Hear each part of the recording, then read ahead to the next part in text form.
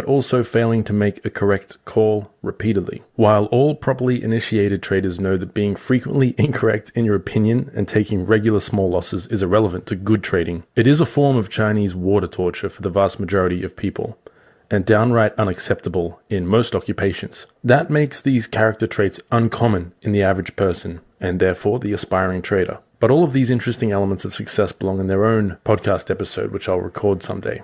Today's episode is focusing on the final and most underappreciated aspect of the most successful traders in the world: the fact that they treat their trading like a business. Trading is not a recreational activity. To elite traders, trading is a job like any other job. The main enviable difference is that they get to be their own boss and pick their own hours, if they're retail traders, and potentially make huge sums of money for minimal time invested. Now, for retail traders to make huge sums of money could take decades, but for prop or hedge fund traders, they get paid pretty good and typically have a lot more capital at their disposal. But one thing elite traders do not normally experience in the markets is excitement. For the majority of elite traders, even including fast-paced scalpers and day traders, they typically experience trading in a flow state. There is no excitement, and more importantly, no fear.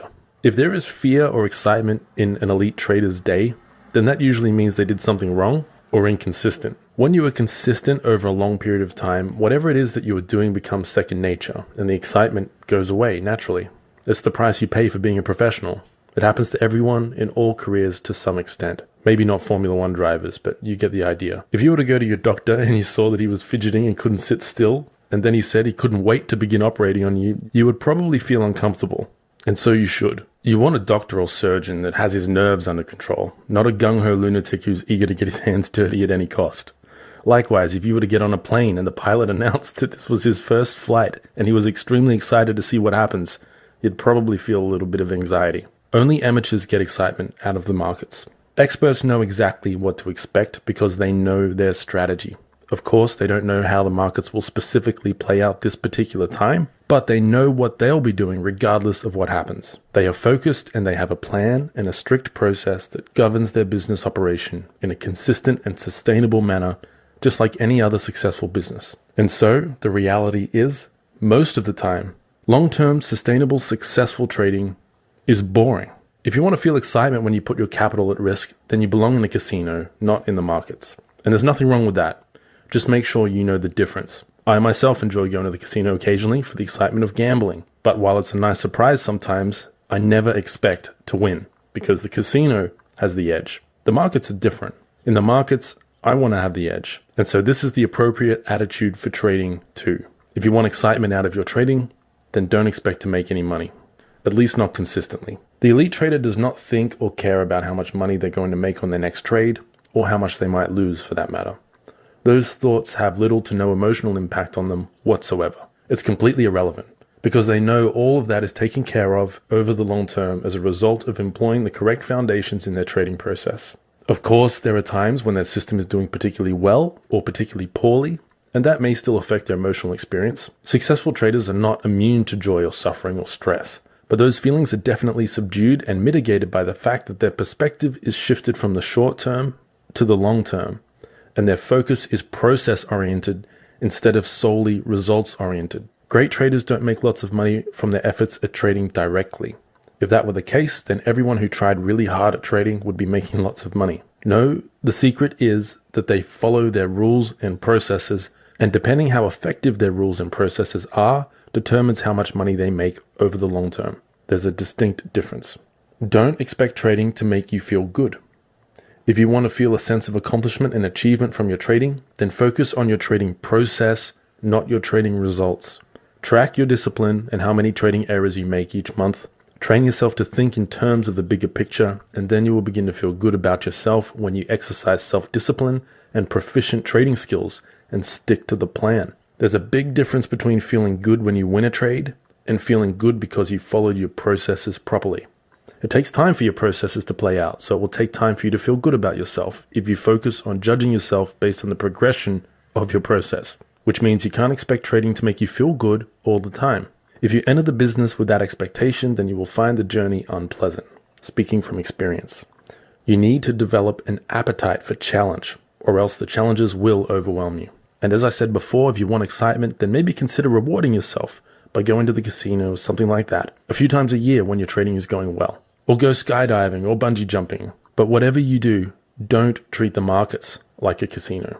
Going to an actual casino when you feel like gambling will help you to differentiate between trading and gambling. But in my experience, most traders who become consistently profitable never care to set foot in a casino again anyway, because they see it as a waste of money that could be better spent invested in their systems that make money and have an edge. Once you understand what it means to have an edge, you typically lose interest in negative games or negative implied odds like the ones casinos offer. Although poker is a little bit different. In poker, you can actually become skilled enough to beat the other opponents. As a trader, I've grown to appreciate poker much more. It's become my go-to game when I feel like gambling because, unlike the casino, if you take some time to study the game and you pick your games carefully, you can actually have an edge over the other players, especially at the low stakes where people play loose and are usually just there to gamble. But I digress. The subject of poker and its similarities to trading deserve its own podcast episode someday. So how do you treat your trading like a business? Well, trading can be many things, but it should only be one thing if you plan to not only survive, but thrive over the long term. And that is a business. And if you've ever owned a business or worked for a business, then you know how impersonal financial affairs are in larger organizations. And that is how it should be with your trading. It's no different. The only difference is that instead of the company's reputation and capital at stake, which is depersonalized, it's your own reputation and capital at stake. Not just temporarily, but for so long as you're active in the markets and with ever-lurking uncertainty for the future. That's why emotions are heightened in trading compared to other financial or entrepreneurial endeavors. Not only are we putting ourselves on the line and our money on the line, but we have to do it repeatedly every time we place a trade. Every trade we take is a new business venture, and every new business venture might just fail. We don't know the future. But each trade should really be viewed as an investment within a larger business venture, which is comprised of our entire operation as a trader. That is the appropriate way to think about it. Not all investments play out ideally, but in a successful business, the ones that do make up for the ones that don't. That's exactly how trading should be. The most effective way to treat your trading like a business is to journal and track your trading statistics extensively. Don't just track them for the sake of it though. Make sure you are tracking stats that mean something to you and that you understand how to interpret. For example, don't just focus on your overall win percentage or your overall drawdown or something like that. Break your trading down into micro routines and pieces. Analyze each market you trade as if they were your employees. Which ones are carrying their weight? Which ones are holding the team back? Don't make radical decisions based on a small sample of data.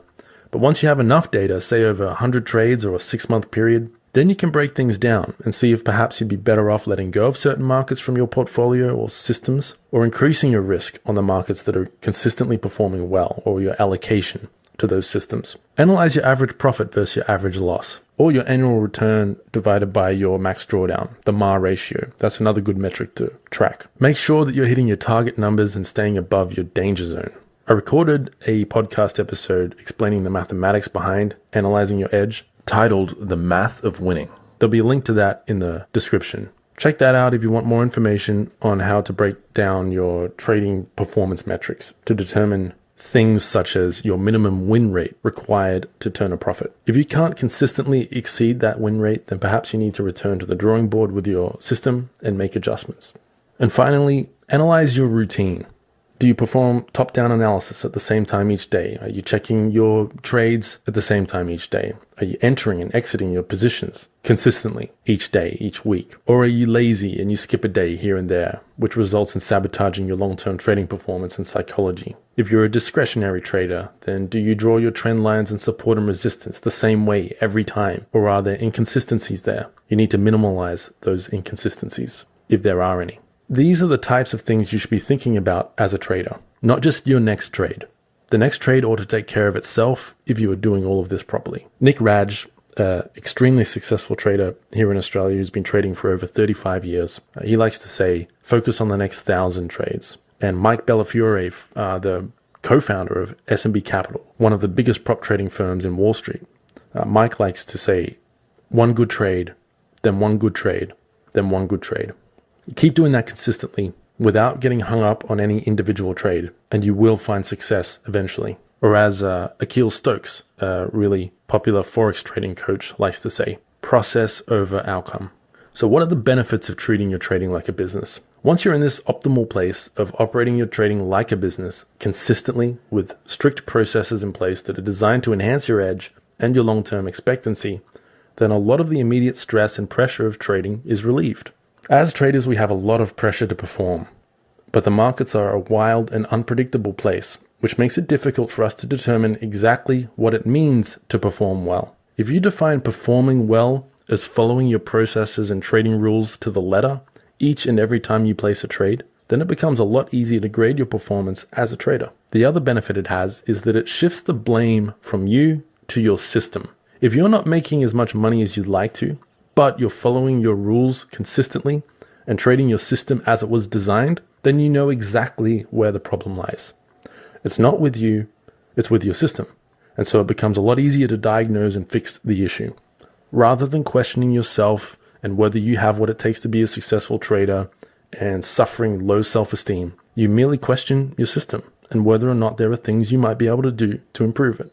Once you isolate an objective pattern in your trading that could be improved, then it's a simple matter of backtesting variations of potential improvements until you find one that does the job. No emotional pain or suffering is necessary in that process, other than the pain of backtesting, which is something we all must come to terms with at some point as traders. This is how you treat your trading like a business.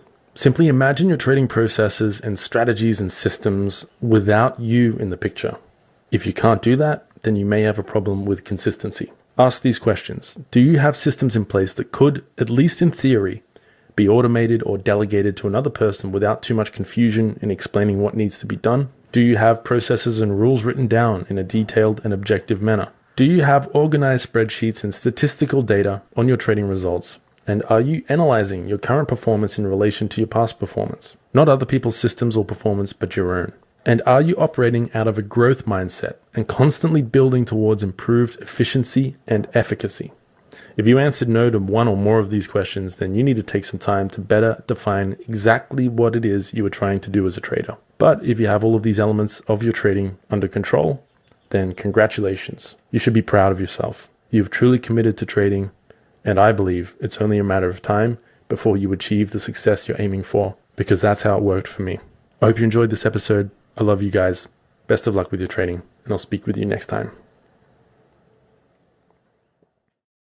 Hey traders, hope you're doing well. So a couple of weeks ago, I sent out a email newsletter asking traders to let me know what they're struggling with. I was just curious to see what people needed help with, so that I could just be more aware of that when I'm making content. And I actually got a lot of replies. I got over 50 responses from traders telling me various things that they're struggling with in their trading, and I thought it was really interesting to reflect on. You know, I've been trading for 7 years now, and I've been through my own share of challenges, personal struggles, issues I've had to work on to become a profitable trader. And so I thought I might go through each email anonymously and give my reflections, advice, tips, anything I've learned myself from my own trading experience that might help some of you guys with these issues. And even if you don't have these issues, maybe you'll just find my thoughts interesting on the subject. So let's get into the first email that I received.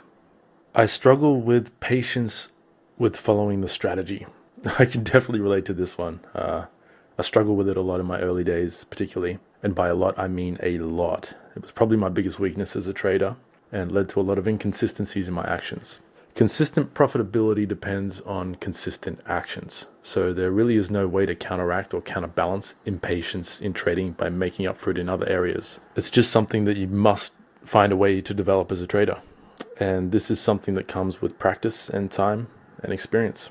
First, it's important to have confidence in the strategy that you're trading. If you truly believe in your system, then you're much less likely to feel the impulse to override it.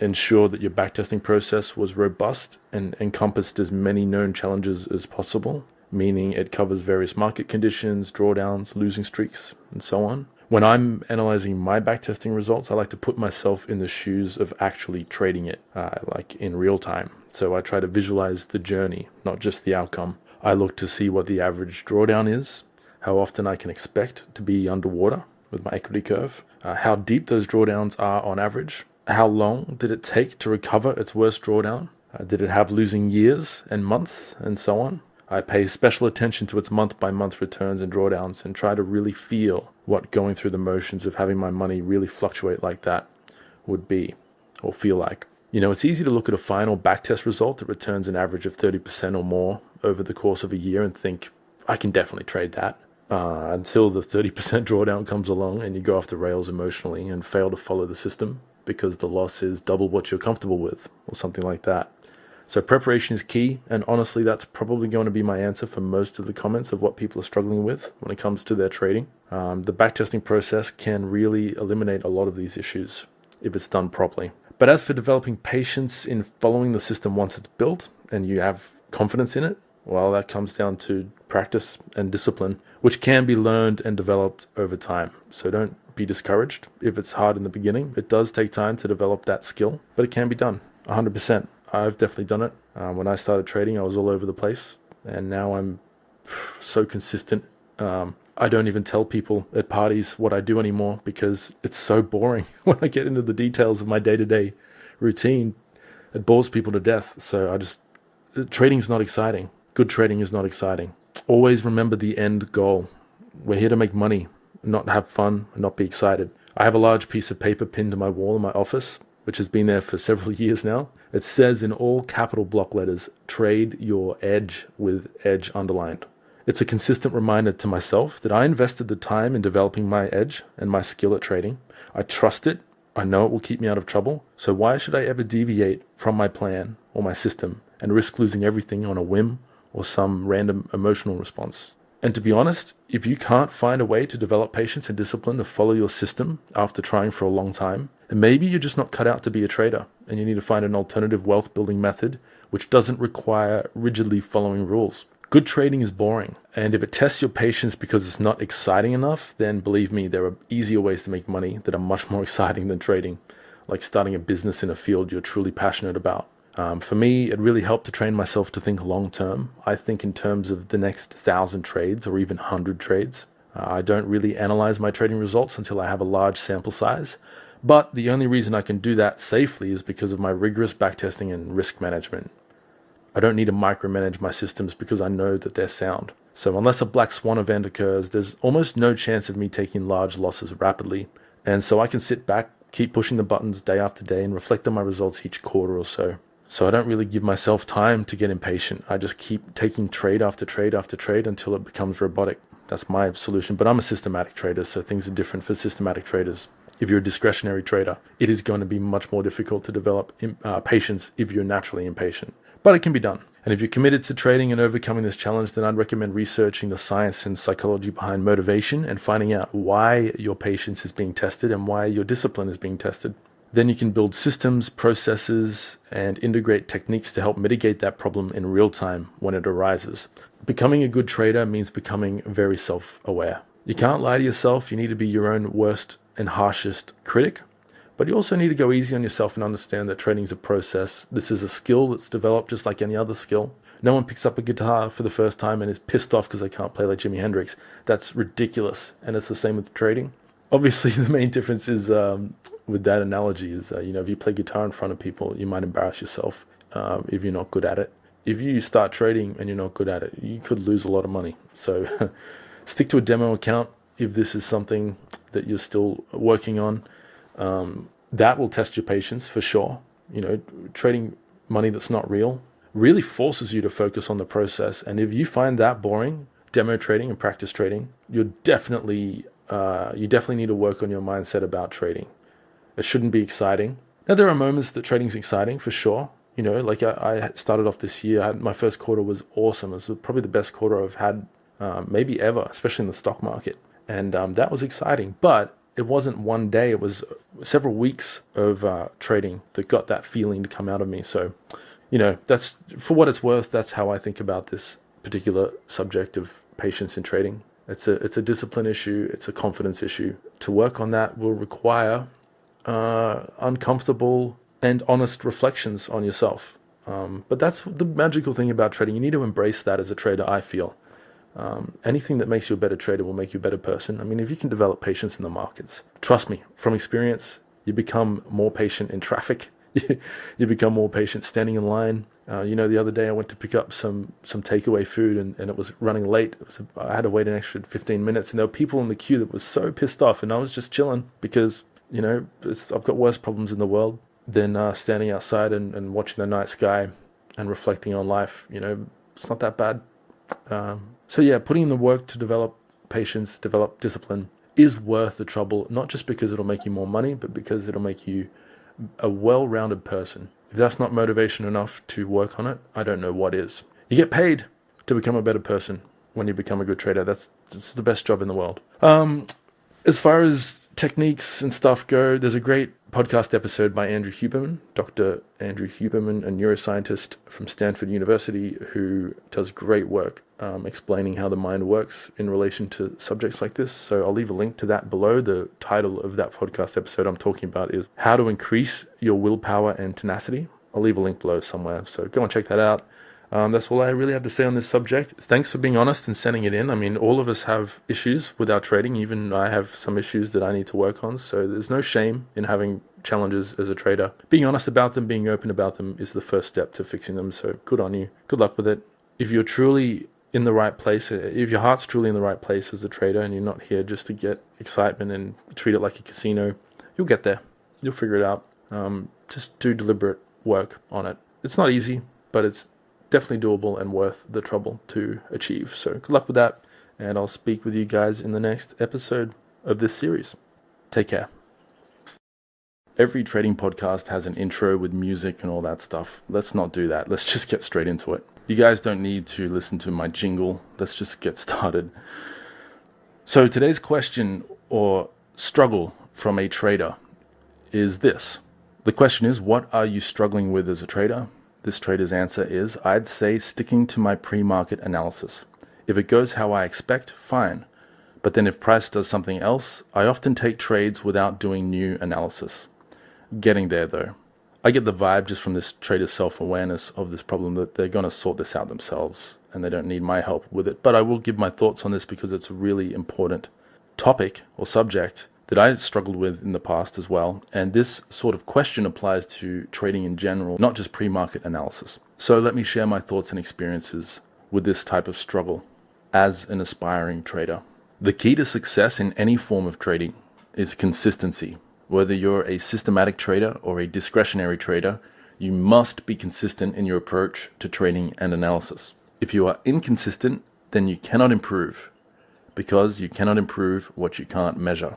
One way to increase the probability of you sticking to the plan dictated by your own pre-market analysis is to incorporate third-party accountability. So this could mean joining some sort of trading group or mentorship, or it could simply mean posting your pre-market analysis on social media like Twitter before you begin trading. Even if no one reads it, at least it's out there in the world, and you can reflect on what happened after the day is over and see how consistent your actions were with your pre-market analysis. Now, depending on your personality, this might help or it might hinder your performance and make you more self-conscious and overthink your decisions. So it's not something I'd recommend to everybody, but it's worth a try if you think you can handle the added scrutiny of publicly announcing your intentions. You can also just hold a journal, write down your pre-market analysis notes and intentions before trading begins, and after you've stopped trading, jot down the decisions you made throughout the day and see if they're consistent with what you plan to do. Simply writing down the words, "I screwed up again today," enough times will trigger something in your mind eventually. And I'm speaking from experience. One day you'll write it down and you'll think, this is ridiculous. I'm making this mistake way too often. I'm not improving. And if I don't figure this out, I might not ever achieve success at trading. And I really need to step up my game because this is embarrassing. That's pretty much how journaling made me feel back when I was struggling with breaking my rules all the time, putting on too much risk, cutting trades early because I was scared of losing, or taking profit too early because I was scared of not making the most amount of money. I used to journal about those problems all the time, and after a while, after a month or two of constantly reminding myself of how much I sucked at trading, I started to take it seriously and make serious commitments to improving. I would just pick one element of my trading that I was screwing up and focus on that until it was fixed. And then I'd move on to the next problem. So if that was inconsistency, so not taking trades I should be, or taking trades I shouldn't be, I'd just stop that and I would just focus on only ever taking trades that meet my trading rules.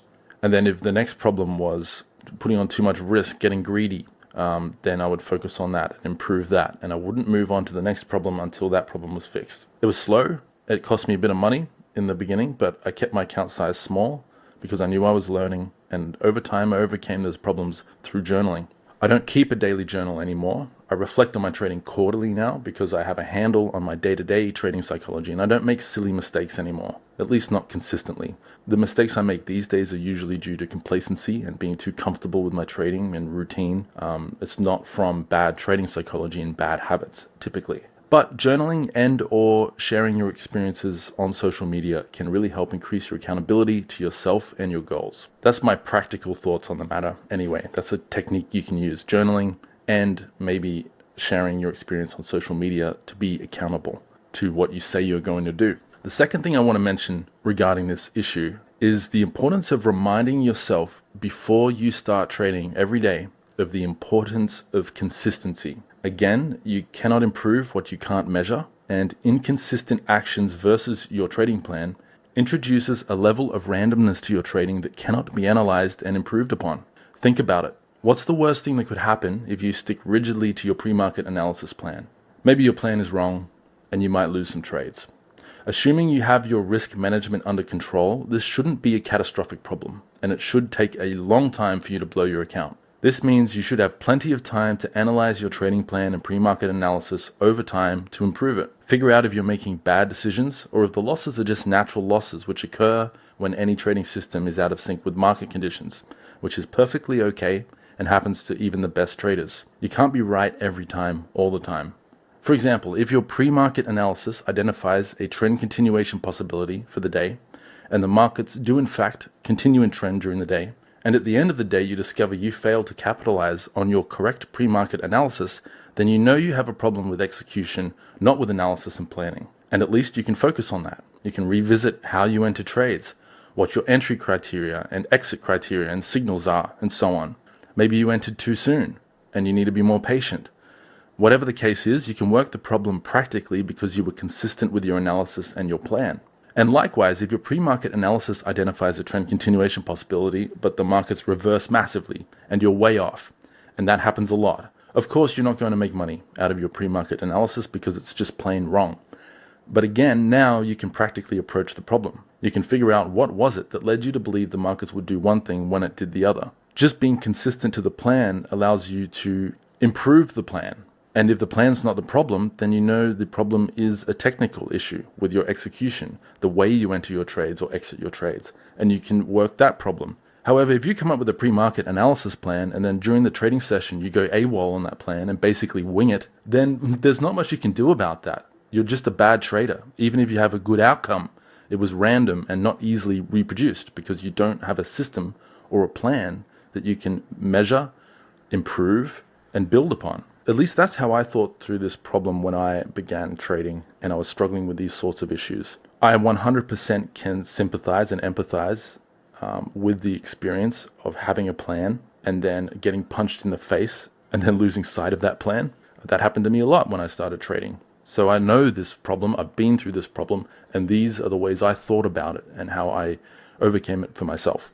Just internalizing this knowledge and theory and believing that consistency in trading is of paramount importance can help you stay motivated to stick to the plan. As Friedrich Nietzsche once famously said, "He who has a why to live can bear almost any how." Now, I don't want to get too deep on you guys here, but if you understand why you need to stick to your plan and system in trading, then you'll find a way to do it. It might take time, but you will find a way. If you're doing it just because you think you should, but you don't understand why it's important to do, then you're much less likely to stay focused and disciplined in pursuit of your goals in trading. So with this problem or any problem in trading, reflect on why pre-market analysis is important. Reflect on why being consistent with your actions in parallel with your pre-market analysis is important. Again, remember, if your goal is to improve as a trader, you need metrics to measure. And if you're inconsistent, you have nothing to measure. And so reflect on how all these core pillars and building blocks form a strong base for success in trading, and your self-awareness, your focus and discipline will improve dramatically overnight. Just understanding why discipline is important and consistency is important, understanding the value of these things in your trading will improve your focus on those values. The rest is just a matter of employing systems and techniques to improve consistency and solve the problem, which is a lot easier to do when you have consistent metrics to measure and build upon. As Akil Stokes a pretty reputable Forex trading coach loves to say, plan your trade, trade your plan. I have a big note above my office that says trade your edge in big block letters, and edge is underlined. Trade your edge. If I'm not trading my edge, then I'm just gambling. I'm not a real trader.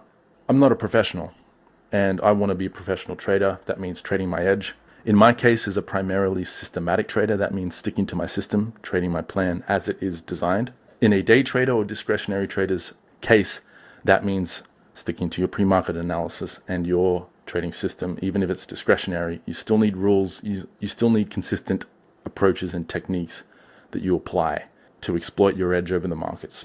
So yeah, I hope that helps. I hope that gives you something to think about and inspires some other ideas on how you can go about this. I mean, there's so many ways you can approach a problem like this, but that's my thoughts on the matter. Understand why solving the problem is important, and you'll be much more likely to commit to ways to fix it. I mean, identifying the problem in the first place is half of the solution to the problem. You've already done that. You are aware this is a problem. Now you just need to understand and believe that fixing it is important, and then you just need to find techniques that work for you. Journaling is a great place to start. That's where I would recommend you start. It can be as simple as a spreadsheet with every day listed out in it and just a yes or no. Do you believe that today you followed your plan as best as you could? Yes or no? And if you have way more no's than yeses, then just simply noting that and writing that down and making that real over time will help you to be more self-aware, be more focused. And when you are in the moment and you're breaking your rules or you're going against your pre-market plan, you'll notice it more frequently and you'll be able to stop it in the moment. Building self-awareness takes time, but thinking about these issues is the first step to implementing a solution. Anyway, I don't want to repeat myself, so I'll wrap this up here. Good luck with your trading, and I'll speak with you guys in the next one. Take care. During World War II, the US Navy had a problem. They were losing bomber planes to enemy fire at an unsustainable rate.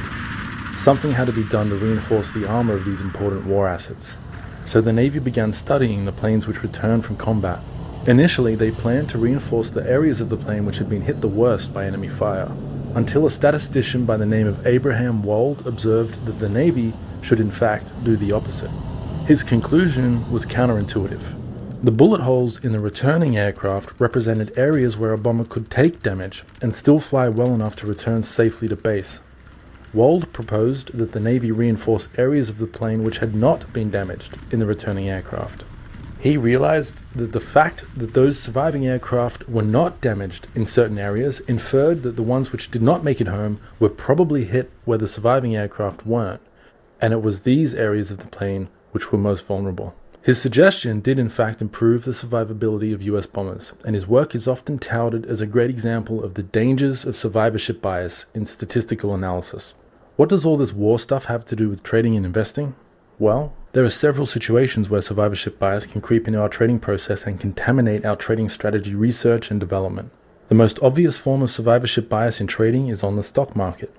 Many traders like to develop systems to trade universes of stocks, such as the S&P 500, for example. The S&P 500 is an index of stocks which includes 500 of the largest companies whose stocks are listed on the major United States stock exchanges. The members of this index change on a quarterly basis.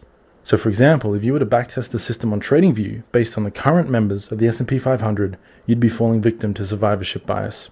This is because TradingView do not list any stocks which are untradeable. So by definition, they exclude the charting capabilities of any stock which did not survive until today. The danger of excluding these delisted stocks in your backtesting is that your system is going to have artificially high returns and unrealistically low drawdowns. This is because these stocks which could have resulted in major losses for the system in the past were excluded in the backtest. Survivorship bias is also rampant in financial media. The other day, my own dad came to me with an article saying something like, if you'd invested $1,000 in Tesla's IPO, you'd be a multi-millionaire today. Which might be true, but you didn't, and you ignored the hundreds of other promising stocks which you might have invested in at the time. This kind of shoulda, woulda, coulda analysis of past stocks is popular with rookie traders in financial journalism. If you knew next week's lottery ticket winners, you'd be a millionaire too. But you don't, do you? The Motley Fool publication is notorious for this sort of rubbish journalism. If you have a subscription to them, do yourself a financial service and cancel it. So anyway, what does all this mean for you as a trader? The key takeaway is to be sure you're using the right tool for the job when it comes to system development. I have a lot of traders who follow my channel. We have Forex and crypto traders, stock traders, futures and commodity traders, and so on. Each of these trading specializations have different concerns to address. For example, as I said, TradingView does not list stocks on their charting platform which no longer trade. Any companies which have gone bankrupt or merged with other companies in the past are no longer testable on that platform. So if you're backtesting a system based on a basket of stocks included in a dynamic index like the S&P 500 or NASDAQ 100 or so on, then you are much better off using a more advanced portfolio-based backtesting software like Amy Broker or Realtest or some other comparable tool. If you're interested in learning more about portfolio-based backtesting for stocks, check out my free Realtest video tutorials on my channel. They'll be linked in the podcast description. If you're trading Forex or commodities, then a platform like TradingView is probably perfectly fine for backtesting because it's not very often that a currency or a precious metal goes out of business. Likewise, if you're trading cryptocurrencies, assuming you're sticking to the major assets by market cap like Bitcoin and Ethereum and other coins which have been around since the birth of crypto, then you're probably not being affected by survivorship bias. But if you trade small cap altcoins and you're only testing your system on the currently listed coins, you are probably in for a bad experience if you ever trade that system live. This is because your backtest data does not account for the thousands of altcoins which have gone to zero over the years, which means it doesn't simulate the current coins headed to zero, which you will inevitably end up invested in at some point today. Now, if you're an intraday trader, then backtesting on TradingView using PineScript is probably fine too, as long as you test across a large sample of historical data and various market conditions and don't just stick to a single asset. Single asset systems tend to be curve fitted, so having a large sample of assets in your backtest sample can help avoid that. And delisting is not so much of an issue with intraday systems because of the granularity of the time frame and the nature of an intraday trader's selectivity.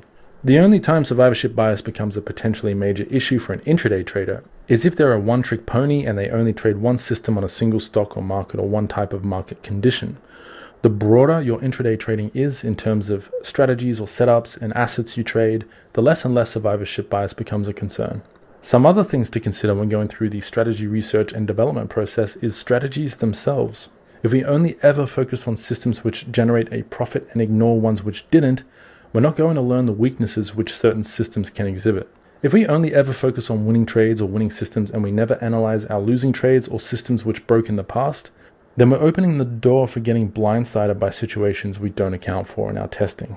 We're also hamstringing ourselves creatively because analyzing losing trades and broken systems can often lead to discoveries in ways to improve future systems.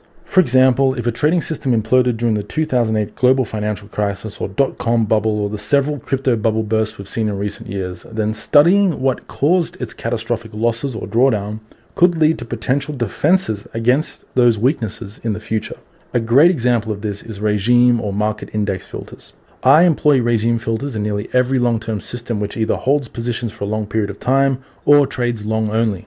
If you don't know what a regime filter is, there's a link to a video I made about them in the podcast description below. Essentially, this defensive market filter keeps my trading systems out of major bear markets and dramatically improves the profitability of certain systems which might otherwise be undesirable to trade. And the discovery of this tool's effectiveness was based on research done throughout the major bear markets in history and from analyzing what caused long-term systems to suffer their worst drawdowns. There are plenty of other examples of survivorship bias, too many to list in this episode, but here are a few that come to mind which you should be aware of and should try to avoid.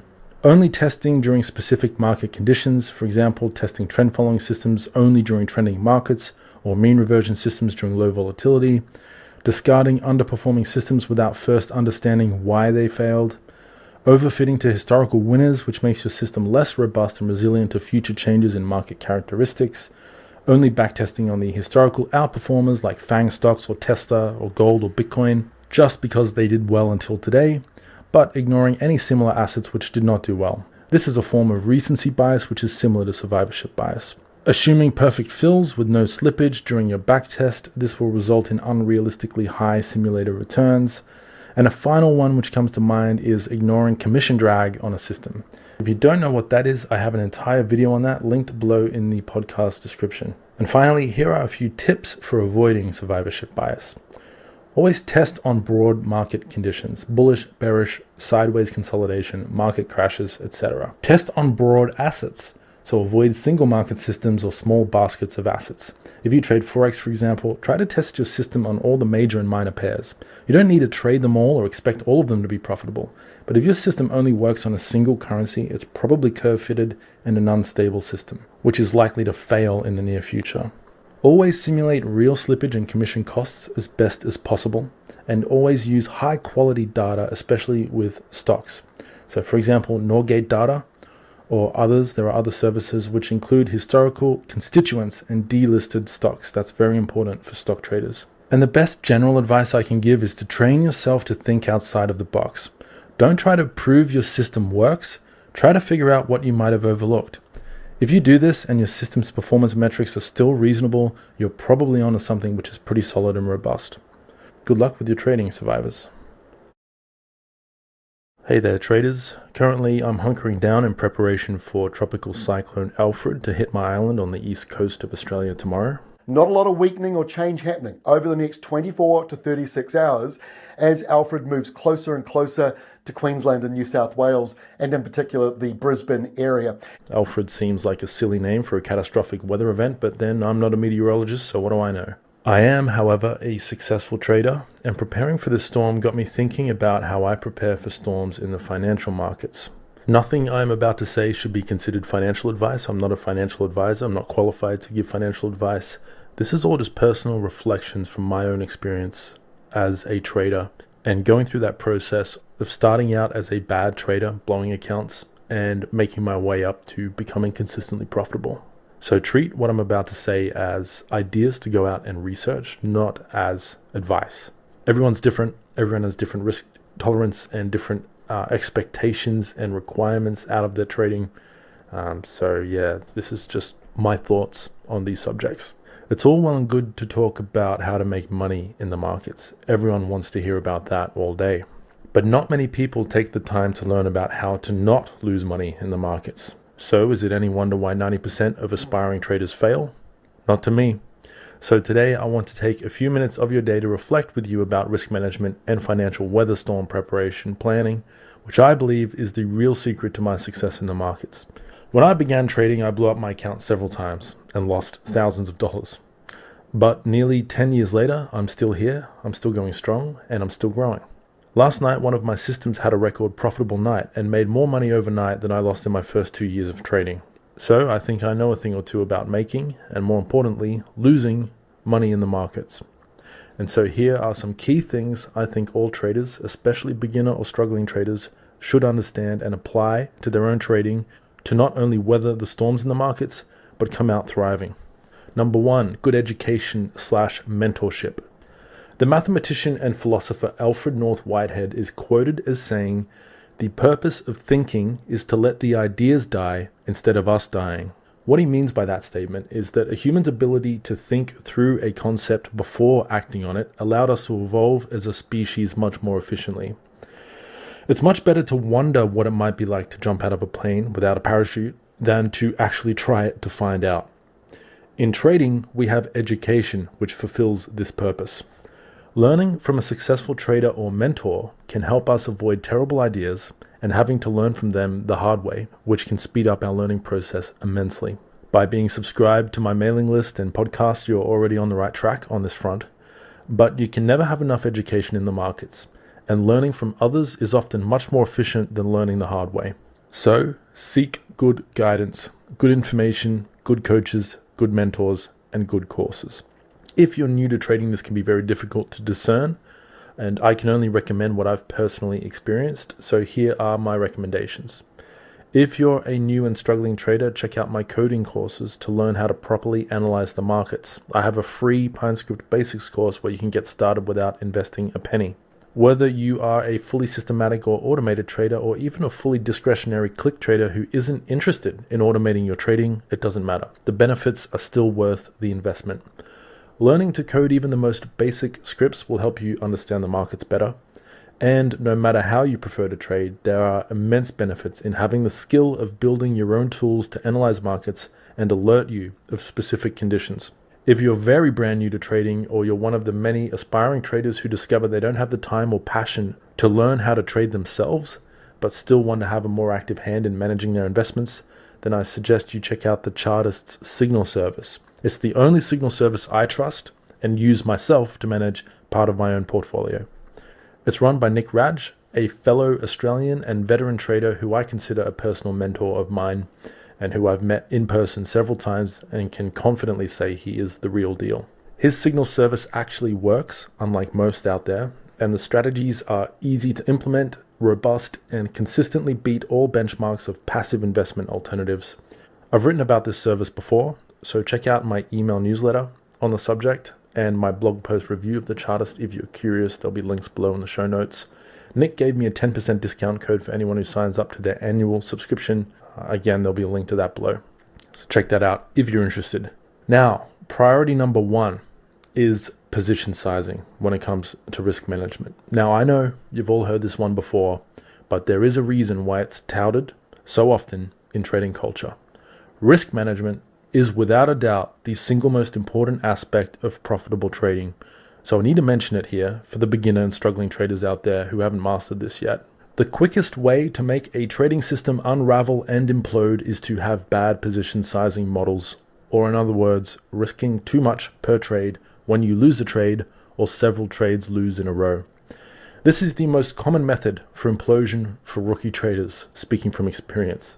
So if you're new to trading, start here. When I was learning to trade and having trouble making profits, the biggest change I saw to my performance came from proper position sizing. Once I began only risking 1 to 2% of my account per trade, I stopped the bleeding. It took me several months to get profitable from there, but the first requirement for profitability is to not lose all your money. The best offense is a good defense in this particular case. These days I trade a variety of different systems and the risk management models are different for all of them. For example, in Forex, I typically risk 1% of my account balance on each trade. But in stocks, the risk is closer to 3 to 5% for some systems.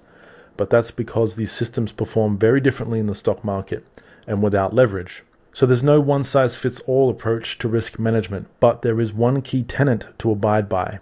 Do not risk more than you can comfortably lose. Not just on a single trade, but across time too. Beware of losing streaks. Know your max drawdown numbers and prepare in advance for losses. One piece of advice I have, which might be worth backtesting for your strategy, is seeing what impact reducing your position sizing relative to drawdown is. For example, if your system hits a 10% drawdown, maybe you reduce your position sizing by 25% and so on. If it hits 20%, you reduce by 50%. If it hits 30%, you reduce by 75%, etc. Change the threshold to suit your risk tolerance. This will slow the losses down at the cost of reducing the speed in which drawdowns can be recovered. But for traders who are uncomfortable with risk or new to trading, this can be an effective way to buy more time if your system goes into a particularly nasty period of losses. Now, this is not financial advice, just food for thought and something worth going out and backtesting, especially if you have a particularly volatile trading strategy. I don't personally use this technique, but I've found interesting test results with certain trading systems, and some reputable traders have used it in the past, such as the turtle traders, who systematically reduce their risk per trade for every 10% of drawdown. In any case, without first establishing good risk management, all other advice is worthless, so make sure to take it seriously. I put together a video on this subject called The Math of Winning on YouTube, and surprisingly to me, it's my best performing video with over 800,000 views as of recording this. So I highly recommend watching it if you want to better understand good risk management theory and techniques. Again, there'll be a link below in the show notes. Another useful tool in managing risk is the use of a regime filter or index filter. So for example, in the stock market, you may want to experiment with a regime filter on the universe you're trading. So for example, if you're trading the S&P 500, the 500 stocks included in that universe, then you might want to see what effect only buying stocks when the S&P 500 or SPY is trading above its 200-day moving average.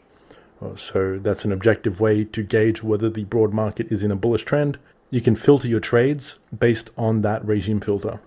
So if the market is trading below its 200-day moving average, maybe you want to tighten your stop losses if you're using a trend following sort of system. You might want to ratchet your stop loss up even tighter to lock in open profits, or you may want to close all open positions in case the market rolls over, like during the 2008 financial crisis, COVID, 2001 dot-com bubble, etc. I've done a little bit of research with applying that to crypto, so buying altcoins when Bitcoin is trading above its 200-day moving average and so on, and a little bit with currencies, so only going long on dollar pairings when the DXY is trading above a certain moving average, things like that. And there is some promise to applying them for certain trading systems. So that's worth investigating as well. I have a video on my YouTube channel somewhere about regime filters, so go and search that if you're interested. It's also worth investigating the use of various market filters on trading setups. I've found using moving average filters on trend and momentum systems to be extremely effective, not just as a regime filter, but also as a setup filter. I've also found massive improvements to a mean reversion system of mine when I tweaked the setup ranking method to be more relaxed during bullish periods and more restrictive and selective during bearish volatility. So get creative with your conditional filters. They can improve risk-adjusted returns quite significantly in some cases when employed correctly. Next up, diversify, diversify, diversify. Once you've established good risk management into your trading approach, the next best way to reduce exposure to catastrophic risk events is to diversify your trading. There are many ways to go about this, but here are a few tips. Have a diverse portfolio. If you trade Forex, make sure to trade several major and minor pairs if possible. If you trade stocks, make sure to trade a broad market universe. For example, the S&P 500, Russell 1000, the All Ordinaries here in Australia, etc. Avoid single market systems. If the system only works on gold or SPY or Bitcoin, and that's the only place it works, then it's probably curve fitted and it's probably likely to stop working imminently in the near future. Have a mix of strategies. Don't be a one-trick pony. Don't marry yourself to trend following or mean reversion. Now, you can have a favorite style of trading. There's no problem with that. And you shouldn't trade any style that you don't believe in or believe in the edge of. But you should have a mix of multiple strategy types in your portfolio. I personally trade a trend following system, a mean reversion system, a momentum system, and some very long-term investment systems. And in Forex, I'm partial to swing trading systems. I like the 4-hour time frame, 1-hour time frame, and capturing swings in the market. So you could add swing trading in there. And I actually trade multiple variations on a few of these. Trade a mix of time frames. There's no reason to be locked in on a single time frame. Lots of traders think day trading is sexy and lucrative, and it can be, but it is also much more difficult to pull off. So don't be afraid of having some end of day, end of week, or even end of month systems in your portfolio. Systems which make trading decisions at the end of these periods. These types of systems tend to be more robust, more resilient to short-term market swings, much easier to manage than day trading, and produce very reasonable profitability comparative to the workload. So some of my systems take 10 minutes a month to manage and have made me tens of thousands of dollars over the years, which is pretty good bang for your buck in terms of workload and time, if you ask me. Even if you're an aspiring day trader, there's no good reason not to have at least a few longer-term systems running in the background to diversify that risk a bit. Now, none of this is financial advice. This is just my reflections from personal experience.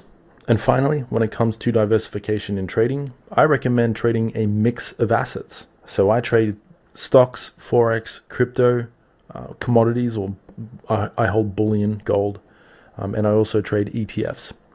And when one sector or asset class is doing poorly, usually one of the others is making up for it, or more than making up for it. It does require quite a bit of capital to diversify across all of these aspects of your trading that I just listed.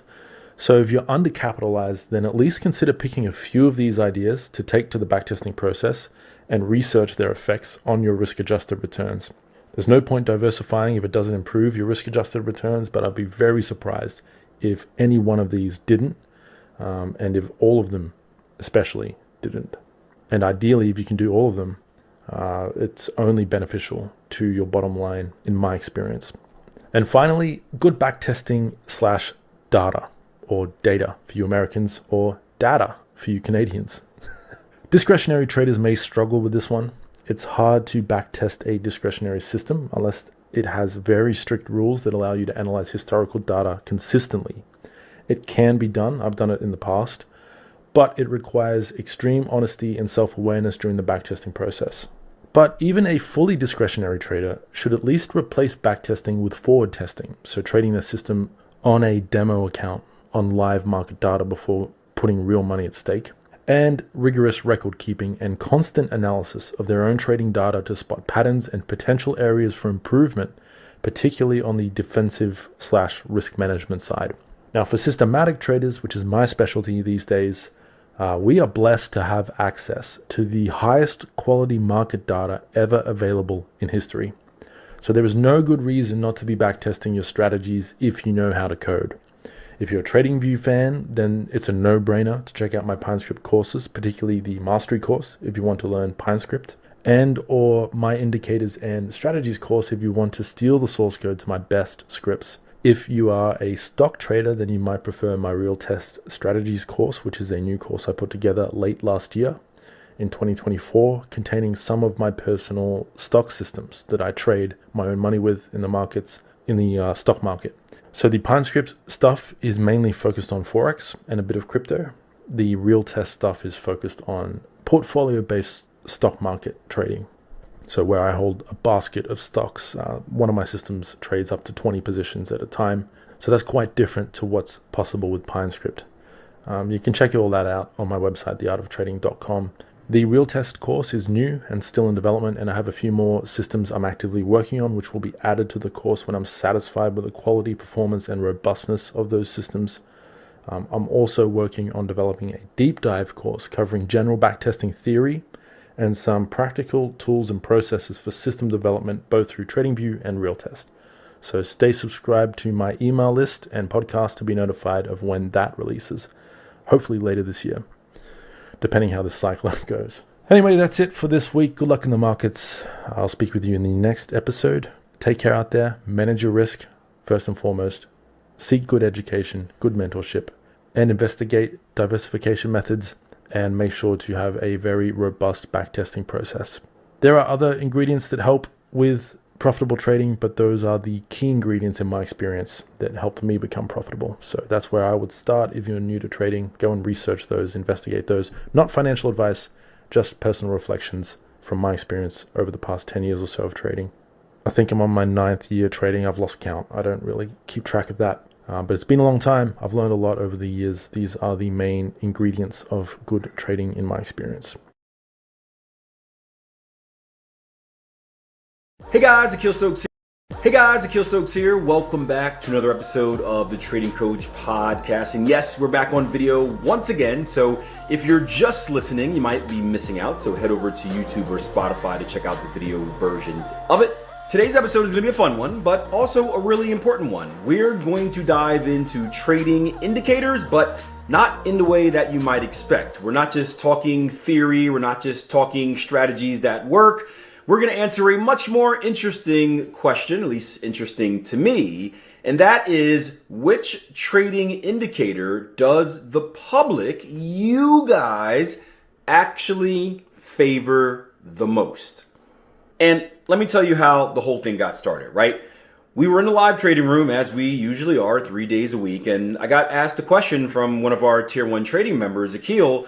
What are your top 3 indicators, right? And if you know me, I'm not a really big indicator person. I have experience with a lot of them from just experience in the market and experience developing strategies. But as far as my personal use on the charts, I tend to keep it simple. So I was trying to think about it, and I gave about 2, but kind of brain farted on the 3rd one. Then later on, because of course the algorithm is always listening, guess what popped up on my feed? It was a question from a trader that I highly respect in this industry, Stephen Burns, asking the question openly, "Dear trader, what is your number 1 trading indicator?" And well, after combing through over 150 answers, really questioning why do I do this and what is my point here, I wanted to come out and give you the top 5 that you guys,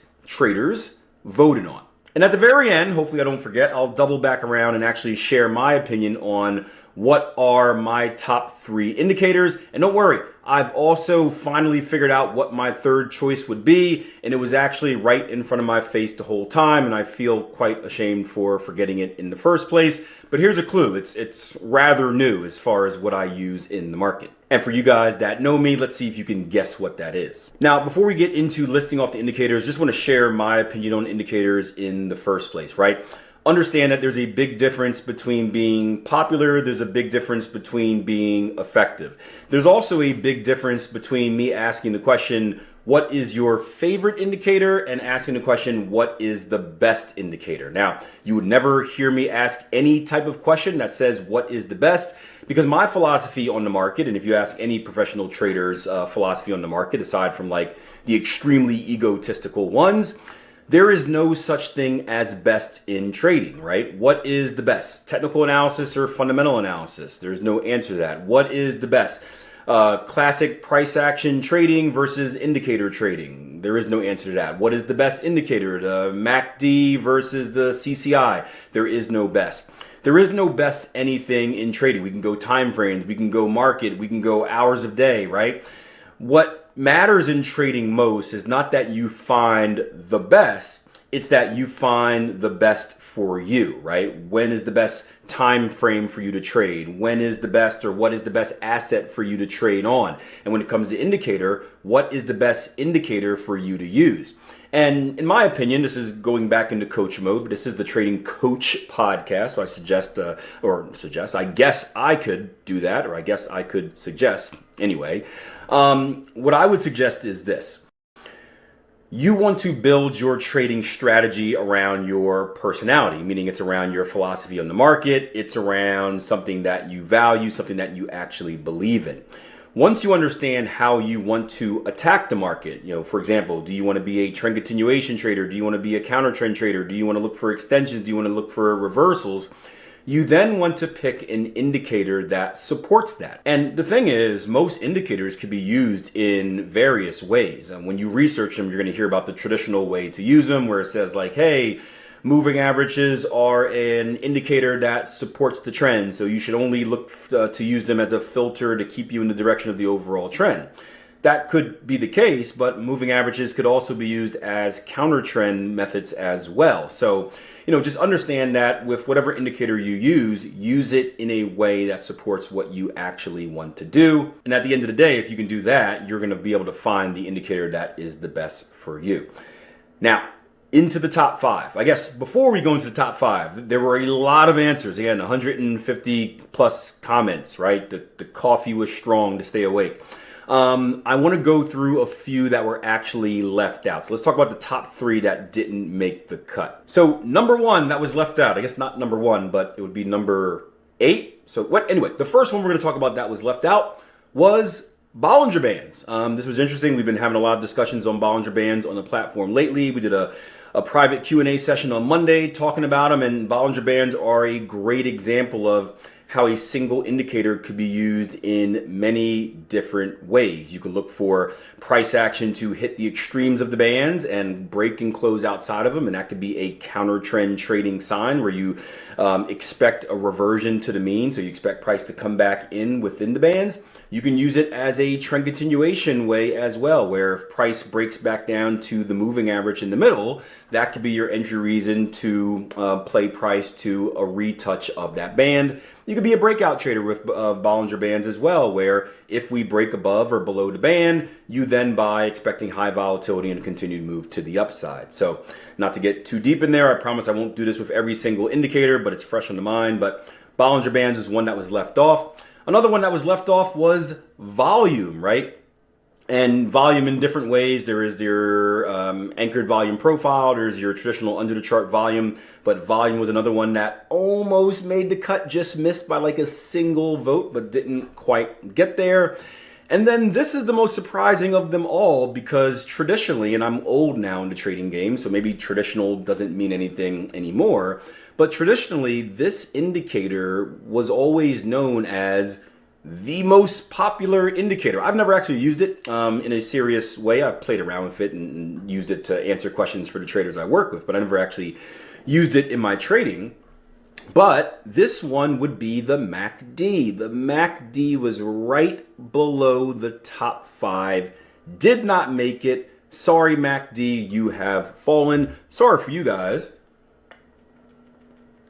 I'm going to be unprofessional and get a swig of water real quick because my voice is hurting. All right, now into the top 5. And understand that some of these aren't going to be technically classified as indicators. So before you get all in the comment section and the mentions and stuff like that, I'm just taking what the people voted on. There were some other ones as well that were kind of way off. Like someone said, a bunch of people said my eyes, which I would agree. Your eyes are probably one of the best indicators, but I don't think that should count in this category just because it's a little bit of a reach. So number 5 is going to be Fibonacci, which is surprising.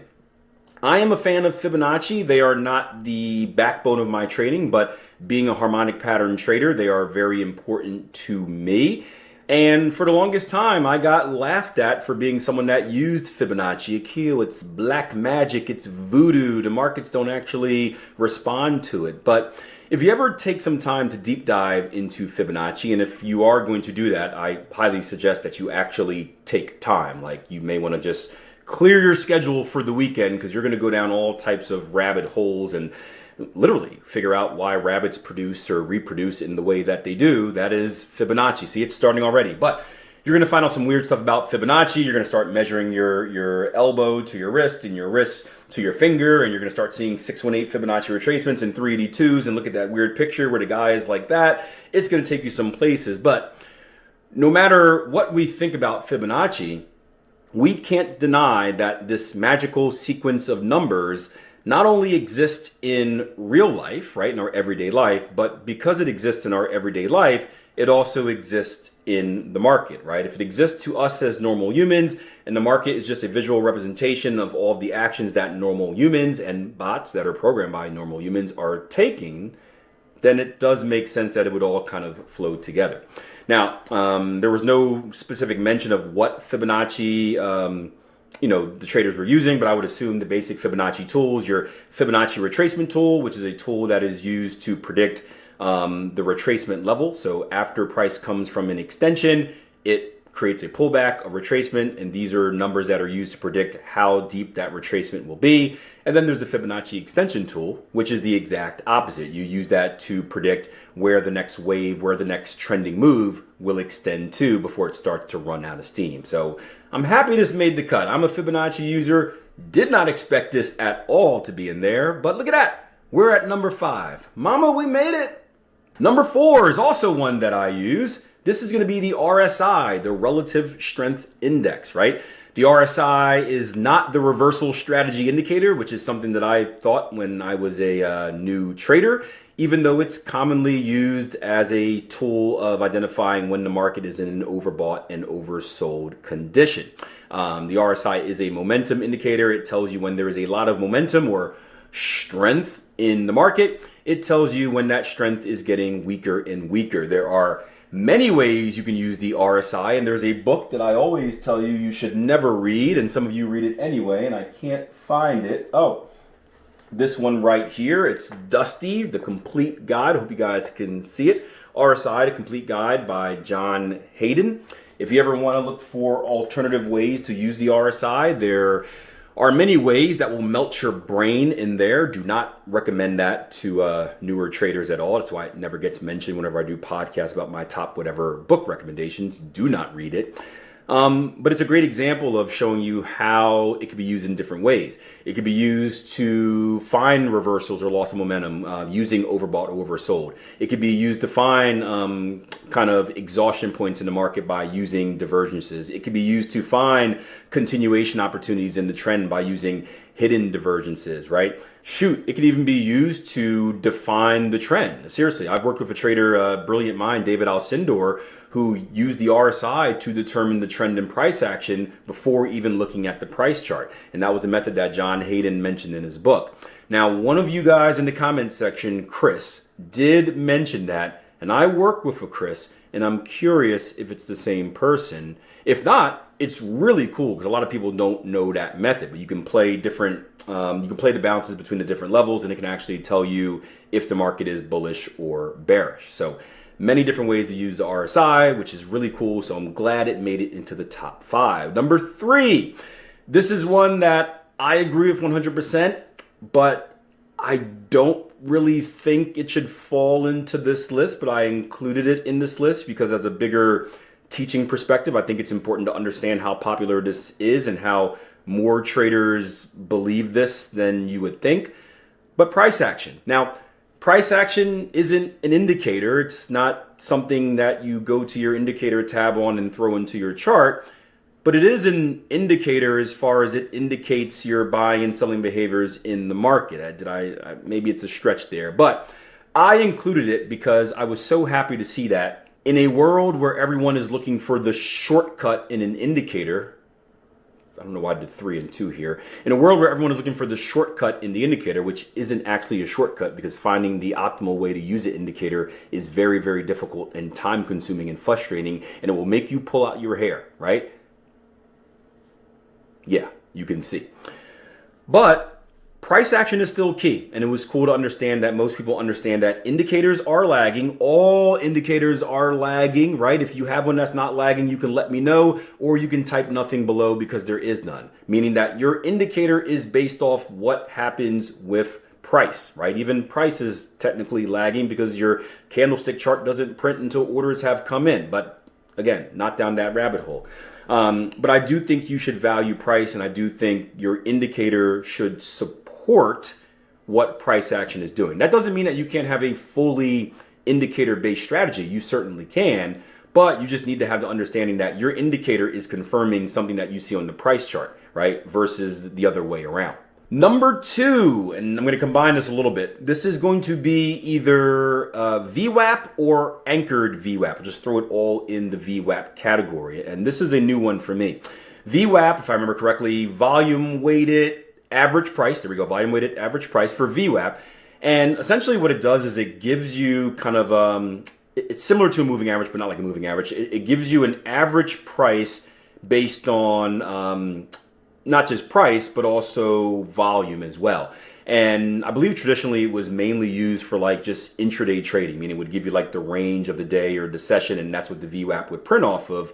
But as it evolves, and I think anchored VWAP is this way as well, you can actually choose the individual session. So, you know, where a moving average will start at the forever of time, you could actually set the VWAP to measure a very specific portion of price. Again, I'm not an expert on this, but I am somewhat familiar with it. I read a book 2 years ago by Brian Shannon, my colorful book series, Maximum Trading Gains with Anchored VWAP, the perfect combination of price, time, and volume. So if you do want more on the anchored VWAP, make sure you check this bad boy out. It's become a very, very, very popular indicator, at least from what I've heard on the streets, over the last 3 years specifically. Not that it hasn't been popular within kind of the trading realm for a very long time, but as far as like the public grasping it, it's picked up a lot of steam. So no surprise that it's number 2. And number 1, drum roll. Brrr, you probably know what it is because I left it out. What does everyone like to have on their charts? Moving averages. Moving averages are number 1. Now, not going to spend a whole time on moving averages. I just did a video a couple months ago called, I think, 3 simple ways to use moving averages. Give me a second. I had it up at some point. It's called Moving Averages Explained Simply. What is the best setting? And I think we talk about different ways to use moving averages. I apologize if we don't, but I'll link that video at the end of this podcast. You can check that out.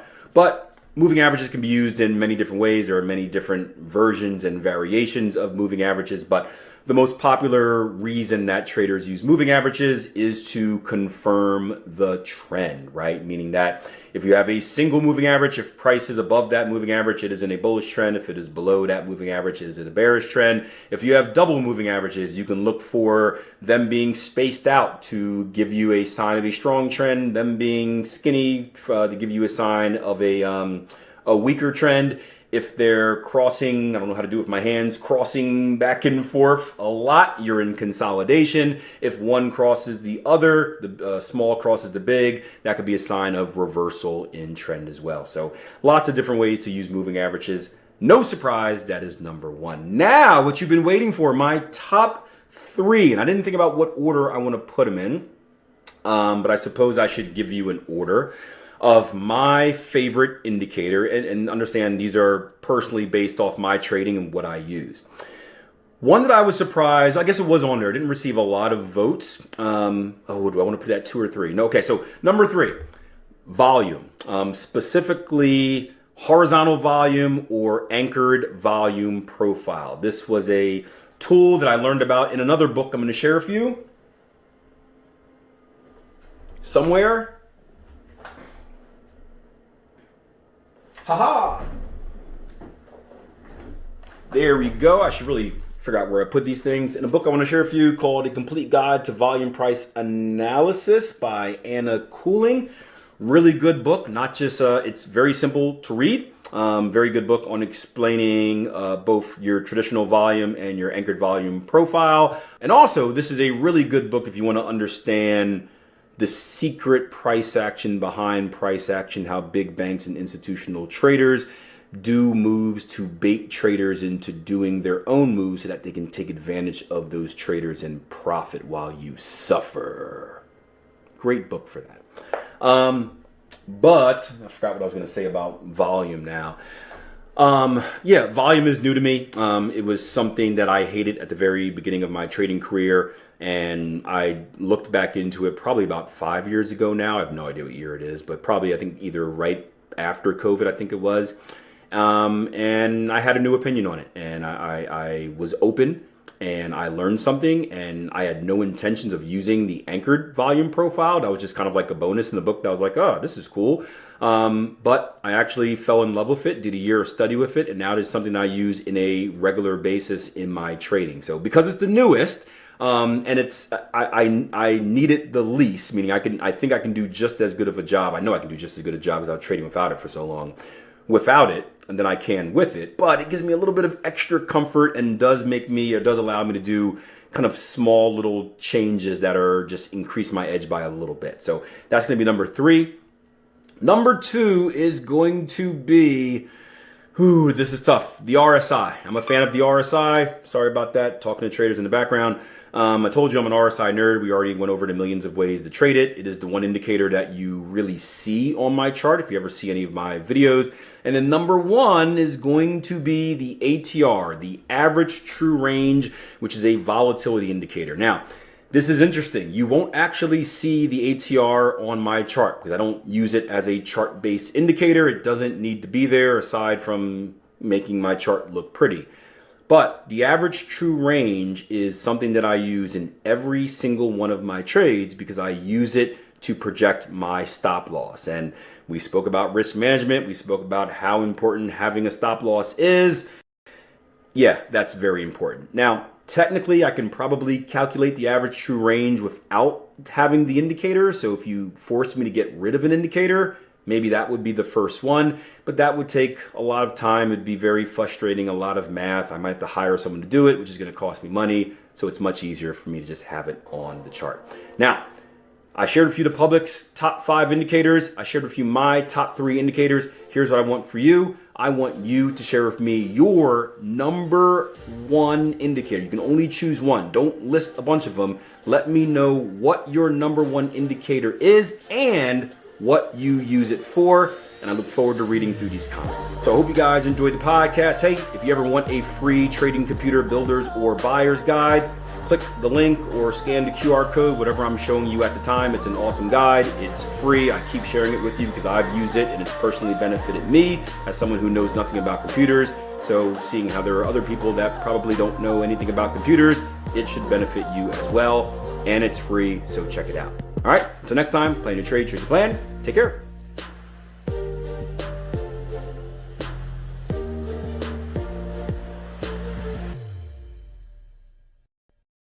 What if I told you the reason you're not making money in trading has nothing to do with your strategy and everything to do with how long you can stay uncomfortable? Hey guys, Akil Stokes here, and welcome back to another episode of the Trading Coach Podcast. Another video episode, so check out the video version on Spotify or on YouTube. We are going to hop into the charts for a little bit, so the visual experience is going to be a little bit better, but I'll do my best to keep the audio audience engaged as well. Today's episode is going to be a follow-up on the previous Trading Coach Podcast episode that we did on active trade management, where we talked to you about 3 ways to trail a stop loss. So if you haven't seen that already, make sure you put that on the to-do list right after you're done this. And in this follow-up, we're going to shift the focus a little bit and talk about something that really doesn't get discussed much in trading. And even me, myself, has done a poor job of discussing this with you guys. But we're going to talk about how to build your emotional endurance. And it's fitting that I'm wearing my cross-country shirt as I record this, because cross-country athletes, runners, well, we work with them on building their endurance as well, just in a different way, but kind of the same way. Because if you ever ran, you have to deal with massive amounts of pain and negative thoughts for a very, very long time. And usually it's mind over matter. So maybe it's actually more similar than I think. Anyway, this ability plays a crucial role in your active trade management, and honestly in any type of trading in general. And I would even dare to say that this is probably the difference between those who can become and remain successful versus those who struggle or maybe become successful for a little bit before giving it all back to the markets. Now, the idea came to mind from a question that I recently got from a trader on our Tier 1 trading platform. By the way, shameless plug, if you ever want to learn to trade with us, www.tier1trading.com. Come in, check us out, live sessions, chat with traders, chat with myself and Jason. It's a great experience. I don't need to sell you any more than that. Just get on the platform and you'll see what we're about.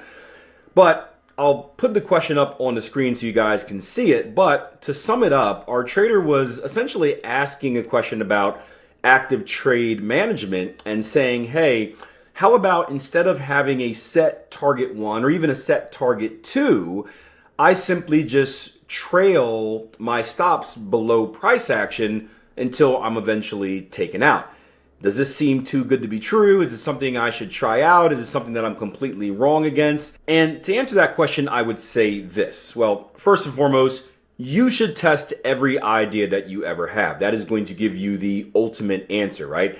I can tell you something, Jason can tell you something, the greatest trader on the internet can tell you something, your mind can tell you something, but none of that is going to be as important as having the numbers in front of you. So at the end of the day, regardless of what I say, if you have this question, the only true way to build that belief is to test it, look at the numbers, and have them give you the answer. What I can tell you is this.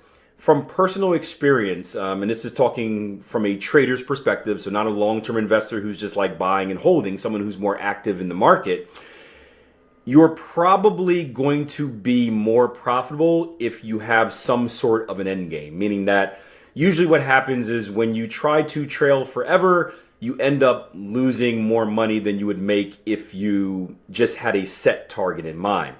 And we have to understand as traders that our goal isn't to get every little bit out of the move. We're not going to get involved at the very bottom and get out at the very top. Rather, we are mercenaries. We are jewel thieves, right? Our job is to come in and take what we came to get and get out before we get got.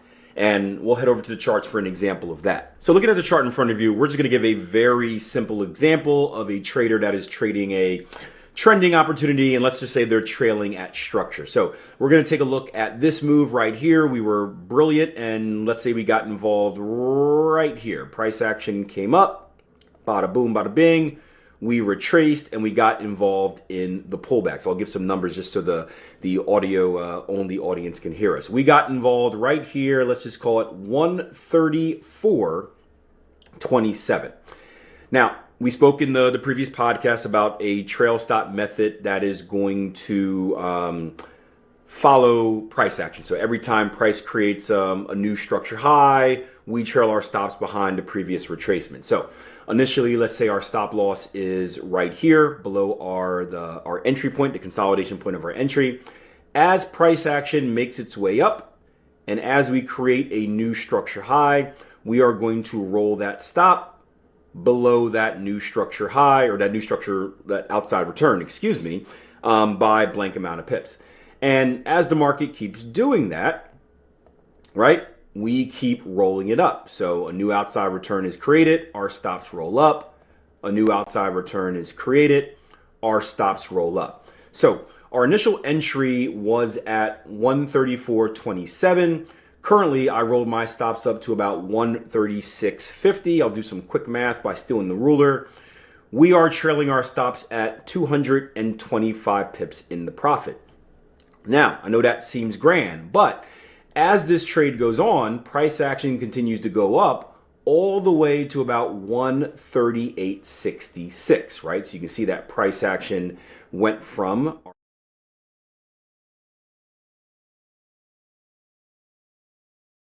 What if I told you the reason you're not... What if I told you the reason... Hey guys, Akil Stokes here. Well, Hey there, traders. Currently, I'm hunkering down in preparation for...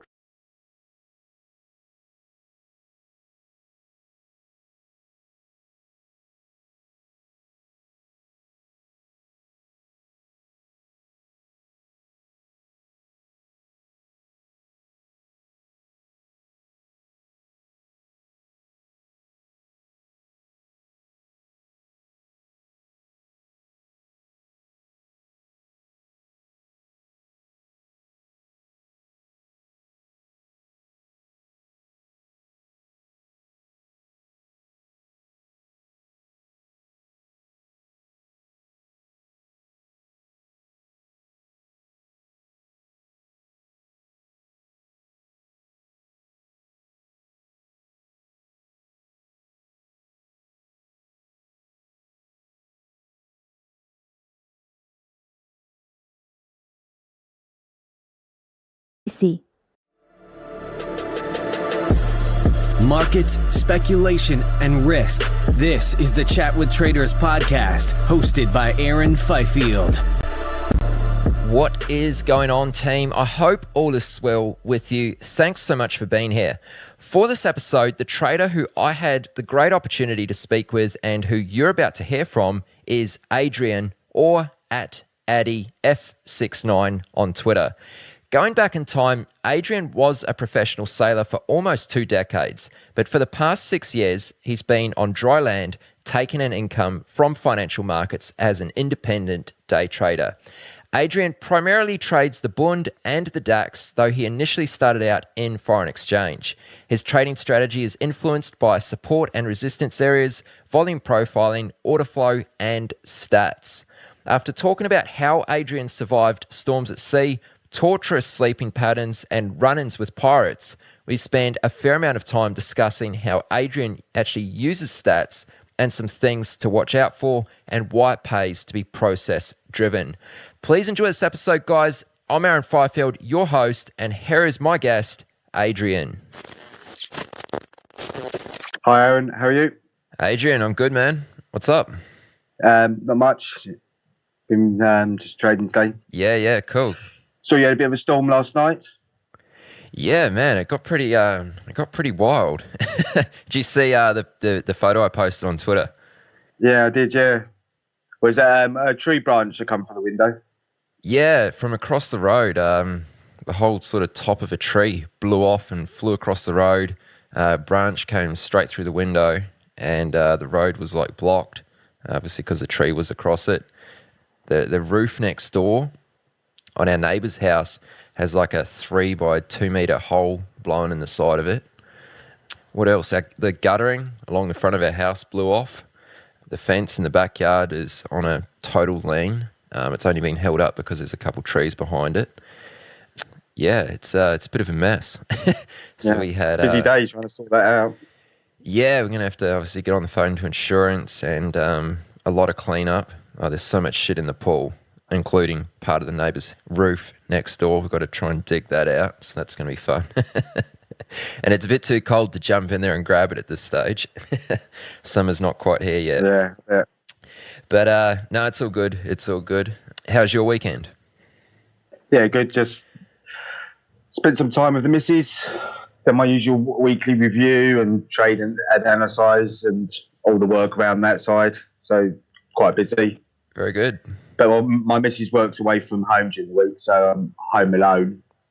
So I try and spend a bit of time with her at the weekends. Otherwise, we both just end up working all the time. Yeah, absolutely. Now you've got to have that balance.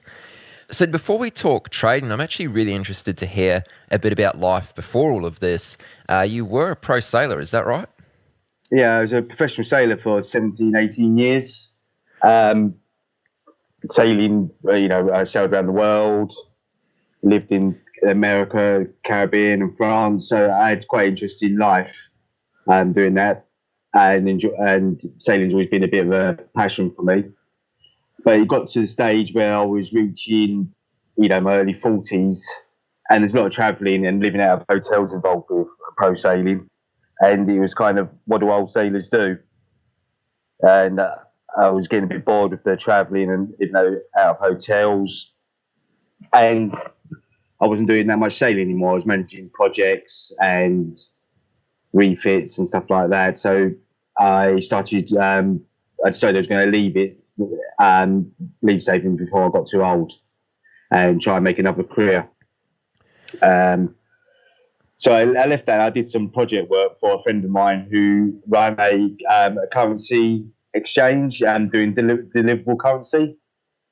And I was managing the new build of his website and his database and stuff. And that's what got me interested in trading, because they were obviously using charts and stuff for the Forex market. And that's how I got into trading. Started doing trading part-time on the side while I was doing other projects. And then decided a couple of years into it that I wouldn't mind having a go at making that a career. It interested me a lot. Had a lot of similarities on the outside to I used to do a lot of weather routing and analysing the weather in my pro sailing career. And on the surface, it seemed to be very similar to doing stuff like that. And that side's always interested me, and process and stats and stuff, even though at the time I wasn't particularly good at stats. And whilst I thought I understood them, my understanding wasn't as good as I thought it was. Yeah, okay. I mean, the stats in particular is something I'm very keen to ask you about. So we're going to really get into that in a moment. During your sailing career, what were some of the competitions that you participated in? I did the Fast Start race 7 times, did the Newport Bermuda, done Cork Week twice, Cows Week 9 times. I did the Clipper Around the World race. We used to have series called the Rourke races, which are offshore races basically around the English Channel. I did so many of them, I can't even remember the number of them. So I used to compete a lot around the Cairns and offshore. Full on, okay. And do you have any stories from like being out at sea and any like wild weather and huge waves, anything like that you sort of came up against? Yeah, I mean, I've been out in storms in Bay of Biscay where other boats have sank. I've been one of the first trips. It was my 3rd transatlantic, and back then in the late 80s, early 90s, that most small yachts didn't have GPS. You couldn't afford GPS on small yachts. So we were still doing transatlantics at the time, using sextants, astronavigating by the sun and the moon and the stars. And I was doing a delivery, taking a tow from France to the Caribbean, and we was hit by a storm about 600-700 miles off France, and it was so windy that at one stage the sea went from being humongous waves about the size of the boat, 40 to 50 foot size waves, to in the peak of it that actually the sea leveled out and was complete foam. But the boat was leaning over about 50 degrees, just permanent hill with no sails up. We had taken the sails down because it was just too windy for the sails. And at times like that, there's a saying which is, I think, stolen from World War I, but there's no atheists in a small boat at sea in a storm. Yeah, I can imagine. I mean, what do you do in times like that? Do you just sort of sit still and hope for the best? Or, I mean, is there anything you can do? There is stuff you can do, but you do very much understand after you've spent a certain amount at sea that you are very much in behold of Mother Nature at times. So there's stuff you can do, but if the sea wants to take you, the sea's going to take you. I mean, one of the worst things I ever saw was coming across mid-Atlantic, a bunch of life jackets, old-fashioned cork-filled life jackets, all tied together into a raft. And they've been out there for a while, and they're all stained and everything. And so obviously someone had tried to use that as a raft. And back then we had no ways of communicating with shore, so that was before sat phones were small enough to take on small boats of like 30 to 40 foot size. So we couldn't report it. Reported it once we got to the Caribbean side, and it had a ship's number on it, and it had been a fishing boat that sank about 6 weeks, and they never recovered anyone. They just disappeared. So we had come across the last place where obviously the survivors had tried to make, how many of them we don't know, tried to make a raft and had died there. It's quite unnerving when you're like 2,000 miles from the nearest piece of land. But it does make you realise what the human body or the human being is capable of in them conditions when you get to situations where you're so tired or hungry or dehydrated that actually you can keep going and do stuff, and you see people that you never thought would, in the moment of crisis, stand up, and people you thought would be strong in moments of crisis crumble. Yeah.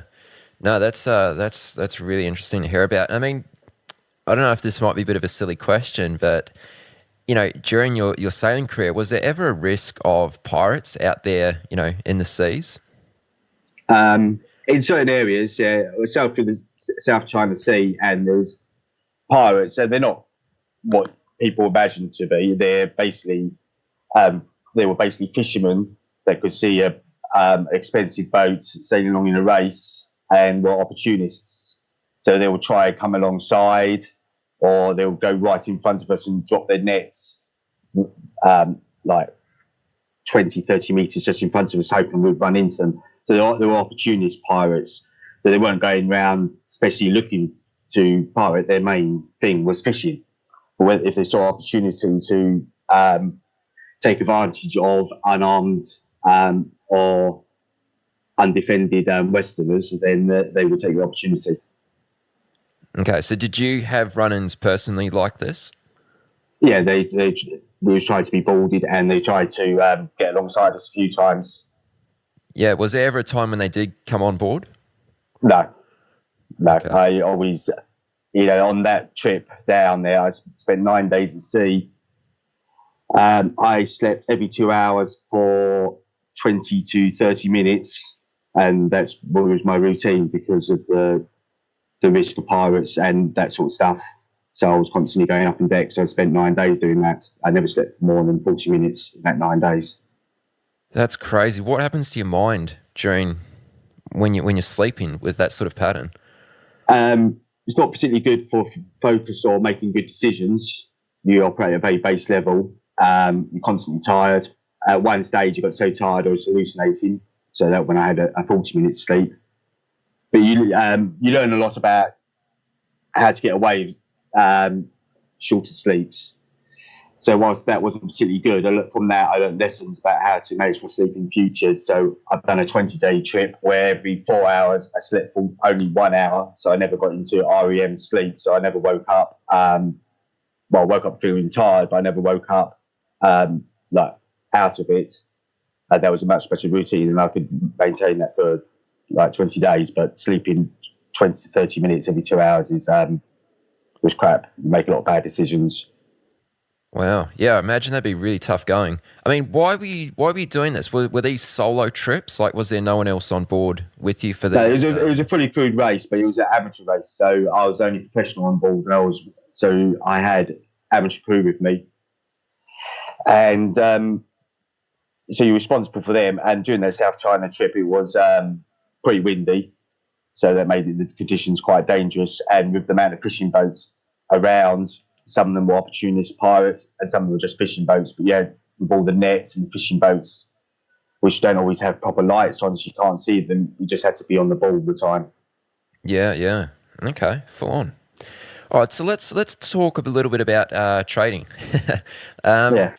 Talk to us about how you went from being a sailor to actually becoming a trader. You mentioned that you were doing some sort of project work with someone who ran a currency exchange. Would you mind elaborating on that a little bit? Yeah, he was a currency dealer. So in UK, there's various currency dealers that if you want to exchange money via the bank, they charge you quite a large percentage, or they used to charge quite a large percentage. So various companies set up as intermediates between banks and the public, so you could exchange money with these companies, and you get a better exchange rate than doing it with the bank, because basically this currency firm would put everyone's currency trades together and get a better deal on the exchange rate. So you could get, like, at the time, the banks used to charge about 4% to change your money. And these currency houses were offering between 1% and 2%. So you could save 2% on the exchange rate. So it's really aimed for people that are transferring 2,000 euros, pounds, or dollars and above. That's because they made savings on that. So it was a friend of mine, and I went there to oversee the project management of these, build these databases, websites. Okay, excellent. And so how did you go once you kind of made the decision that this was something that interested you and you wanted to pursue it further? Like, what happened from there, and how did you go once you started to get into trading a little bit more? I think I followed the path of a lot of retail traders, as in buying a system off the internet and paying for poor quality courses, basically because I didn't really have enough knowledge to understand what I was looking at, whether I could value, if it was good value for money, and sucked in a bit by the sales pitch of that all you needed was a system and you'll be rich. I soon realised after about a year that wasn't really going to be the case. I then started looking for a system and trying to get myself organised rather than just a get rich quick scheme. So that was how I started, and I made all the mistakes that a lot of retail traders make mistakes, because a lot of the times people just really haven't got the information to make good decisions, and I was looking for shortcuts. But after trading for 6 odd years, about 2 to 3 years in, and realised that the shortcuts I was looking for, i.e. trading systems, setups, and edge, actually are the wrong shortcuts that I should have been looking for, and I think which most beginners shouldn't be looking for. Okay, so would you mind elaborating on that point, maybe a little bit more about some of the shortcuts that you think we should be focusing on, if we should be focusing on shortcuts at all? The average retail trader that I've met and myself, are looking for setups and systems to start with, because they think that's the best path to follow to profitability. But in the first 2 years, stroke 3 years, and I was nearly profitable before I actually realised this, that out of all the profitable traders I met, whether prop firms, ex-retail, they all traded different systems or different setups. And it suddenly occurred to me that the common link between all the profitable traders wasn't that they were trading just one way, they were trading a variety of systems. Actually, the common link between profitable traders is actually not their edge, is the way they approach the whole business of trading. So they knew how to evaluate an edge, how to they understood probability, how to review, how to change the systems, and how to process stuff.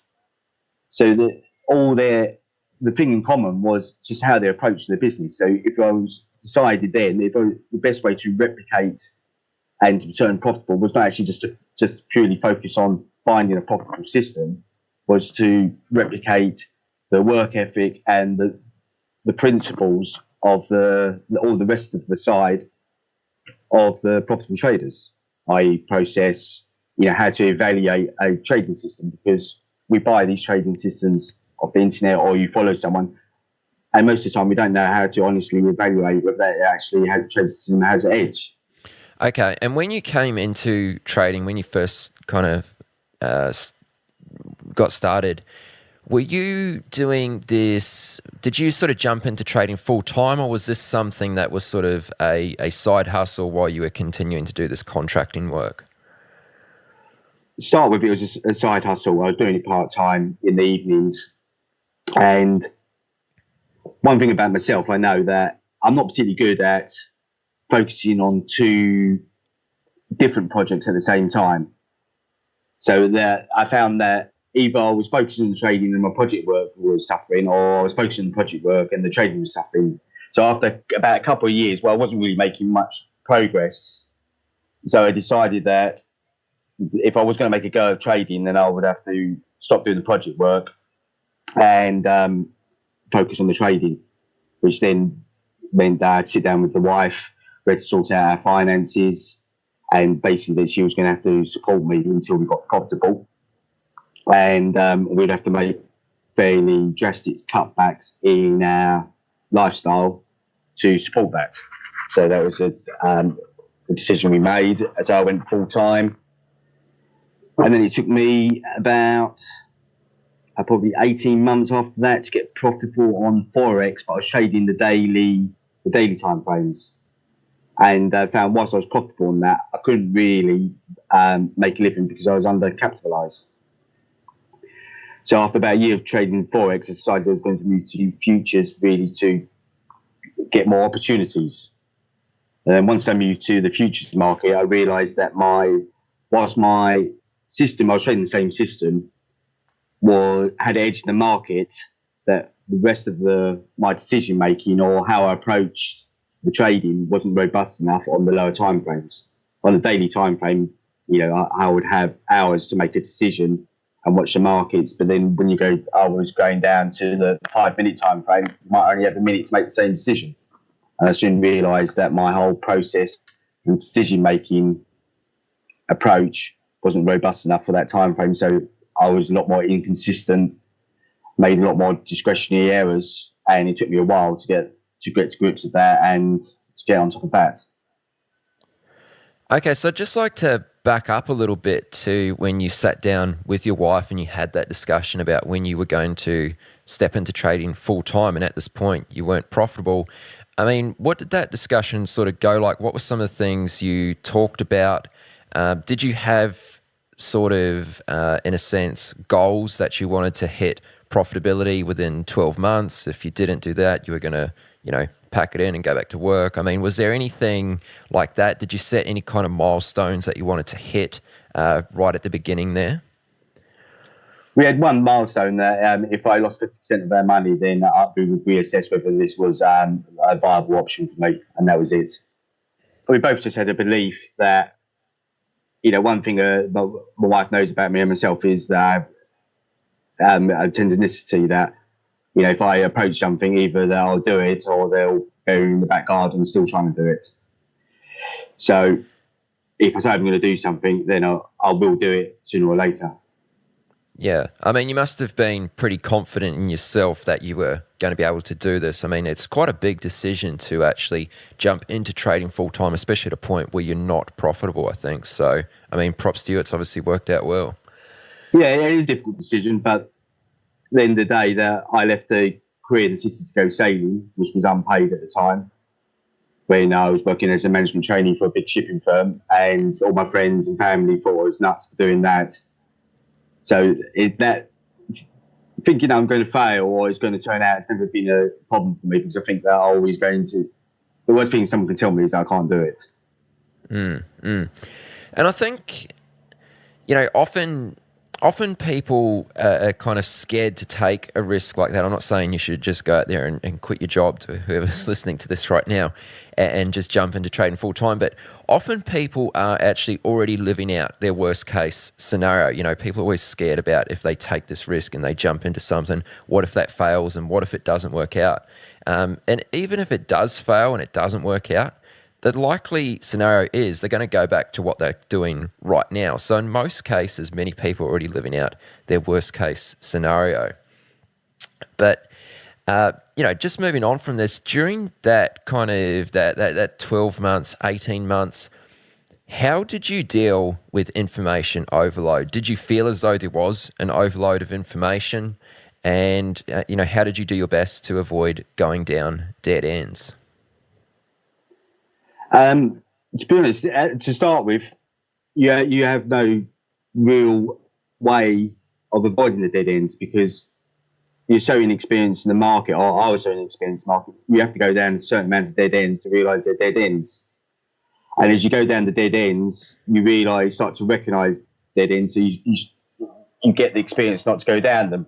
So one of the mantras that, and I've got this from FT and a few others, that I just learned to accept that what I've done in the past or what I've done up to now, I can't change. It's what I now do from now onwards because, there's plenty of dead ends in this business and some you just can't avoid. Some you can by focusing on I call them shortcuts, but focusing on the right areas so you can evaluate edges or evaluate the information out there. But as a retail trader, you need to just focus on one thing at a time because there's so much information and so many areas to do well in. You need to just split them up and take it in small steps. So would you say that there was any kind of definitive turning point in your trading career? My definitive trading point was because I used to do a lot of racing, used to do a lot of tracking and performance analysis. So as soon as I started trading, I started tracking my trades, and I wasn't profitable when I was tracking them. And then it suddenly occurred to me that if I wasn't consistently following my rules, so my own process or making loads of errors, then actually the trades I was taking were slightly random or random trades. So all the stats I was doing on my random trades were random stats. So while I was trying to analyze and review them, I was just reviewing a bunch of random stats. So the value from the stats was virtually zero. So I stopped tracking everything and went back to tracking just my consistency and errors, because I went through when I thought about that and realized, well, if I'm not consistent, then I'm just tracking random. So I went back and looked at the last, I can't remember how many it was, 50, 60 trades, and 50% of them had errors in it. And then looking at the old trades, once I removed all the errors, I went from a losing trader to actually a slightly profitable trader just by removing the errors. And that's not even looking at the consistency side. So what I did was then just start tracking errors and my consistency in following my rules. And by working on that side, that turned me from a unprofitable trader to a break-even trader to a slightly profitable trader. Just by focusing on them areas, that's without trying to optimize my system or work on the system. So that was a key turning point for me. Right. And what were some of the errors that you noticed you were doing most regularly? Not taking trades that are in my system, taking trades that wasn't in my system, being early, so a lack of impatience. So I've got an area where I set up, but I enter early before my checklist was complete. Missing the entry and then entering late. Breaking my trade management rules. Putting the wrong targets in, wrong stops, made all them sorts of errors. Some more than others, and the first couple were the majority, so that was really an order of how often they occurred for me. Okay. I like the point you bring up there about how, you were tracking your trades, you were doing the right thing, but, the trades you were tracking were trades that were outside of your strategy that you should have been trading. So you were essentially tracking randomness. I think that's a really interesting point, and I'm glad you brought that up. Talk to us about how you're trading these days. Give us the rundown on your approach to markets now. I mean, is it any different from when you first got started? Yeah, completely different.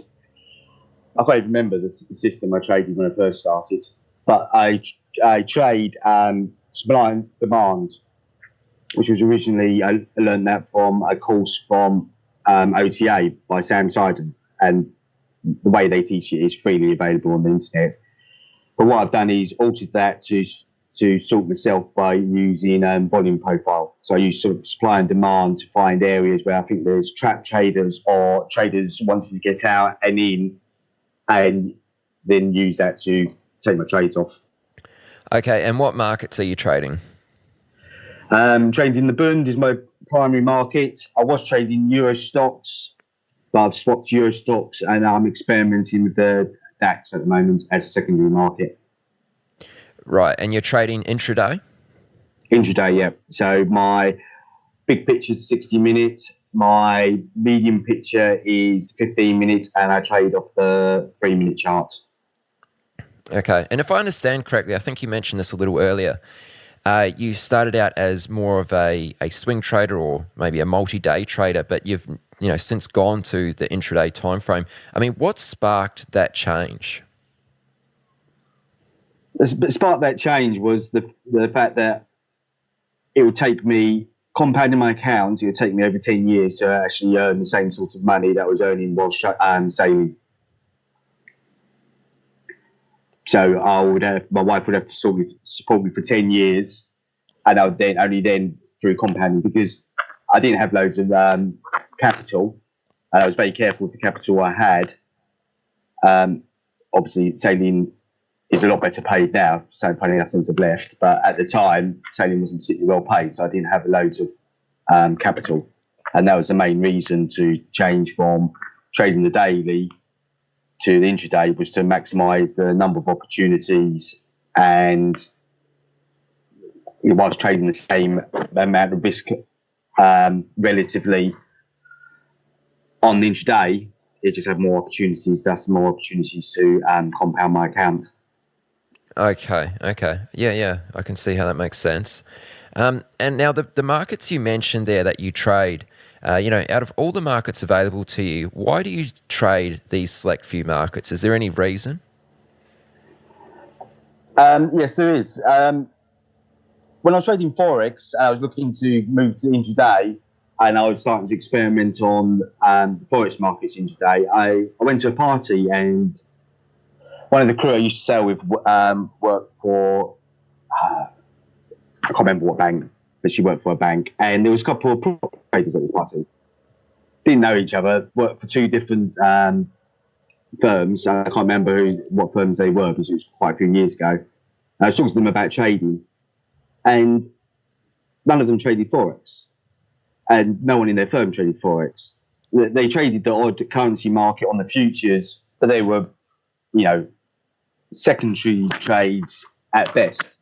And everyone was trading, either the ES or the Bund or the Euro stocks or the DAX. And I thought, well, everyone in retail is trading Forex, and it seems all the pros are trading completely different markets. And then through Tom Dante was talking about his experiences at Prop, and it was basically the same thing, that no one was trading Forex as a primary market. And I think he said one person was trading Forex as a primary market, and there was the least profitable person at the firm. And I thought, well, there must be something in that retail are trading Forex and the pros are trading different markets. So if I wanted to be a pro, I should be trading the same markets as the pros trade. Okay, so why do you think that is, that less of the quote-unquote professionals trade Forex compared to other futures? To be honest, I'm not too sure. I mean, I wasn't having much success on the lower time frames in Forex. To be honest, I'm not 100% sure why they don't. I mean, I'm not sure that the Forex on the lower time frames are slightly more random, or there's more games played, but I think that the pros I've met are using a lot more volume profile, and that's obviously easier available on the futures market, because there's no real central exchange on the Forex. Are you ready to get serious about trading? Then join Tasty Trade, Investorpedia's best platform for options trading in 2026. Stocks, options, futures, and more. Tasty Trade has everything you trade, all in one platform. Get low commissions, including 0 commission on stocks, so you can keep more of what you earn. Tasty Trade is packed with advanced charting tools, backtesting, a pre-built strategy selector, risk analysis tools, and more features to help you trade smarter. See equities and derivatives with high trading volumes, dividends, upcoming earnings reports, and more with their pre-built watch lists. Or create a custom watch list to keep an eye on the companies and sectors that matter to you. Manage your positions with speed and precision using active trader mode, one-click trading, and smart order tracking. Plus, Tasty Trade's stellar trade desk team offers live support during trading hours if you need it. Visit tastytrade.com/chat for more info. Tasty Trade Inc. is a registered broker-dealer and member of FINRA, NFA, and SIPC. Have you ever watched a stock explode and thought, if only I had the capital? Or sat on the sidelines because your account balance felt too small to matter? Good news, with Trade the Pool's limited risk platform, you don't need millions or even thousands to start trading the U.S. stock market. Bypass the PDT and tap into over 12,000 U.S. listed equities, from penny stocks to big caps, ETFs, even the newest IPOs, and short anything you like with zero locate or hard to borrow fees.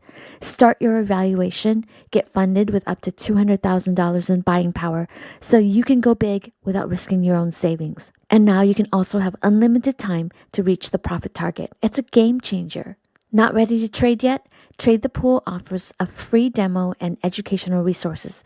Practice on live data, master the platform, and build confidence risk-free before you even pay a cent. Click the link in the show notes to start trading with Trade the Pool's capital. So you mentioned a little earlier that you've recently started trading the DAX as well as kind of a secondary market to what you do. What are some of the things you've done to get familiar with this market? Like, as someone who is, a profitable trader now, you've seen some success. When you introduce a new market to what you do, what are some of the first things that you actually do to familiarize yourself with that, in this case being the DAX? The first thing I did was I keep about 15 to 20 standard stats on the market I trade. So the first thing I did was draw up the same stats for the DAX market.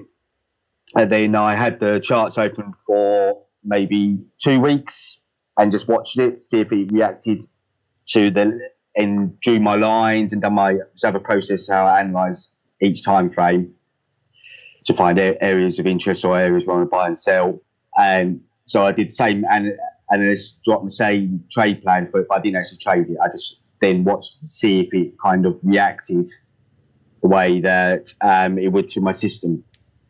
And then I started trading it using one lots, just to see, where the buffers need to be, how much I need to front run levels, how easy it is to get filled, and just really experimenting with how it reacts to my system and what change I need to make to my system to deal with the DAX market, because obviously the DAX is a lot thinner than the bond market and the Euro stocks. Okay.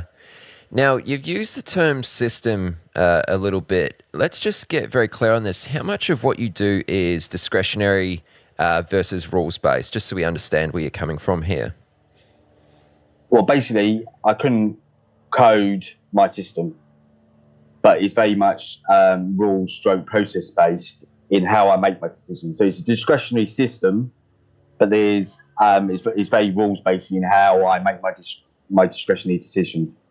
So I have rules for how I analyze the charts, how I find the areas of entry, what I'm looking for. So I have a checklist and cheat sheet for how I analyze, find setups, and depending on the strength of the setup, according to my processes, what sort of targets I'm looking for. So whilst it is discretionary, it's very much rules-based in how I make my discretionary decisions.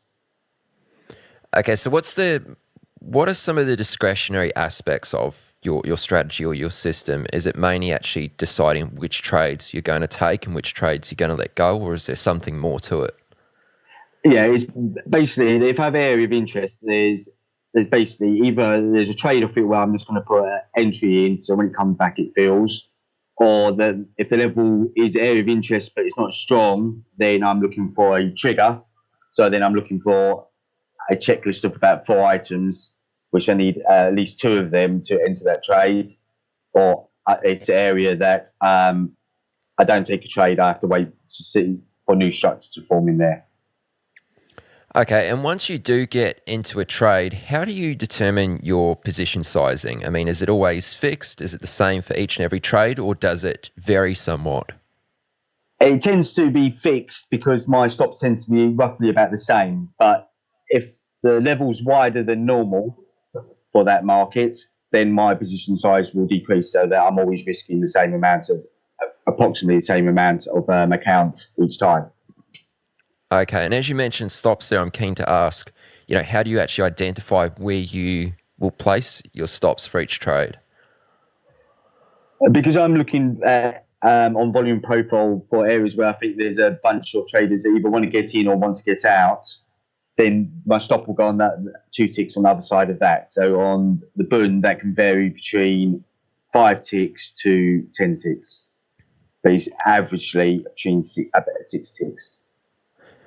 Okay, so your stop placement is based upon the volume profile and not where the actual, not a price chart. Is that correct? Yeah, but the volume profile on the price chart, yeah.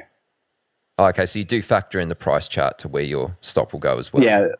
Yeah. Well, I look at the price chart because the volume profile could be at the extremity of a high. So it will typically go 1 or 2 ticks above the high because that will be the other side of the HVN I'm looking at, or the rotational point. Right. Okay. All right. Well, Adrian, let's talk stats. I mean, I've been really keen to speak with you about this. I'm really interested in this for personal reasons, of course, and I think it's going to be very interesting for many listeners to hear about how you use stats in your trading as well. So let's just start right there. How do you use stats in your trading? I do about 20 stats, and for example, gap fills. But one of the problems I had with stats is that you could have 82% chance there's going to be a gap fill, but to be honest, the 82% chance of the gap fill by the end of the day, we could go 100 ticks offside, then come back and fill the gap. So we're trying to work out, whilst it was a good target, we're trying to work out where you enter to take advantage of that stat. So I ended up, not really being able to take advantage of the stats. So what I do now is once I've worked out a stat, and let's say, for example, it's a gap fill on the bund, that I ignore, it's got a gap above a certain size. So anything below 0 to 6, I'm not interested in, because that affects the stats. Because the original stat I had, I think, was 92%. But if you take out the 0 to 6 ticks gaps, then it comes to, so I'm looking at a range of a gap between 6 and 15 ticks. It has an 82% chance of filling. So what I then did was look at all the stats that filled that gap, that fell in that range, and then looked how far they went offside. So then using that, you look at the curve on that to find out what was the most common, how far they went offside, the most common price, and the standard deviation, what 70% of them did. So that gives me, for a gap up, that the most common offside is 11 ticks, and the standard deviation is 17 ticks. So if I get a gap up between 6 and 15 ticks, I am now looking for trades between 11 and 17 ticks for the gap fill. If it goes above that, then I know that it's more, whilst it still can fill, it's more unlikely to fill, and I'm not that particularly interested in that stat anymore, if that makes sense. Yeah. No, it does. How do you actually get these stats that you want to know? Like there you mentioned some stats on gap fills. How do you actually find these? Do you use Excel? Do you have a programmer? I mean, tell us a little bit about how you actually get these numbers. I used to use Excel, and it takes, to be honest, if you've got a fair bunch of stats, it takes forever to do them. I use RT Investor, the platform, and the beauty of that is that you can, and they have a whole homework section on their website, on RT Investor website, and you can drop the charts which will actually give you them stats by putting indicators on there that will give you those stats by programming in their language. And I'm not particularly good at programming, but what I did was in their homework section, I downloaded some of their charts on stats, looked at how they were done, reverse engineered them until they did what I wanted them to do by trial and error. So now I have a chart which I update my stats every month that I call up for each of my 20 stats, and it tells me what the updated statistics are. Then I fill out a cheat sheet, and that's how I do my stats.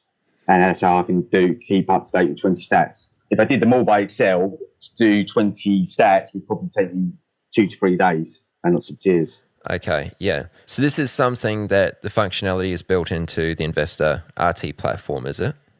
Yeah, it has the capability, and they have loads of tutorials to teach you how to get that functionality out of the charting platform.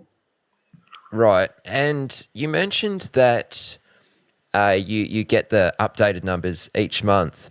What is the data sample in the stats that you're using? Like how many, how large is the data sample? Like, is it a moving window or is it sort of cumulative data? It's a moving window, and the size of the moving window is dependent on the stat.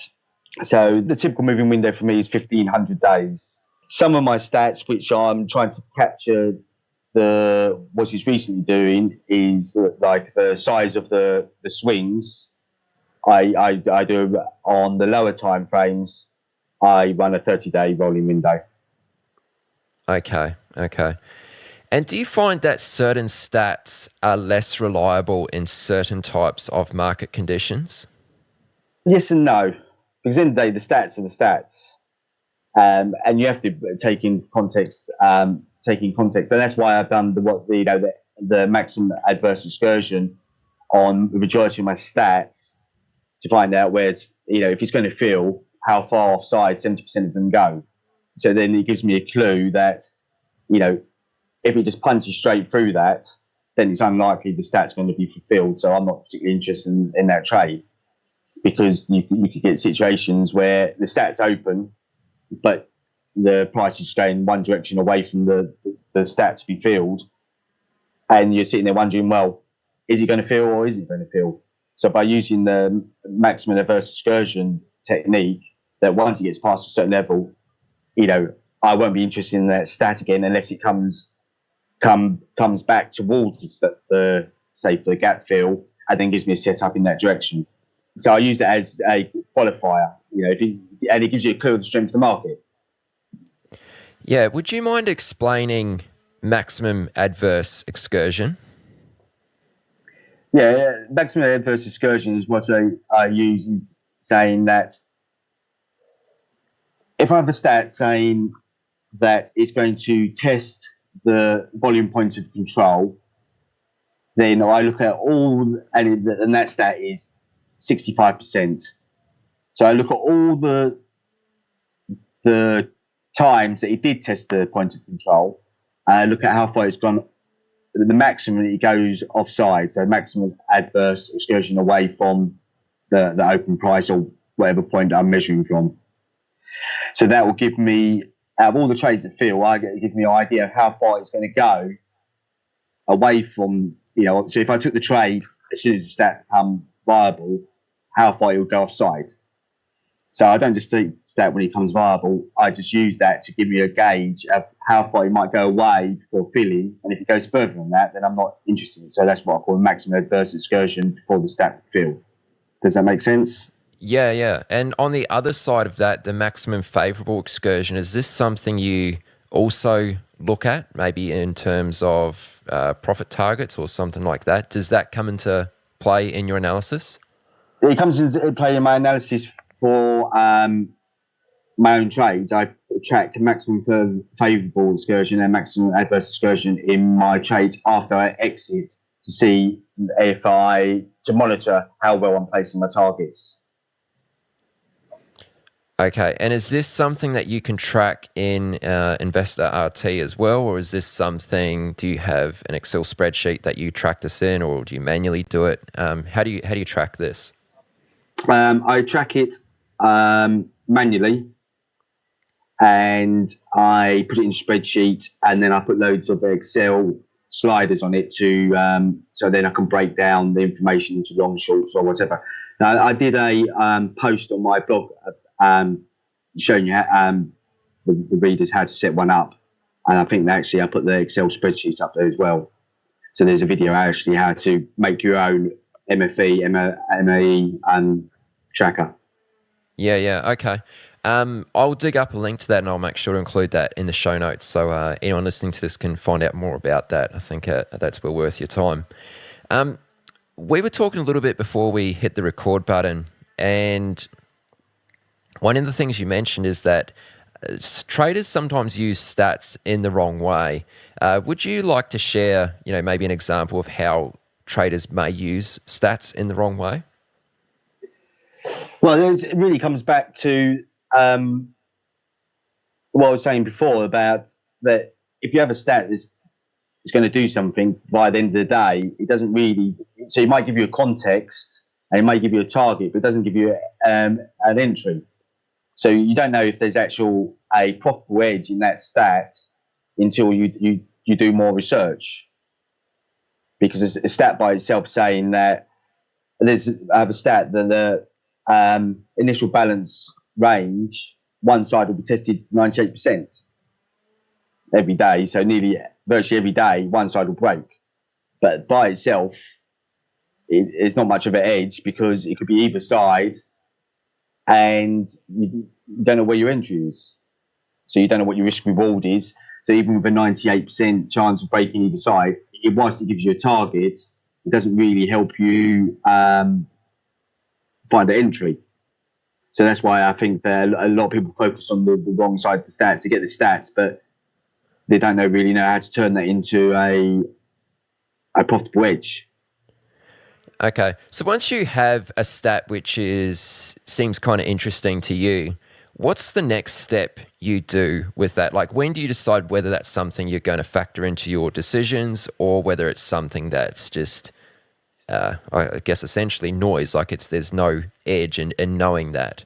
What's kind of the next step you do once you discover a stat that grabs your attention? What I do is, the first thing I do is actually, the only interesting stats are really that are above 65 to 70%, because you can have too many stats, and what I want is stats that are a high probability. If they're under that, then I'm not that particularly interested. And also that I'm not that particularly interested if it's a stat that's going to, generate only 2 or 3 ticks of profit.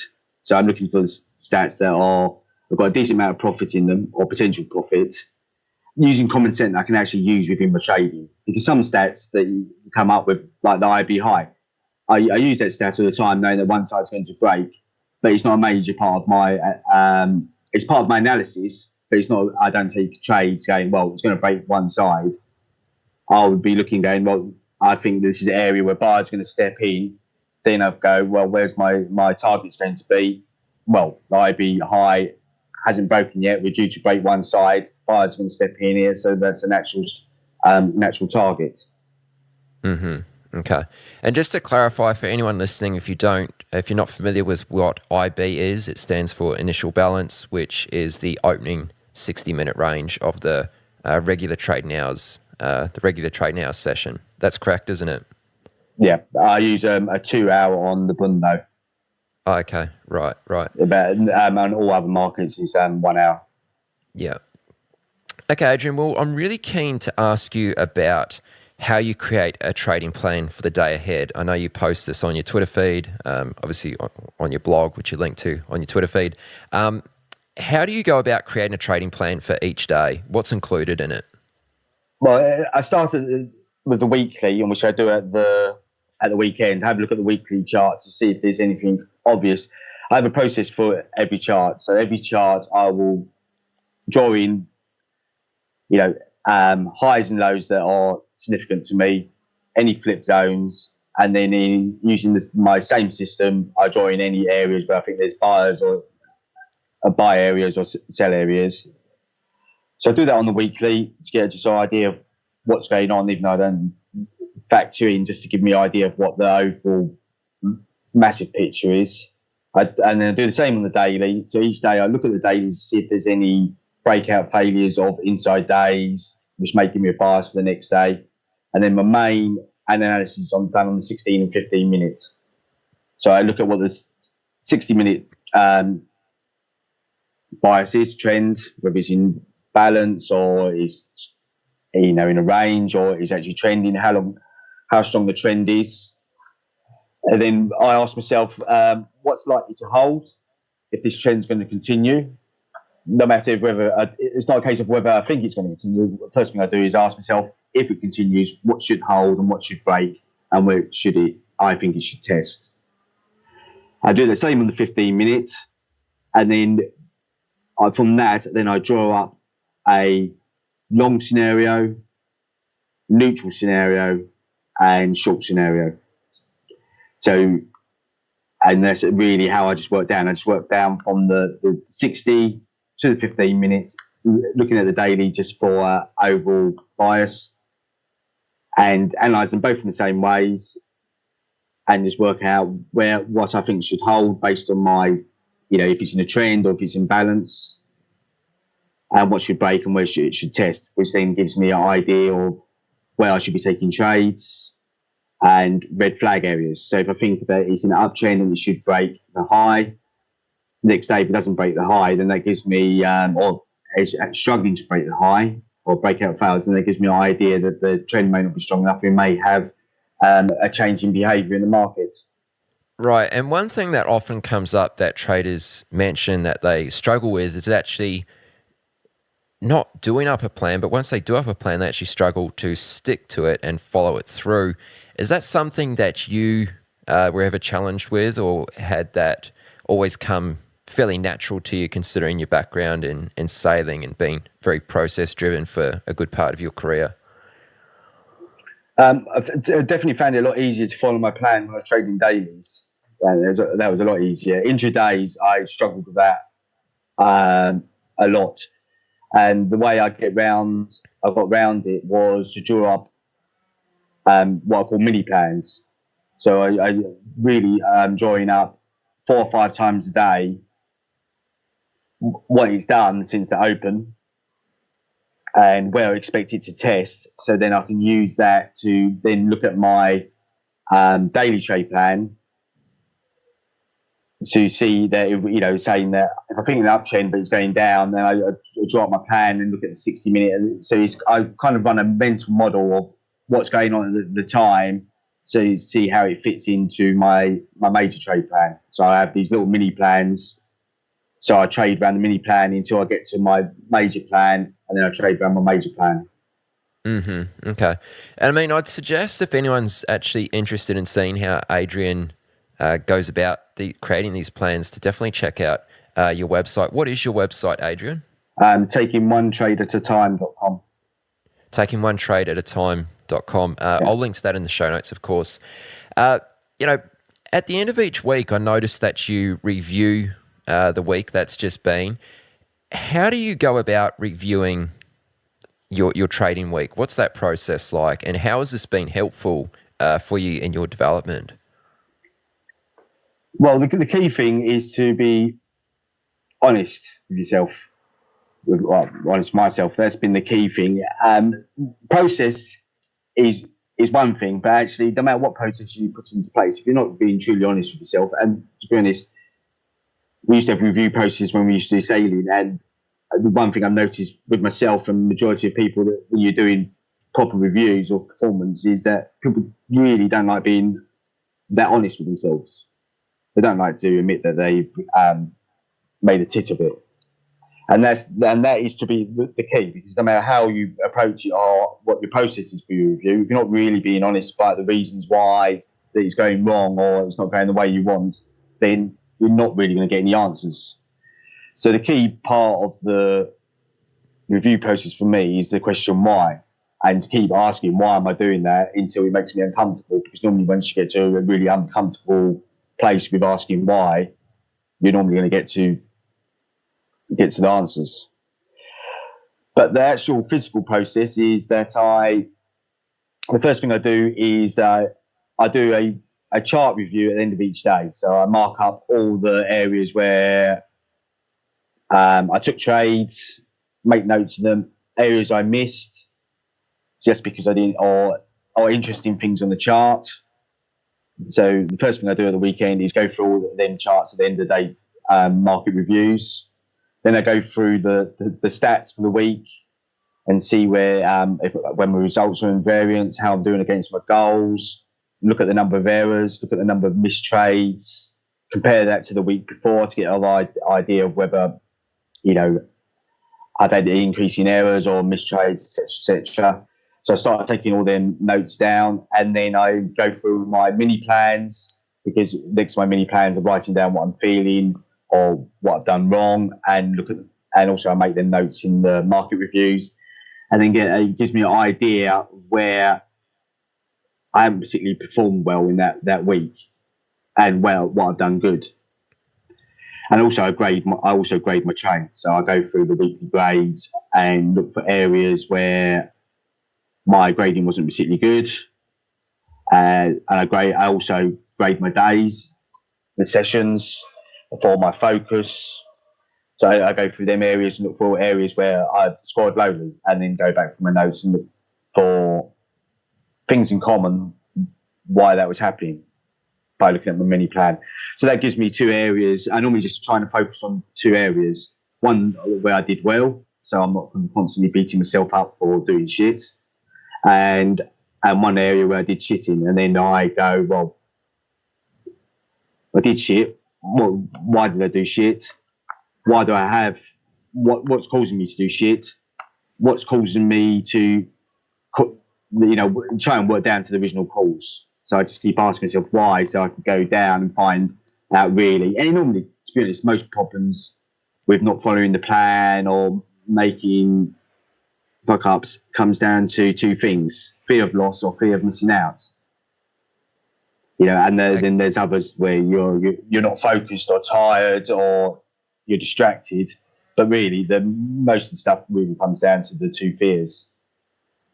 Right. So how do you actually grade your trades? Like when reviewing these, how do you determine what's a good trade and what's a bad trade? It changes over time. Hold on, let me just open my spreadsheet so I can tell you exactly. Because off the top of my head, I'll probably get it wrong. First thing I do is and each of these are weighted in different scores. So what's more important? So the first one I grade it on is it in my trade plan? And I have a score between either 0, wasn't my trade plan, or 10, it wasn't my trade plan. Then I score it for was I playing to win or playing not to lose? Because I do have a tendency to play not to lose. So take profits quickly rather than let them, as soon as I see a bit of trouble, get out of my trades rather than let them run to targets. Then I score myself for whether I was emotional in the trade or whether I was patient, so how I was actually feeling. I score it on whether what the risk reward was like, whether it was high risk reward, medium risk reward, or if the risk reward was, if it's under 1.5 risk reward to the first target, I shouldn't be taking the trade. So I score that. I shouldn't be taking the trade because it was rubbish risk reward, or it was an okay risk reward, i.e. 1.5 and above, or if it's above 2, then it gets high score. I also track intuition, and that's really just to see that whether my gut instinct is right or wrong.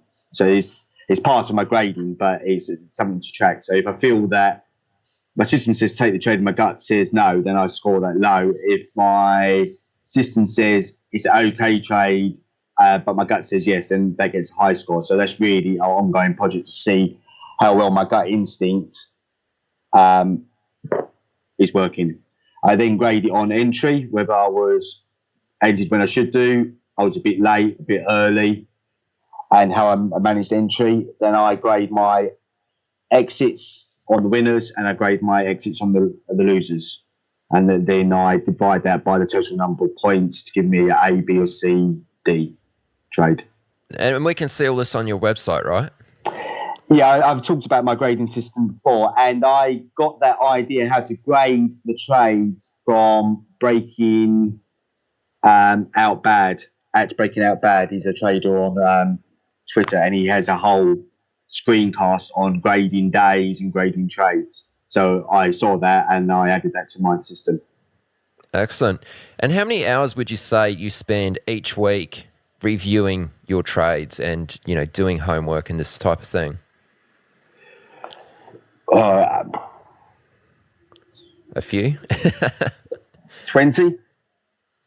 Outside of market hours? Yeah.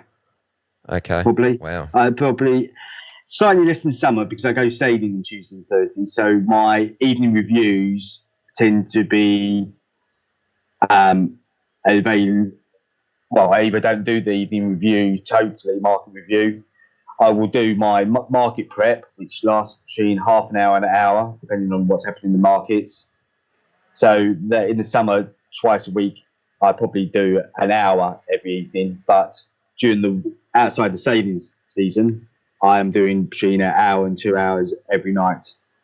And then I do 11 o'clock to 5 o'clock on Saturday, and about 11 o'clock to 5 o'clock on Sunday, most weekends. Right, okay. That's really impressive. Wow. Well, my friends say it's sad.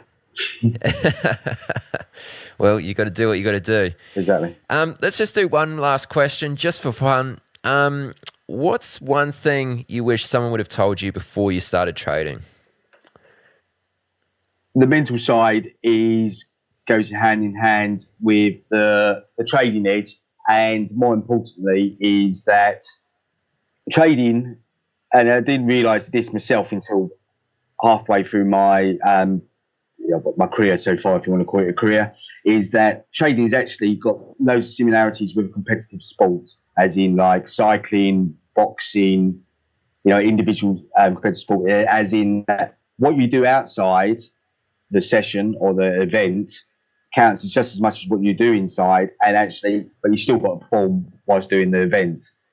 So if you was a boxer, if you didn't do any fitness or any skills practice, no matter how good a boxer you was, you would still do rubbish when you come to a boxing match. So, and trading's the same. But I didn't realise right at the beginning that how focused and processed you need to be in the prep side and your homework has such a big effect on the how you do actually in the trading session.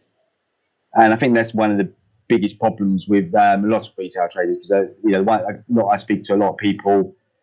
I'm at stage 5 and I speak to people there, and over the years I've spoken to a lot of traders online. I've seen majority come and go, and it was a problem with myself to start with, but I see all the time is that the prep is never given the same weight as the trading sessions, and actually it should be given equal weight, or even more, at times more importantly. If you're not prepared before you go in there in how you're going to approach the competitive event, then you're not putting the odds on your side, no matter how well you trade in the competitive event. And I wish I'd known that in the beginning, because I would have definitely put more weight onto how I'm doing it now, the prep and the homework and the research and review process right at the beginning. And to be honest, I think I would have knocked at least 2 years off my progress. Right. Yeah, no, I think that's really good advice there, Adrian. Where's the best place listeners can go to find out more about you? I'm on Twitter at ADF69, and I have my blog where I post my trade plans and my weekly reviews, and I try and write articles on my process and basically stuff that interests me on that. Taking one trade at a time.com. Okay, and would you mind just spelling out your Twitter handle, please? ADEYF for Foxtrot 69. Excellent. Well, Adrian, I'll include links to all of these, your Twitter handle, your website, as well as the maximum favourable excursion and maximum adverse excursion links in the show notes as well. So, Adrian, man, I've really enjoyed this. Thank you very much for agreeing to do an interview, and I appreciate your time. No problems, mate. It's my pleasure. You've reached the end of this episode of Chat with Traders. But rest assured, there are more episodes loaded with real market insight and zero hype on the way soon. So to stay updated with each great new release, subscribe to the podcast in iTunes. And we'd love it if you'd leave a rating and review. We'll catch you next time on Chat with Traders.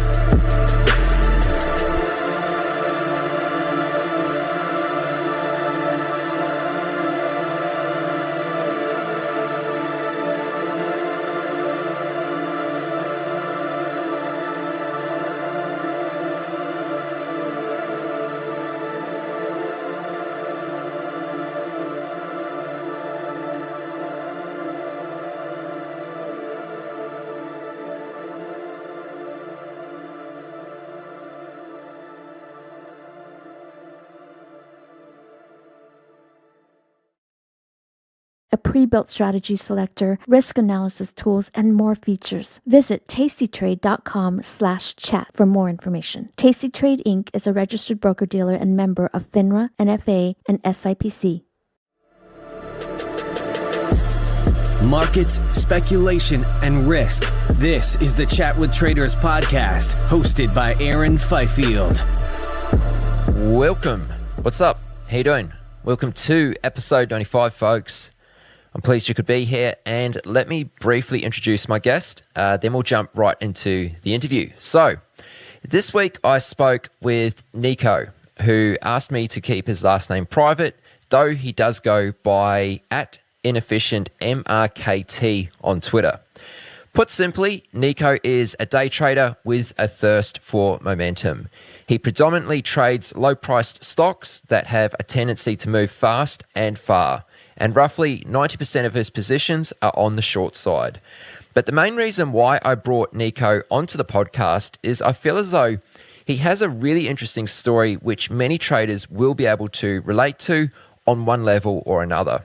The short of it is Nico placed his first trade in 2007, made 4x on his starting capital year one, and then slowly bled his trading account for the next 7 years. He's now found his groove, but his overnight success was 8 years in the making.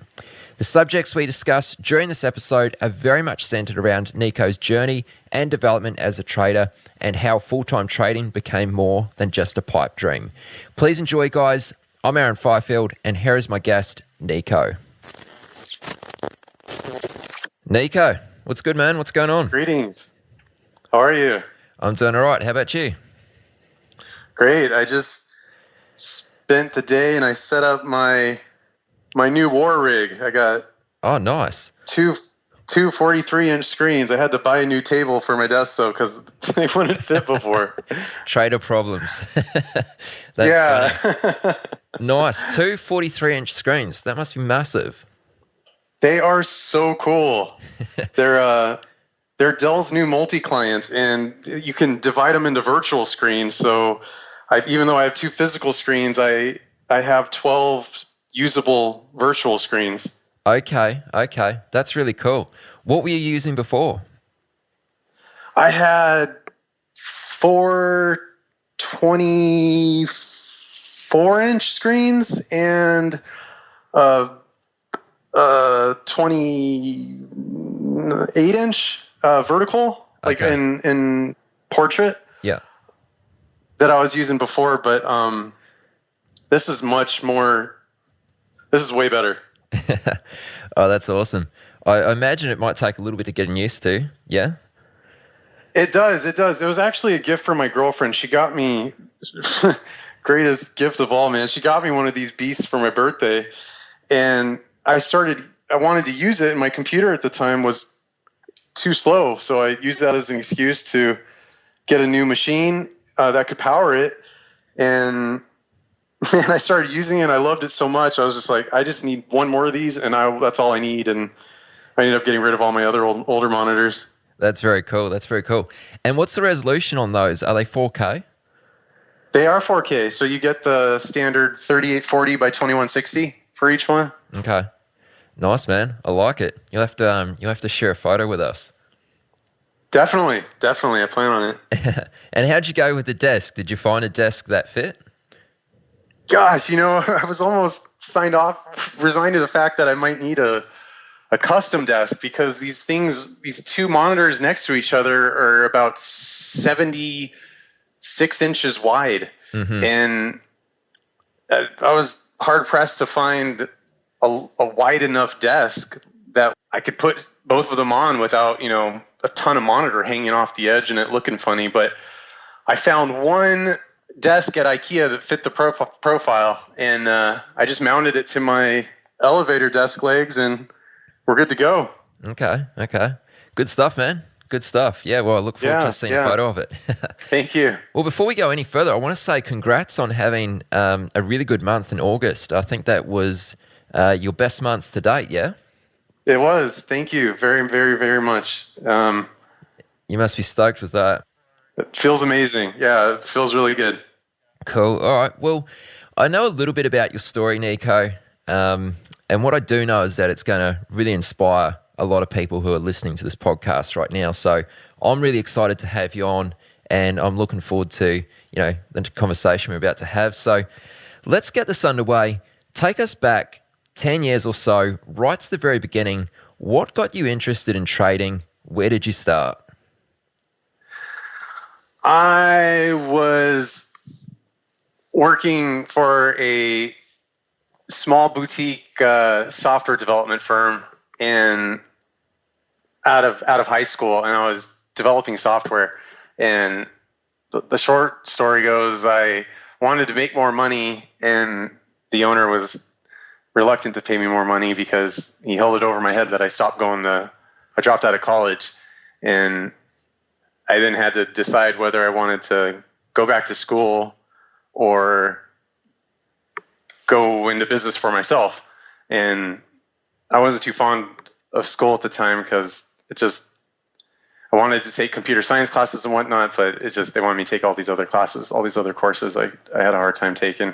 So I decided I didn't want to go back to school. So I went into business for myself, and I knew computers. I knew how to develop software. So I started building my own business from nothing. And one of the very first clients I had traded stocks, traded equities. And I'd heard of the stock market before, but I never had much interest to the degree that I would actually do something about it. But to finally meet someone in my life that was familiar with it, that was a good starting point and gave me good exposure to it.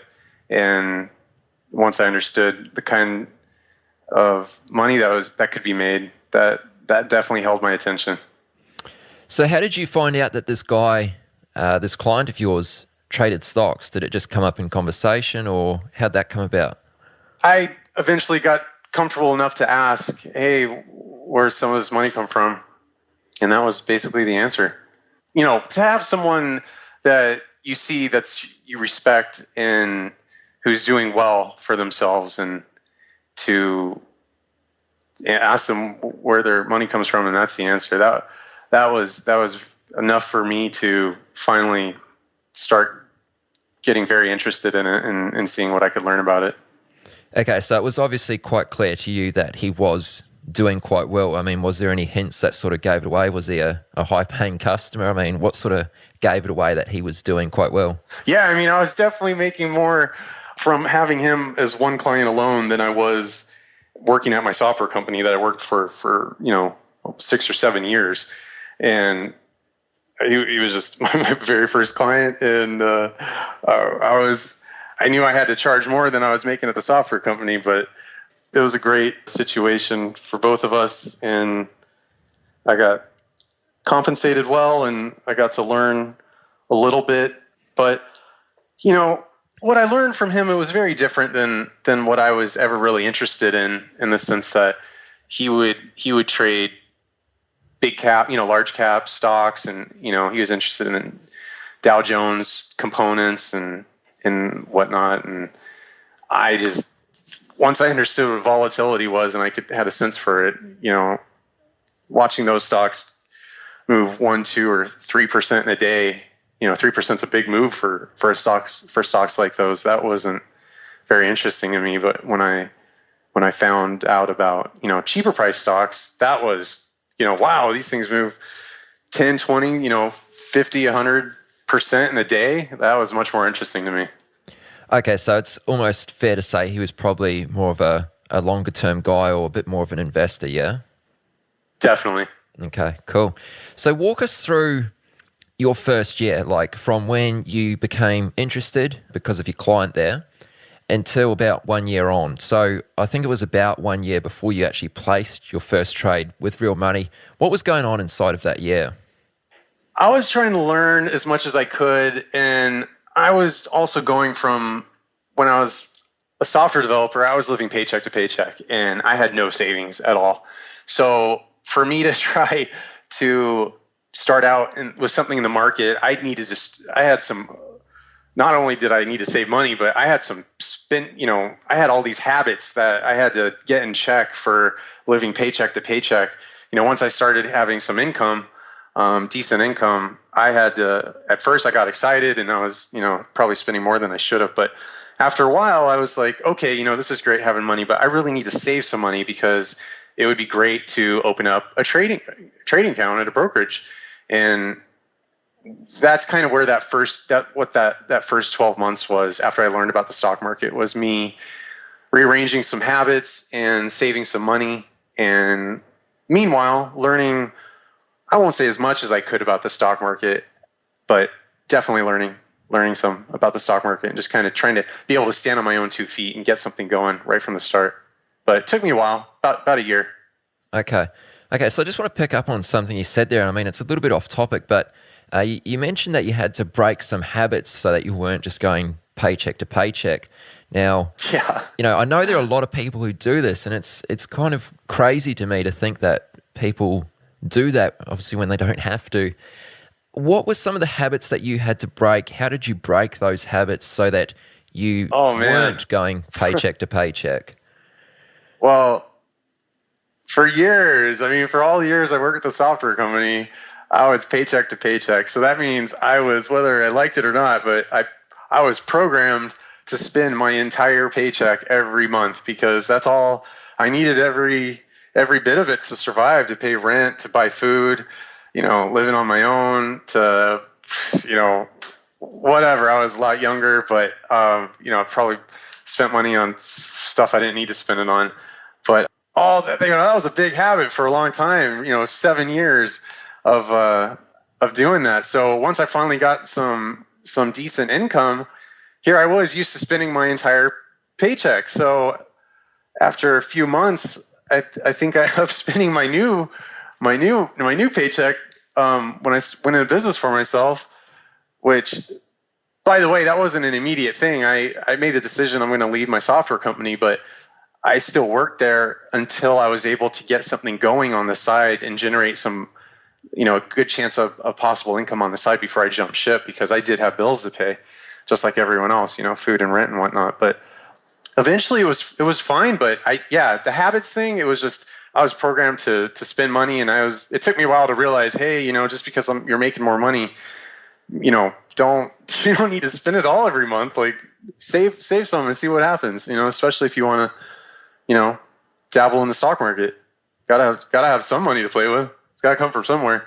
Absolutely. And I think like when you go into business for yourself, obviously you don't kind of have that same sense of security as you do as a full-time job, where you've got another paycheck coming next month. And when you're out on your own, it's kind of like you don't necessarily know where your next client is coming from, or where your next when you're next going to send out your next invoice or whatever. So that is the truth, man. Complete truth. Yeah. I mean, I went about it much the same way because I used to run a graphic and web design business, which I kind of built up while I was doing my full-time job. Oh, nice. That's the best way for anyone that wants to do their own thing, work for themselves, go into business for themselves. Please, do not quit your job and just do it.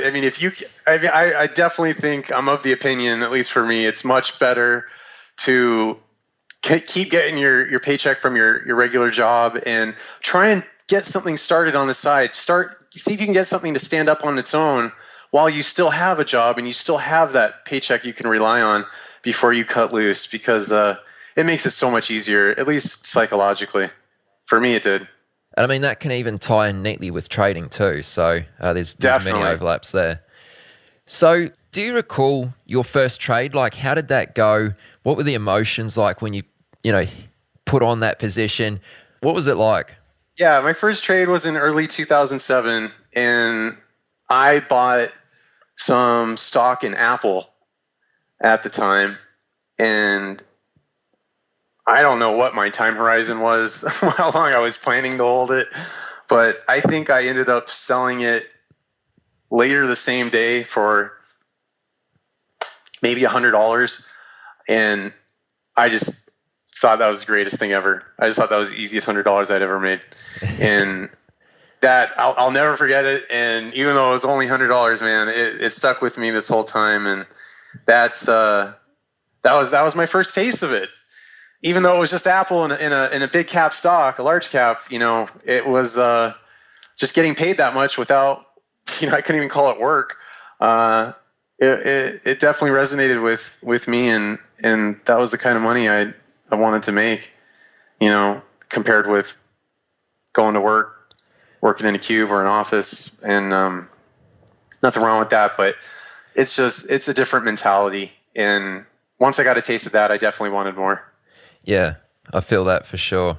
And I think that's, a lot of people who are attracted to this, I mean, that's kind of what goes through their mind as well when they first come into trading. Absolutely. So, I mean, during that first year, what were some of the things you were learning about, about the stock market? What were you reading? Where were you getting your information from?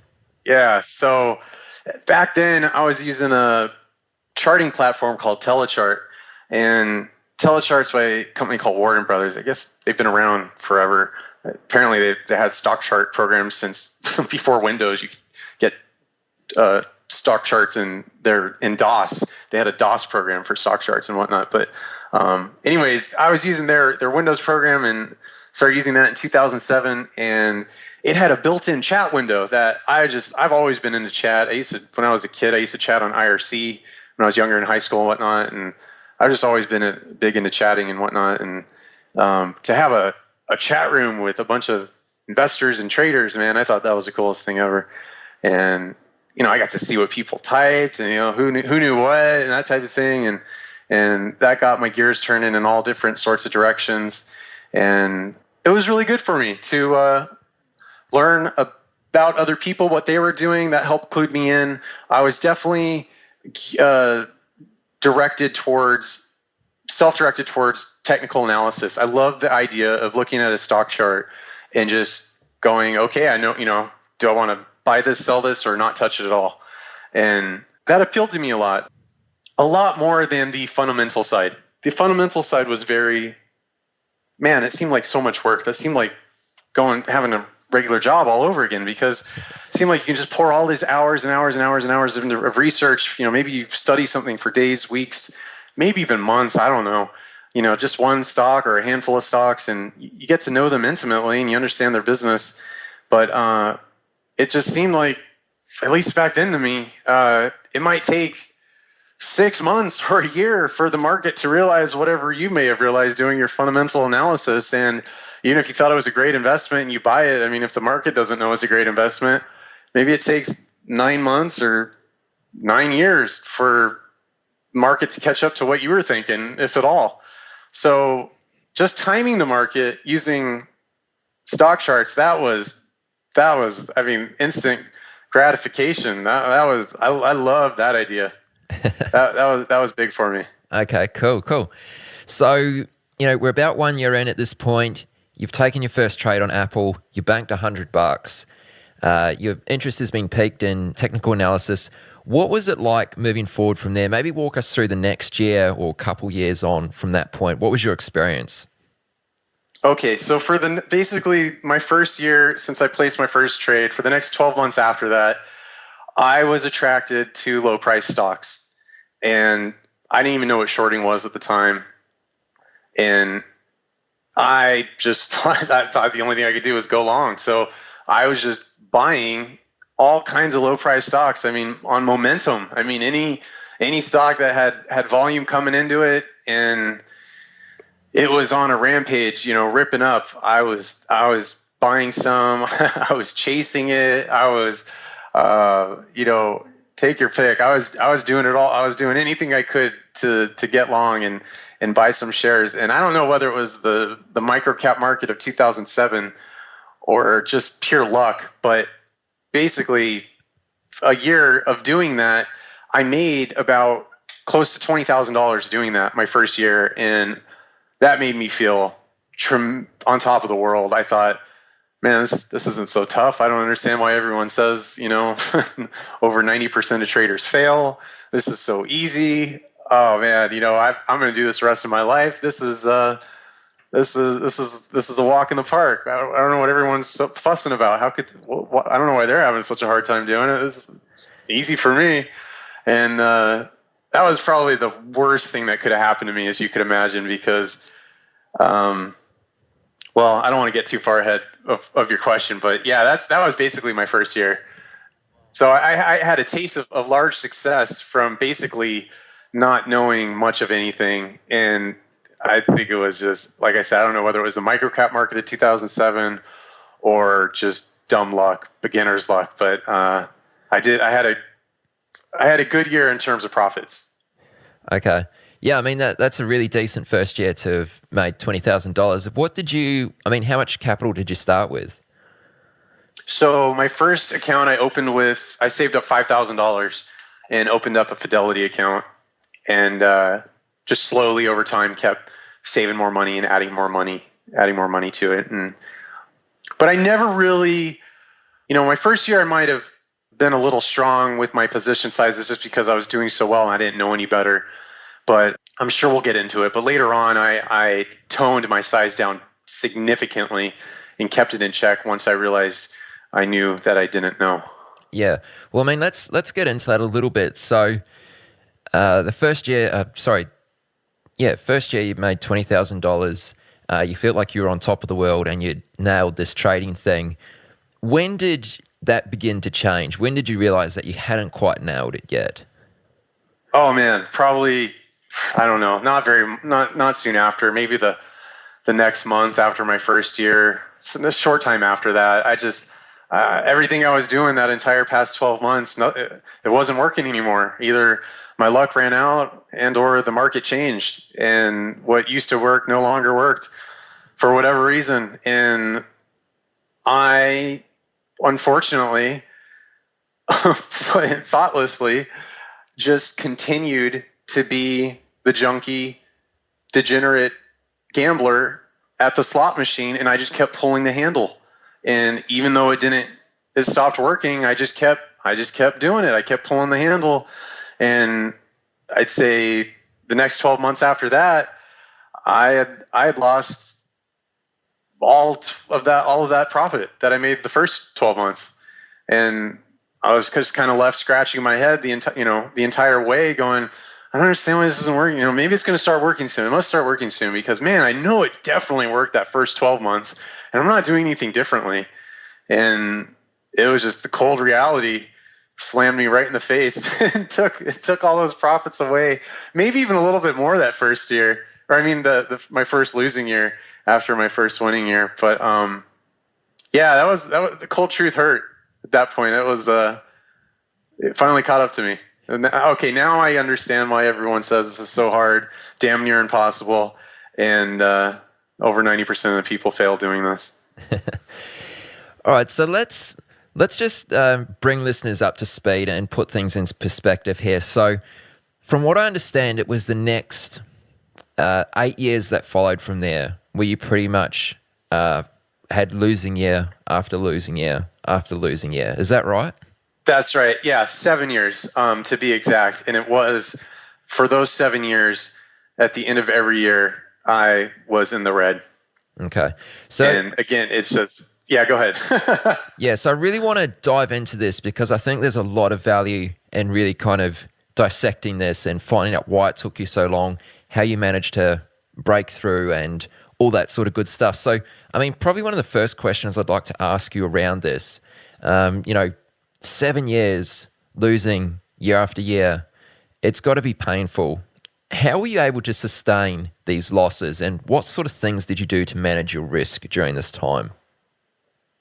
Okay, so great questions, because after my second year of trading, I had my first year winning, second year I lost everything I won the first year. And at that point I realized, okay, it's easy to lose, or it felt better to lose money that I'd made from trading in the markets, but it really hurt to lose money that I worked hourly for, that I worked on the side, I had a real, I worked legitimate, I don't want to say legitimate for, but, I worked as my job, my work, my business. A lot harder to lose that kind of money than it was to lose profits I'd already made in the market. So once I started losing, job money, my work money, that's when the emotions that's when it just felt terrible. It just felt so hard, because I'd lose it so fast, and it would take me, so long, so many hours, X amount of hours I'd have to work to make up for those losses in the market. And so that's when I started understanding, and I just went, whoa, okay, I don't know what I'm doing. This was very misleading for me to have a successful first year. And I clearly did not do well the second year. And I think I'm starting to know that I don't know I don't know anything really. I thought I knew all this stuff my first year. I don't. And that's when I put my size in check. And that's when I said, okay, since I don't know, and I've got a lot to learn, I am going to dramatically size down. And I basically went to just trading very small. I don't think over, I say on average, maybe $5,000 positions. And, sometimes I might get up to close to 10, but I just kept it in check. I never ballooned up, because I didn't want to do more damage than I could recover from. But that was tremendous for me, because, and it's not to say I didn't have, spurts of profitability in those 7 years. It's just that I'd hit periods of profitability, and I do well for some amount of time, but it was just inevitable that it just dried up, and the drawdowns would return, and I just would continue to just lose back on the drawdown. I'm back to losing money, and got to wait for something to change, or got to change what I'm doing. I try and change what I was doing, and I tried all kinds of things, and some of that just led me off into worse directions, I think. But a lot of it was just, I think, having poor habits for a large number of years. And also because I own my own business, I wasn't starving. So I didn't really have dire motivation. So I was making a good living working for myself. So I had income. So even though I might have been in the red for 7 years, hey, I'll add a little bit more money each year, every 6 months to refund and make my accounts healthy again. And, hope for the best. That's basically what it was. Okay. So you said you had some spurts of profitability. Do you recall maybe what was your greatest winning streak? Were you profitable for, say, 3 months in a row or anything like that? Or yeah, maybe nothing that good. Maybe more like I was, I'd hit maybe 3 weeks where I do really well, and then it was always 3 steps forward and 5 steps back. Anytime I hit some X steps forward, I was taking more than X steps backwards. It was just a matter of time in those 7 years. It was just really hard. Okay. And how frequently were you trading during this period, just sort of on average? Were you trading, 5 day trades each day, or was it something, a couple trades a week? So a couple years into it, I don't really know, but at some point, maybe if I was to guess, I'd say maybe 3 years into it, maybe a little less, 2.5 years. I don't know, somewhere around there. I kept funding my accounts, and I probably had one account at that time. and I got over 25,000. So I was getting a taste of day trader's margin and the ability to fly in and out as frequently as I wanted to, with as much as I wanted to, and not being shackled by the pattern day trader rule. So that was really good. But in hindsight, even though I had over 25,000 in the account, I almost wish like I didn't, because I probably would have saved a lot of time and money had I been under the pattern day trader rule. Probably would have been more of a service to me than a disservice.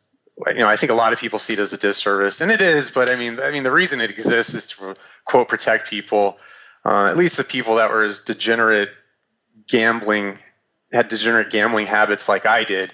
I think that's why the pattern day trader rule exists, to protect us from losing all our money so quickly, at least. So how were you affected by the pattern day trader rule when your account was under 25 grand in the beginning? Yeah, so when I break under 25,000, it was like, okay, now I'm shackled, right? I'm shackled by the pattern day trader rule. So then I would just do my best to either trade my way back above it. Even if I did, I was always nervous because I was so damn close to it. Or I'd go, all right, I'll just throw in another $5,000 and boost me up above it, so I don't have to keep being so paranoid about it that I'm going to break it and get below it again and lose all my freedoms of flying in and out of stuff as I please. Yeah. Okay, so it was kind of like that $25,000 point was like a psychological level Completely. for you in some ways. Oh man, I think I still have nightmares about it, even though it's not really a problem for me anymore. Just an old nightmare that won't leave me alone.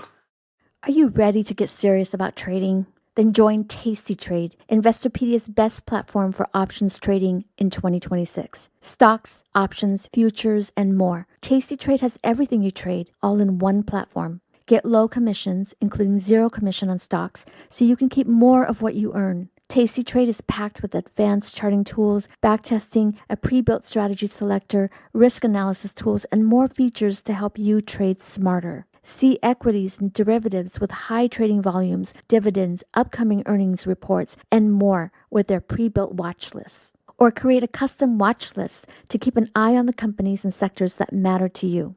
Manage your positions with speed and precision using active trader mode, one-click trading, and smart order tracking. Plus, Tasty Trade's stellar trade desk team offers live support during trading hours if you need it. Visit tastytrade.com/chat for more info.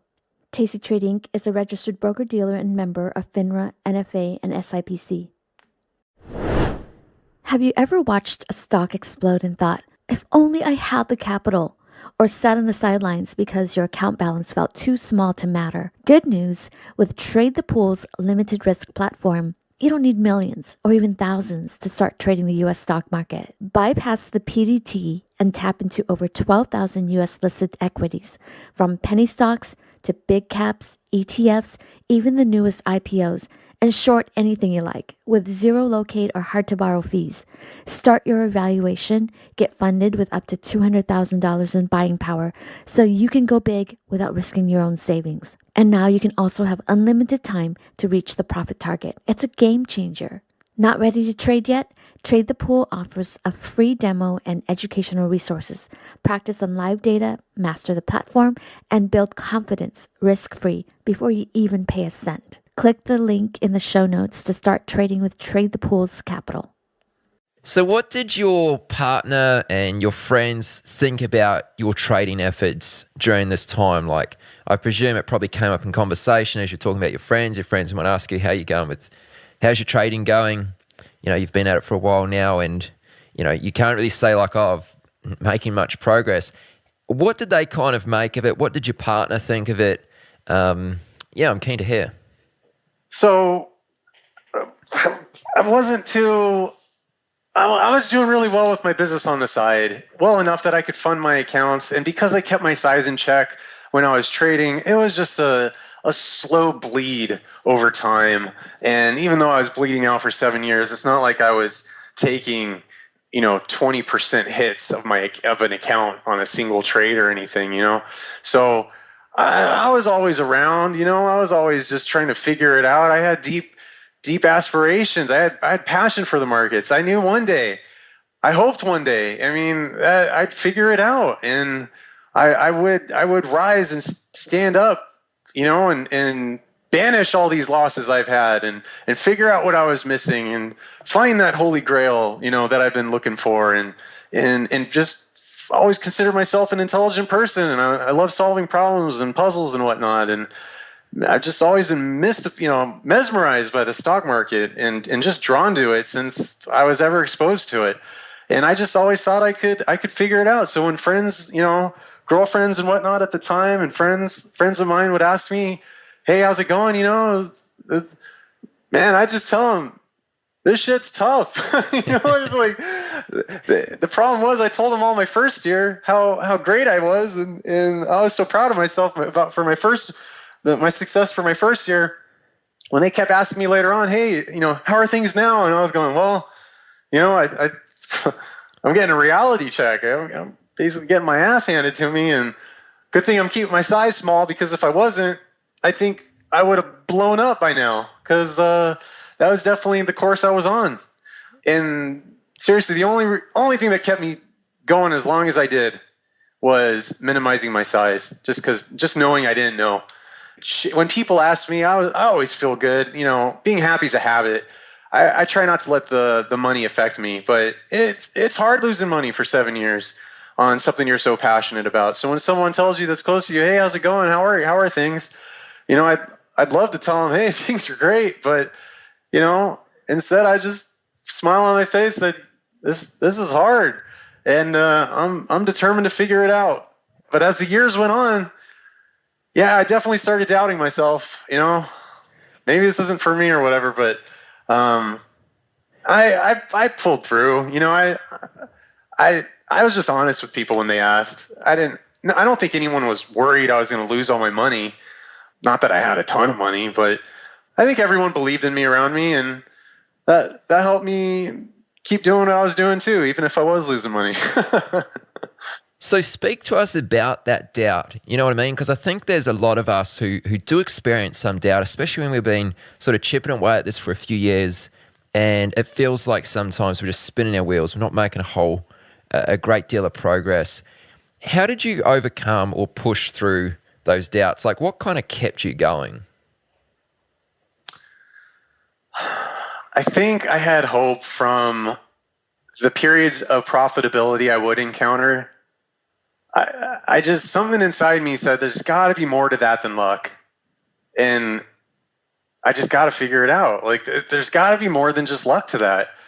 And if it was just luck, then fine. Why am I even doing this? Because I'm proving that if it was luck alone, I'm losing money more than I'm making money. So, but I think that's what, even though I'd encounter those doubts, that's what held me together. It was my, determination, perseverance, if you will. But I was just convinced it had to be more than luck.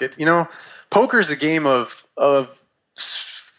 skill and luck. It's got both factors, and I definitely today think that now more than ever about the stock market. But back then, I was just hoping it was more than luck. And the glimpse of that was those periods of profitability I would hit. And when I'd hit them, I'd love them, and it'd feel great. It was just unfortunate that my poor habits would basically, I attribute to the inevitable drawdowns returning. Yeah. So what do you think were the aspects of trading that you found most challenging to come to grips with? It seemed like no matter what, it was really hard for me to understand. I'd learn patterns. I love patterns and whatnot, but I'd learn a pattern and I'd see it work. Obviously nothing's going to work 100% of the time, but to see a pattern that looked like it would succeed, and it was looks like a similar setup the past 10 times I'd seen it succeed, and then to have it fail, that was really hard for me to accept because I wanted it to succeed, because I wanted me to succeed. And I think I was just pressing a lot of beliefs onto, a lot of hopes into what I was doing, instead of being more of an observer and more objective and taking a step back. You know, I was much more forceful trying to make things work. And there's a lot of aspects about trading that are challenging, no doubt. Yeah, so if I was to kind of summarize what you said there, it sounds as though you were trying to trade what you wanted to happen instead of trading what was actually happening. Like you were trying to sort of push your beliefs onto the markets, and override what was actually going on. So let's cut to more recent times now. I think we're going back about 14 months or so now. And obviously, for anyone who's listening to this sometime in the future, we're recording this September 2015. So what was your turning point? What changed that you were able to go from a losing trader to a winning trader? What was significant about what was a significant change in how you approach things? Okay, great question. First, I may have misheard you, but I think you said 2015. God. We're recording this. You know, I just want to be clear. 2016. I might be wrong. I may have misheard you, but you didn't mishear me. That's quite embarrassing. Yeah, that's. No.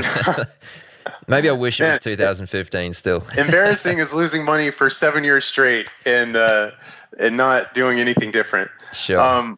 To answer your question, what finally made me flip the switch? After about 8 years, I reached the end of I couldn't take it anymore. And I just had a serious sit down talk with myself. Might as well have been looking in a mirror. And I was just, hey man, I've been doing this for 8 years. I am sick and tired of adding money. I'm sick and tired of taking money I work for on the side, income I make, and depositing it, adding it to my trading accounts, and just slowly losing it over time. It's not sustainable. I need something. I need to prove to myself that, hey, yeah, it's great to be passionate about the stock market, but man, I need to see some serious results and prove to myself this isn't just some pipe dream that isn't ever going to happen, and that I am able to do this. And man, Aaron, I wish I would have done that years and years before I did, because that was the catalyst for all my major changes to lead me to become a consistently profitable trader. I mean, there's so many things. I'd say all of these are factors, but it's hard to say any one of them was, they're all to different degrees important, obviously, but it's hard for me to pinpoint the most important ones. But 2 years ago, I went full time. So I had the perfect environment for trading stocks. I had no competition from work, from anything. So I was in charge of my own schedule. So I could be there when when the stock market's open. I'm trading stocks. I had my full attention. I didn't have any competing forces. That was major. So all those other 8 years, I was trading part-time, trading at work, trading when I shouldn't have been trading, and it hardly ever worked out well, unless I got lucky. But so going full-time 2 years ago was a big deal. Not only that, this is surprising though, but I've always been actually a really private person, and I've never really been on social media. I've never had a Facebook account. I still don't. I've never had a MySpace account. I've never had LinkedIn or Instagram or Snapchat, or I don't know, all the crazy kids and what they use today. I don't do any of that stuff. And so all those 8 years I was trading alone, and I was by myself, and I had basically no one to compare myself to. And that created an environment for me to just float around and go nowhere, or even a little south, because I lost money for so long.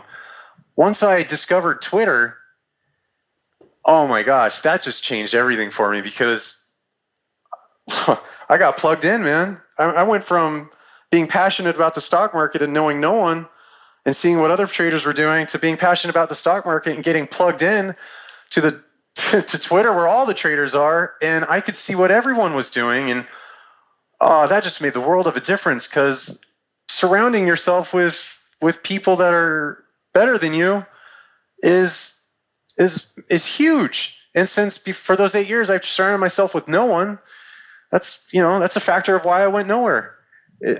So once I discovered IU and Nate, and I learned about shorting. I mean, for those 8 years I traded, I was long only. I knew about shorting it later on, but I didn't even know you could short cheap stocks, low price per share stocks. I just kept going long, bad habits, I guess. Once I discovered IU and, hey, there's multi-millionaire traders in this chat room. Wow, let's see what that's about. So I got plugged in there, and I just started watching what other people were doing. Between IU and Twitter, man, that just really gave me the social connection to other traders where I could thrive, because I'm a competitive person myself in a good way, and I think competition brings out the best in some people and the worst in others. But for me, I think it brings out the best in me, and I don't know why I went 8 years trying without any competition. But once I was able to surround great people around me, then I was able to start asking myself, hey, these guys are humans just like you. What are they? Why can't you do what they're doing? Not that I'm a multimillionaire trader, but they're consistently profitable. Why can't why am I not consistently profitable? Like, it's not like it's not like I have worse luck than them. I mean, we're all getting the same luck in the market. Like, it's the skills. Like, what are they doing that I'm not doing, or what are they not doing that I am doing? And that was a big factor also. Okay, so I mean, there were a few things which had a big impact on your own trading. So, they were your working environment. You went full time into this, so you weren't competing with your day-to-day job. You kind of reached a snapping point, and you had a big mind shift, and getting plugged in with other traders, like meeting others who were doing what you wanted to be doing and were better at it. So, no, that's really cool. Now, I do want to ask you, how did you prepare to go full-time trading? Did you have a significant amount of savings? Did you cut down on how much work you were actually doing, or did you just straight up close the doors one day? How did you actually prepare to go full-time trading? So I actually still own my business. I just am not trying to grow it like I used to try and grow it. It is big enough that I am comfortable, and I can choose my own schedule, and I decided I no longer want to work on site. I want to work from home, and so I just do my own thing at home on my own hours, and that gives me the ability to trade as I please. And that was a big deal. So yeah, I do have savings. I do. It's that definitely helped also making the switch. But just being in charge of my own thing. I mean, that's really it's tough to beat that kind of freedom, and I feel very fortunate to have it. I really do. Let's move on a little bit. Let's talk about how you're actually trading today. Let's dig into your actual methodology. So, how are you trading today? What is your approach, if you had to define it for us? So I love shorting. I'd say I'm 90% a short seller, I think. I'd guess about 10% of my trades are longs, maybe less. And my ideal short is what they call flying pigs, junk microcap companies that are starving for cash, laden with debt, they're just terrible companies, and they're hurting, and they're forced to do dirty things to raise money. And when they do those dirty things, like put out fluffy PRs, and you get these stocks gapping up, 30, 50, 80, 100% or something silly, whatever it is, I'm highly interested. Those are great things. Good opportunities there. So how do you find these junk stocks, as you call them? I find them every morning by just looking at what's moving in the market and pre-market. What's gapping up? What volume breakouts do we have? What stocks are up today on more volume in pre-market than they've had for the average volume the past 20 days, month? Is their volume in pre-market up 400% from there? Well, I want to know about it. But it could be even much simpler, much more simple than that. It could just be high a day gainers list in pre-market. What's flying high? What's flying high this morning? Okay, so you said a little bit just before your ideal short setup or your ideal short stock that you would short would have some sort of fluffy PR around it, or they've done something sketchy to try and raise the price of their stock. Looking at your pre-market gainers list and that sort of thing, that's obviously looking at the price. Do you also need some sort of story to support this? Sure. So as I encounter what a lot of us call pigs, I have a pig list, which is just a watch list I've titled pigs. And I recommend anyone that's interested in shorting pigs do this if they're not already doing it. But it's a very simple idea. Probably a lot of people are already doing it. I don't think I invented it. When I encounter a pig, I add it to the list.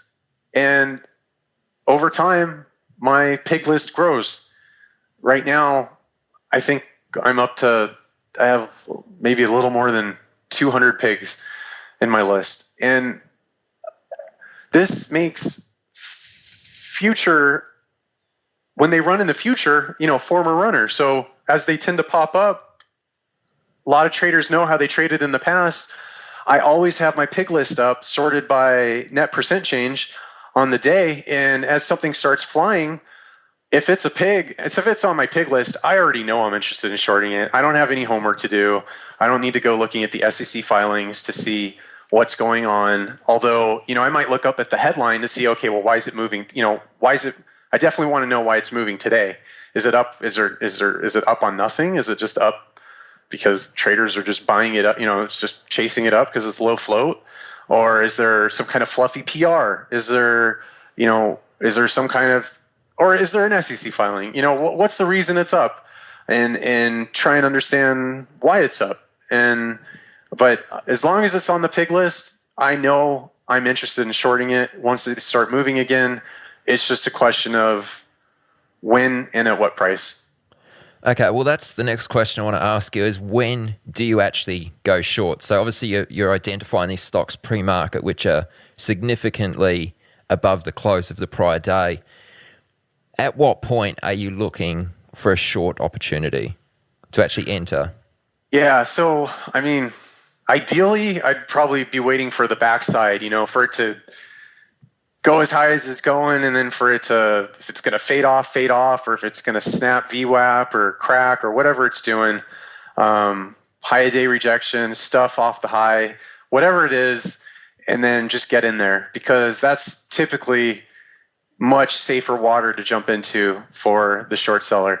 But it's not to say I don't like a thrill, although that might be ideal. I tend to start shorting on the front side, which is definitely a lot harder than shorting the backside of the move. You're basically stepping in front of a train, and you don't just wish for the best, but you try and identify where you think it might top, or at least that's what I'm doing. And I'm just trying to read the chart, the volume, see how it's responding to VWAP, and make an educated guess. Okay, so like you said, it could, some people might interpret this as standing in front of a train. Oh, definitely. Momentum is dangerous if you're a short seller. So how do you manage your risk in that case? Because I imagine, if you time this wrong, you could be very wrong very quickly. How do you go about managing your risk? So part of it kind of goes back to that similar answer from how did I lose money for 7 years straight and just was still alive to keep being in the stock market. And for me, it's controlling my size. I'm not a gunslinging cowboy. I don't size up. I'm not throwing size around like a lot of other traders do. And I'm not saying that's bad that they do that. It's just, for me, I still have a lot to learn about trading, and I'm always going to be learning about trading, but I still have a lot to learn in the sense that although I've learned incredible amounts more than I used to, enough that I feel comfortable, I can step in front of on the short side or on front side and get short. I'm keeping my size controlled so that if something rips against me and goes, just ridiculous, parabolic or something, I'm not sitting in there with my entire account sweating bullets now, because I'm definitely not trying to put myself in very, very bad situations like I used to do. And I'm much more aware of that. So yeah, controlling size is definitely my answer. So scaling helps. If you're a one bullet shooter, it's kind of hard for the guys that are under the pattern day trader rule, because they can't scale because they got one shot, or two shots or whatever, however many bullets they got. And that's about it for their, for a few days, until they get their bullets back to take some trades. But, scaling and controlling size is how I stay safe. Okay. And on any given trade or short opportunity that you've identified, how many times are you willing to be wrong before you let it go and just move on? Like if you get in and, let's say you have a stop higher up that gets hit, taken out, you're out of the market. Do you attempt to go short again X number of times before you just leave that alone? Yeah, I used to not do that. I'd try it once, maybe twice. And then if I hit, if it got to my risk level, I just took my loss. And then it seemed like inevitably it would finally do what I wanted it to. And I was just watching it, not participating. And I'd go, man, should have taken it again. But some stocks are very, very, very difficult. I'm sure a lot of traders have the same thoughts. You have an idea on it and you take it and it didn't work, you take your loss. And then you could try that. In some of these stocks, I swear they're doing it just to mess with you. And you might try it, 4, 8, 12, 15, 15 times, and you're just exhausted taking small losses on it. But, then you get easier ones that they just crack and you just get in there and you just hold on for the fade and you get paid. There's all kinds of different animals in these charts, and there's so many different types of plays too. It's just a lot of patterns and a lot of opportunities to make use of. Okay, so just slightly changing the subject, looking at your Twitter feed, it's clear to see you're massive on documenting your trades. I don't know if you've always been this way, but what exactly do you do? Like, what do you go through and how do you document your trades? Sure. So when I finally reached the end of my rope and was like, I need to see some results in my trading because I've just been losing money for so long. Part of that was I realized that, you can't improve what you don't measure. And I think some people will argue, well, your account balance is what is the metric. That's how you measure. But for me, I needed something more than that. And I started tracking my P&L, and to not be that degenerate gambler who's just pulling the handle on the slot machine time after time after time again, even though it stops work, even though it's not working. I wanted to start tracking my journey and see what I could learn from it.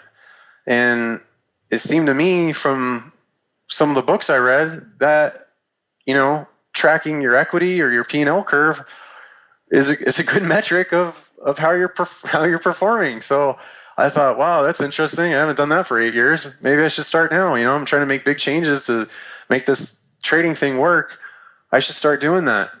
So I got a Twitter account and I said, all right, man, everything, whatever I trade today, I'm going to put it on Twitter for the world to see. And it's not really so much for those people, for everyone to see. It was for me. It was for my own benefit, to help me stop being a degenerate gambler in that sense, and to be more responsible and to hold myself accountable for my trading decisions each and every day. And that helped me get a handle on my overtrading. That helped me get a handle on my being impatient. That helped me get a handle on becoming consistent. It helped. There's a lot of people that don't believe in posting P&L. I'm pretty certain I'm outvoted. A lot of people don't think it's a good thing for the trader to do that. Me personally, I so firmly believe, for me, that it was a factor, and I even think to say a large factor, in helping me go from being a losing trader to a consistently profitable trader. Because the amount of accountability and feeling of responsibility that it provided me, thinking that all these other traders were looking over my shoulder. Not that they were, not that I had all these followers or anything. I mean, I didn't have any followers when I first started doing it. But again, I was doing it for me, not for other people. It changed something in my head, and I started making much better decisions when that was definitely a factor to me making much better trading decisions. Kept me from being reckless, because I was very easy to be reckless for a lot of years. I could go from zero to reckless extremely quickly, and I don't do that anymore at all. I try not to. Yeah, I like what you're saying there, because when you do post, your P&L, and when you are, not so much that, when you do have that accountability, I mean, it's very easy to lie to yourself. As much as you don't want to do it, it's very easy to do. But when you've actually got, like as you described it, there's someone looking over your shoulder, that accountability and actually having to lie to someone else is very difficult. Well, for most people anyway. But I just want to throw in there actually, measuring your P&L, I think, is probably quite effective when you're at least a profitable trader. When you're not a profitable trader, up until that point, it can be quite difficult to measure your success in terms of P&L. And Futures Trader 71, who was on episode 82, has a really good bit about how other ways to measure your success, or your progress, I should say, besides your P&L. So if anyone wants to hear more about that, chatwithtraders.com/82.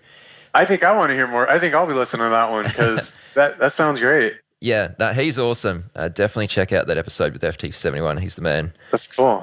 Yeah, for me, once I could see that I was building a spreadsheet and putting my daily P&L in it, and it would change what my P&L curve was doing, I felt like I had something tangible. Like I felt for the first time ever, I was in the driver's seat, and I was going, okay, I can make good decisions so that I can end the day in the green, and my curve will go up. And I felt like I was drawing something slowly over time each day, and kind of felt like an artist. Like I was like, wow, this is really cool. I want a really nice line. And it helped me making my decisions when I was trading and going, before I took a trade, I go, is this really a good trade to take? Is this just a substandard trade I should be skipping? Is this really a trade that I want to affect my P&L curve? Because if it's not, I don't need to be trading it. I'll just wait for a better setup. And that was a big deal for me. I really like how you framed that, as in, is this a trade I want to be affecting my P&L or my equity curve? I think that's a really good way of looking at it. That's cool. So just to wrap this up here, what suggestions do you have for traders who are just starting out today? If there was just maybe one or two things you could share with them, you've already shared a ton of great insight, but just to wind things down, one or two things to take away, what would you suggest to them? We just got done saying it, but you can't improve what you don't measure. And for me, that was creating a P&L curve and tracking my daily P&L, along with some other stats that I've included also. But the other trader you mentioned had some good ideas you said about for beginner traders or struggling traders for tracking and measuring, some kind of metrics that they're using. Whatever it is, take a scientific approach and measure what you're doing. Please, if you're not, I really think it can help you gain insight into what you're doing and why you're doing it. That was a big deal for me. Another thing is habits. I'm a firm believer in, good trading is synonymous with good habits. And when you have bad habits, I had bad habits for 8 years, and it was very hard for me to unlearn those habits and create better, good habits. And if you're just starting out, it's great because you can start out from not having bad habits and you can develop good habits from the get-go. But if you've been struggling a while, identify what you're struggling on. Are you overtrading? Are you impatient? Are you just gambling? We all have the same problems. It's just identify what you're doing wrong, and what they often, it's very common to say a chain is as strong as its weakest link. Find your weakest link and focus on it. Pick on yourself. What can you do to become a stronger person and a stronger trader? And lastly, I traded in solitude, by myself for 8 years. I'm a competitive person. If you are too, surround yourself with great traders. Surround yourself with traders that are similar to you or a little better and like-minded. I have trading buddies I trade with. TWB52, shout out to him. 4Trade, shout out to him. Those guys, we're like-minded people, and we trade the same things. And we, if you're out there hunting, if you're just one wolf hunting for food, you're not going to eat like you are if you're out there hunting with more wolves or another wolf, or you have a team of wolves or a pack of wolves that are like-minded and are looking to feed on the same thing. So, connect with other people. Find people that are like you, and see what you guys can do. It's the Boy Scout system. I used to be a Boy Scout. I don't remember what it is, but have their back, and they'll have your back, and try and keep each other out of trouble, and just do your best and always learn, man. Good stuff. Good stuff. Nico, where is the best place listeners can go to find out more about you? Right now, it would probably just be I guess my Twitter. So at inefficient MRKT, and that's my Twitter handle. I think I'm going to start a blog though, because over the past 14 months, I've had a tremendous amount of people ask me for my spreadsheet that I created where I track my stats and my daily P&L and my P&L curve. And I think I'm actually going to be releasing it very, very shortly into the wild for everyone to use, because I know a lot of people use TraderView. I think it might be called.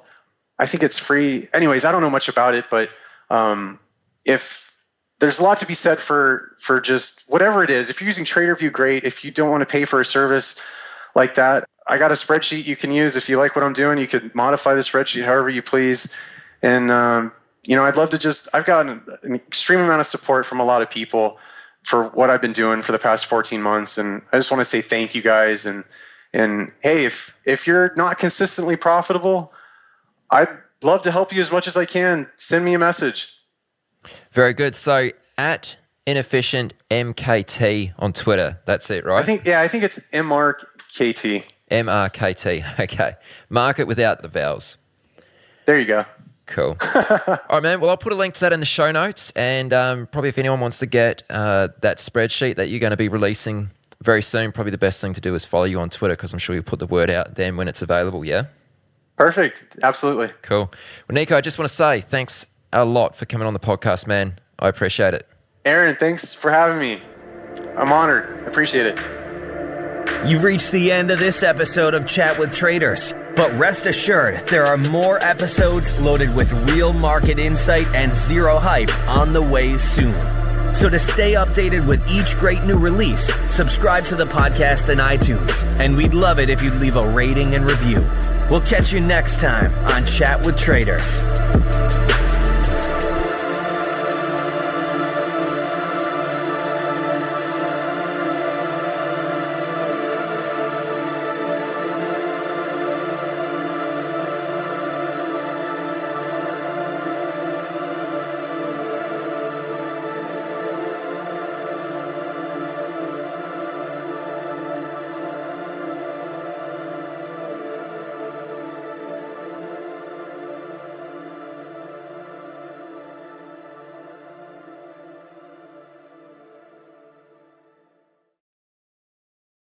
Chat with Traders is brought to you by Trade the Pool. Did you know that every decade the market reinvents itself? Online brokers opened the doors, mobile apps made trading seamless, and commission-free trading erased barriers.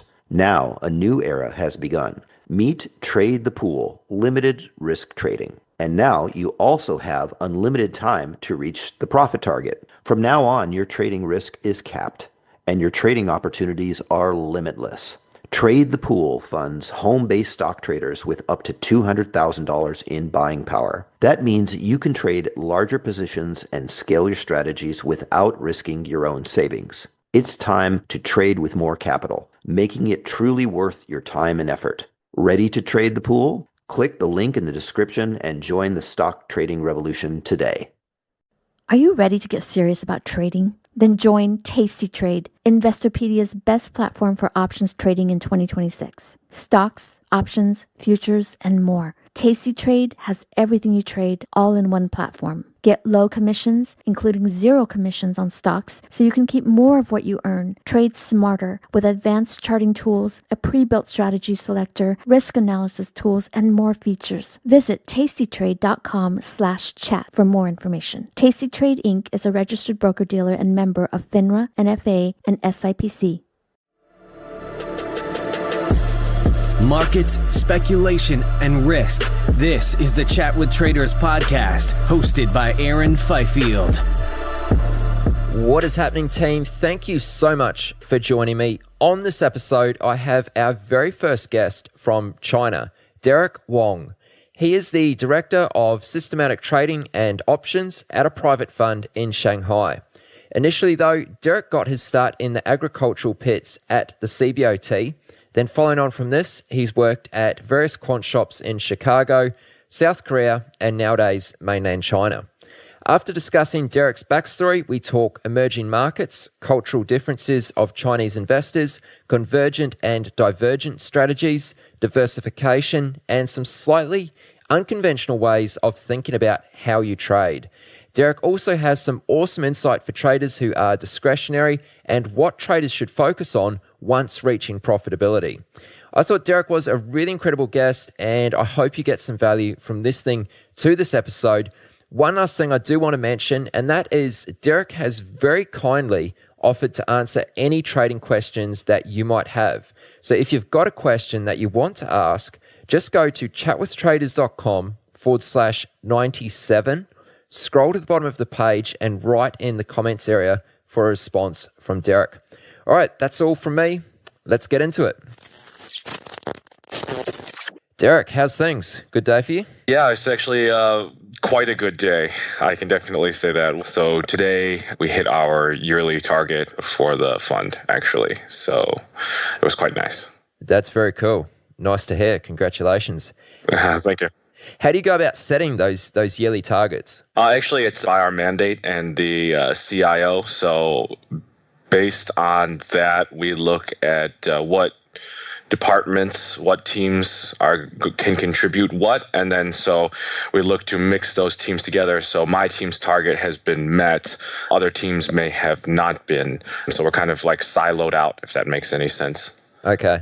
So what does that mean sort of going forward for the rest of the year? Obviously, there's still, like another 2.5 months left? You can consider it like we are in kind of take profit mode, if that makes any sense. So we've reduced our leverage, we've reduced our volatility, and we're trying to hover around this area for the remainder of the year.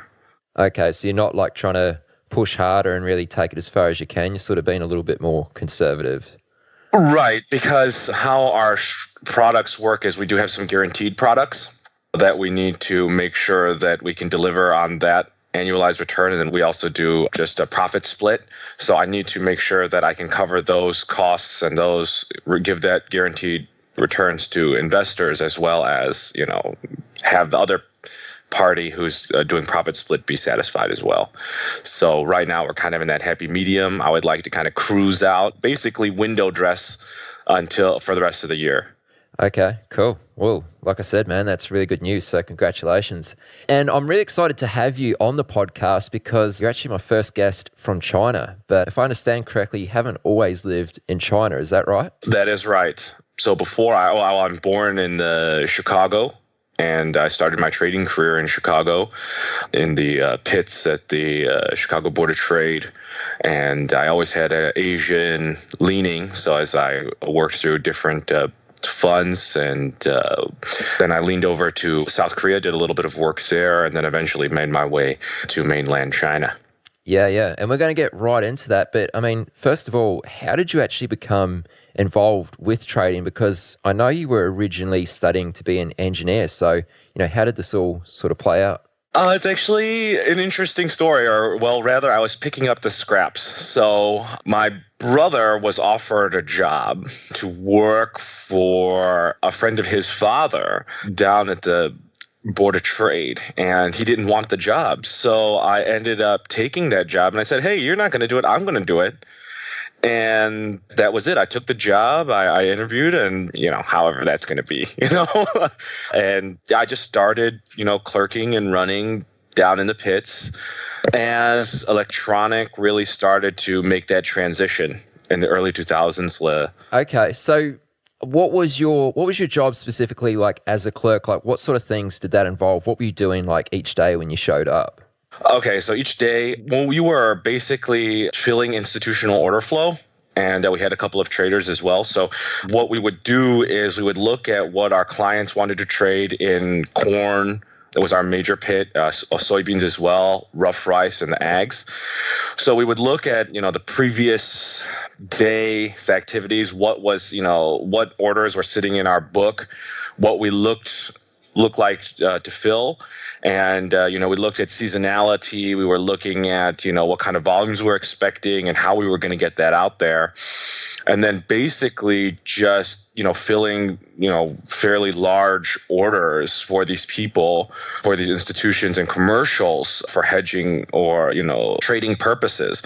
And so we had one guy who had a big Palm Pilot, I guess you could think of it like that, or a big iPad type thing who could do electronic.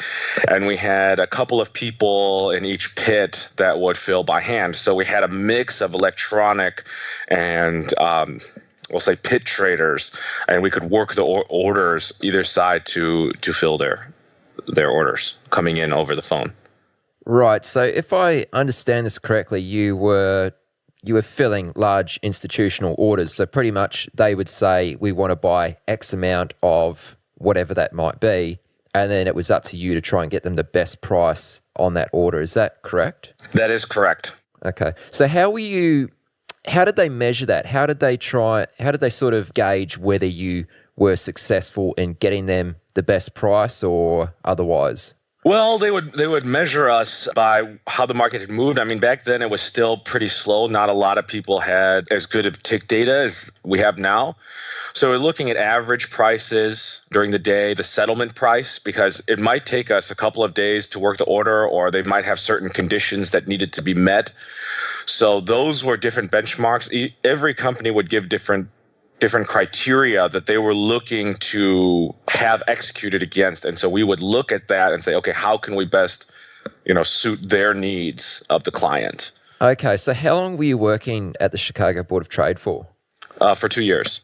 Right. And then what happened from that point? Like, where did you go from there, and why did you decide to leave? Right. So then that was still when I was quite young in university. So after that, I ended up going into the family business a little bit, and then transferred back into trading. So kind of a roundabout way. I'm the oldest son So in a Chinese family, it is my duty to kind of take hold of the helm of the family business.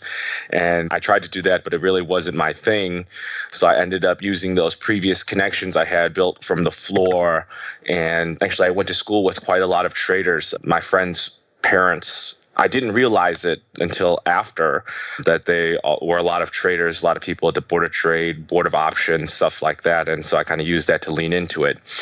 And that allowed me to use my engineering experience to start to do programming and analytics on the more quant side. So I joined a small fund who had systematic trading strategies.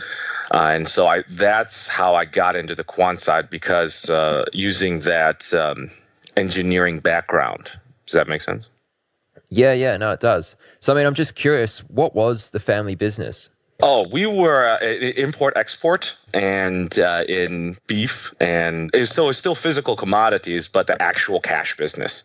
So we did have a seat on the exchange that would do the hedging. So I moved back to the physical side of things. So it was same value chain for a producer, but I was the producer instead of the trader. Okay, I'm with you. So tell us a bit about the quant fund that you moved into. What type of strategies were they trading there, and what was your role more specifically? Okay, so my role there was junior quant strategist, I guess would be the way to put it. They were a multi-strategy fund run by an ex-Merrill Lynch guy. He had previously worked in Japan, launching a desk there, and came back to the States and was doing a stateside fund. And so what we were doing was we had some PhDs, and we had 300 trading strategies, and it was just a multi-strategy, and we were trying to see how we could fit that together to trade the US and then still keep leaning towards Asia, which is how it evolved into going into South Korea. That's crazy. 300 strategies. Is that normal? This is where I really learned how to manage, analyze individual strategies and then manage them into a single portfolio. And so really that kind of developed into my philosophy that really got baked into me really early, thinking about more than an individual strategy, more than just how any one strategy works with another strategy, but thinking a very 30,000 foot view of how to think about running a fund based on strategies, right? Yeah, and I mean, that's something I really want to pick your brain about as we get a little bit deeper into this, because I know that's something you're very big on, is the multi-strategy approach. Going into this quant fund, did your engineering background help you? To what extent was that beneficial? Okay, so actually one of my final projects, this was almost 10 years ago, more than 10 years ago, was doing self-driving cars, the logic for self-driving cars. So what we were doing was we were scanning the roads and taking input from, the white lines on the road to make sure a car could stay inside those lines and predict collisions. So by having that understanding of logic and, seeing, okay, if this situation, what happens, and programmatically working out a lot of different edge cases, that allowed me to transfer over quite well to the trading side of things, because I understood, this thing is going to be automated. It's already running by itself. How do you make that run, as well by itself that it can do? And if some unexpected situation comes up, like an unexpected collision, how is it going to react in those cases? So when I went to the trading side, it's the same thing. So you have a system, right? It's going to automatically trade by itself. When an edge case or high risk or high volatility point comes up, how is the system going to react? How is your automated car going to react? And I think that it was quite a very easy leap for me to go there and still to apply a scientific process and engineering problem-solving mentality to the problem. Okay. And going into the quant fund, previously you were trading you were a clerk on the Chicago Board of Trade, on the floor.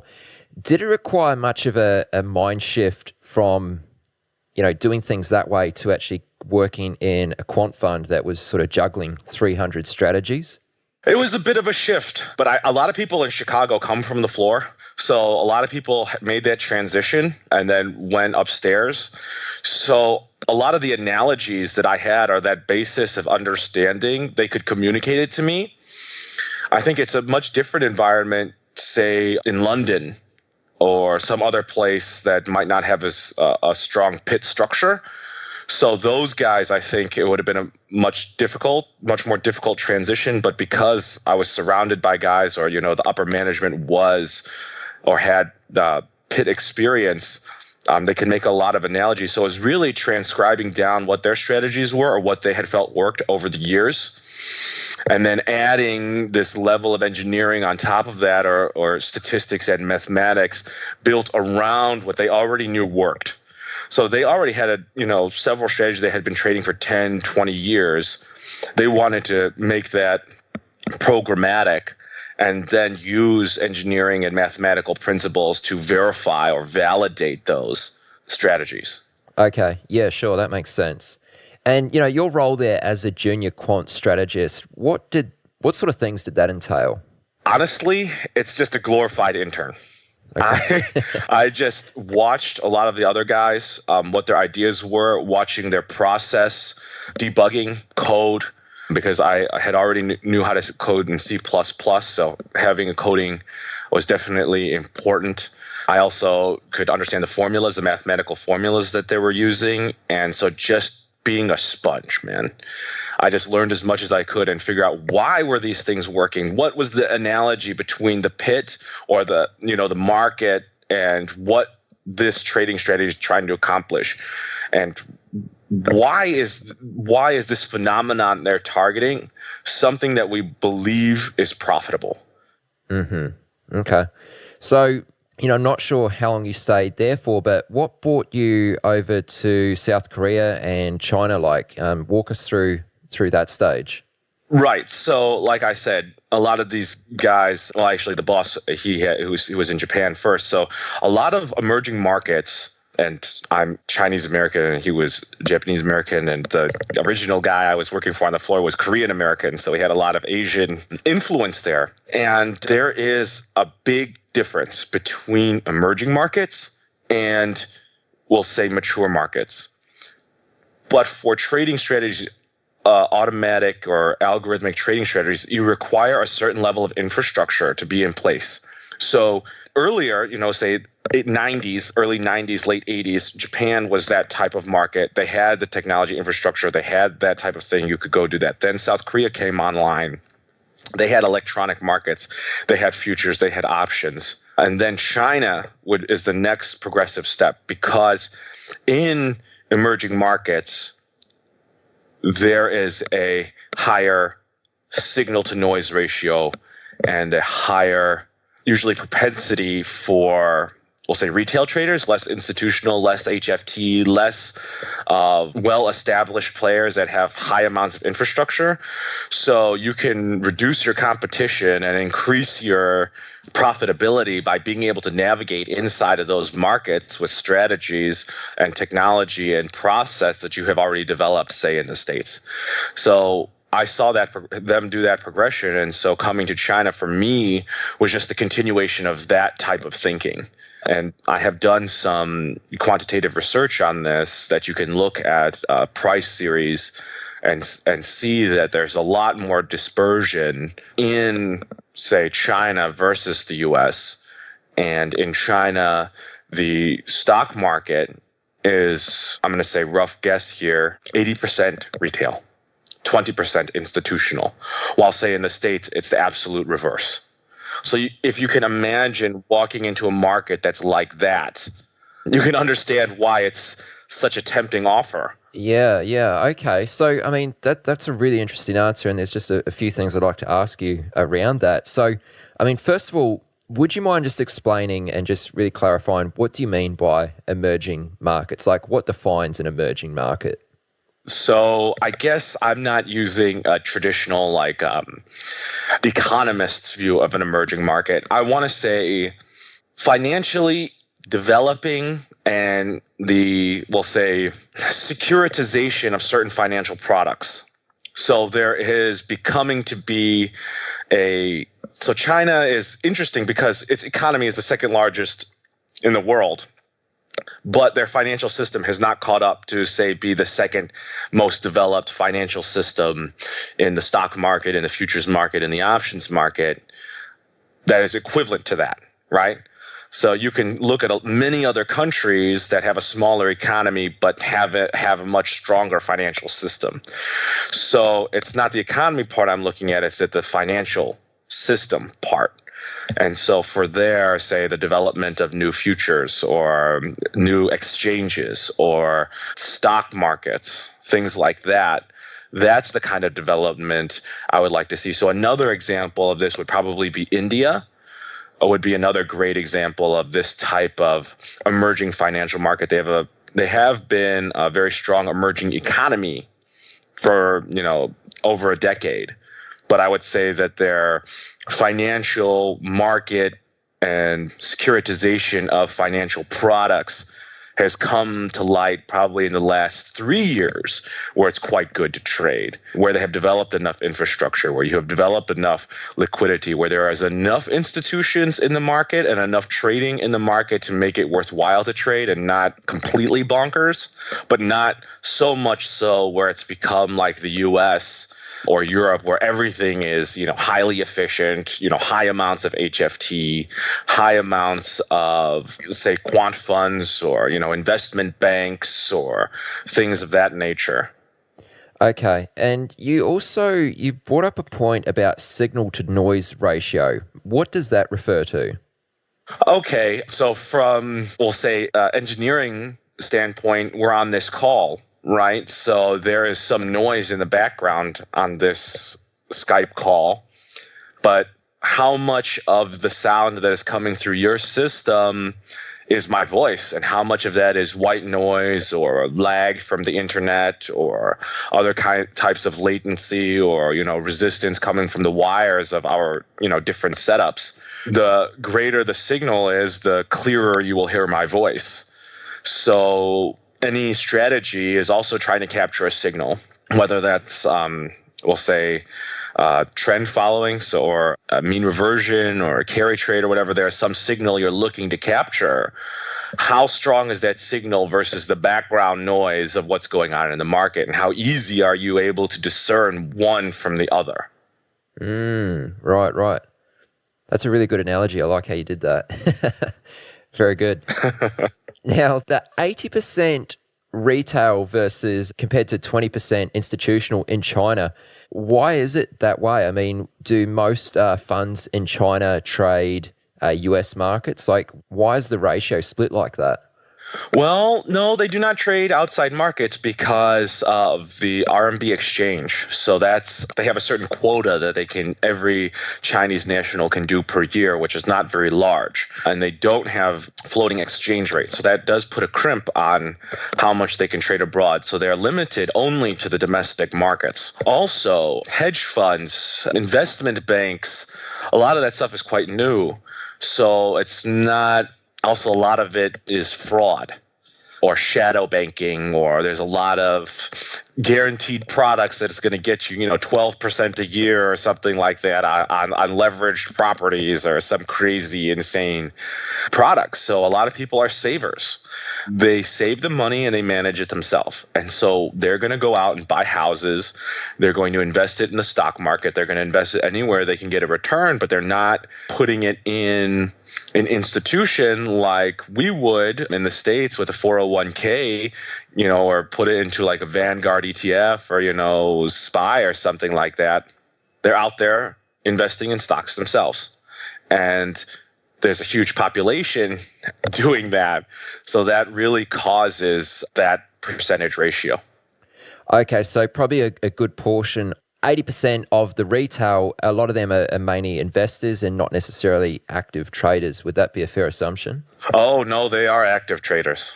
They are 10 times more active than any American. Their average trade might be less than a week.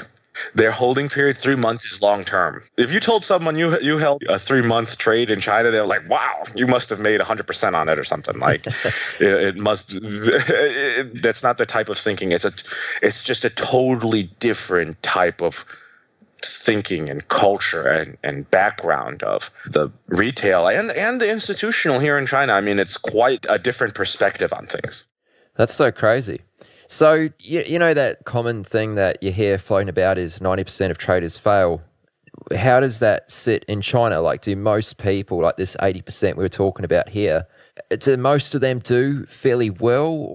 Okay, so in a bull market, everything is easy. China has been in quite the bull market for a very long time, so people are used to making money. After the stock market crash, I would say significant people took a hit. So I just talked to a coworker of mine last week talking about this. We trade mostly futures, so I can give you a better perspective on that. We were discussing the differences between, traders, both non-professional and professional traders abroad versus here. And he said in China, it's 95% of people fail for the retailer area. So actually, it's a higher percentage of people are failing here because a lot of them trade rumors. A lot of them have, listened to gurus on TV. There are guys drawing charts and technical analysis, telling your grandma how to take a trade in her retirement account. I mean, it's wacky, man. I don't know. I cannot. If you have never seen it, it's hard for me to explain what it's like, but it's definitely a lot of retirees probably got very much hurt in the last year. Yeah, it's funny you mentioned that actually, because I remember reading an article a little while ago now about, I'm pretty sure it was in China, and there was like a soap opera on TV, and they mentioned a company, and that company did something which would be interpreted as being good news. And this was only in the soap opera, like it was all made up. It was just acting. And that company's stock like soared over the next like week after that episode came out or something like that. Like, is that the sort of thing that happens on a regular basis? Absolutely. The virality of news in China is extremely fast. So we have WeChat. For people who don't know, it's like WhatsApp, but for mainland China. And there are tons of investment groups, private ones, public ones, whatever. Someone makes a recommendation who's got, a high rating. You'll see thousands of people, buy into that. Definitely you'll have a volatility spike. Definitely you'll see the market move in a particular stock. I mean, it's no question that anything they see on TV, reality or not. I mean, if they pay these stars to wear, some clothes or some hat, if it becomes fashionable, automatically in the next 2 weeks, everyone's going to have one. I mean, just how things spread like wildfire in China, just because of the interconnectedness, I think does, play into that. And that definitely, when you think about retailers doing this, it definitely hits their psychology. I mean, if you imagine how retailers think, and you imagine how some of these people don't have a trading or financial background, and they're out there trading their own money, they're going to be hitting with these swings. So you compound the huge amount of connectedness with trading psychology, and you can imagine why the types of moves you see in the Chinese market exist. Yeah, it's fascinating, isn't it? Yeah. Let's bring this forward to current times now. Bring us up to speed with what you're doing today. All right. So today I'm working at a fund called Fortrade Investment Management Co. Limited, and we are the investment arm of a Shanghai-listed company. And for us, we are a private fund, and I am the director of systematic and options trading. So what I do on a daily basis is just trade a portfolio of algorithms that fit, like I said earlier today, our mandate and our target, and use a variety of systems and control my portfolio in such a way to generate a product that will satisfy those investors' needs. Okay, so you mentioned earlier that you trade futures and you've just mentioned that you trade options as well. Are they the two products that you trade, or do you also trade anything else? No, that's all we trade. And actually in China, there's only one options contract that exists. So, and it's highly regulated. You can only have 10 contracts on. So we are preparing for that. But like I said, developing market, there are no options on commodity futures yet. It just does not exist. That is an innovation that will come out in the future. So preparing for that is what my department is, and that's my official title. But just imagine that there is none. So the options that are available, what are they? What's the underlying asset? It's on the stock market index. Right. So how do you use those options? Like, what purpose do they serve in your portfolio? I'll be totally honest with you. We don't trade them. It's just in my official title. Got it. Okay. So when it comes out, I can trade it, right? But until then. Right. At least it's in your title. So when is that expected to take place? Like, is that happening sometime soon? That's a fantastic question, because we have been waiting for it for quite a long time, and it's all up to the government regulation. Everyone tells me it's coming soon or next year. But until the CSRC, which is the equivalent of the Chinese SEC, approves that and the party approves that, there's no telling. I was actually down, I want to say about a month ago, a little bit more than a month ago, talking to the chairman of the Zhongzhou exchange and other exchange officials in Dalian to try to find out what the target is for this. And, it was still up in the air. Everyone is very excited, saying it's going to come through, but there was no verifiable date for that. Okay. Well, I bet you're hanging out for it. Are you ready to get serious about trading? Then join Tasty Trade, Investorpedia's best platform for options trading in 2026. Stocks, options, futures, and more. Tasty Trade has everything you trade, all in one platform. Get low commissions, including 0 commission on stocks, so you can keep more of what you earn. Tasty Trade is packed with advanced charting tools, backtesting, a pre-built strategy selector, risk analysis tools, and more features to help you trade smarter. See equities and derivatives with high trading volumes, dividends, upcoming earnings reports, and more with their pre-built watch lists. Or create a custom watch list to keep an eye on the companies and sectors that matter to you. Manage your positions with speed and precision using active trader mode, one-click trading, and smart order tracking. Plus, Tasty Trade's stellar trade desk team offers live support during trading hours if you need it. Visit tastytrade.com/chat for more info. Tasty Trade Inc. is a registered broker-dealer and member of FINRA, NFA, and SIPC. Have you ever watched a stock explode and thought, if only I had the capital? Or sat on the sidelines because your account balance felt too small to matter? Good news, with Trade the Pool's limited risk platform, you don't need millions or even thousands to start trading the U.S. stock market. Bypass the PDT and tap into over 12,000 U.S. listed equities, from penny stocks to big caps, ETFs, even the newest IPOs, and short anything you like with zero locate or hard to borrow fees. Start your evaluation, get funded with up to $200,000 in buying power so you can go big without risking your own savings. And now you can also have unlimited time to reach the profit target. It's a game changer. Not ready to trade yet? Trade the Pool offers a free demo and educational resources. Practice on live data, master the platform, and build confidence risk-free before you even pay a cent. Click the link in the show notes to start trading with Trade the Pool's capital. Let's get stuck into the strategies part. Talk to me about what are the type of strategies that you're trading at the fund. What are your algorithms doing? Okay, so I like to think of trading strategies in 2 families, divergent and convergent trading. Most people associate these 2 types with trend following and mean reversion, but I don't think that that's such a great definition. So I would prefer to use divergent and convergent. Majority of our strategies are divergent strategies because, as we know, China is highly volatile. It does have a lot of, big moves. So we do look to capture that and then backing that up with some diversification in the convergent strategies. Okay, so would you like to flesh that out a little bit more? Like, why do you refer to these strategies as convergent and divergent rather than trend following and mean reversion? Like, are they Are they different in some way, or do you just prefer those titles? No, I think the definition is much better. So let me see how I can put this in a very crystallized manner. So let's start with convergent. In convergent, we believe in something, and normally that something should occur. So in mean reversion, we believe that there is some mean or some true value, and when price is away from that, it should return.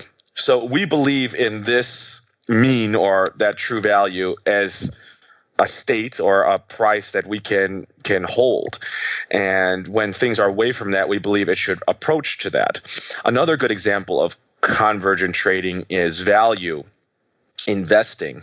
You believe that the fundamental pricing of a company is X, and if the share price is not representative of that fundamental value, then we should buy it until it approaches that fundamental value. So that is something we believe in fundamentally, right? And this is something we have researched or we have found, and we expect the state of the market to maintain that relationship. Does that make sense? It does, yeah. So when you're talking about convergent and divergent strategies, the trend really has quite little to do with that, right? Right. So a trend, we believe it's not going to be normal. The state of the market is not going to fit into our criteria. There's going to be some radical shift, right, that's going to happen. So we can imagine a trend as a radical shift away from where price was before, right? So that means that whatever that quote-unquote fundamental idea that it was in convergent trading is no longer viable in the divergent trading, right? Because, the price has moved so far away from that. So that is where we come to the difference. Another, I guess, characteristic of these two would be the distribution of the returns for both of these strategies. I think that's a much more important thing to look at because they have opposite return distributions, and usually you'll be able to classify what type of strategy that is by looking at that, or even look at a hedge fund or a manager's or a trader's return distribution and figure out which one of these two he's leaning towards. Okay, would you mind just dumbing that down for us a little bit about the return distribution between the two? Okay, so if I add up all the percent returns or the log returns I generate every day, and I put that into a histogram on my Excel, it will draw me a picture, right? And so we'll say that there is a line where my average is. So we put it on the Excel and we get the histogram. If we have the tail on the right side, okay, we have most of our losses on the left side. So that means we'll have a big fat lump where we're losing more frequently, and we have a big right tail, which means our profits will be much larger than our average losses, which is a characteristic of a trend following. So that'd be a divergent. On the other side, if we had a convergent strategy, our, big hump would be on the right side of zero, right? So we'd get a lot of winners a lot of the time. So we'd have a very high win rate, but our tail would be to the left. And that means we would have a lot of infrequent but large losses. Does that make sense? Yeah, no, that does make sense. So, I guess my next question would be, how are your algorithms programmed, or how strategy set up to detect when to trade a convergent or a divergent strategy? That's a good question. So first of all, we need to think top level. And for the most part, when you make a fund, you're making a product. And each one of these strategies is an ingredient. Each individual strategy is an ingredient. We need to mix those together somehow, right? That mixing together, we use something called dynamic portfolio.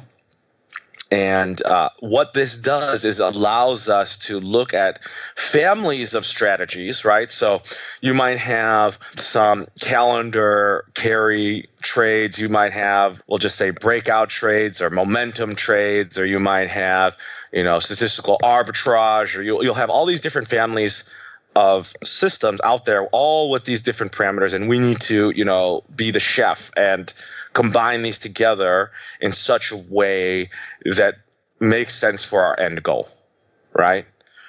So how we do that is we go through the three-dimensional diversification model that I have developed. Okay, so would you mind explaining that model maybe a little bit more? Right. So we know that diversification is really important. Everyone knows it's the only free lunch on Wall Street, right?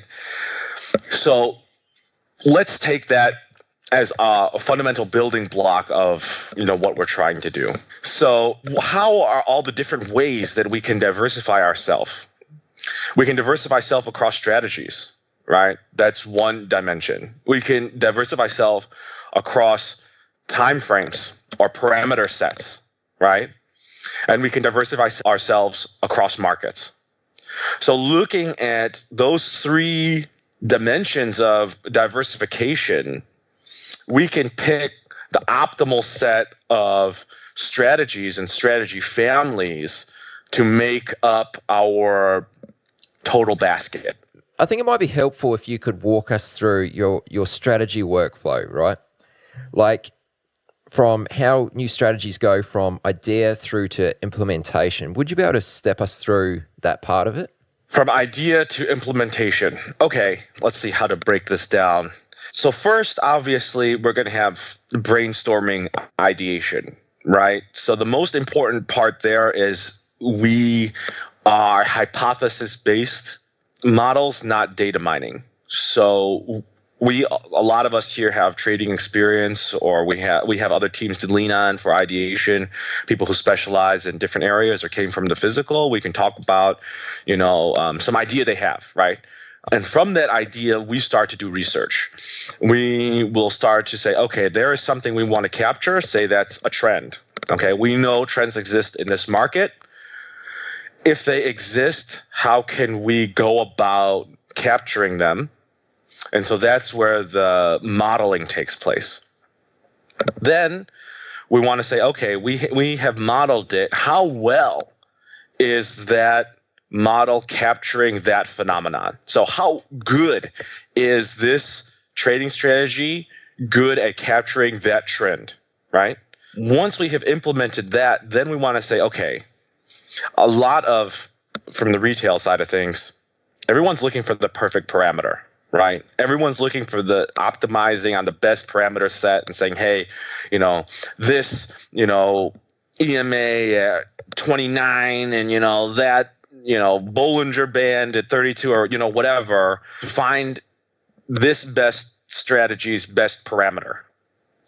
I don't believe in that, because I think if you're capturing a specific phenomenon, that phenomenon is also, it's fluid. It's not stationary. So you're going to have different phases. So there might be short-term trends, there might be medium-term trends, there might be long-term trends. If I'm good at capturing trends, I should also be good at capturing trends over different time frames. Or this idea should be good at capturing them across these time frames. So I'm going to cast a larger net, right? I'm going to throw a big net out there, and I'm going to say, okay, how does this, trend following strategy follow? And so I would make a family of them. I make a family of all these different parameter sets, and then I'm going to treat that family as one unit. We'll say trend following strategy unit. So I might have very fast trends all the way to very slow trends, and then I'll be looking at all of them and see how to mix them, over different periods, right? So I'm rebalancing them. I'm looking at rebalancing my portfolio using different mixes of these things, because at that point, each one of these things is now no longer a strategy. They're all a return time series. They're all an instrument. I can now invest in any of this family of strategies as if it's a stock or it's a future. I'll say, hey, this one looks good. I'm going to put money into it. I just went long the strategy because I've invested money into it, right? So that's how I'm looking at that. Once I've come up with whatever my portfolio is of these strategies, and we've done our, back testing with our in-house software, then we're looking at, simulation trading, implementing that, doing some, exchange-based small money trading, looking to see what any edge cases, what do we need to do, and then ramping that up to full-on investment. Okay, so right at the beginning of that answer, you said that you focus on hypothesis-based strategies over data mining strategies. Would you mind just explaining the difference between those two? Sure. So a hypothesis-based strategy development means I'm coming from a research or a human idea. Like I said, I believe trends exist. So how could I go about catching trends? Or I believe value investing works, or, companies can be fairly valued. So I'm going to go about researching that. Data mining would be, okay, I've got, 200 terabytes of tick data for 100 different markets. I'm going to run as much regressions and machine learning algorithms, support vector machines, whatever you want to run on it, and say, okay, now I have some model that looks like it's going to work.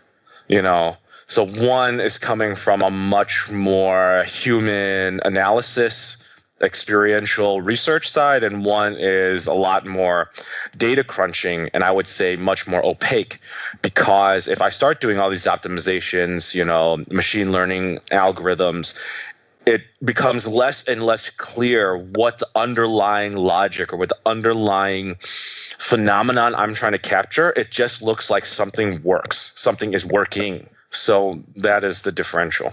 Yeah, no, that's a good explanation. And do you see, listening to your answer there, it kind of sounds like you're not a fan of the data mining approach. Do you feel as though it can work and some people do make it work, or do you feel as though it's dangerous territory? No, I do believe it works. I have used it before, but there is like a voodoo line. Okay, there is a line where you start to do too much of it. It just becomes magic voodoo where the computer is spitting out some glorious answer. For me, it's always about unraveling it. I personally, as a human being, as a scientist, engineer, researcher, I want to understand what it is we're doing. Once it becomes so opaque that I can't unravel the logic, I can't unravel what is going on, or I can't easily do it and it becomes, overly complicated and unintuitive, I get uncomfortable.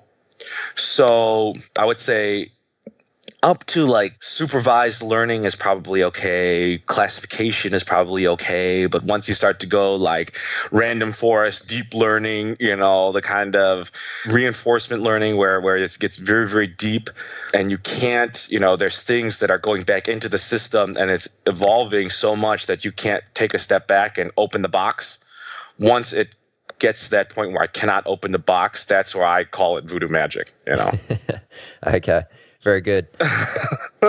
Also, in your answer there, you talked about you want to know how well is this model capturing the trend or the phenomena. So how do you measure that? How do you know how well that's working? Right. So actually, I generate simulated data. I start with simulation data. And we'll just keep going with the trend following method because I think everyone's comfortable with it. And, I'm a big fan of trend following. So I can generate a synthetic data that has a certain amount of trend in it and a certain amount of noise. So I can set a signal to noise ratio and I can see what different parameters, this trading strategy and how much noise can it take? How much trend does it require? And that way I can see, okay, in this, laboratory world, in this, clean room world, it can handle this. And then I can say, okay, I want to take synthetic data based on market data. And I can say, okay, is this still capturing what I believe it should capture? Which one of these, is catching, trends? Are the trends existing? Is the correlation between these two things high? And if so, then it is capturing something. And then we can take it to real data and start to backtest, because Chinese historical data is quite limited. Some of our contracts have less than 2 years of data, so I've got to be extremely, extremely careful on how much data I use. So we developed these synthetic methods, and it actually gave us ability to control things in a much more precisely tuned manner than just backtesting on live market data, because that is always going to have some component of noise, and that noise will be changing and you can't identify it. But when I put in exactly, 20% white noise, I know it's exactly 20%.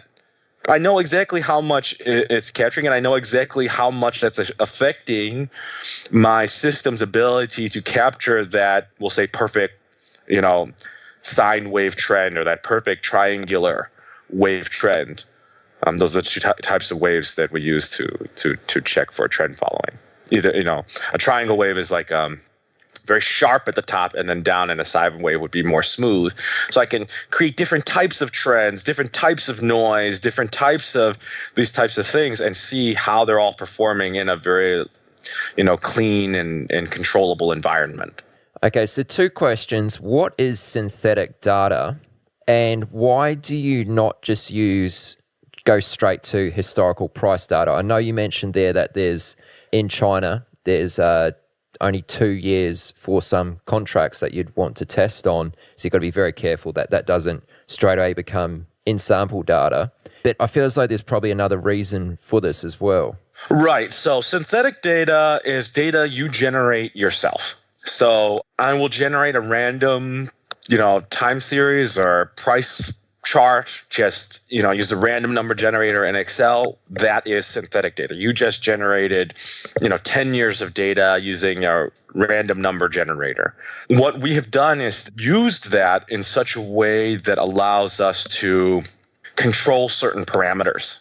So it's much like before you, have any drug, right, released from a pharmaceutical company, you're going to have different testing methods. You're going to go through these different regimes. You're going to want to have very controlled environment.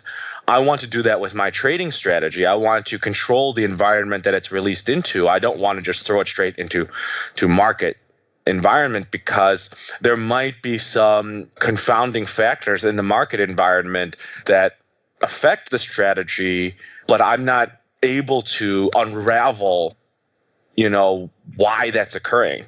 But in the laboratory environment, where I can generate these synthetic trends and synthetic noise or synthetic mean reversion, I can control everything. So I can see, okay, this much, additional noise reduces the profit of this trend following strategy by this much.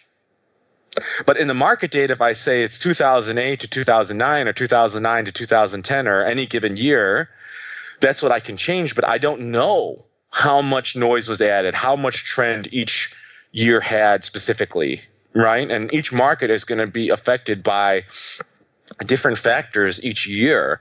So it's not as easy to determine the exact, cause and effect that I can discover using synthetic data. Okay. It's very interesting. I'm completely new to this idea of synthetic data. I've never heard about that sort of approach or read about it before. So that's certainly something I'm going to be looking into a little deeper. How many strategies are you trading today at the fund? You spoke a little earlier about how the first quant fund you worked at was juggling between 300 strategies. What's it look like at your fund? Yes, actually, we have quite a much smaller number of strategies here. We just started this year, so we're only looking, at about a handful of strategies. But we're actually in development right now to launch a brand new family of strategies coming out. So it's a little bit less. Okay, well that makes sense. You're only new, so I really want to dig into this a little more about mixing strategies together. So let's just start with the basics. What are the benefits of trading a mixture of strategies? Okay, I want to preface this with a concept that I think is really, really important. Once a strategy is made, do not think of it as a strategy anymore. Think of it as a time series or something you can invest in. It is now a security, a stock, a future, or whatever you're trading. And that P&L line, that is the price line that you're going to be trading. When you consider the P&Ls or the return series of these strategies in that manner, it makes much more sense to use diversification, because if I'm going to diversify stocks and they have their price lines, why shouldn't I diversify strategies if they also have price lines? So I think a lot of people treat their strategy, whatever that P&L is like something sacred. It's different than the market. No, it is a market. It's generating a P&L or a price line that you either want to be invested in or you don't want to be invested in, or somewhere in between. And how is investing in that, going long that strategy, going to help the performance that I'm trying to achieve? So is investing in this strategy going to help me reach my overall objective? Is that going to, whatever that objective may be?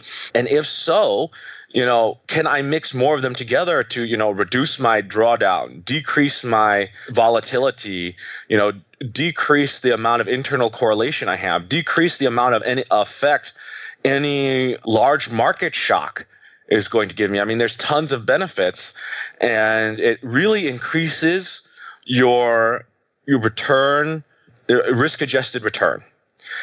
So for us, it's not about absolute return, it's about risk-adjusted return, because if you can increase your risk-adjusted return, I can always add more capital or more leverage. So as long as I can manage that, it becomes one of the best tools you can do to easily increase your risk-adjusted returns. Okay, then. And what are the most important considerations when combining strategies? Well, I would say correlation is probably the most important between mixing strategies. Also, conceptually, why are you mixing them? Don't just, use some, portfolio optimizer and just finding specific values. I mean, we do that, but you want to have some logic to it. So like I said, we divide our strategies into different families. We are looking to bring these families in because they contribute in different ways, right? I don't want to just, have all of one type and none of another. I want to say for the Chinese market, I want to have a lot more divergent strategies than I have convergent strategies, because the Chinese market is a divergent market. So I can start with this kind of logical step. Then I want to say have some objective criteria that I want to, optimize against, whether that, increasing risk-adjusted returns, decreasing my drawdown, increasing my Sharpe ratio, whatever that may be, and take my correlation into account. So I want to say, okay, if I mix these together, what is the optimal mix of these types of strategies or these strategy families that will, hit whatever that target is, which is usually, risk-adjusted returns. Okay, so when you talk about correlation as an important factor to consider when combining strategies, do you want correlation between your strategies, or do you want them to be uncorrelated as much as possible? Uncorrelated as much as possible. Just like you would want your stock portfolio to be as low correlation as possible, you want your system strategies to be as uncorrelated as possible. You also want that will probably also lead to their drawdowns occurring at different times, so then they can neutralize each other much better, right? Exactly. Yes. I know you said that once you sort of deploy a strategy, you like to think about it as not being a strategy. With that being said, though, when do you decide when to actually add new and retire older strategies? Is that something you do in regard to the retiring older strategies? Yes, absolutely. So we do evaluations every quarter, and we also take that time to re-optimize our weights or do, new back testing and checking with the simulation and the real trades. And there's looking at, is this portfolio what we want to continue with? Is it working? And that is all automated. So we have our criteria. It's just re-optimizing, distributing new weights to these strategies on a quarterly basis. Now, with retiring old strategies, if they no longer fit that criteria, or they're no longer giving us good risk-adjusted returns, their weights will be reduced. And if they lose a lot of money, or they start losing money, the optimal allocation will be zero, right? So eventually it will retire. But there's another part I want to overlay on that. There's a risk overlay or a supervisory overlay where we're monitoring that on a daily basis, where we use statistical process control to see if these strategies are continuing to act as they should. So one is a performance-based, one is seeing, is this doing the job it's supposed to be doing? So the strategy can be turned off from either of those situations. Okay. Now, that's a really good answer. And what software, programs and languages, etc., are you using to do all of this? Like everything we've sort of been discussing over the last, half an hour when we've been talking about the actual strategy part of it. What are you using? So we mostly use R, Python, C++.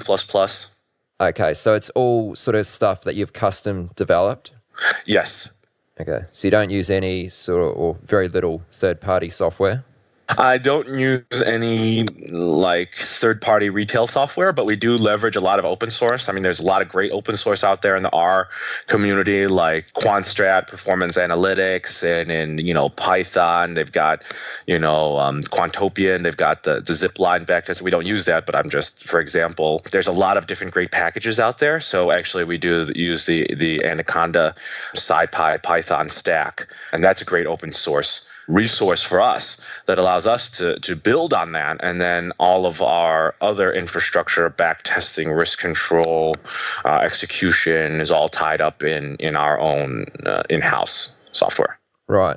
So I mean, that sounds like a lot of work.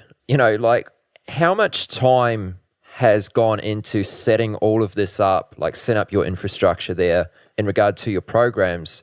Like, how long did that all take? Was that just like 6 months of solid coding before you even started trading anything? Like significant time. I would say like a team of coders is going to need 6 months. Just sort of taking this down a level. I don't know if that's the right way to frame it, and I'm not really sure the best way to frame this question, but some of the things we've talked about here, I think to some people are going to seem like they're really advanced.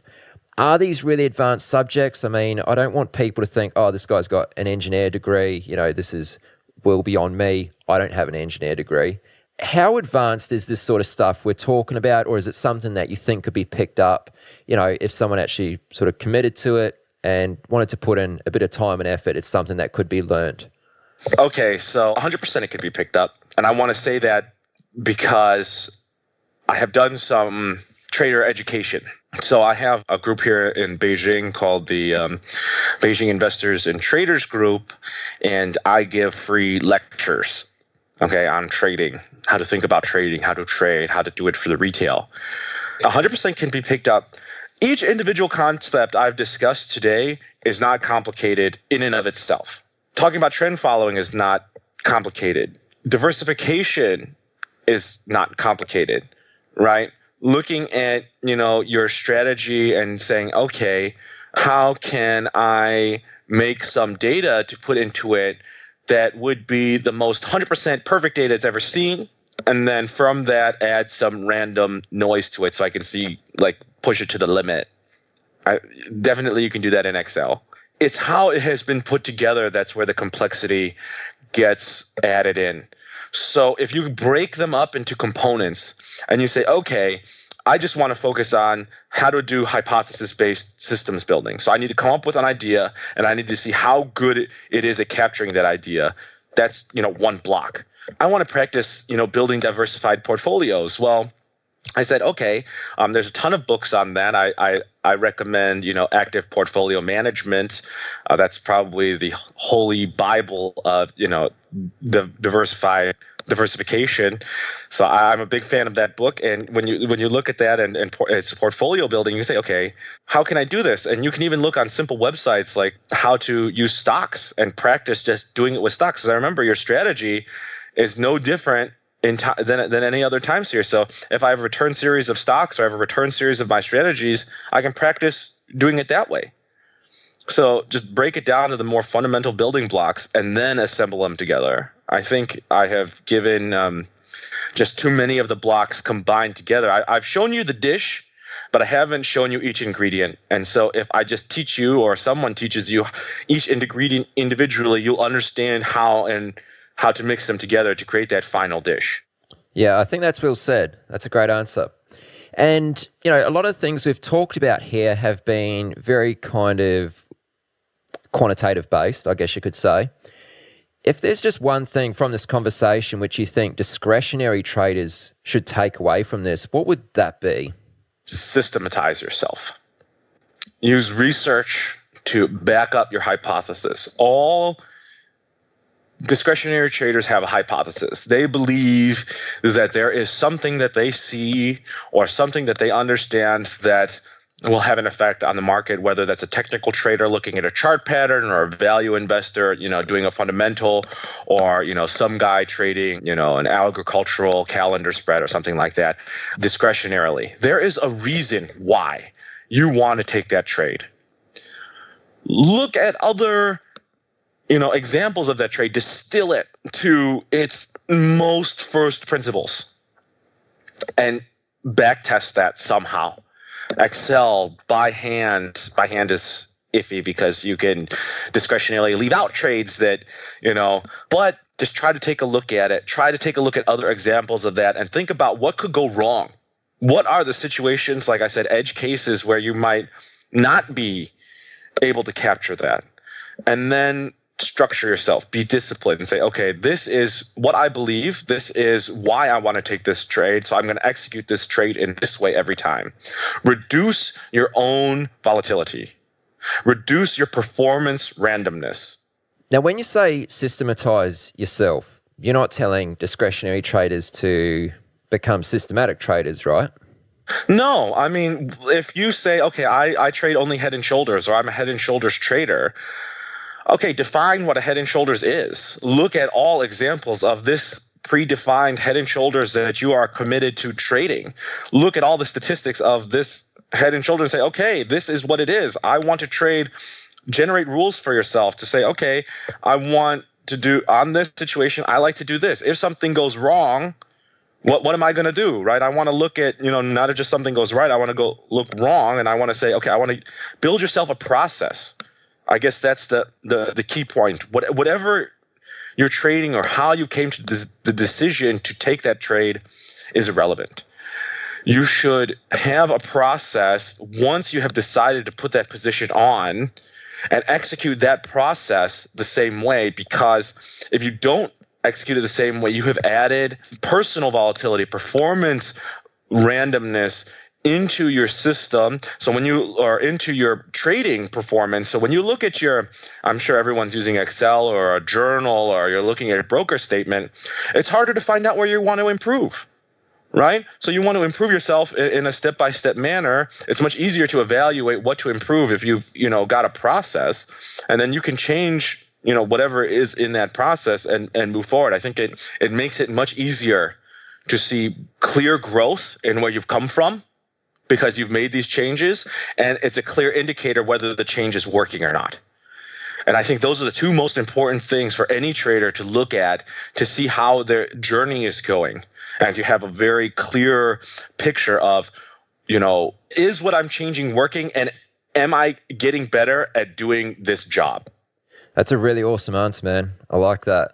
I'm going to squeeze in one more question before we wrap things up here. And this is a question that came up in the Chat with Traders Facebook group, which you're, of course, a member of, and that's how we met. You answered this question in the group, and I think you found the question to be quite interesting. And that question was, what should traders focus on once becoming profitable?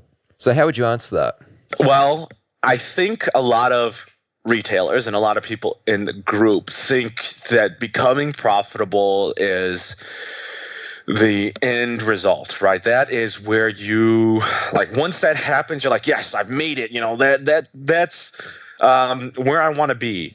But it's only the start of your journey. You can only really call yourself, not to be offensive, a trader when you can consistently make money at it. I don't want to be too much of a dick, but if you're not, you're still a student of the trade, we'll say. Well, you're a student of the craft. And then after that, you're not an apprentice anymore. You have evolved into someone who understands it.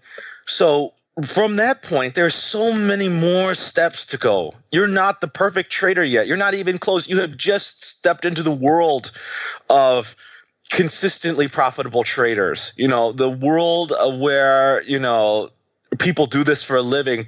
People trade, millions and billions of dollars. You have just, got an entree into that circle.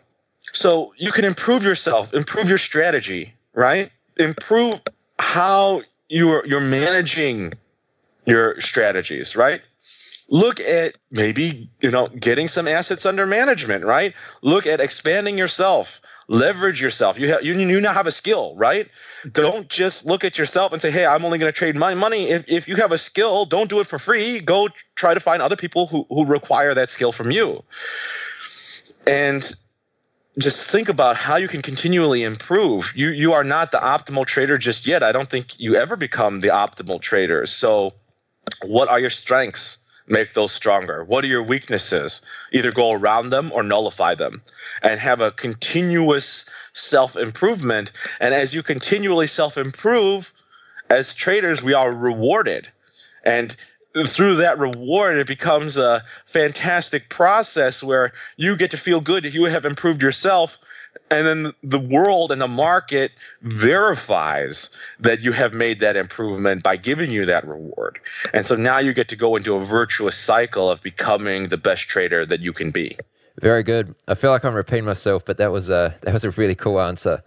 Derek, this has been a lot of fun, man. I've really enjoyed having you on. I think we should do it again sometime. But where can listeners go to find out more about you? Do you have a website? Are you on Twitter? I'm not sure if you have either. I honestly don't have any of that. I'm in China, and Twitter and all that kind of stuff is blocked. I cannot, because I'm in a fund, I cannot solicit externally. So yeah, just find me in Chat with Traders. Yeah, well, you are in the Chat with Traders Facebook group. So if anyone wants to join the Facebook group, of course, it's totally free. chatwithtraders.com/Facebook will redirect you straight to the Facebook page. Just hit the green join button and I'll let you in. Derek, would you be open to answering maybe some of the listeners' questions in the comments on the Chat with Traders website? I probably should have run this past you before we got on the call, but would you be open to that?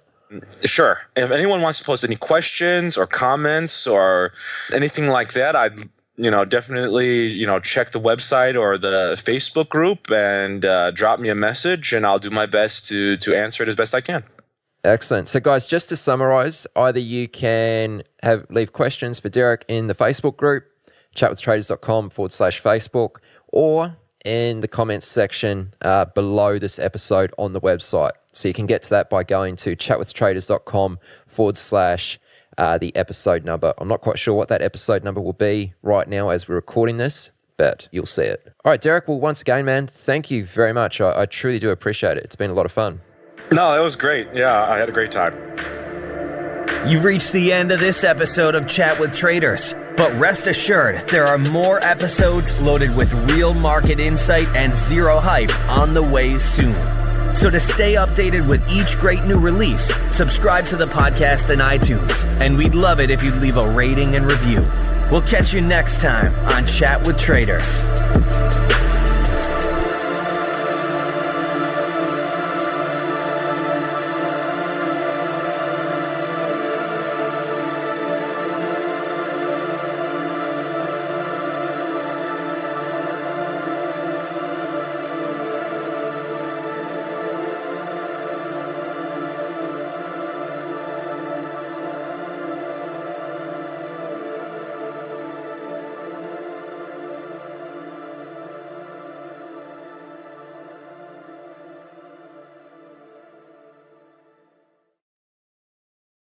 Chat with Traders is brought to you by Trade the Pool. Did you know that every decade the market reinvents itself? Online brokers opened the doors, mobile apps made trading seamless, and commission-free trading erased barriers. Now, a new era has begun. Meet Trade the Pool, limited risk trading. And now you also have unlimited time to reach the profit target. From now on, your trading risk is capped, and your trading opportunities are limitless. Trade the Pool funds home-based stock traders with up to $200,000 in buying power. That means you can trade larger positions and scale your strategies without risking your own savings. It's time to trade with more capital, making it truly worth your time and effort. Ready to trade the pool? Click the link in the description and join the stock trading revolution today. Are you ready to get serious about trading? Then join Tasty Trade, Investopedia's best platform for options trading in 2026. Stocks, options, futures, and more. Tasty Trade has everything you trade all in one platform. Get low commissions, including 0 commissions on stocks, so you can keep more of what you earn. Trade smarter with advanced charting tools, a pre-built strategy selector, risk analysis tools, and more features. Visit tastytrade.com/chat for more information. Tasty Trade Inc. is a registered broker-dealer and member of FINRA, NFA, and SIPC. Markets, speculation, and risk. This is the Chat with Traders podcast, hosted by Aaron Fifield. What's up, ladies and gentlemen? Welcome to episode 98. Let's get straight into it. This week on the podcast, I have Peter To. Before day trading equities, Peter played a lot of online poker and did fairly well for himself. He then dabbled in markets as an investor, but was soon attracted to OTC stocks after discovering a strange inefficiency. In this episode, we spend quite a bit of time talking about Peter's prop trading experience, both the good and the bad, trading nihilism and doing everything you supposedly shouldn't do, why Peter accepts he's not a cold-blooded assassin and does trade with the influence of emotion, plus we briefly touch on Bitcoin towards the end too. Peter writes about a lot of this stuff on his blog, which I feel would have to be one of the best personal trading blogs I've come across. I know if Peter ever decided to write a book one day, it'd be a hit. You guys can take a look at Peter's blog for yourself at ptotrading.blogspot.com.au. And I also want to mention, I am doing a Chat with Traders hangout / get together in Sydney. This will be on Sunday, the 20th of November, 2016. For more info and to RSVP, just go to chatwithtraders.com/Sydney. Okay, that's it. Please welcome my guest, Peter To. I would really like to start this interview by talking to you about your early days playing poker. At what point did you start playing poker and how'd you get into it? Yeah, that was the very beginning. That was, let me count down, 2004. That's when I started playing online poker. I actually got into the game in 2003 after Chris Moneymaker won the 2003 World Series main event. And this was kind of the start, this is what many people consider the start of like the online poker boom, because it was kind of a perfect storm. Online poker started to get popular, and there were hole cards introduced on ESPN's televised broadcast of the World Series of Poker, so people could see what hands players would play, and that got a lot of people interested in the game. I think it was like 2 a.m. on a summer night. No, there wasn't school, and I was just watching ESPN late at night, and I saw these guys play, and I was like, hey, I can do that. I had a pretty competitive drive. And, I wasn't really all that athletic. It was just for me, it was just all intellectual power. So I thought, poker was a great fit. And I started playing home games with older kids from high school, whoever would invite me over and whoever had the chips. And that was a pretty good experience. I took the game pretty seriously. I read a lot of books on Texas Hold'em from going to Barnes and Nobles and looking up anything published by 2plus2.com, 2plus2 Publishing. I believe David Sklansky, he wrote like The Theory of Poker. A lot of his books were like the foundation to my game. And then in 2004, I believe I was like 15 years old. I just thought, man, I'm ready to play online. I played like I played with fake chips, and I observed some of the lower stakes games, and I thought I could beat these games. I could beat these games because it's just poor players who are just gambling. They're just playing every single hand and practically donating their money away. And I'm just like, why are there laws against me like being able to go online and take these people's money if they're just giving it away? But I had to find a way to get the money online. I actually put this into a blog post of mine. I had to sort of deceive my mom into putting money on PayPal, thinking I would buy something on eBay. Like she thought it was probably like Pokemon cards or baseball cards. I was actually giving $25 to a random stranger on his proposal that he would transfer $20 through PokerStars player-to-player fund transfer feature. And that's what happened. I paid that guy $25 so that he can give me $20 of credit. No ID needed, no credit card needed.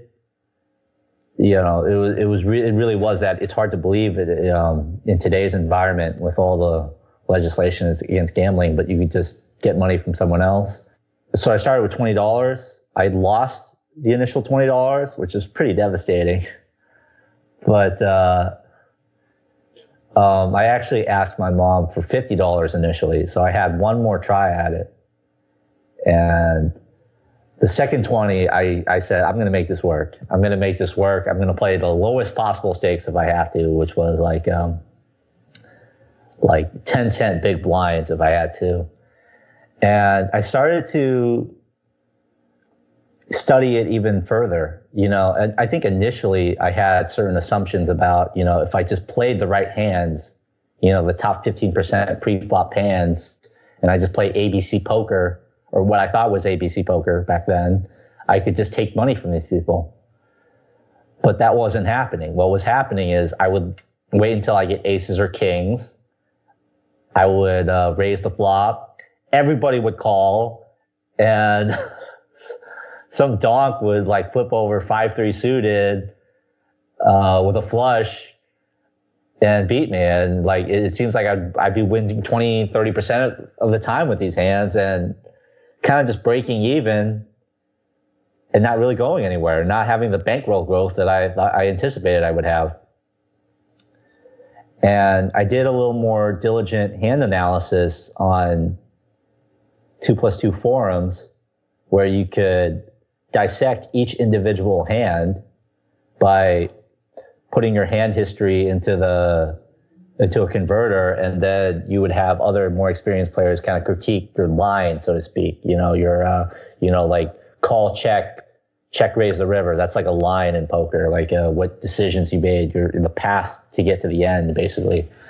And what it turns out is that I was only half right.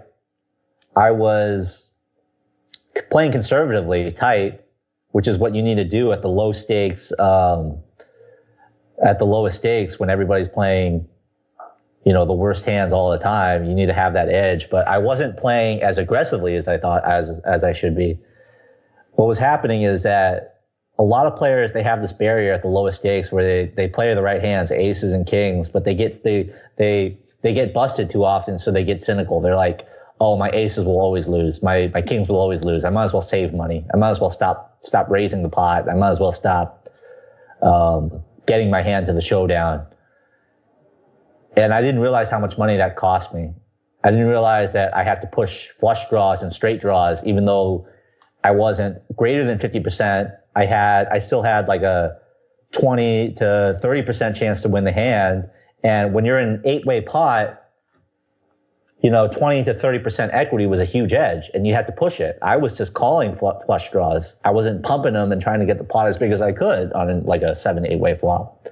So I learned all these nuances, and I had to reevaluate my whole framework of how to think about a hand and how to think about like expectation. So after that breakthrough, I finally started becoming a consistently profitable limit hold'em, and I was a limit player. I played both limit and no limit tournament style. I finally became a profitable limit player. I became a profitable no limit player just a little bit later, applying the same analysis and reading the same, you know, from learning from the same community. I believe I played online poker for seriously for 2.5 years. I turned $20 into $20,000. And, you know, I could go on about how I studied the game and that made me a better player over all these terrible players, which is, you know, true. But I also want to make the point that I was very lucky in the sense that I didn't really have a lot of innate talent for poker. You know, just getting the fundamentals right was enough to carry me through because there were so many bad players, man. It was like a poker bubble. It was the poker bubble. It will never be like that again. Like, you will never have people making six figures playing 2-4 limit ever again. And there were people making six figures, playing 2-4 limit back then. If you play 2-4 limit in a casino, you're probably making minimum wage, honestly. So are you still playing poker to this day? Obviously, trading is your main focus, but is poker still something you do in the background? I mean, I understand it's since become illegal to play online poker in the States there. What's the deal? I don't play any poker anymore. Okay. Like, just none. I live in New York City, so there's not a lot of poker casinos. I come from Southern California, where there are a couple places. When I do go back to California, I'll play recreationally, but any serious play is pretty much over for me. I think the game has just advanced well beyond my capabilities. Like, this can be a topic I could go on and on for over, because I have, it's kind of a crossover from poker to trading. But I really think the gambling, the intellectual theory that's out there in gambling and poker is just so much more sophisticated than it is in trading. Even if there is more money in trading, or at least the day trading that I do. I'm not talking about like hedge funds or institutions. Like, the game has gotten so advanced with what people throw out as this popular phrase now, game theory optimal. Like, everybody knows what like the correct line is now for like so many different common situations, I should say. What I feel like and now that like the fundamentals are so widely known, it's almost like it's becoming an efficient market. Like, now what carries people through is just like pure talent, the ability to just stand in there and make the big bet when people can't, or be unconventional when people can't. Because if you just try to outplay people on fundamentals or betting patterns or taking the correct lines or playing the right math, you just don't have that edge anymore. Too many people know that stuff. Just too many people. So I'm not interested in playing poker, even if the online opportunity came back to the United States. I wouldn't be interested. I think the edge is too small, and on top of that, I didn't really have the passion for poker that I initially thought I had. Fair enough. Okay. So, I mean, you said there that you turned $20 into $20,000. I mean, clearly you were doing something right at the time. Why did you decide to get into trading? Why did you not just stick with poker? Well, it goes back to what I said just a minute ago. I lost passion for it. I felt like the way I was making money is I'm chasing around these bad players donating their money, and it didn't really tap into my competitive drive to the point where I was like, okay, I want to be a world champion, or I want to be a high stakes player. I want to be like a really great tournament winner who can make like $1 million a year through poker. I just wanted the easy money. It burnt me out quickly. The variance in poker is a lot higher, I believe, in trading. And I didn't really want to deal with that as well. I guess what initially led me to stop was when UIGEA went into act around like 2007, like Unlawful Gambling Enforcement Act. That's when it was just so much harder to move money around. So all the bad players stopped putting their money online, and just a diminished edge from that standpoint. Sure. So how did you come across trading? Like, was it had it always been something like in the back of your mind while you were playing poker? Like, where did the motive come from to go into trading? I guess while I was playing poker, I knew nothing about the stock market. I never even thought about it. It was only until I was in college where,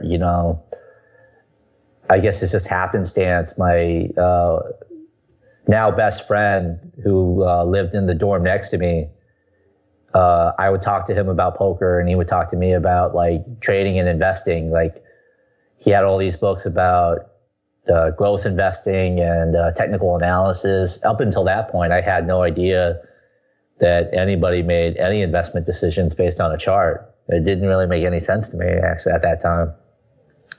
But he told me that he had been investing in these little small biotechs. And it piqued my interest a little bit, because I had stopped playing poker at that point. I never spent that money. And I thought, maybe there's like a natural transition here. based off my existing skills and my existing background. Yeah, right. And when you did first get into trading, you weren't really trading as such. You were actually more of an investor type. Is that correct? Like you were following kind of some of the things that obviously your friend had been telling you about, more of the value investing. Yeah, that's right. I actually had like three stages, like one before being an investor. So I got interested around like 08, 09, obviously, because like the headlines are all about how the market is in a panic and going to the lows and Lehman Brothers, et cetera, bailouts, et cetera. So that was a very unique crisis period to be introduced to the markets in the first place. So because of that, the first stage that I was in I'm going to label as a market participant, was that it kind of leaned on my political biases a little bit. I was basically a gold bug. I was a total crank. I ate up all that stuff from Zero Hedge, Peter Schiff, Mark Faber. The market's gonna keep tanking. It'll never recover. The Federal Reserve, who I just hated, they're gonna keep printing money and create hyperinflation and all that crap. And I was, and so my first action as a market participant, you know what I did with my 20K? I bought gold coins, actual bullion gold coins. I paid an 8% spread to buy those coins, which is huge. And I didn't even, from my vantage point as an experienced trader, 8% spread is just friggin' huge. There were 1 ounce Canadian maple leaves. Because this crank forum that I was drinking the Kool-Aid from told me that if I bought GLD, the ETF, in the case I ever needed to redeem the gold, I wouldn't be able to because GLD is a scam. So that's the kind of stuff I was eating up for like a good 6 months. I laugh about it when I think about it, because I'm still a big libertarian, but I no longer have those same, I'm going to call fringe economic theories about how the U.S. economy works. I no longer really believe all that. So, I guess you can kind of glean back from that and see that I can kind of change my mind quickly. Like just, I can buy into something really quickly, and then I can at least have the wherewithal to debunk myself because, I kept an open mind to look at other forms, and eventually level-headed, reasonable people, smart people seemed to just debunk these guys and show facts and evidence that they were basically, right once every 2 decades, like a broken clock, right twice a day. And that they've been screaming about this stuff for years. And when you put the math out there and look at the gains that they missed from not being part of the market, I thought, yeah, that makes a lot of sense. That there were just people who were just talking heads, and I'm just kind of just drinking the Kool-Aid on their stuff. It kind of woke me up a little bit. So my second stage, as you alluded to, I was more of a value investor, growth investor. After that, I sold. I actually bought my gold coins at like a short-term top. It was on 800 something, and it went down to 700 something. And it managed to get back to my break-even price, and I sold it. Obviously, it went to 2,000 afterwards in the next year and a half, which is pretty nuts. But I don't even think about that. It just doesn't matter.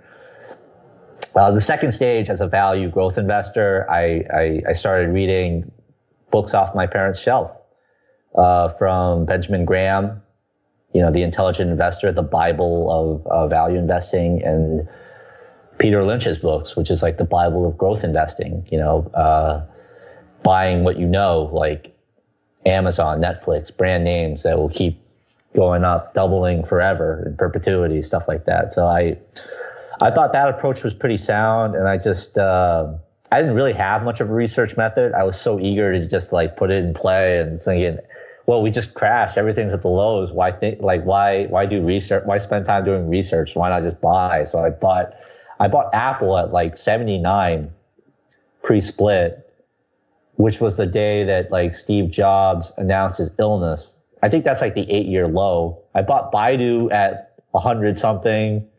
I bought Wells Fargo at lows. I bought Dow Chemical at lows. I had like a portfolio that, in hindsight, was at rock bottom. And I had stocks that, I had a conservative stock. Even the conservative stocks went up like 3, 4, 5-fold from these prices.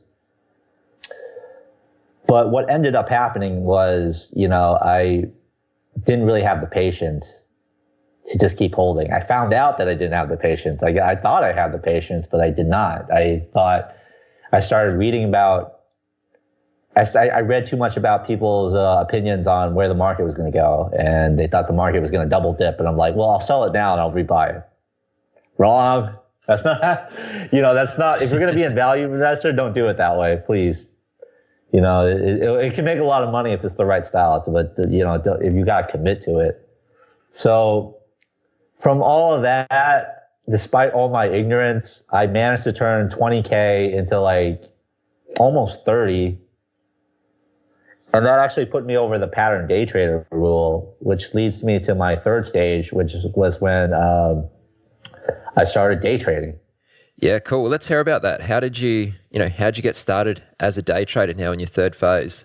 So I gave after a lot more reading and digesting what other people thought about technical analysis, I decided to give it a shot. Some of it made sense, like in the sense that if you have an existing edge, you can use charts to at least time your existing edge. You can't just use charts by themselves, in my opinion. And I guess I sourced a lot of my education from many different backgrounds. My mom had a retired friend who trades a lot differently than I trade now, but she taught me how to read charts and, kind of structure trades, saying like using just reading candlestick charts. I joined some online chat rooms that would discuss momentum stocks and penny stocks. I read a lot of different blogs, just kind of learning from all over. It's hard to source one particular group. I started to gravitate towards penny stocks because of one particular kind of glitch. And I wrote about this in my blog. I call it, it's called the ARCA low offer.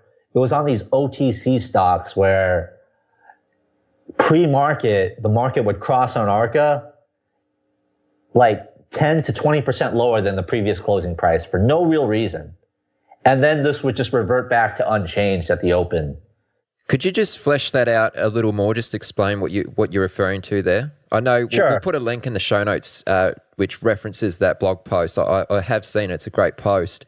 All right, so let me start from the beginning. I got attracted to the OTC because there were a lot of like scam stocks and junk stocks and pump and dumps and stocks that would just go up on, just the silliest reasons. And the OTC is different from the listed exchange or the New York Stock Exchange / NASDAQ because it's a different market. It's not an instantaneous electronic market in the sense that you can just hit a button and get out of your entire position quickly. In the sense that you can ping the book, the bid and the offer, and fill your orders instantaneously. It was actually a hybrid market where you had one electronic market where you could do that thing. You could ping the book and get instantaneous transactions on ARCA. And then that was half the market. The other half of the market was run by market makers. When it trades off these market makers, they actually fill you manually. What would happen was that some quotes would not be honored, especially during illiquid rushes or bottlenecks, like whenever there's a panic or a squeeze. Like if you try to ping a 100 share order from a market maker, you might not be able to get it. You were probably too late, and they were slow to move the quote. So it made for a very inefficient market, kind of a weird little hybrid market. So what I observed from these OTC stocks is that pre-market, the electronic market was the only market you could trade on, ARCA, where it was instantaneous, just like a listed stock. And a lot of the times on these pump and dump stocks, I don't know if they were deliberately trying to manipulate the stock or mark it down or get everybody to think one thing and then switch it up. It's all speculation, honestly. People always speculate on what the market maker is trying to do. Nobody really has a clue. But it happened, which is that, say a stock was at $1 and it closed at $1 and there's no news on it, ARCA would come in at like 85 cents and you could just pay the offer, and you would see the market makers who you cannot make a transaction with until the 9:30 open stay at $1 bid. So you're essentially buying a $1 stock temporarily priced at 85 cents due to this weird efficiency or whatever conspiracy theory you want to use to explain it. And this kept happening over and over and over again. And by the time it got to the 9:30 open and I picked off all of ARCA's offers, it would just remain a normal market. It would be it would open at roughly at the same prior close, and I would sell to the market makers right away. I didn't want to wait until something changed, otherwise a bottleneck could happen and it wouldn't get filled. But I would just sell it to them, and it felt like free money. Like, why is this person just giving me this huge discount that I can just unload 90 minutes later at the equilibrium price or correct price or fair price or whatever you want to call it? It didn't make any sense. It kept happening. And I wasn't even really making money off classic ABC trading at that point. I was just making all my money off this market inefficiency. So how long did that last for before that inefficiency closed up? I want to say a little less than 2 years. Then it slowly became more sparse. I just want to say it didn't really happen on a day-to-day basis. It happened on certain special stocks that had unusual order flow. So it wasn't like I could do this every day and make all the money in the world. It was more like every now and then, a few times a month. And as you came into day trading, what were some of the biggest challenges that you experienced, that you encountered, challenges that you had to push through and overcome? I feel like most of the challenges that I don't even remember. Like, I don't even remember what trading was. Just such a different ballgame. I can tell you about the trading after I moved to New York and started prop trading. Like, those are the challenges. The reason I say that is because now without having to lean on that specific glitch, I had to make money like most traders, which is I have to have an idea, I have to be right about it, and I have to time it correctly. And that's when, the typical psychological hurdles started to kick in. Are you ready to get serious about trading? Then join Tasty Trade, Investorpedia's best platform for options trading in 2026. Stocks, options, futures, and more. Tasty Trade has everything you trade, all in one platform. Get low commissions, including 0 commission on stocks, so you can keep more of what you earn. Tasty Trade is packed with advanced charting tools, backtesting, a pre-built strategy selector, risk analysis tools, and more features to help you trade smarter. See equities and derivatives with high trading volumes, dividends, upcoming earnings reports, and more with their pre-built watch lists. Or create a custom watch list to keep an eye on the companies and sectors that matter to you. Manage your positions with speed and precision using active trader mode, one-click trading, and smart order tracking. Plus, Tasty Trade's stellar trade desk team offers live support during trading hours if you need it. Visit tastytrade.com/chat for more info. Tasty Trade Inc. is a registered broker-dealer and member of FINRA, NFA, and SIPC. Have you ever watched a stock explode and thought, if only I had the capital? Or sat on the sidelines because your account balance felt too small to matter? Good news, with Trade the Pool's limited risk platform, you don't need millions or even thousands to start trading the U.S. stock market. Bypass the PDT and tap into over 12,000 U.S. listed equities, from penny stocks to big caps, ETFs, even the newest IPOs, and short anything you like with 0 locate or hard to borrow fees. Start your evaluation, get funded with up to $200,000 in buying power so you can go big without risking your own savings. And now you can also have unlimited time to reach the profit target. It's a game changer. Not ready to trade yet? Trade the Pool offers a free demo and educational resources. Practice on live data, master the platform, and build confidence risk-free before you even pay a cent. Click the link in the show notes to start trading with Trade the Pool's capital. Let's just start with, how did you actually get into a prop firm? Like, what did you need to be accepted? So I just want to throw out there that I don't want to name the prop firm that I worked at, like, just out of respect for them, because I also blog about them and maybe might want to blog about them in the future. And I don't want that affecting anybody, like, perceptive, because a lot of times I'm just trying to be entertaining with what I say. But so the firm that I joined, which I won't name, what did I need to join and be accepted? Well, what they asked for was college students who would show an interest in trading and would kind of follow through with that based on their actions. Like they would try to paper trade, or they would get a small amount of money from family and try to trade that. And because I had basically been trading 2 years with my own money pretty much almost every day, because I was over the pattern day trader rule and skipping class to trade, I was basically a shoo-in because I had the track record. They requested the track record, and I sent them all these pages, and they're like, wow. And that was pretty much all I needed. I had a lot more than that. Like I started a trading club in college. Okay, so you didn't need any sort of a certain level of education or any higher education of any form? At this particular firm, no, I didn't. What they emphasized was some kind of track record or a way to show interest, even if you understandably did not have the money or capital as a college student. Okay. A lot of firms are different. Yeah. And why did you decide to join a prop firm? What were your motives for doing so? I had read testimonials about this particular prop firm. At the time, I felt impressed. I thought, if I joined this firm and I was part of their team, I could maybe take the next step in my own trading. And, I'd be in the financial capital of the world. I'd know people. It seemed like the sky was the limit. And that's kind of what I thought at that moment. Okay. And so is that what it was like? I mean, what was your experience?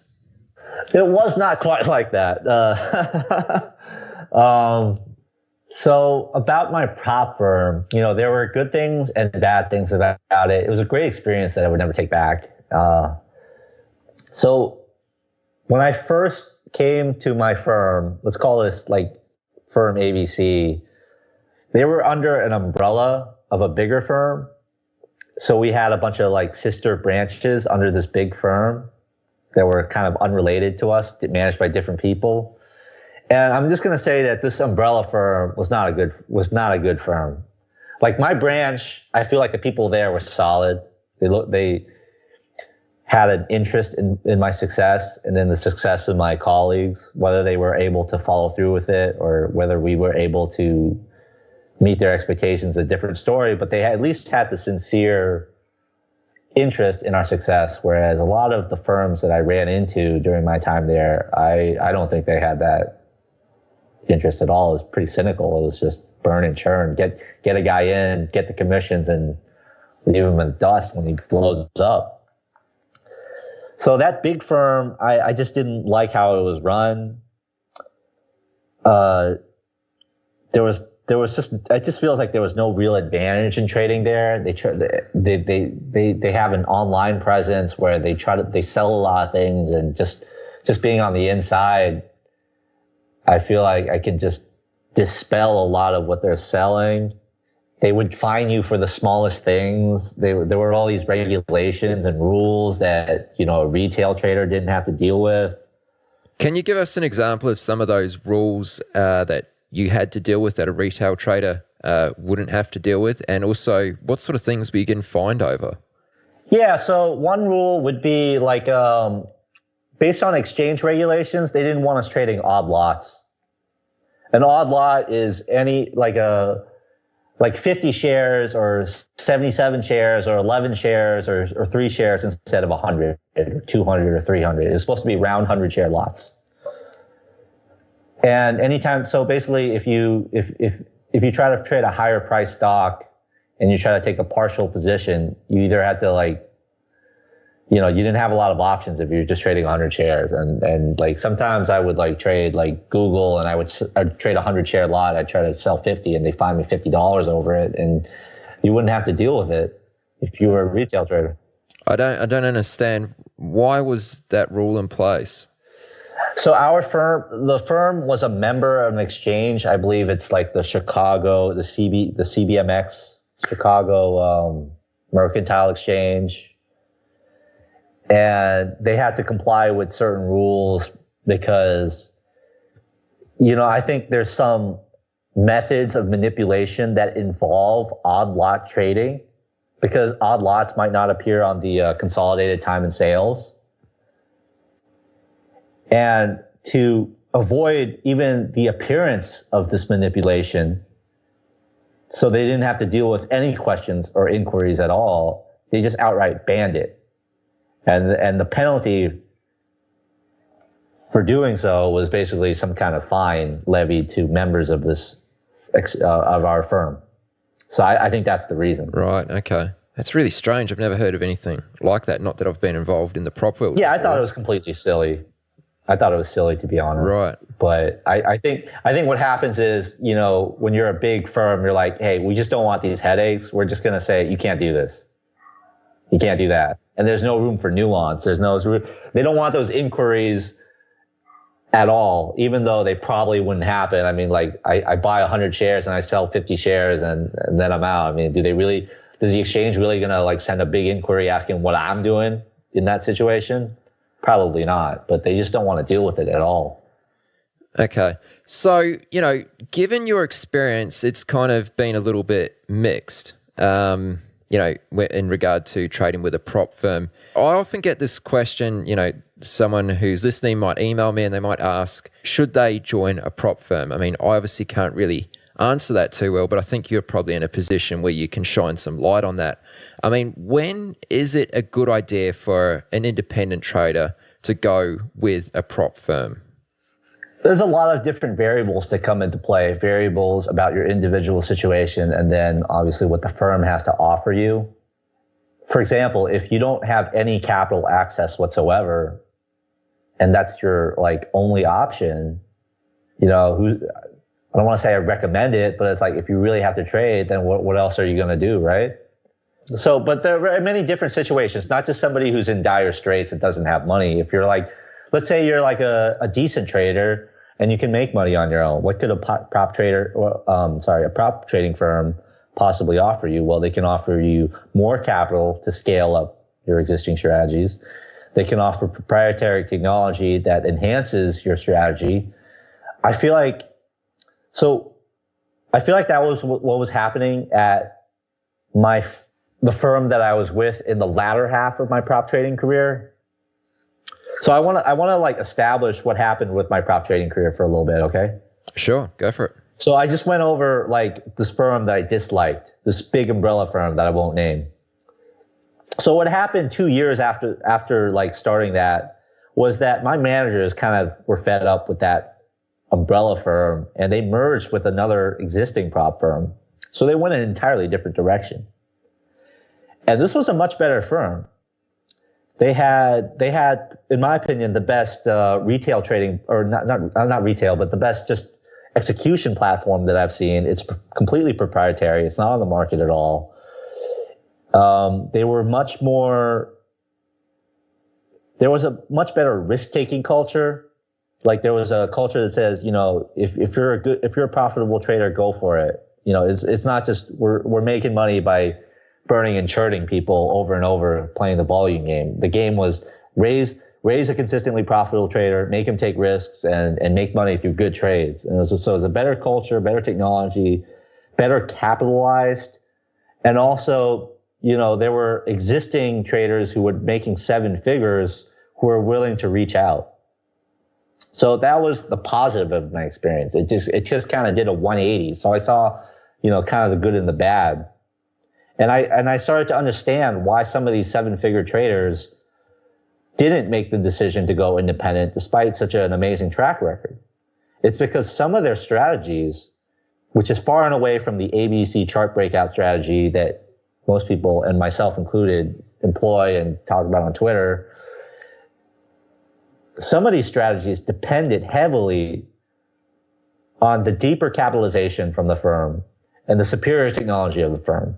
They could not execute these same strategies using retail platforms. They absolutely could not. So I totally understand why there was a mutually beneficial relationship, and that's why they stayed. And that's why I think prop trading has a place for certain traders. Okay. So if a certain trader is thinking about or considering that going into a prop firm might be a good way to go, what are some of the red flags that they should be aware of before actually joining? You got to ask yourselves, what's their business model? Are they trying to play the volume game where they get people in and out of the rotating door and make money off commissions? At least when it comes to equity prop shops, it's a little different, and I'm less familiar with like the future shops and option shops in Chicago. But with equities, are they playing the volume game where they just want you in and out, or do they have a vested interest in raising profitable traders? Are they trying to make money with profitable star traders, much like how like a baseball team tries to grow prospects into superstar players and win a World Series? Is that what they're trying to do? Because if that's what they're trying to do, even forget about the profit split. It's a great opportunity. They have a vested interest. They want you to succeed. There will be mentoring to make sure you succeed. And, if anything, a 50-50 split, 60-40 split is more indicative of the fact that they need you to succeed. They're incentivized to make sure you succeed, as opposed to like something extreme like 95-5. Like if it's 95-5, what do they care if you make a profit or not?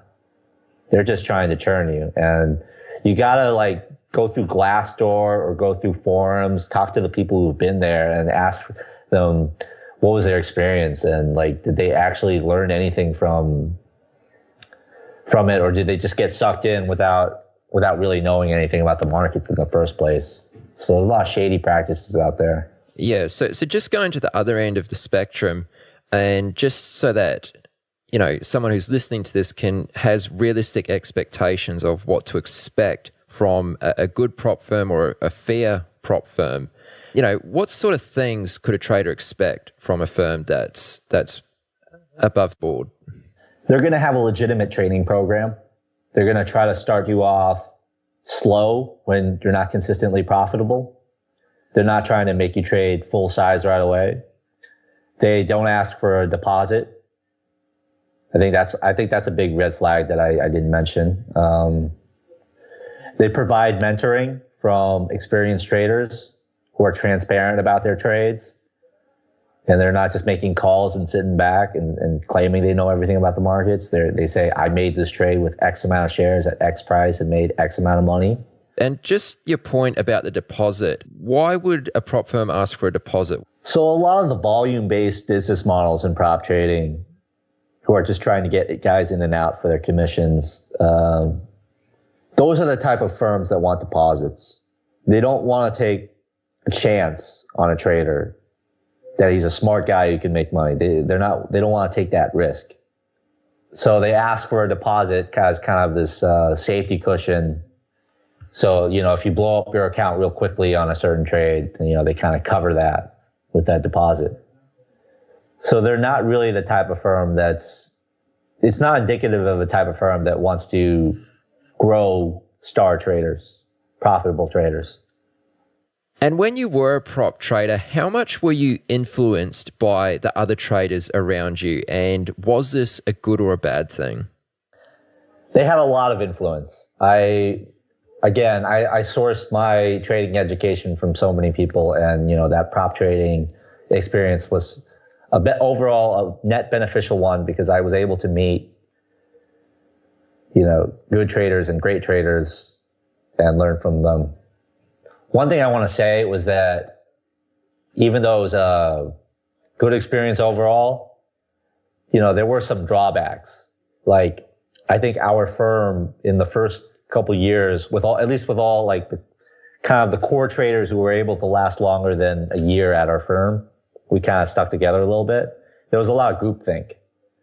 There was a lot of people saying, okay, this is the play to be in, and then we all pile into that play and get stopped out. And we all trade alike, and it was a little bit of a herd mentality. And what happened was, like, you know, you develop a little cynicism. You're like, we're just crowding into it, and it's gonna stop us all out. And there wasn't enough variation, so you don't get exposure to all the different types of trading that may be better for you or your temperament or personality. Like, we were all kind of taught like one, like, momentum trading style, instead of, say, like some of the more obscure strategies that I encountered after the merger with the new firm.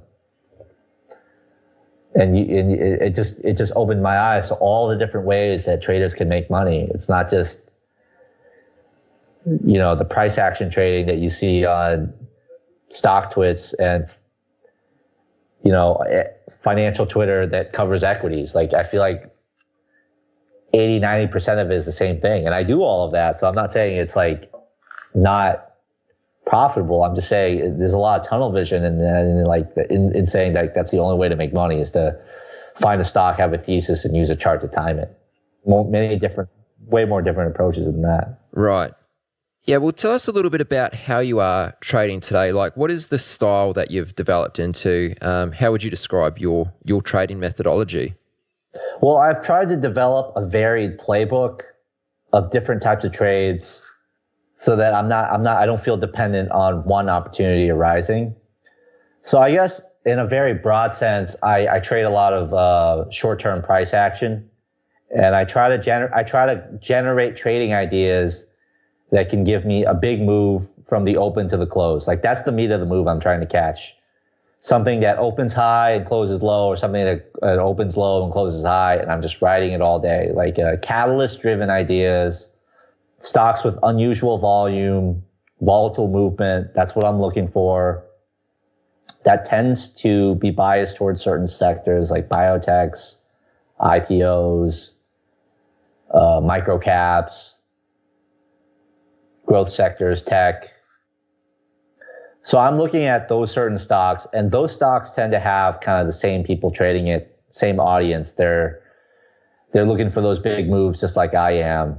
And a lot of the times, like, it comes down to just being able to read the psychology of the stock and find the turning points, and you know, not being part of the crowd. And it's not that intellectually, like, deep, really. It's a lot of it is like, you read and react. You use certain tools like short-term charts, 5-minute, 1-minute candlesticks, volume, the level 2, aka reading the tape, VWAP. You use all these indicators to try to feel out the short-term supply and demand. And then when things kind of coalesce, and, you know, the price action looks right, and you have a thesis about where a stock's going to go, that's when things line up. That's when you make your move. So that was a lot of rambling. So let me try to give an example. Like, I guess, God, so many people do this. They short parabolic penny stocks, and I'm just so tired of talking about it. But, like, let's say like, it's the easiest example because it's one of my best plays as well. Let's say a stock goes from like 1 to 5 over 3 days, and it's a complete junker, and your thesis is that this extended stock is going to collapse like 30, 50%. So how do you just make your play on that thesis without getting run over by shorting after it went from 1 to 2, and then you have to ride it to 5? Like, how do you avoid that? Well, that's when your skill comes in. That's when your trading ability comes in. That's what I honed for many years comes in, that timing ability of reading the charts, reading the volume, reading the tape, and trying to keep risk minimum until the play is ready, until that turning point comes and it's ready to collapse. That's what it's all about. So you have an idea, and then you try to use the timing to capture the most out of the idea when you're right. And of course, you also minimize damage when you are wrong or when your timing is off. That's what it comes down to. And it really is just a skill that you hone over many years. it's not that hard to understand, like in terms of the intellectual depth. Yeah. And something interesting, which you said at the beginning of your response there, you wanted to create a varied playbook so that there was, a bunch of different type of plays that you could identify and participate in. What was your thought process behind that? Well, I believe in the equities market, certain themes go in and out of fashion. And when they go out of fashion, there goes the order flow. The order flows out. And you want to make money where if you're trading, at least if you're trading my style, momentum-based style with unusual volume and a lot of attention, you want to go to where the order flow is. And let's say you're only trading those plays where you short the big microcap. Well, microcaps will go out of favor and they might not move for a certain time period. It might be several months, it might be 1 or 2, 3, 4, 5 months, or maybe you barely get any plays in those months. How are you going to be consistent and take money out of the market on most of those days if you're only depending on that one play? So these themes go in and out of fashion. I think you have to try to trade both sides of themes, like long and short. And, sometimes the order flow is in hot IPOs. Sometimes it's in mid-cap earnings breakouts. And those are going to have different audiences, and those are going to trade a little differently. So you're going to have to have a feel for how they trade. And when they're in fashion, you're making money out of that. When the money rotates, you move along with them, and you're trading the order flow, and you're making money there. And when that money rotates to a different theme, you follow along with it. If you're just stuck on one type of edge, like penny stocks, then you're not going to be able to move to where the money is, and you're not going to. And you're not going to be able to develop the skill that you need to, because you're not exposing yourself to the stocks that are moving at that time. Okay, yeah, no, that's a fair point. Now, as we're talking about your trading style. This was something we briefly spoke about off air, and I'm probably going to butcher his name, but I think it's Jimmy Balademus, something like that. I think that's right. I've never even actually heard his name pronounced. Well, now you have. I can't even. I'm not even. That's how I pronounce it, so I assume that's correct. So he was a prop trader who was in. He was the only prop trader who was in Jack Schwager's most recent book, Hedge Fund Wizards. I know you read this book, and that chapter in particular, that trader in particular, had almost like a lasting impact on you. And I know you wanted to speak about how that had kind of affected you, and you really liked his ideas on the conventional wisdom and how a lot of his ideas kind of contradicted it. We'd love to hear, why you kind of resonated with what he spoke about. So the Jimmy Balademus chapter, I looked it up. It was called Stepping in Front of Freight Trains. It's a great title. It's a good title.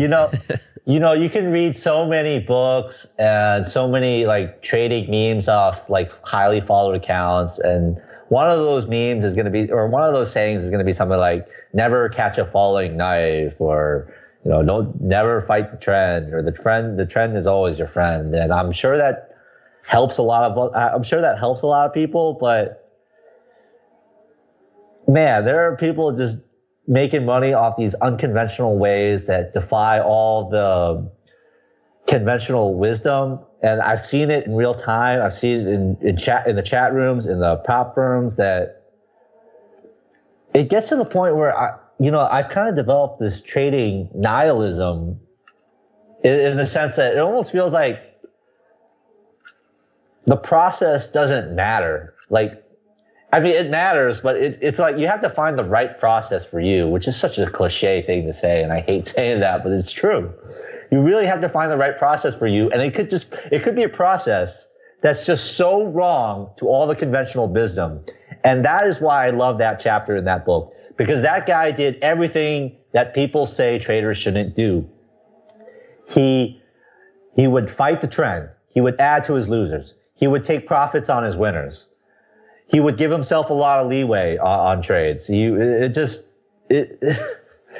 And I was told by other veterans in the prop trading industry, there are guys like that. There are more guys like that than just him. He's not just this one of a kind savant trader. There are many guys like that. They love to fade big moves and make money when the market is clearly wrong, even though we're always trained to think as traders that the market is always right, and how, you'll go insolvent before the market corrects, or all those sayings. But then, even in my own prop firm, the best day that they ever had by far was buying the shit, pardon my language, out of the fucking flash crash in like 2012. And they put the firm in jeopardy. They put the entire firm in jeopardy, and their attitude was it was somebody else's money.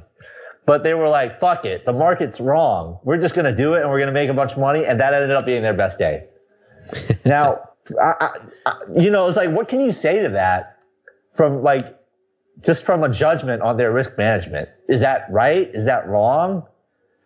Did they get lucky? Was that skill? I mean, I don't know. I don't know. There's no right answer. And that's like the difference between like gambling and poker. In gambling, you have this mathematical framework where you can pretty much say this decision is wrong, this decision is right. Calling this bet is wrong, playing this hand in blackjack was wrong, or et cetera. You don't really have that in trading. So you just can get completely lost in this hindsight management.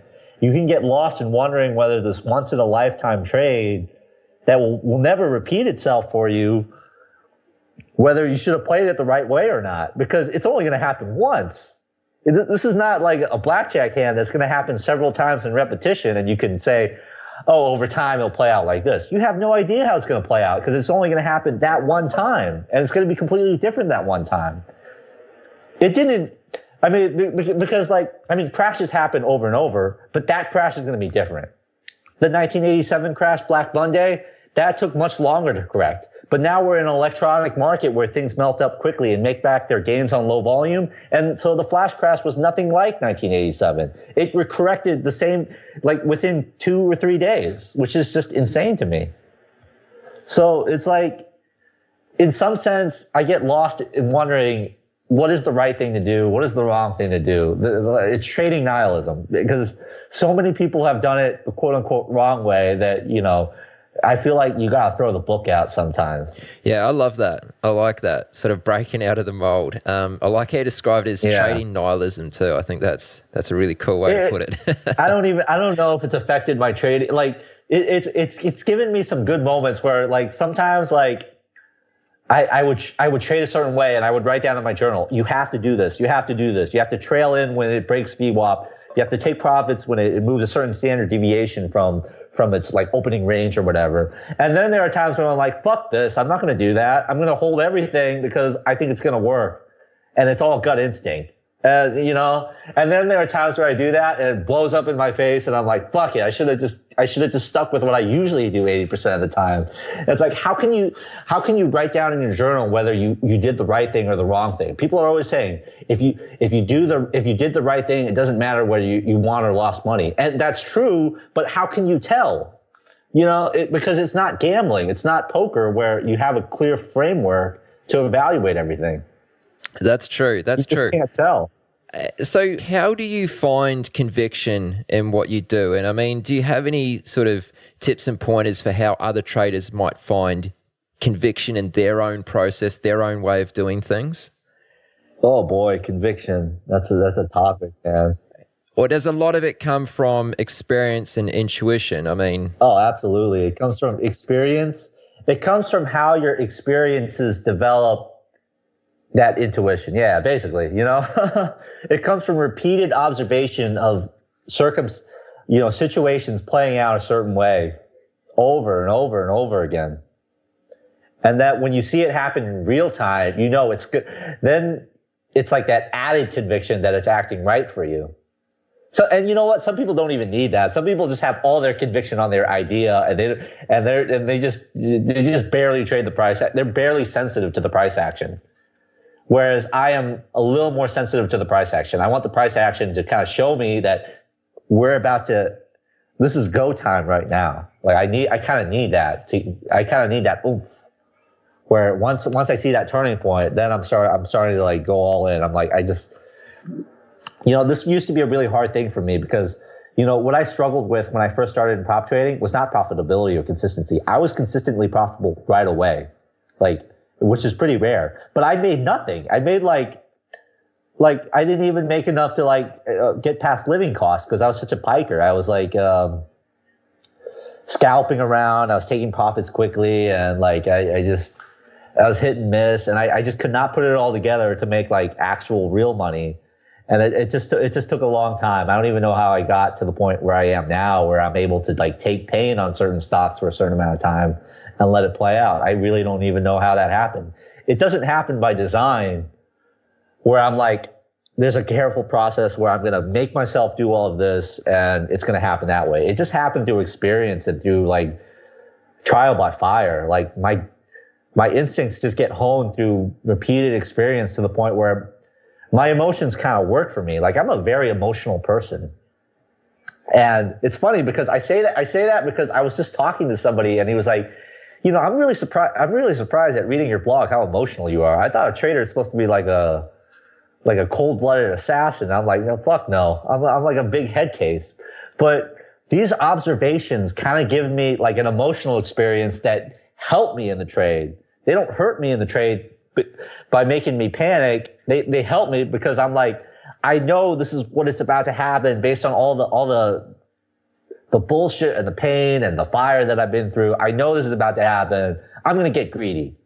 I'm going to allow myself to emotionally get greedy, and that's going to help me in this trade. That's going to help me trade to win instead of trading to take profits and be green on the day. It's a totally different mindset. And those are my best days. Those are the days where trading is just awesome. And it's just I can't get enough of it. But it's also the days that can occasionally blow up my face and become the worst days too. So, it's a trade-off.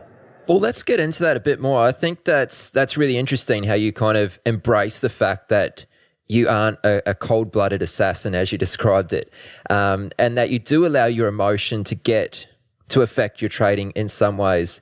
And I was reading on your blog before we got on this call, and to anyone who hasn't seen your blog, I strongly encourage you to check it out. It's incredible. Thank you. You do a really awesome job of it.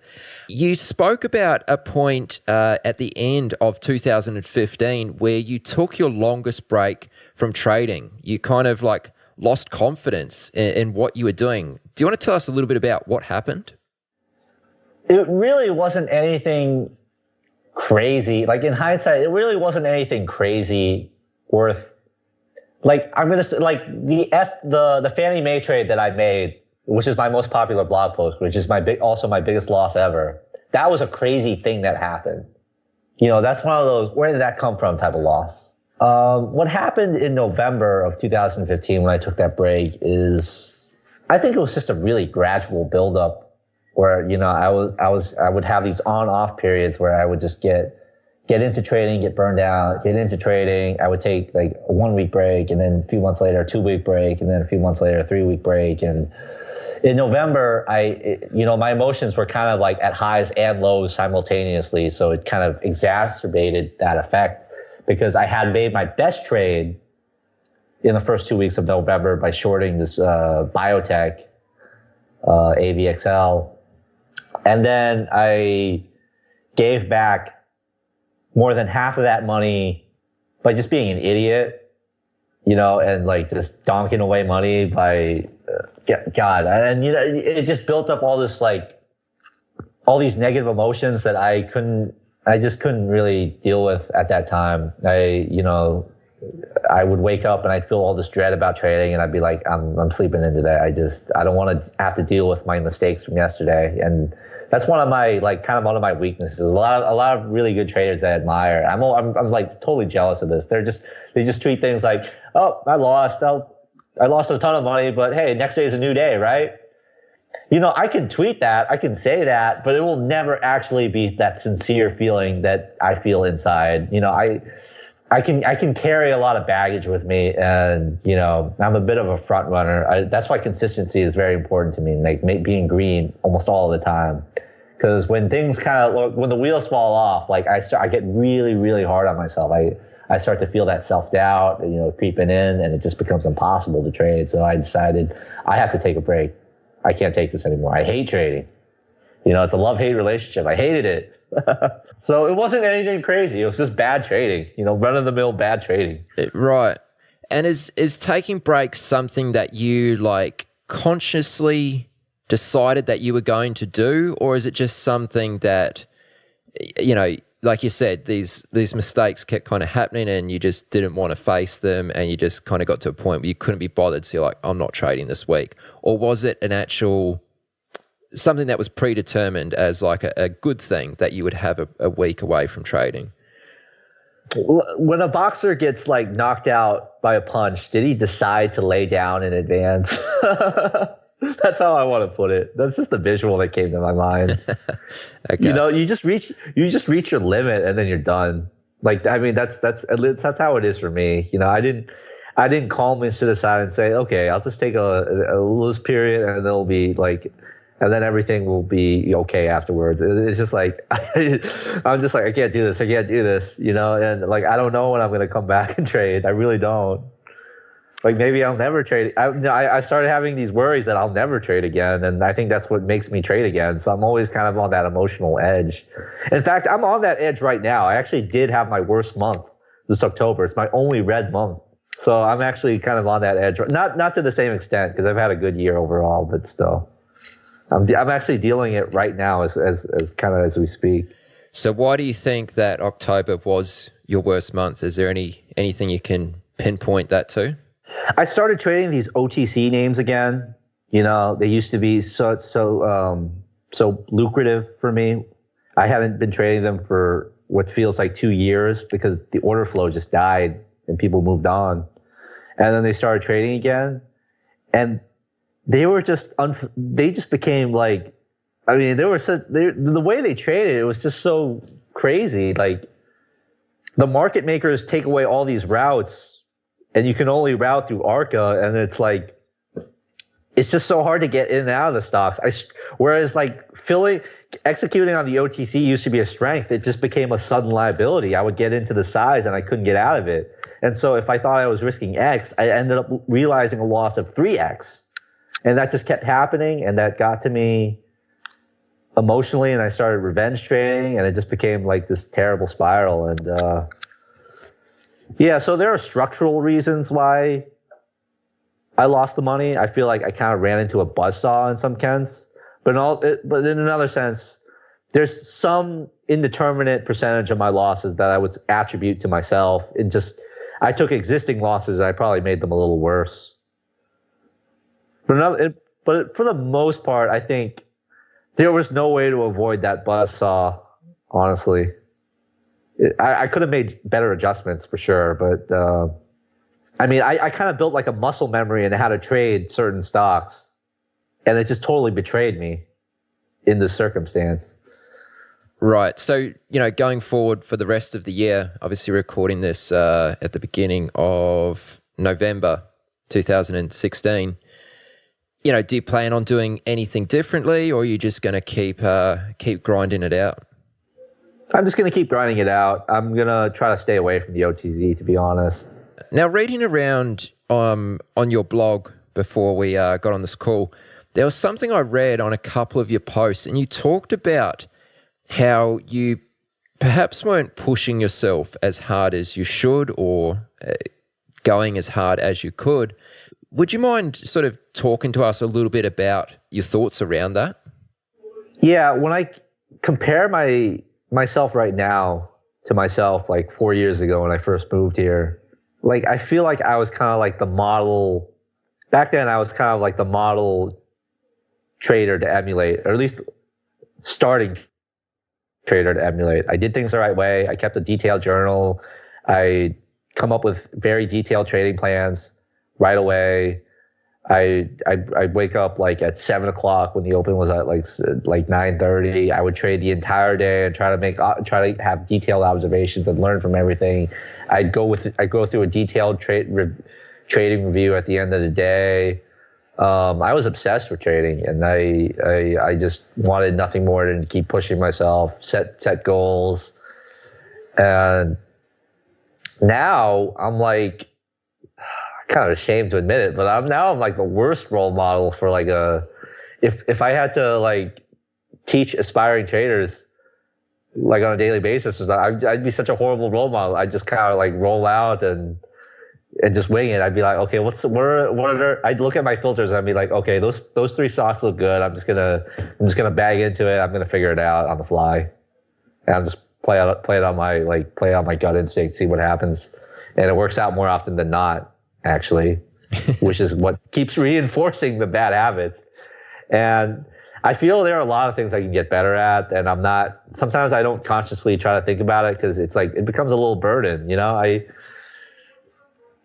kills me to say this because I feel like I'm betraying the 22-year-old me who was just all about like excellent habits and pushing myself and all those things that people should be proud to do and proud to say. But like in some sense, trying less hard has taken the pressure off of me, and my results are, aside from this month, are like as good as ever because I take the pressure off myself and I don't trade as tight. I can get pretty tight on my risk tolerance. I don't really have a naturally high risk tolerance. It took a lot of work and trial and to just get it to where it is now so that I don't get shaken out so easily. And it still happens. But because of that, a lot of my mental energy is just dedicated to making sure I feel relaxed, pressure free. I can just like let things go. Money's not an issue, and just let it be, free and open and easy. Yeah. Okay. I mean, I really appreciate you being so honest, Peter. I think this is really cool. This might be a bit of a strange question, but, for someone who has been doing this for however many years now, you're profitable most months, or pretty much every month except last month. Has trading become quote unquote easy for you? No. Sometimes it's like deceivingly easy, and then they change it up on you. It's just, and that's what ensures that on the grand scheme, it's never that easy. I feel like when markets can change up even a little bit, even if your strategy still works, your timing method might be your usual timing method might not work. Even if your grand strategy works, your timing method might be really inefficient, or it might lead to more shakeouts and stopouts. It might be like less optimal, and that drives me to a lot of headaches. Where I kind of have like a template to execute a certain stock. I kind of follow that mental template, and then the stock trades in this crazy way where if I just did the opposite of that, not in the sense that I switched my buys up, but if I did the same execution, but I had the opposite idea instead of following that template, I did kind of a different way, it would have worked out instead of getting me stopped out. And that's what drives me insane, and that's what makes it never that easy. That's what makes scaling up hard, because I can never really follow that mental template all the time, knowing that they're going to change it up. They're going to find a way to make the improbable happen to keep me on my toes. Okay. Yeah, I was just interested to hear your thoughts on that. I mean, it might probably a bit of a strange question, but anyway, we're getting on a bit here. There was one more thing I wanted to speak with you about briefly, and that's Bitcoin. What are your thoughts around trading Bitcoin? I know this is something you've dabbled in. What do you like and not like about Bitcoin? I want to say what I used to like about Bitcoin was that it was just this new fascinating phenomenon 2 years ago. And anytime you have a new fascinating phenomenon, you have insane trading volatility, insane emotion, and anybody who is skilled at trading those type of environments, which is what I cut my teeth on, can make a lot of money. And that's what attracted to me in the first place. Like, a friend of mine at my firm showed me the chart, and I didn't even know what a Bitcoin was, but I saw the chart and I'm like, holy shit, I'm in. I got to trade that. And it traded much like the momentum names, the the hype names that I trade that, they kind of have a certain psychology and certain subsets of patterns to them. And I was doing great at it. So that's what I liked about it initially that attracted me to trading it. I feel it does not have that same level of craziness that it did 2 years ago, because it kind of sunk in. People have learned about it, and it's kind of a bit more entrenched. So if you look at the day-to-day chart, it doesn't have the same type of range. What I that's only a minor problem compared to the serious problem of exchange security. The exchange that I traded almost all my volume on for like 2 years, Bitfinex, got hacked for millions of dollars worth of Bitcoins, and their solution to that problem, because they're not regulated and they don't have to they can just come up with the solution on their own and force you into it, is that they made everybody take a 35% haircut across the board, whether you were a cash holder or a Bitcoin holder or a Litecoin holder. They just made everybody take a 35% haircut. And it's not just Bitfinex, it's multiple exchanges. So I just don't feel safe as a short-term trader. I used to just leave my money in there thinking, oh, okay, if there's a crash, I can wake up and trade the volatility and make some money. How can I do that if I think I can wake up and see that it's hacked and I just lost half of it? It's a different ball game if you're a longer-term time frame trader, because you can just store your Bitcoins in a wallet and see how it plays out. But for me, I was just in it for trading, long and short. I didn't care what happens to Bitcoin in the future. And for me, it's not safe anymore. Yeah. So why are these Bitcoin exchanges so much more vulnerable to hacks like that over, other exchanges like for equities and futures and that type of thing? I'm not the most technologically sophisticated to give a great answer to that. My answer would just be there's just less money and less and inferior infrastructure and security in those and security procedures in those exchanges. Whereas stock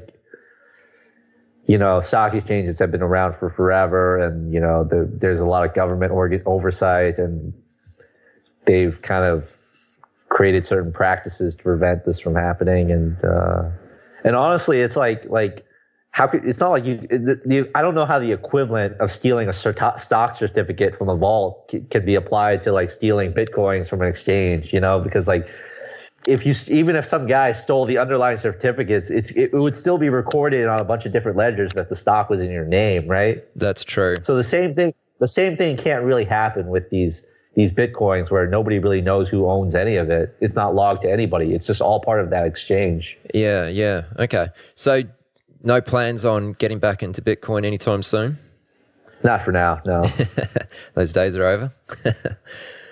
I hope they're not over. I hope I can come back. I mean, I want there to come back, because it means there's opportunity, but I think I got to be prudent with my money. Yeah, no, that totally makes sense. Well, Peter, let's leave it at that for now. I just want to say thank you so much for coming on to do the podcast. I know I've been hassling you for quite a while, so I'm pleased I could finally twist your arm enough to get you on. Where can listeners go to find out more about you? Just go to my blog, peterktoe.blogspot.com. I got to write more, but some of the existing posts are good, I guess. And that's about it. And I have my Twitter linked on there, Peter K. Toe. That's just my name. And that's it. Okay, excellent. And like I said earlier, guys, definitely check out Peter's blog. He does an incredible job of it. Some really badass illustrations too. Good for a laugh. And yeah, I think that's it. Let's call it a wrap. Thank you very much, Peter. I appreciate it, man. Thanks a lot, Aaron. It was a blast. Thanks. You've reached the end of this episode of Chat with Traders. But rest assured, there are more episodes loaded with real market insight and zero hype on the way soon. So to stay updated with each great new release, subscribe to the podcast in iTunes. And we'd love it if you'd leave a rating and review. We'll catch you next time on Chat with Traders.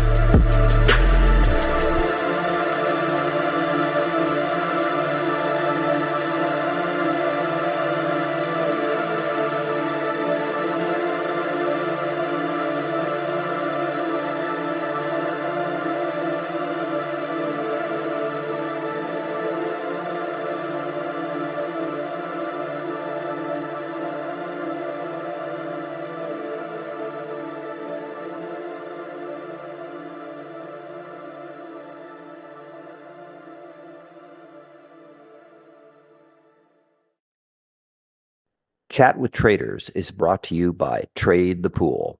Did you know that every decade the market reinvents itself? Online brokers opened the doors, mobile apps made trading seamless, and commission-free trading erased barriers. Now, a new era has begun. Meet Trade the Pool, limited risk trading. And now you also have unlimited time to reach the profit target. From now on, your trading risk is capped, and your trading opportunities are limitless. Trade the Pool funds home-based stock traders with up to $200,000 in buying power. That means you can trade larger positions and scale your strategies without risking your own savings. It's time to trade with more capital, making it truly worth your time and effort. Ready to trade the pool? Click the link in the description and join the stock trading revolution today. Are you ready to get serious about trading? Then join Tasty Trade, Investorpedia's best platform for options trading in 2026. Stocks, options, futures, and more. Tasty Trade has everything you trade all in one platform. Get low commissions, including 0 commissions on stocks, so you can keep more of what you earn. Trade smarter with advanced charting tools, a pre-built strategy selector, risk analysis tools, and more features. Visit tastytrade.com/chat for more information. Tasty Trade Inc. is a registered broker-dealer and member of FINRA, NFA, and SIPC. Markets, speculation, and risk. This is the Chat with Traders podcast, hosted by Aaron Fifield. What's up, team? I hope you're doing just fine. My guest for this episode is Bryn Kelly. Bryn is an electricity, natural gas, and crude oil trader who has spent the majority of her career on merchant trading desks for the likes of BP, amongst others. She has also been a prop trader and has experience as a hedge fund portfolio manager also. A few of the key topics we hit on during this episode include Bryn's responsibility as head of trading desks, how she taught, trained, and managed newer traders, and an overview for how Bryn trades relationships using fundamentals and macro trends, and plenty more. For many listening, much of this may not necessarily be directly applicable to your own trading, but you will get some great insight to how things work from the merchant side of things. I really hope you dig it. Please welcome an awesome guest for episode 99, Bryn Kelly. Let's just get started. So probably the first question I'd like to ask you, Bryn, is, before trading came along, what were you doing? It's a good question. I obviously, or maybe people don't know, so it's not that obvious. I did not start or enter begin my career in trading. I wish I had known about it when I first graduated from college with my little finance degree, but I didn't. My father had been a CPA, and I got my first job working for Cargill right out of college. I grew up in Minnesota, went to the University of Minnesota, and Cargill is Minnesota. So I got my first job right out of college working in, I guess, what you would call today the mid-office for the trading arm of Cargill, which at the time was called the Financial Markets Division. And I was responsible for mark-to-market, P&L, and everything that goes along, with supporting a trading desk for a group that traded baskets of stock on the Nikkei and the Topix exchanges. Very, very manual at the time, but I don't want to date myself too much. And from the moment I saw what that industry was like, I knew that's what I needed to do. And I spent quite a bit of the following years of my career advancement working to position myself in a place where I could get on a trading desk, which I ultimately did, thankfully. Okay, yeah, and I heard you talking about this briefly on Anthony Crudelli's podcast, Futures Radio.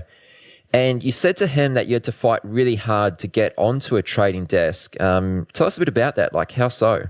Sure. I guess anybody who's been, a kind of comeuppance on a trade floor and in the trading world understands that there is not a logical career progression from the mid office or really any other office to the front office. You kind of you either start in a low rank position, supporting a trading desk in what's called the front office, or you're on a different career path. So, I mean, I recognize that. I saw it. I understood that was the case. So I had to continue to look for opportunities where I felt like I worked for companies that had exposure and had trading desks, and where I could excel enough and get enough relationship with management or with the head traders on the desk so that I could make a move over. And it's not easy. I went through several different companies, and of course, along the way, I'm also advancing my career because I was young, and next thing you know, I'm the controller of Koch Industries in their supply and trading group. Getting a little worried that I was getting too far along in, another career, and, you become kind of untouchable. When you're you're too overqualified or whatever you might be labeled as to, move in to start your career over.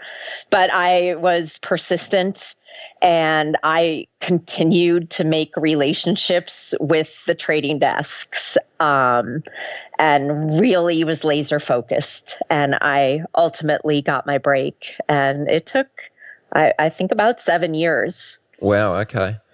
To make that happen. So when you came onto this trading desk, presumably you had no or little prior experience as an actual trader. How did you learn and get to know what you were doing? Yeah, interesting. So I think there's a few things in the 90s, early 90s, when I did, kind of get my first role on a trading desk, and it was in the electricity industry, which was just deregulating and just getting started. But it was also prior to really a lot of electronic trading.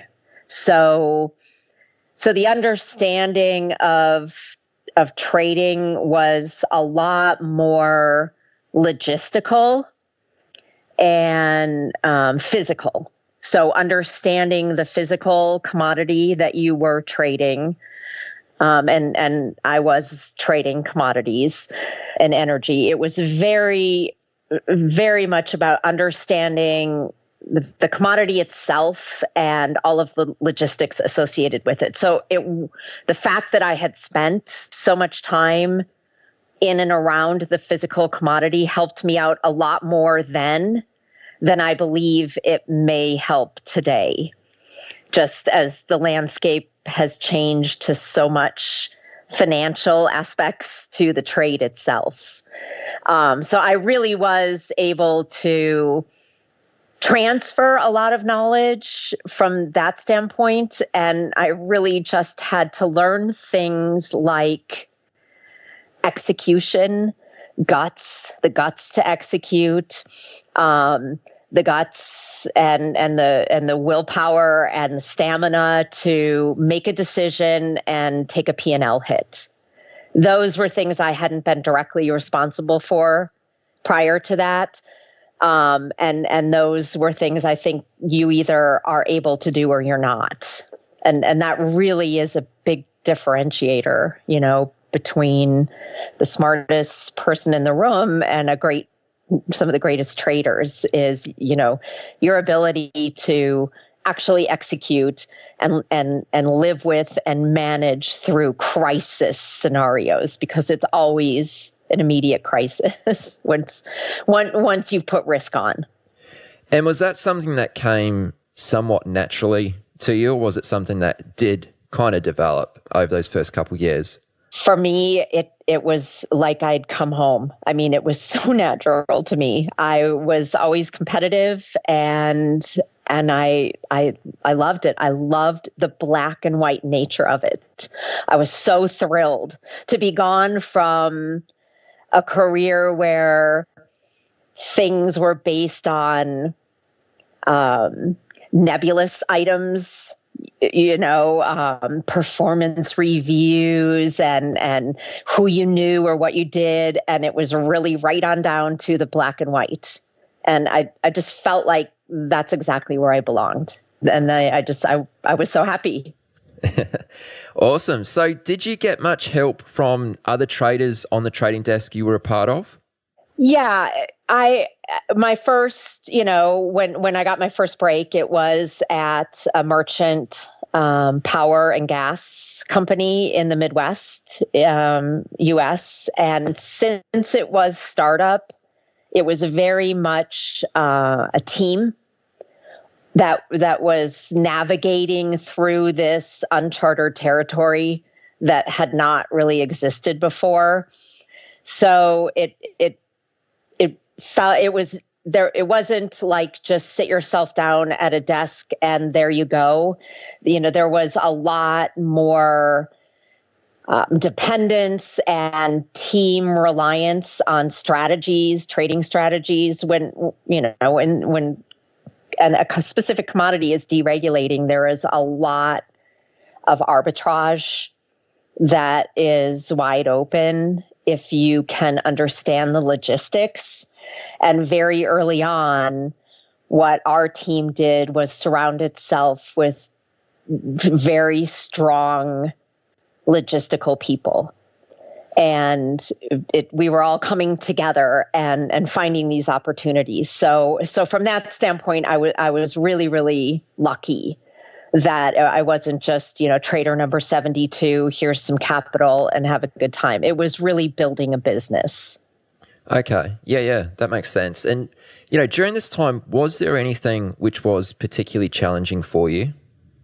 The landscape did change enormously in the 10 years. In my first 10 years, and it actually has changed enormously in the next 10 or 15 years. And that's always a challenge. The market went from no transparency to some technology and transparency. And, you almost could think about it like you hear people who have worked on the floor of any exchange, quote, they'll use, back in the day, and it was one particular way, and you made a living in a particular way based on, the flow of information.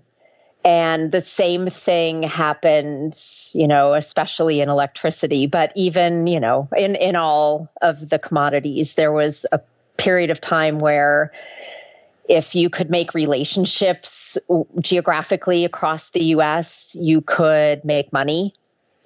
And it seems quickly now evolved into something much different, where contracts were not bilaterally limited. In the beginning, you only could transact with people via a bilateral contract. So it limited the amount of people who could be even playing, who could show up at the table. It wasn't like you just opened up an account and posted some margin. I mean, you had to negotiate with another firm's credit department and individual bilateral contracts that you were, backing all of your trades with. So there were a lot less players, a lot less transparency, and that was definitely a challenge. Can you move from, going back to the example of the floor to when it went upstairs, quote unquote, and everything was electronic. It requires really a huge shift change in your skill set. And that was a challenge for sure. Okay, so when you say bilateral contracts, I'm not really sure what that is. Would you mind explaining that a little more? Sure. Yeah, that tells me how much they're just, that's how much it's changed. For example, when I worked at BP in the 90s, and counterparties were Enron and all of the other kind of trading counterparties that you can think of in natural gas and electricity, you traded directly with each individual company. So there were voice brokers that are OTC brokers that would call, and you would have a squawk box and they would make you markets, but they weren't online. And when you hit a bid or lifted an offer, you were given the counterparty's name that you were done with.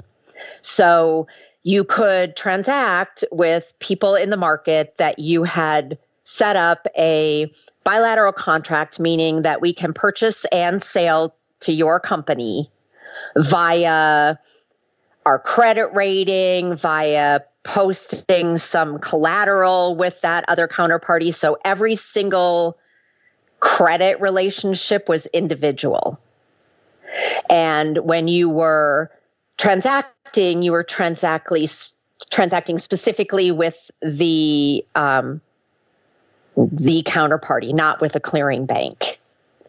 So it was, looking back now, completely inefficient, right? Because you were having to post collateral with a lot of different people. There was no margining on these contracts. So there was just really a netting of purchasing and sales. And even in the very beginning days of, for example, Intercontinental Exchange, when you hit a bid or lifted an offer, your trade ticket revealed to you who your counterparty was, and it was not a clearing bank. It was a physical utility purchasing, and there was a lot of knowledge in that. There was a lot of knowledge available once you found out what counterparty you were transacting with that just doesn't exist today. Yeah, I had no idea. So you spoke about working at BP there. I'm really keen to spend a little bit of time on that. So what exactly did you do at BP? What was your role there? Okay, so just to preface that with, most of my career history in energy trading has been on the merchant side, and BP is an example of that. So BP had a merchant trading group, meaning it was unrelated to their core asset business, but it certainly, enhanced or you could consider it a diversification of the business that they were in. So for me specifically, I was in their gas and power group, which was in Houston. It wasn't my first merchant group that I'd been involved in, but when I started there, BP had just recently purchased Amoco. And hence that's why the office was in Houston, because Amoco that's where their core business had been. And Amoco was in natural gas. So BP had a merchant trading group called BP Energy Company. And it was primarily electricity and natural gas trading on a speculative nature. So it was not trading any of BP's production. It was, the group didn't own on it, any assets per se. Now they did get involved with moving production that BP had, but it wasn't, it really, other than molecule flow, there wasn't a lot of proprietary information that you had. So it was a speculative group, and I ran the Eastern electricity desk. So over the course of the, 5-7 years that I was there, I built from 2 team members really up into a fully integrated desk that consisted of real-time electricity traders all the way through to term electricity traders. And what we did was try to make money. We essentially, I set the desk up to look like a virtual power plant. So if you don't actually own a power plant and you're not having to dispatch electricity and deal with real-time flows of electricity and moving power across the US to various grids, if you have a real-time trading desk, which is staffed 24 hours a day, 7 days a week on 2 shifts, you essentially can look like you have a power plant by buying and selling every hour on the hour. So you're basically calling utilities all around the U.S., purchasing their excess or selling to them if they have a deficit, and then sourcing it speculatively in a way, but it's via your relationships that you have across the country. I mean, you're taking price risk on an hourly basis. All the contracts are firm with liquidated damages. So it's very interesting. So I ran everything from the, real-time hour-to-hour group all the way through to supporting a marketing desk and taking risk out 10 to 20 years. So on the other end of the spectrum, there would be a marketing group that also worked, for this BP Energy group that would go out and meet with utilities or users, long-term users of electricity, and try to do a 10-year deal with them, sell them power for 10 years that was shaped a specific way that was different than, if you look at a NYMEX contract, right? Like if we'll take natural gas, for example, it's 10,000 MMBTUs. And even more specifically, it's 10,000 MMBTUs per day is generally the delivery at Henry Hub. But marketers will be out meeting with people across the US, and they might find a customer that needs 6,000 in the evenings and 22,000 during the day, but the option not to take any on Sundays. And they come back to the trading desk and they say, I need you to give me a price on this. So of course, as a trader, you have to be out in the market. You have to know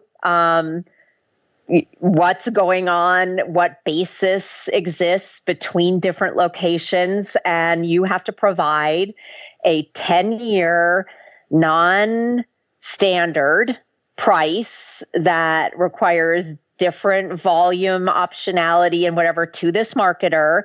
And if the marketer goes to the customer and the customer, accepts the deal, then as the trader, you now have this deal on your books. And so you end up with an accumulation of non-standard deals that you have to figure out a way to hedge. And when you ultimately go to delivery with them, you have to optimize and figure out how to make money off of it. So it's a pretty diverse role when you're in the merchant side of the business. And the hub products that are listed on the exchanges are really such a small part of it. Yeah, so I mean, it's safe to say that most of your trading there was done off the exchange, right? Like it was off exchange is what I mean. I'm trying to think about the right way to put it. I would say that pricing and delivery of deals, once you take them to delivery, was not to or from the exchange. The exchange is certainly used as a price benchmark. So you have to be very familiar with, for example, if I was pricing a deal in the Northeast, with the cost of pipeline capacity in the Northeast and how much risk you're willing to take on that pipeline capacity in a winter month. So there's a lot of pricing of deals that are off exchange, but risk is laid off generally at hub locations. So I don't know if it's exactly that it was so much off exchange. It's just that's only one part of it. Any merchant portfolio does not consist, even a producer of any commodity, they don't get the exchange price. Their wellhead or their generation point of the commodity is nowhere near where the delivery point of the exchange contract is. And so while you might think that natural gas is $3 at the exchange, it's well known that producers up in the Pennsylvania area are getting a third of that because it costs them $2 to get it to the delivery point at the exchange. So everything is relative to the exchange, but it doesn't, change the complexity of the story. Okay. Yeah. So when you talk about, having to actually make deals with other merchants, yeah, how long would that take you to actually put a deal together and close that deal and actually make the transaction? Like, what sort of time frame are we looking at? So marketing deals can take a long time to get to the pricing of the contract. From the day that a trader gives a price, that price is generally good for a few hours, overnight potentially, in today's markets and in really all markets since, years, you can't leave a price open. It may take 6 months for negotiations to lead to, a price quote, whether that's getting contracts in place, submitting a price once and nothing happening and them calling back. But once a price is given, that price is only good for, generally that day. Because as a trader, I can't give someone a quote and then not know if I have any, if I need to lay off risk or not, because the minute the deal is done, it's, the trader's responsibility to lay that risk off in a way that they think will make the most money for the company, and then continue to manage that risk and optimize it. Mm-hmm. Okay. So this sort of thing that we're talking about here, I mean, it's quite different from what we've spoken about previously on the podcast. Is this kind of the real reason why futures commodity markets exist? I suppose it's chicken and egg, but for sure it is the, exchange contracts are price indicators, right? And if there was not a liquid, reliable forward price indicator, it would be difficult to do long-term contracts because people would always feel like, they would never pull the trigger because they wouldn't know. They would feel like they had no price information. And it is certainly a reason why a lot of the futures contracts move. It's always based on, sure, there's speculation day to day, but in reality, there are real consumers and real suppliers doing long-term deals in the market. There is an airline purchasing, 2 years worth of fuel supply from a bank, let's just say. And now the bank has to go out and hedge that, right? There is a utility locking in their, gas for their power generation. And so they have to go out into the market then, whoever sold it to them, right? And lay that off. So it's a constant push and pull of, were a whole bunch of supplier deals done in the market or a whole bunch of producer deals done in the market? Because of course they're never going to be done at the same time. But generally who those deals are done with is how you can understand, what will end up showing up in the market. So many of these deals, for a long time and probably even still today, airlines haven't had the best credit and the best balance sheets. And really even producers, small producers, it's not as if they can just go out and sell the exact price on the exchange. They're delivering a product that is interruptible, right? If you're producing natural gas and you're selling it into the market and something happens to your well, you're not going to have that production. And so it's interruptible.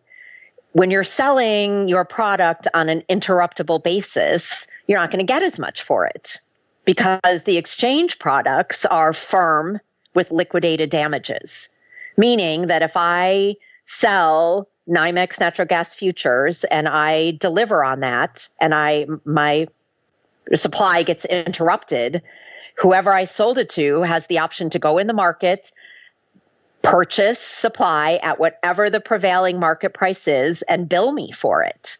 And producers are not in that business. So when we talk about producer hedging, what they're doing is selling to an intermediary that's willing to take that risk. So they're going to give them less money for their Cal 2017 product. And then they're going to take what's called the firm or interruptible to interruptible to firm risk. And there can be a lot of different, basis in that. It was one of the fundamentals of the, first 3-4 years of electricity trading that I was involved in, and not just me, but, the industry. You bought electricity generation from a utility on what was called non-firm, and then you sold it into the firm LD, liquidated damages market, which is what all exchange products are, and you take the risk that you'll be able to resupply it and you'll make more overall than you'll lose. But, people don't think of that when they talk about producers hedging. Producers just don't get to go out and sell 100% of their production into the NYMEX firm market. They have to sell either to a bank intermediary that will accept their C-rated credit or BBB minus credit. They'll give them a huge haircut, and they'll also give them a haircut because their product is interruptible. So there's, I find it very interesting just listening to high-level commentary that's done on some of price action on exchange products, because that it's really only relative to people that are not going to delivery or aren't, are willing to take that risk, the firm to non-firm. Yeah. This is all very interesting, and much of it is quite new to me. So, no, very interesting. Are you ready to get serious about trading? Then join Tasty Trade, Investorpedia's best platform for options trading in 2026. Stocks, options, futures, and more. Tasty Trade has everything you trade, all in one platform. Get low commissions, including 0 commission on stocks, so you can keep more of what you earn. Tasty Trade is packed with advanced charting tools, backtesting, a pre-built strategy selector, risk analysis tools, and more features to help you trade smarter. See equities and derivatives with high trading volumes, dividends, upcoming earnings reports, and more with their pre-built watch lists. Or create a custom watch list to keep an eye on the companies and sectors that matter to you. Manage your positions with speed and precision using active trader mode, one-click trading, and smart ordering. Plus, Tasty Trade's stellar trade desk team offers live support during trading hours if you need it. Visit tastytrade.com/chat for more info. Tasty Trade Inc. is a registered broker-dealer and member of FINRA, NFA, and SIPC. Have you ever watched a stock explode and thought, if only I had the capital? Or sat on the sidelines because your account balance felt too small to matter? Good news, with Trade the Pool's limited risk platform, you don't need millions or even thousands to start trading the U.S. stock market. Bypass the PDT and tap into over 12,000 U.S. listed equities, from penny stocks to big caps, ETFs, even the newest IPOs, and short anything you like with zero locate or hard to borrow fees. Start your evaluation, get funded with up to $200,000 in buying power so you can go big without risking your own savings. And now you can also have unlimited time to reach the profit target. It's a game changer. Not ready to trade yet? Trade the Pool offers a free demo and educational resources. Practice on live data, master the platform, and build confidence risk-free before you even pay a cent. Click the link in the show notes to start trading with Trade the Pool's capital. You know, in a number of roles that you've had over the years, I was snooping through your LinkedIn profile before we got on this call, and I noticed that you were hiring and training new employees in several of the roles you've had. Were you training traders specifically? Yeah, if we're going to talk about the past 20 some years in trading, then yes, it was if I ran the trading desk, I was responsible for the hiring and firing of everyone on my desk. And that could include P&L analysts, so clerks that, entered trades and did, that kind of thing, to, traders that I would bring right onto the desk. So absolutely. I mean, as the head of the desk, you're responsible for, wherever it is that experience level that you brought them in, training them, and it's a hard job. You could be having your own bad day trading, but so could 3 of your staff, and you have to be able to pick them up and teach them the lesson and get the most out of them, regardless of what's happening in your own book. I mean, it sucks on a day if a trader comes to you and says, hey, I'm down $2 million. I mean, that's part of my P&L, right? I mean, I'm the whole desk. So you have to learn the art of, teaching somebody to navigate through a crisis, and also determining if it's a fireable offense, although those are generally very clear. Luckily, these days there are things like hard risk limits and volume limits and whatnot. And I mean, really, you almost hope someone violates something like that, because then it makes it easier if you have to let them go versus if they're just kind of not very good for a while. Okay. So what were some of the things that you'd teach these people when they first came onto your desk? Let's presume they don't have much experience trading. What were some of the first things you'd really try to drive home? Well, for junior traders, knowing the systems that support, your the desk. I think for me, and it could be the way that, I came up through my background, you have to know whatever system it is that is supporting the trading business. And by system, generally people refer to them as like an ETRM system, or maybe they call them your P&L system. How are trades getting captured? How are they getting, organized into your book, your strategy? How do you know how, to have clarity if you've had an error in that? Because, I mean, of course, understanding what your position is so that you can trade it is the most important thing. So I personally never tolerated people saying, I don't know. The system says I'm long 100, and, they're not.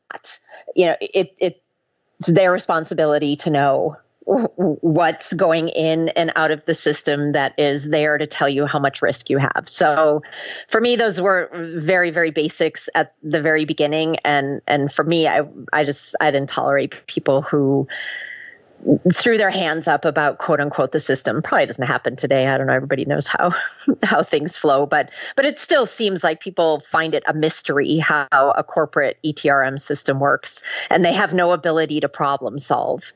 They're like, I don't know. The system says I'm long 50 and I think I'm flat, but no ability to figure out how that error could be there. I mean, could be massively costly errors.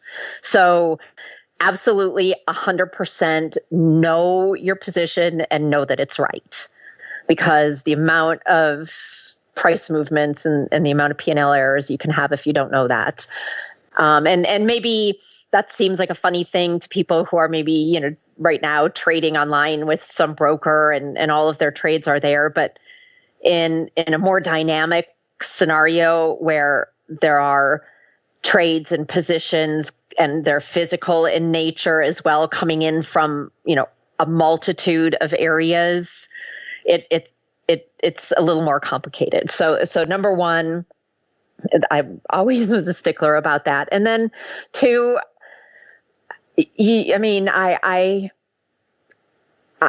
I guess what I really did was train people to have their opinion and not overmanage when they're wrong. I had teach them things that I look at, indicators that I look at, suggest, market thoughts, but you don't want a clone of yourself. So it's definitely about getting someone else's thoughts out of them and giving them enough confidence in those thoughts. You can't really, there's no manual, you just learn the commodity and you learn the flow and you learn it by sitting there and you really learn it by, your holy crap moment when you're responsible. So yeah, so you spoke about a couple things that almost frustrated you there. How many of the traders came through, were able to do this? Were there traders who just didn't get it? You got frustrated with them and they ended up making some errors and you had to give them the boot. How many traders kind of made it? How many didn't? I don't know if success rate is the right word, but that's kind of what I'm getting at. I don't know actually that I've ever looked back at it and given it a percentage number. I have fired my share of people who weren't cutting it. And I've also moved people to roles that maybe were more suitable to them. There a lot of times the way a trading desk can be structured is the hierarchy seems to go from scheduling or ticket entry or, very, more manual type of data collection roles to shorter term trading to longer term trading. And so many kids starting on the desk sort of thought as soon as they were, a long-term trader, then they were, that was the right progression. And I can't tell you how many times, there'd be some young trader who was responsible for just trading, 1 month in, right? They had a short-term duration, who believed that the longer term duration was, where it was at. And, I'd give them a chance and you'd find out that that wasn't the case. And so a lot of times it was just educating and moving them back into the shorter term role. I always felt and tried really hard to make it known that as long as you're making money, it really doesn't matter which part of the curve you're trading. So don't try, to be at a different part of the curve. A bottom line is a bottom line, but that did happen a lot where people tried to come, they wanted to come to the next table and didn't have the skill and they were either fired, or demoted. That's really interesting. So why do you think it was that the shorter term traders wanted to become longer term traders? That seems really unusual. I think there is a majority of structures that can exist at companies where the longer term traders have exposure to more capital, have access to more capital. It just takes more capital to commit a 10-year deal than it does to commit a 1-month deal. And so the stakes can be higher as far as, your P&L targets. And so the money, the payouts can be higher. However, those are the people that also get fired more often too. I mean, you have to understand that, the higher your P&L targets are, the first one you are out the door. But there are so many structures that exist in the industry where the term traders get paid more. So because they have access to more capital, but it's not always the case. And I think, it was my responsibility to guide and to make sure that somebody who was just trading next day or next hour power, had this, same drive and understanding, and access and the ability to deliver to the bottom line. There are some schedule things that are crappy about the shorter term duration you have as well. So, if you're working on a real-time electricity desk, you're on 12-hour shift work. So of course you'd want to get off of that, right? And move up to a day job versus working, 6 p.m. to 6 a.m., 4 days in a row, then off 3. There are some schedule things as in any, sort of career advancement, right? Whereas you move up the ladder, there maybe is some more flexibility. And the assumption is there's more money, but I would argue there isn't always. Okay. And why do you think it was that some of the shorter term traders found it difficult to transition to more longer term trading? The knowledge isn't necessarily transferable on the fundamentals that make sense in the shorter term versus the fundamentals that make sense in the longer term. They're very different. And if you want to get really granular, you could talk about, if you were thinking about electricity or even like cash natural gas, right? Next day natural gas. The fundamentals of the pipeline relationships and the capacity available and weather is very different than the fundamentals that would drive a Cal 2018 trade. You could look at interest rates in 2018. You could be concerned with LNG.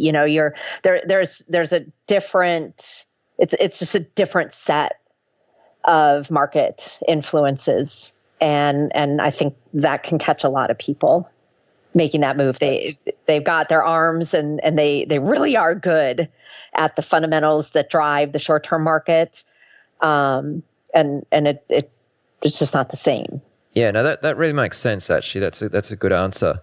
So, bringing us forward to current times now. What's your current situation, and what type of trader are you today?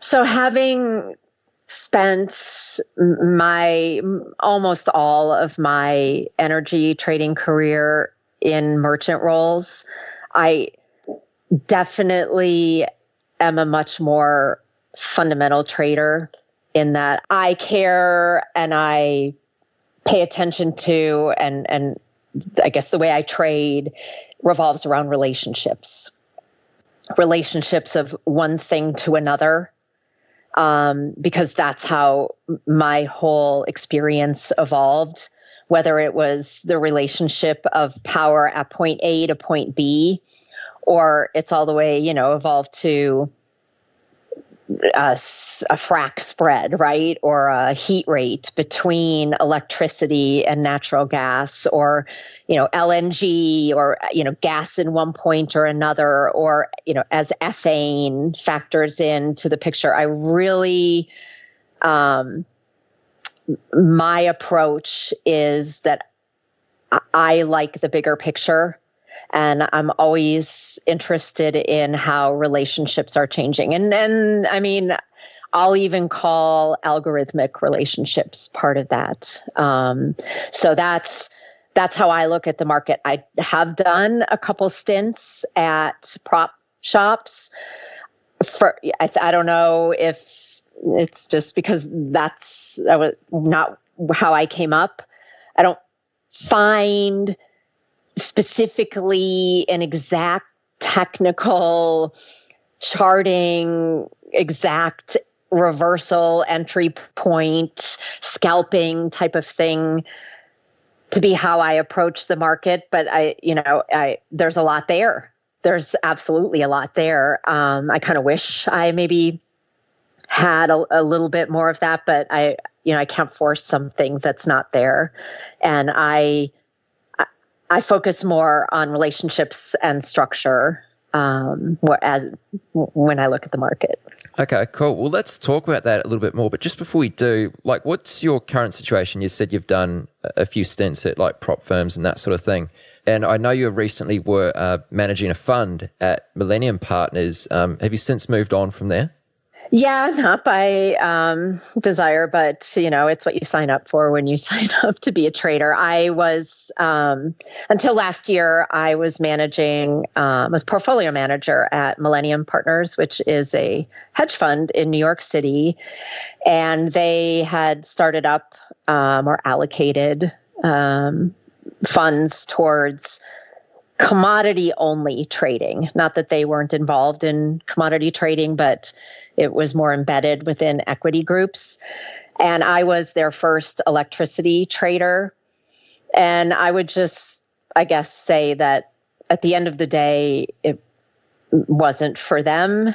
Their systems that weren't geared for it. Their understanding of the market wasn't deep enough, at all, and not anything. I mean, they're a class organization that, was trying new things, and it wasn't, I would say that they weren't probably quite ready for it, and good for them for knowing that they weren't, that they're just, it's one thing to have a corporate system to handle equities and debt. It's another thing to have a system that can track the hourly flows of power, and it's very complicated. And I've even written prior to one of my prior roles. I went to work for a software company as a subject matter expert and designed from scratch an entire ETRM system just for power, because it is that complicated to model and handle. So they gave it a shot for a year, and the black and white world, they said not for us. So I'm back to as most, I think, traders who can't, it's in my DNA, working on, sort of managing some family money and doing some of my own trading and working on a bunch of different startup ventures and anything, related really to what's happening today, especially in the deregulation of electricity. I think it's fascinating what's going on. And it's hard to even pick somewhere to focus. It's fascinating. No, that's excellent. Very good.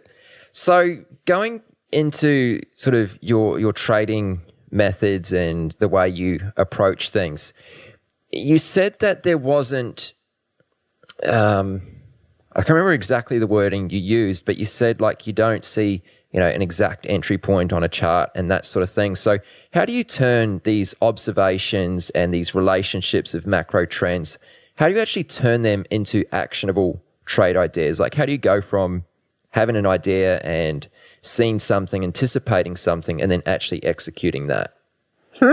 Tough question. So, like I said, I am a student of relationships, and I respect, areas on a chart or sentiment and all of that stuff, but it's not like, yeah, you're right. It's not how I use to get in or get out. I find a few things can tell the story pretty easily, and that is time spreads. So calendar spreads along the curve. And I, just like, not you can be right or wrong, but for me, you could take an example of the situation this summer in the United States with natural gas and the structure of the price curve, and how do you translate that into something actionable? And all summer we saw the daily cash prices exceeding really the balance of the month or the next, the prompt futures contract. And to me, that is actionable because that tells me what will happen with storage operators. And luckily it played out, right? If you own storage and you could either buy some natural gas in the market today that costs more than natural gas for delivery in the next futures month, you're just going to wait. And of course, this is a simplified. I mean, people will call, people have to ratably inject into storage. I understand that, but there is a global macro kind of step back, effect that the price curve can have on what ultimately plays out in the market. And so for me, they're very obvious. And the actual price, I don't care if the cash market is 5 cents over and we're talking about $10 and $10.05. I don't really care what the actual price of it is, even though people want to focus on that and ask about and talk about all the time. What's a good price? Do you think $3.50? Do you think natural gas will go here? Do you think crude oil will go here? I mean, I don't actually care. I care that the spread levels tell you what the next move is going to be. And so I certainly like either trends of relationships and spreads or outliers, especially if there are certain parts that I think will mean revert. So a lot of calendar spreads can, get pretty far from the mean. Doesn't mean that, it can't go another 3 standard deviation outside of it. So, but if you believe that something will mean revert, then you're never going to pick the exact point to get into it. But, put enough on it then that you can, stand and wait until that mean reversion happens. I don't know if that was specific enough. Yeah, no, I think that gives us a pretty good overview of how you're approaching things. By nature, you're a longer term trader. When we talk about longer term, like what are we referring to? Like what's your average holding time for a given position? It's gotten shorter, that's for sure, because the markets are really different now. And no matter where it is in the term structure, I would say probably not more than 3 months, because you're just not going to have enough. I mean, by then, either the spread you have on is going to delivery. It's gotten a lot shorter, and some of the moves have gotten a lot more violent, definitely. So why do you think that is? Why do you think, like you said, the moves have become more violent? And what are some of the other really big changes that you've seen yourself, having been done this for now over 20 years? Well, I mean, of course, this is just my opinion, but I think there is a whole generation of, number one, trading itself is more accessible. So the pool of players, market participants, is just so much bigger than it was even 10 years ago. And, beyond that, and we could go back to my discussion about, bilateral contracts. This central clearing of all contracts is not that old. It's relatively, a newer phenomenon.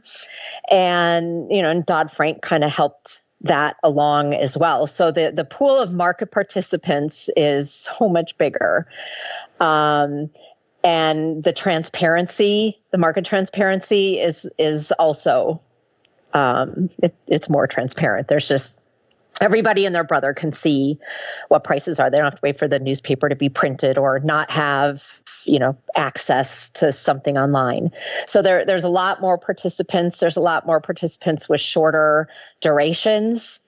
And so, they can get pushed in and out quicker, with, less capital that they're applying towards their trades.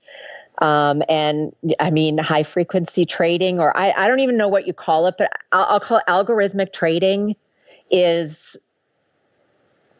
really where it's at. And I'm not saying that for me personally, but if you could imagine when there were market makers on the floor of an exchange before we went to the decimal system, and so the bid, it was like a half by a quarter, and the spread between, being a market maker was so great and lucrative that's all you had to do. That exists today for algorithms, and it is being exploited until it's not there anymore. And what I mean by that is relationships that exist between when people start buying soybeans and then how that ultimately flows through to ethanol, or, I'm not even using that far reaching of an example, but it's all the psychology of all of that and the ability to execute those relationships faster and faster and faster is what's happening now. So it's an amazing moneymaker for those who are buying tick data and developing relationships and running, machines. And I don't mean big, huge ones that are pushing it around, but, you add a psychology component into it. And, we've just taken the fraction system on the floor before decimals to a new level. And that's where I think it's coming from. I'm not saying, I'm not making a judgment at all, but I think, you can't be naive and not understand, which, really kind of goes back to what I like best is understanding relationships. It's just that people are doing it using computers at, levels that are beyond me. Yeah. And do you think this has made it somewhat more difficult to be a fundamentally driven trader? It's made it more difficult to be a fundamental trader if you don't have enough capital. And what do you mean by that? There are a lot of scenarios in which the fundamentals will ultimately win out, I suppose. Is that the right word to use? But a lot that can happen until that does. And if you don't have enough capital or enough VAR, and you're constantly getting chopped and stopped out until your fundamental play happens. We can, let's say the deviations from the mean have gotten bigger.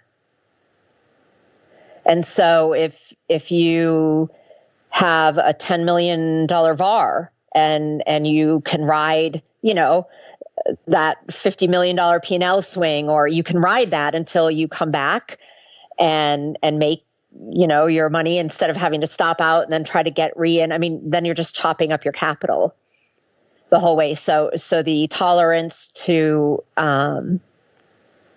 take those hits. And I don't think there's as many players as there used to be that can do that.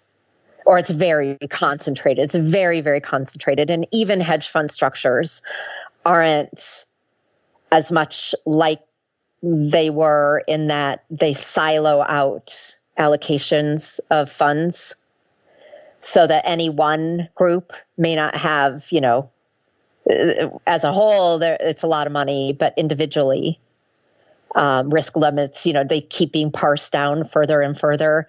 And so, a simple thing as a front month spread, like, December, January. so many players have to get out of that spread before even the last day in futures because of, T+1, margining limits and whatnot. And, if you don't have enough capital to post it, or you can't risk making or taking physical delivery, the amount of players that can actually take advantage of the real fundamental story playing out is smaller. So there's just noise on the intraday. Yeah, now this is a question that I'm pretty interested to hear your response to. And I'm not quite sure what the best way to perhaps frame it is, but, you've spent your entire career pretty much focusing on this sector. How well would you say you can actually read the market? Like, are you often surprised by certain things that happen which are opposite of what you'd anticipated, or does something like that really happen now? I can say that I'm not surprised, but I wouldn't want anyone to mistake that for that I get it right. I could tell you I was more surprised in, I guess, was it the end of 2014 when crude was trading $80, $90, and the fundamental nonsense and stories and whatnot that went on when for sure there was no other path other than $30. The calendar spreads told you that, everything did. And yet, so what can surprise me still is the interpretation, the story, the blinders, that the signals that people are unwilling to pay attention to. That can surprise me, or now after a year and a half, 2 years of markets cratering, in energy, everybody still wants to be on the story of full storage. It's like, move on. But full storage after 2 years is not the same story, right? As after people have had to try to cut and do this and that. So I guess it does. Yeah. I guess what continues to amaze me is interpretation of the story from the market. But I'm certainly not saying that in a way that I'm, that means I get it right. It's just the fundamental story can be pretty obvious, but you can't trade fundamentally alone either. That you'd get killed. Of course. Yeah, no, I think that's a good response. So, Brent, I'd just like to ask you a couple more, I guess, sort of more general questions, which might be really helpful for anyone who's listening to this podcast, anyone who might be an independent trader who is sort of just coming into things. Like, what would you say to someone who is entering this business of trading? What would you say to them to ensure that they have realistic expectations? Okay, good one. So, and I heard you say independent. So at some levels, are you talking about someone who might be just trading from home? Let's say that. Trading on their own. Okay, so I've said this before and I'll say it again. You have to decide if you're trading, from on your own, if it's your hobby or your actual business. Because a lot of people have a hobby of, restoring cars or, whatever it might be, but there is no chance they could ever make a living at it because it would take marketing and buying, setting up a shingle and advertising and blah, blah, blah. You get the gist, right? So, do not for 1 minute, misinterpret, you decide, is it a hobby or if it's an actual business, and you need to check yourself all the time if you're deciding that it's a business. And, not everybody makes it in a startup business. All across the world, people try to start up a business and they don't make it. If once you do that, you can't just, that's not the right word. I would recommend don't spend your whole time, especially if it's your kind of first career, just trading on your own.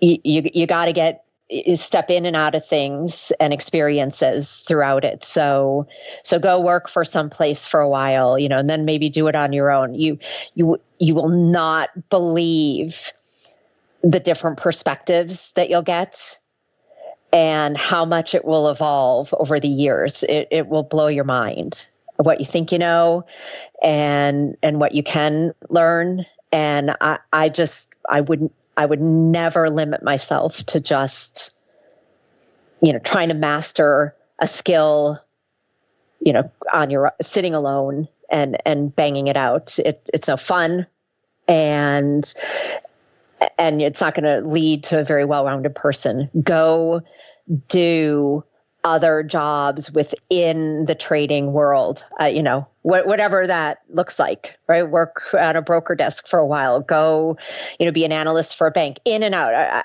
If you do a full-time, you do a part-time, you got to have more, you got to continue to get other experience or push yourself, take classes, but don't assume that it's as one-dimensional as you think it is, whatever that dimension is, because it never is. It's never that one-dimensional. So that's really something you do strongly encourage, is that, someone does try to get some sort of job related to trading. Well, and maybe I'm old school when I say job. I mean, maybe it is that you can get that perspective and knowledge other ways, right? Through social media or something. I mean, maybe I'm just too old school, but, don't just align yourself with people doing the exact same thing that you are. Yeah, sure. I mean, certainly you want that, but, push the dimensions hard.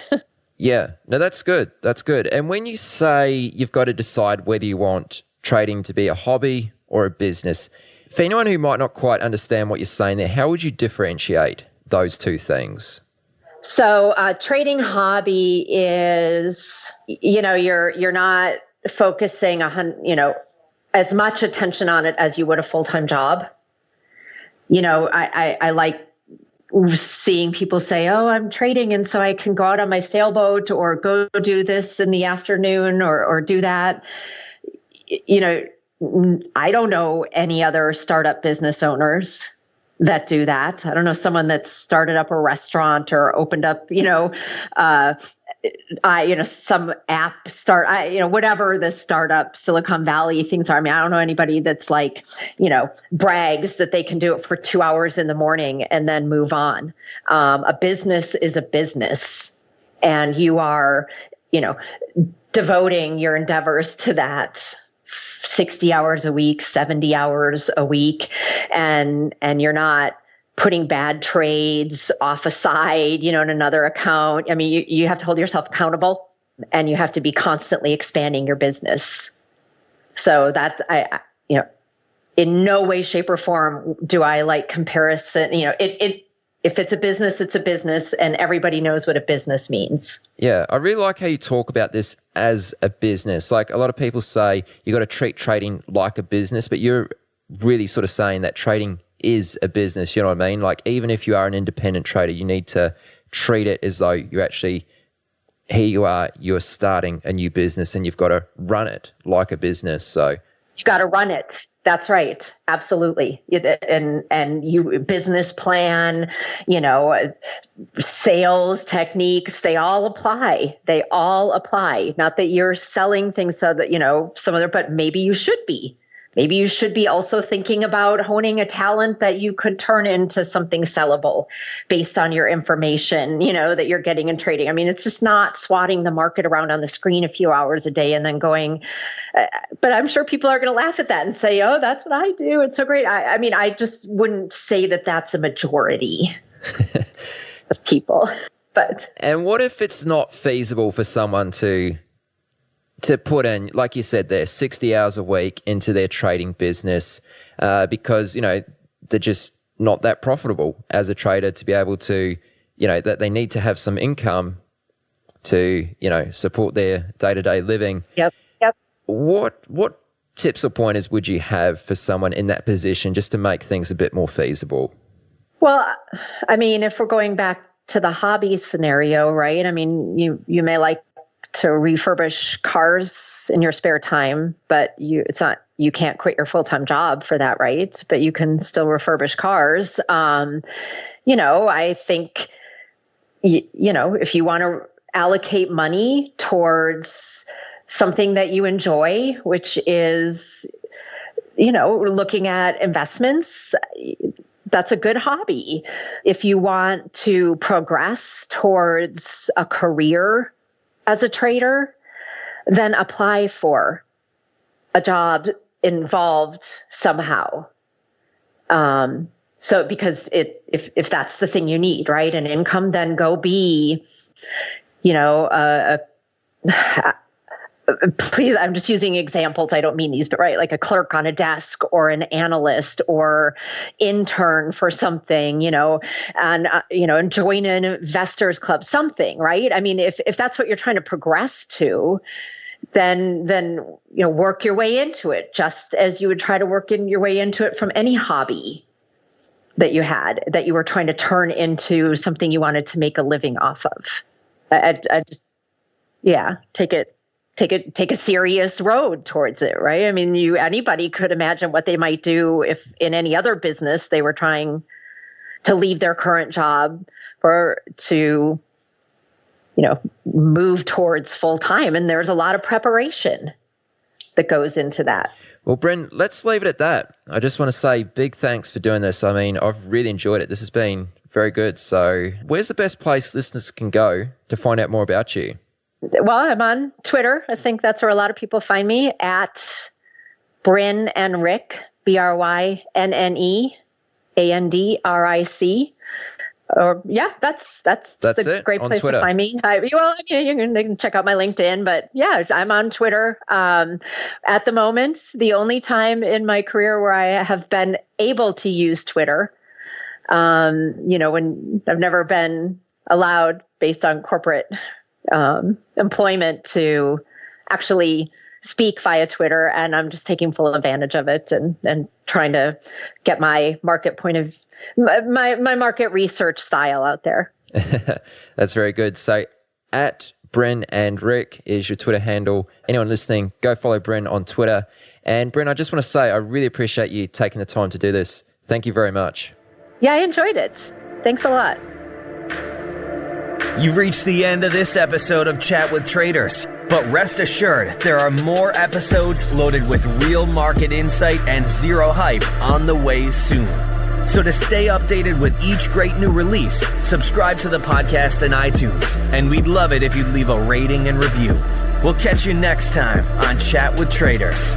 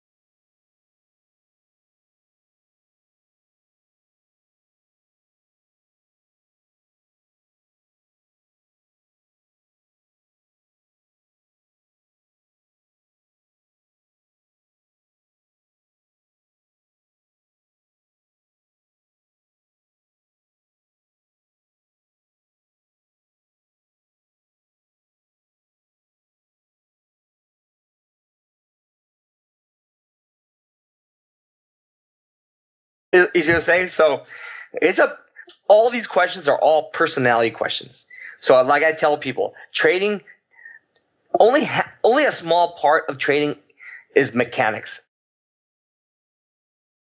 Chat with Traders, collaboration with Quantopian, episode 2.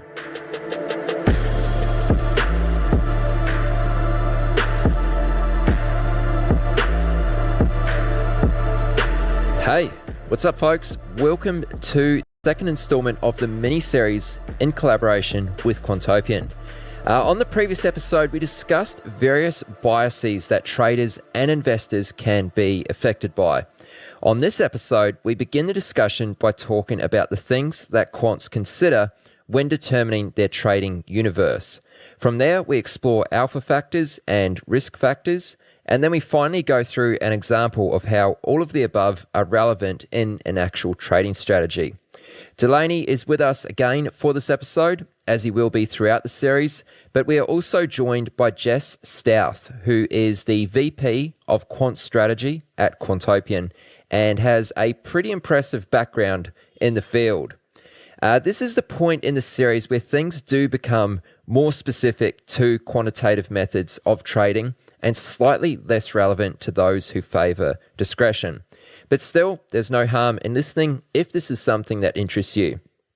As the subject starts to get a little more advanced, I would encourage you to listen over this episode twice if need be and make use of the resources that we mention throughout the episode. All of these have been curated for you at quantopian.com/chat with traders. So anything that gets mentioned, you can find there all in one place. Also, if something doesn't make sense to you and you would like to ask a question, you can do so at quantopian.com/questions. We will do our best to tackle all questions on part 6 of this series. And before we get going, I'd like to say a massive thanks to DataCamp for sponsoring this series. You know, I often get asked by traders who want to learn how to code, where should I start? And honestly, I think DataCamp is the best place, in my opinion. They specifically teach you how to work with data, manipulate it, visualize it, and run statistical research, all using programming languages Python and R, which are, of course, ideal for quantitative trading.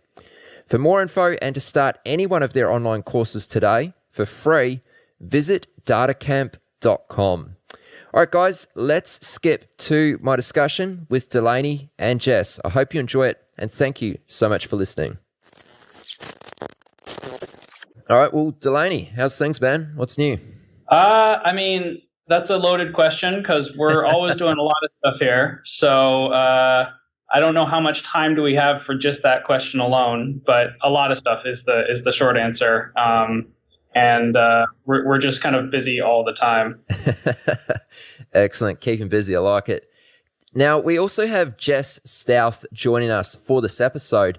Jess, how are you? Great. Thanks. Thanks for having me. No, my pleasure. It's excellent to be speaking with you. So, I mean, tell us a little bit about your story, Jess. Share with us a bit about your background. I think you were originally a physics and chemistry teacher, right? I did 1 year of teaching physics and chemistry, but I'll certainly take credit for that. So my background really was in basic research, did physics undergrad, but I went to UC Berkeley and did a PhD there in biophysics, which is a very, very broad field. I ended up in a computational neuroscience lab. So I learned a bunch of analytic techniques there for analyzing complex large data sets, really enjoyed data analysis, didn't really enjoy all the data collection. And so really looked at quant finance as sort of the best possible world where you got to ask really interesting, complicated questions about large data sets, but you didn't have to necessarily go through all the blood, sweat, and tears of putting grad students in an extremely high magnetic field. So that seemed attractive to me. So I took my first job in San Francisco, actually, for sort of a quant modeling research team. So I became a quant analyst, got to learn a lot about the financial markets and specifically equity stock selection models. So at that company, Starmine was called at the time, I did things like building a stock ranking model that took inputs like how much short availability for certain stocks was there. So I spent a few years there. That company was sort of a startup. They got acquired by a much larger company called Thomson Reuters. So I spent a few more years there, kind of more broadly looking across their quantitative analytics and data. I got the chance to visit quantitative asset managers, hedge funds, really around the world, which was an amazing experience. I got to see inside quant shops anywhere from, 2 or 3 folks working as a small team up to, desks of, 100 researchers or so. Through the course of that, moved from San Francisco back to the East Coast in the US to Boston. And that's where I met John Fawcett, who was sort of in the process of starting Quantopian. He had a back tester. He had a community that was really taking off.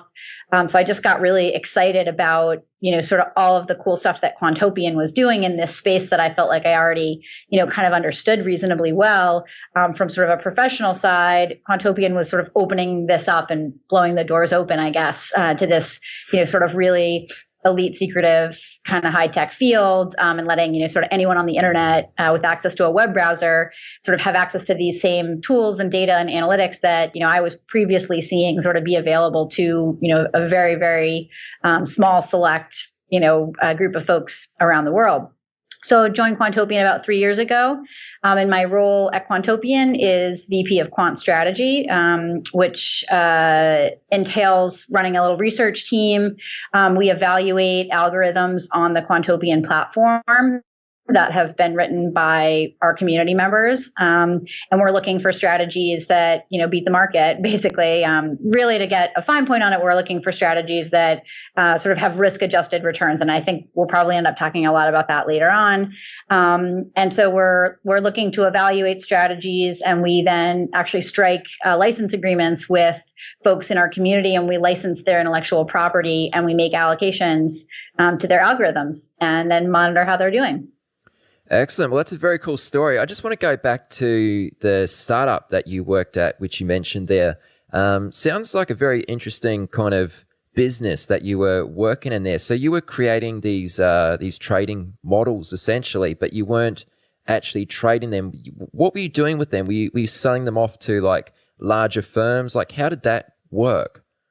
Yeah, great question. So we were building these stock ranking models, and we had sort of a whole suite of models, anything from, basic technical price-driven factors up to one of our flagship models was looking at analyst revisions. So, there's a whole cohort of sell-side analysts rating stocks all the time.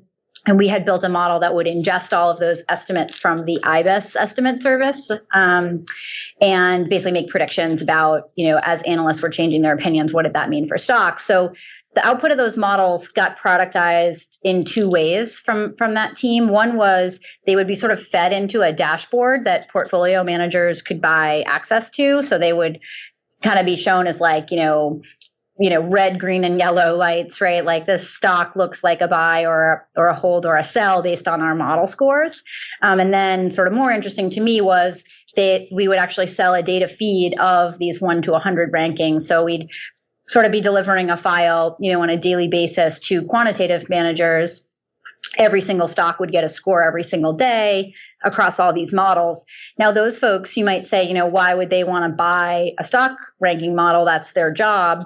But it turns out, as we'll dig into, there are so many steps in the process of going from raw data to, a portfolio that you want to buy and trade. So there were a lot of folks that were interested in buying sort of these Lego blocks from that company, Starmine. And I should say they're certainly not the only type of company that sold stock selection factors like that. One other big one was called QSG, and they've been acquired by one of the other large,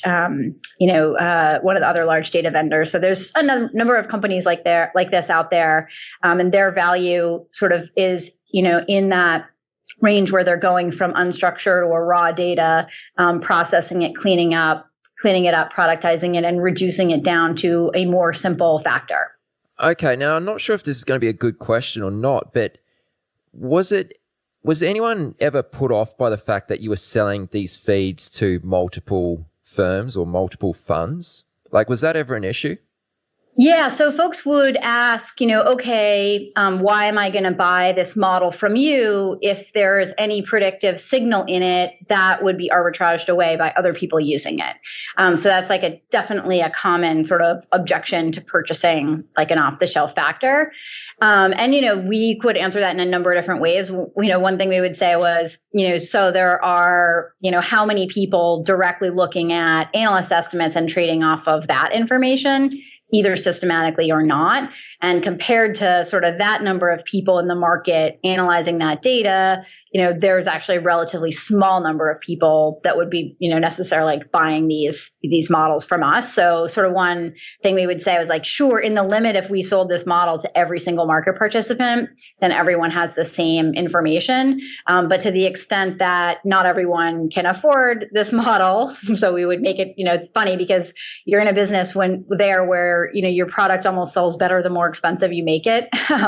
So there's an interesting, sort of supply and demand curve, I think. And actually, I think it's a great question because it doesn't just apply to, those factors that we were selling then. I see it actually in sort of the boutique data vendor space, just more broadly, even today. You have this interesting tension between, if you think you have data that's very, very valuable, you're trying to figure out how valuable is it and how do you maximize your revenue on it? Do you try to sell it for a very high price point to a very small number of people, or do you sort of risk selling it, more broadly at a lower price? It's not a solved problem. It's a really interesting question, I think. And if I could just jump in quickly, I mean, well, first of all, obviously this term factors being thrown around pretty liberally right now. And I think we should actually get to defining what that is. But I also wanted to make the point that something that was interesting to me when I started figuring out, how data sets are actually used in finance is there's kind of this sense that if you develop a stock prediction model, that the only thing you can do with it is use it to try and buy and sell stocks to make money on those trades. But that's actually not the case. And there's a lot more uses, a few of which we'll get into today, for, being able to score every stock.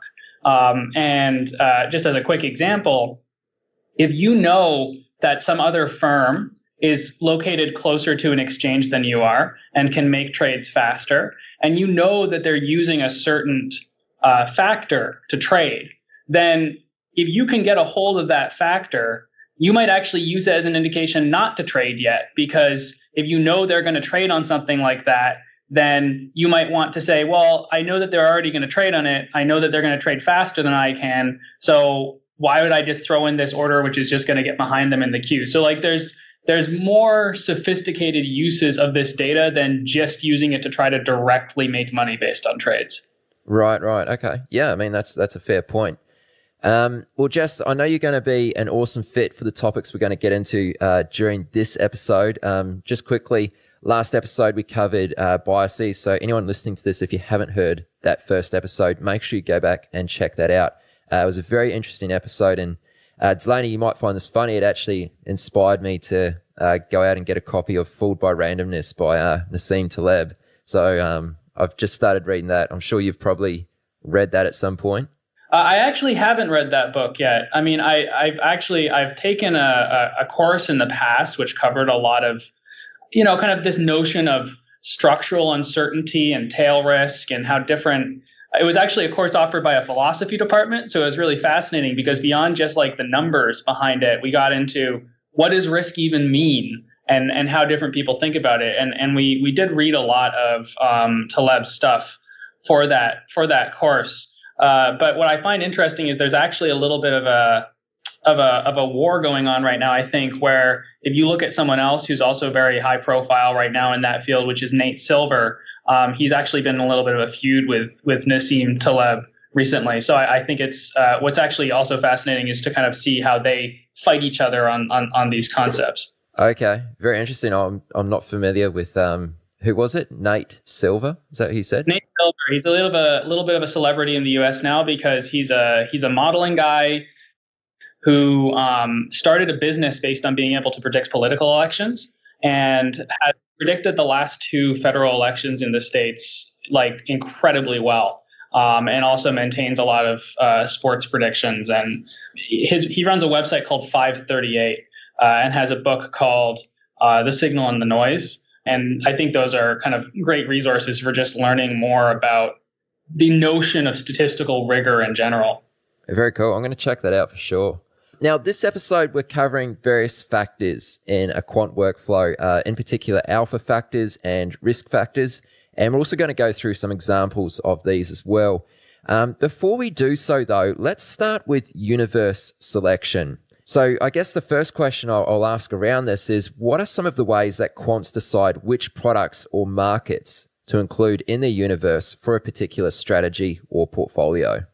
Sure. So there's a lot of ways to think about this. I'm going to take the tack of answering this with respect to what I'm going to call sort of a cross-sectional quant equity strategy. So that's the type of strategy that we're sort of seeking in our community and looking for allocation. So if you're going to do something where the design of your prediction is to take a set of stocks and compare them all against each other to try to find out which of these stocks do I want to own and which of these stocks do I actually think may go down in value, then really what you're looking for is to find a big basket of stocks that are all relatively comparable to each other.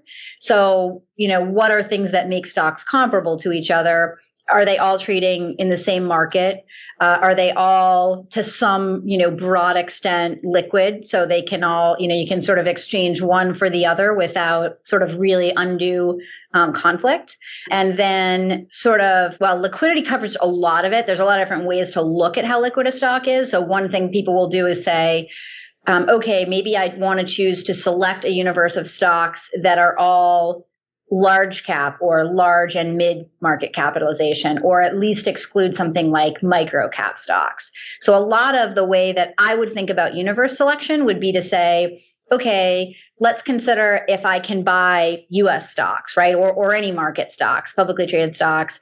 I actually tend to think of it a little bit like, what do I want to exclude that are going to be stocks or traded instruments that are going to be in that set that don't really rank very well against everything else. So some common universe selection techniques we see people apply would be getting rid of illiquid stocks. Actually, like if you just look at sort of every ticker listed on the US stock exchange, for example, and you go into, Quantopian's backtester and just ask for everything, you're going to not only get stocks, actually, you're also going to get ETFs. You're also going to get ADRs. ADRs are depository receipts that are an instrument trading on one exchange where that company is actually located in another country. So you could sort of look through those things and say, maybe an ETF, exchange traded fund, that itself holds, another couple hundred stocks, or it holds futures or holds commodities. Maybe I wouldn't want to treat that in an apples to apples comparison way with, Apple or Microsoft or IBM. So it's a lot. The way I think about it, for this type of ranking workflow that we think a lot about, is really trying to get to a sample of choices, tradable instruments that are kind of comparable to each other. And I think another important point there is that a lot of it is trying to make the real world implementation of your strategy as close to your mathematic, formulas as possible. What I mean by that is, like, if your math works out to purchase $10,000 worth of this stock, and that stock is going through a very illiquid time right now, you're not going to be able to do that. And then how will that throw off your portfolio risk? How will that throw off your strategy in general? So if you're trading on stuff that's illiquid, or you're trading on anything that's weird, or maybe is prone to bankruptcy, like super microcap or volatile stocks, it just means that in the future, when you try to implement this strategy, you might get a model that looks great on paper, but is just not going to trade well at all. So really what universe selection does is not only makes it, like Jess said, more like a comparable, thing when you're building these models, but also just saves you time, so that less of the time you build a model, it looks great, but then you try to trade it and it turns out you can't because of real world constraints like, liquidity. Okay, so how should a trader or a quant think about the size of the universe? Is this dependent on maybe the amount of capital that they have? Does that factor into it? Yeah, maybe speak a little bit about how a trader should think about the size, like how many stocks or products or whatever it may be to include in their universe. Yeah, so I think this is pretty capital dependent. And in general, the way I think about it is, let's say that you have some predictive model, some predictive methodology. Well, you want to make as many independent predictions as possible. And it's for some of the reasons I think we discussed a bit in the previous episode. And we actually have a full lecture on this. If you go to quantopian.com/lectures, there's a lecture called Position Concentration Risk, which does a bunch of simulations to really show you that, if you have a slight edge over random, you should really try to exploit that edge as much as possible by applying your prediction to every single thing for which your prediction is valid. And the more things you apply it to, the more diversification you're going to get in your portfolio, the less risk you're going to face overall.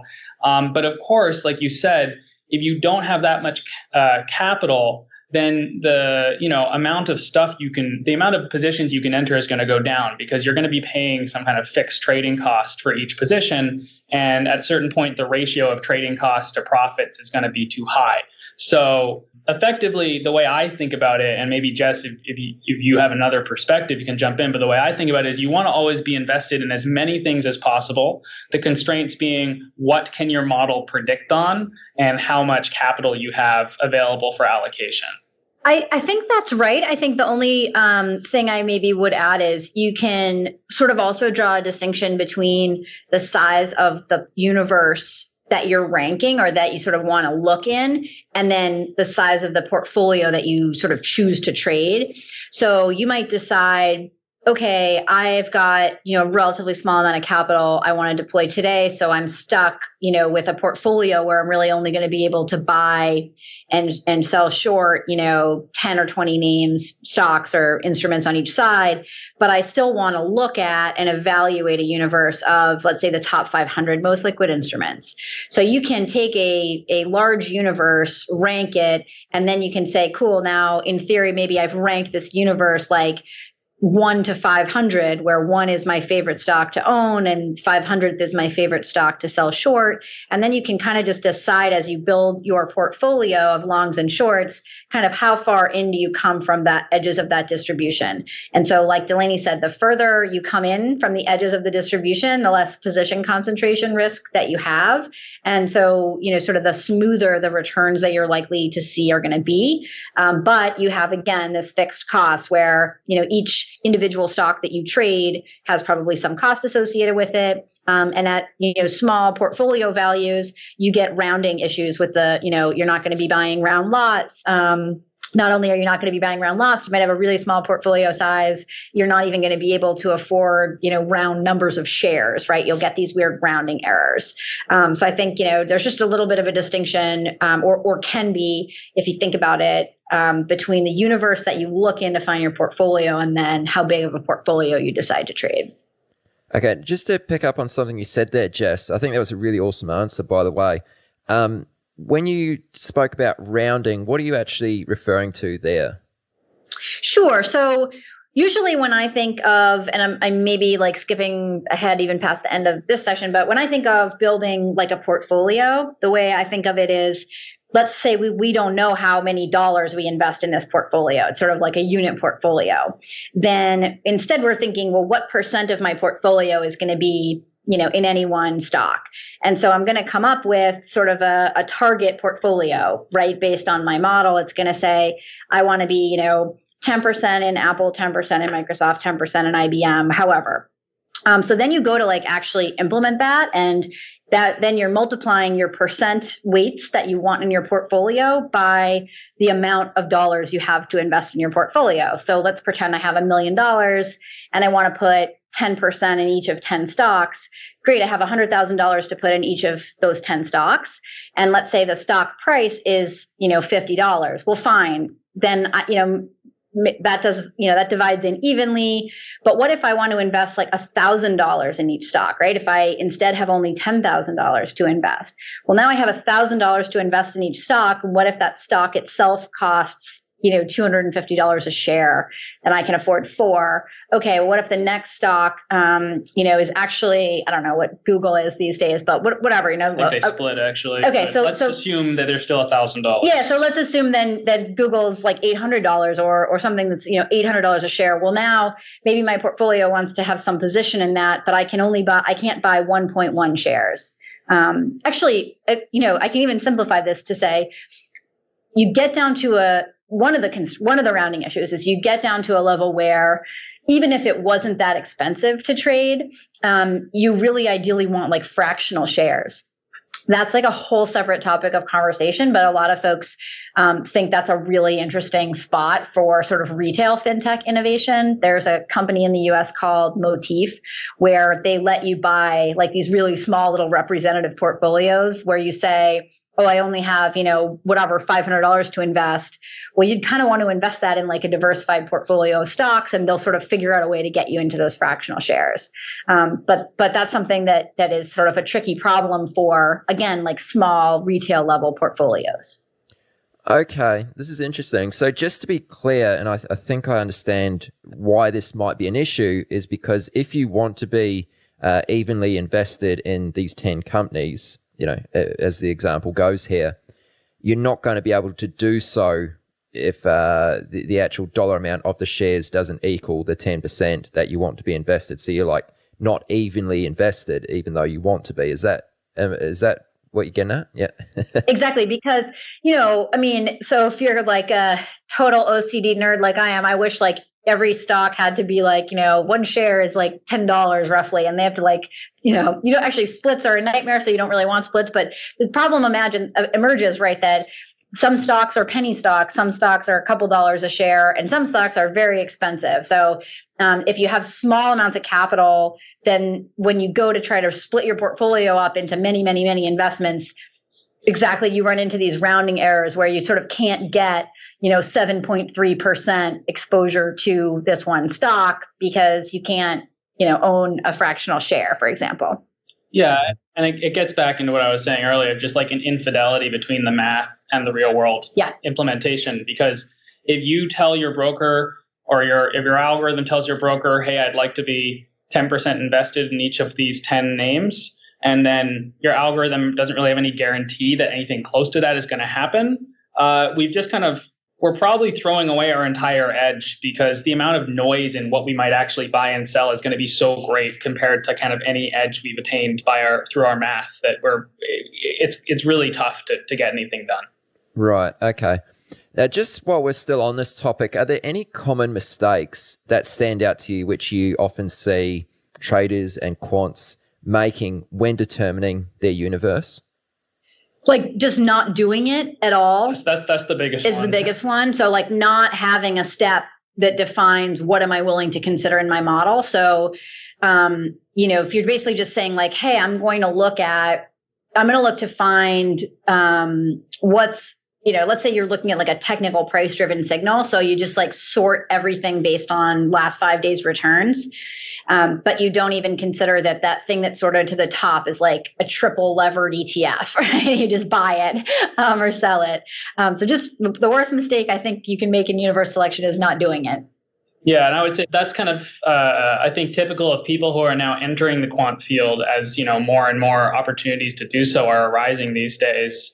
But, people who are coming in from maybe a more traditional discretionary trading background, and they're entering the quant field and they're saying, let's apply my normal thing, which is I'm going to, try to do some research. And here's what I used to do research. And oh my gosh, now with a computer and Excel, I can actually look at every stock every day. And oh my gosh, this one has such a great ratio. I'm going to grab it. But, that there's just no thought to do that universe selection step in advance. Okay. Yeah. No, I think those are really great points. That's awesome. Now, we're about to get into factors. So let's tackle, first of all, what exactly is a factor in a quantitative sense? So, I think that, and again, I said this before, finance is one of the fields that, because of the amount of secrecy of all the companies working. I think that there is a pretty big kind of not disconnect, inconsistency in the terms that are used by various different people to mean various things. So, when I define a factor, I think this is a pretty broad definition of a factor that's accepted by most, kind of professional quant teams, but different people might have different words for what I'm saying. A factor can mean one of two things usually. It can mean an alpha factor, which is what Jess has been talking about with kind of a stock selection model. An alpha factor is any way that you assign a score to each stock at regular intervals. And that score is supposed to be representative of which stocks you would like to own more and which stocks you would like to own less. The score doesn't have to be the expected return out of each stock or the expected future price. It just has to be representative of like better or worse. And then the other way that the other thing that people refer to as a factor is something known as a risk factor. And when you get into it, a risk factor is literally just a return stream. It's a time series of returns. And we'll talk about that, I think, a little bit after we talk about alpha factors a little more. Yeah, absolutely. And I mean, when we talk about factors as such, are these factors that apply to individual strategies, or is this something that is only applicable on a portfolio level? So let me sort of replay like one sort of high level way of thinking about an alpha factor versus a risk factor, like Delaney was just saying, that helped me. And I mean, I've been like thinking about these things for a long time, and still like you'll come up with new ways people describe these things that are really helpful. So in any case, a factor is like a single number per stock, per day, or per minute, right? So it's like a piece of data. Like Delaney said, it could be a return stream, but it doesn't actually like have to be a return stream. It's a single number. The way I think of it, it's a single number per day per stock that's going to tell you something. An alpha factor, that number should be correlated with or predicting the direction of future returns, such that you should be able to use that factor to pick stocks that you think are going to go up or down in some way, right? Feed that into some model, and it should actually have power of predicting the direction of your returns, the sign of your returns. Whereas a risk factor, and we'll talk about what some of them are, is something that at best you hope is going to potentially be predictive of sort of the volatility of the returns going forward. So if we say something is risky, that means we don't know what its price is going to be tomorrow, but we expect sort of the variance between today's price and tomorrow's price to be relatively large. If something's very low risk, that means I don't know whether it's going to go up or down tomorrow, but I expect it to be, if it does, go up or down like by a relatively small amount. And all of these things are relative, right? So that's kind of part of why universe selection is the right first step, because these factors tend to be only useful on a relative basis. So that's the distinction the way I think of. As we start to talk about what some of these things are, there's often like sort of almost an ideological or philosophical debate that can happen with people like, is that thing an alpha factor or is that thing a risk factor?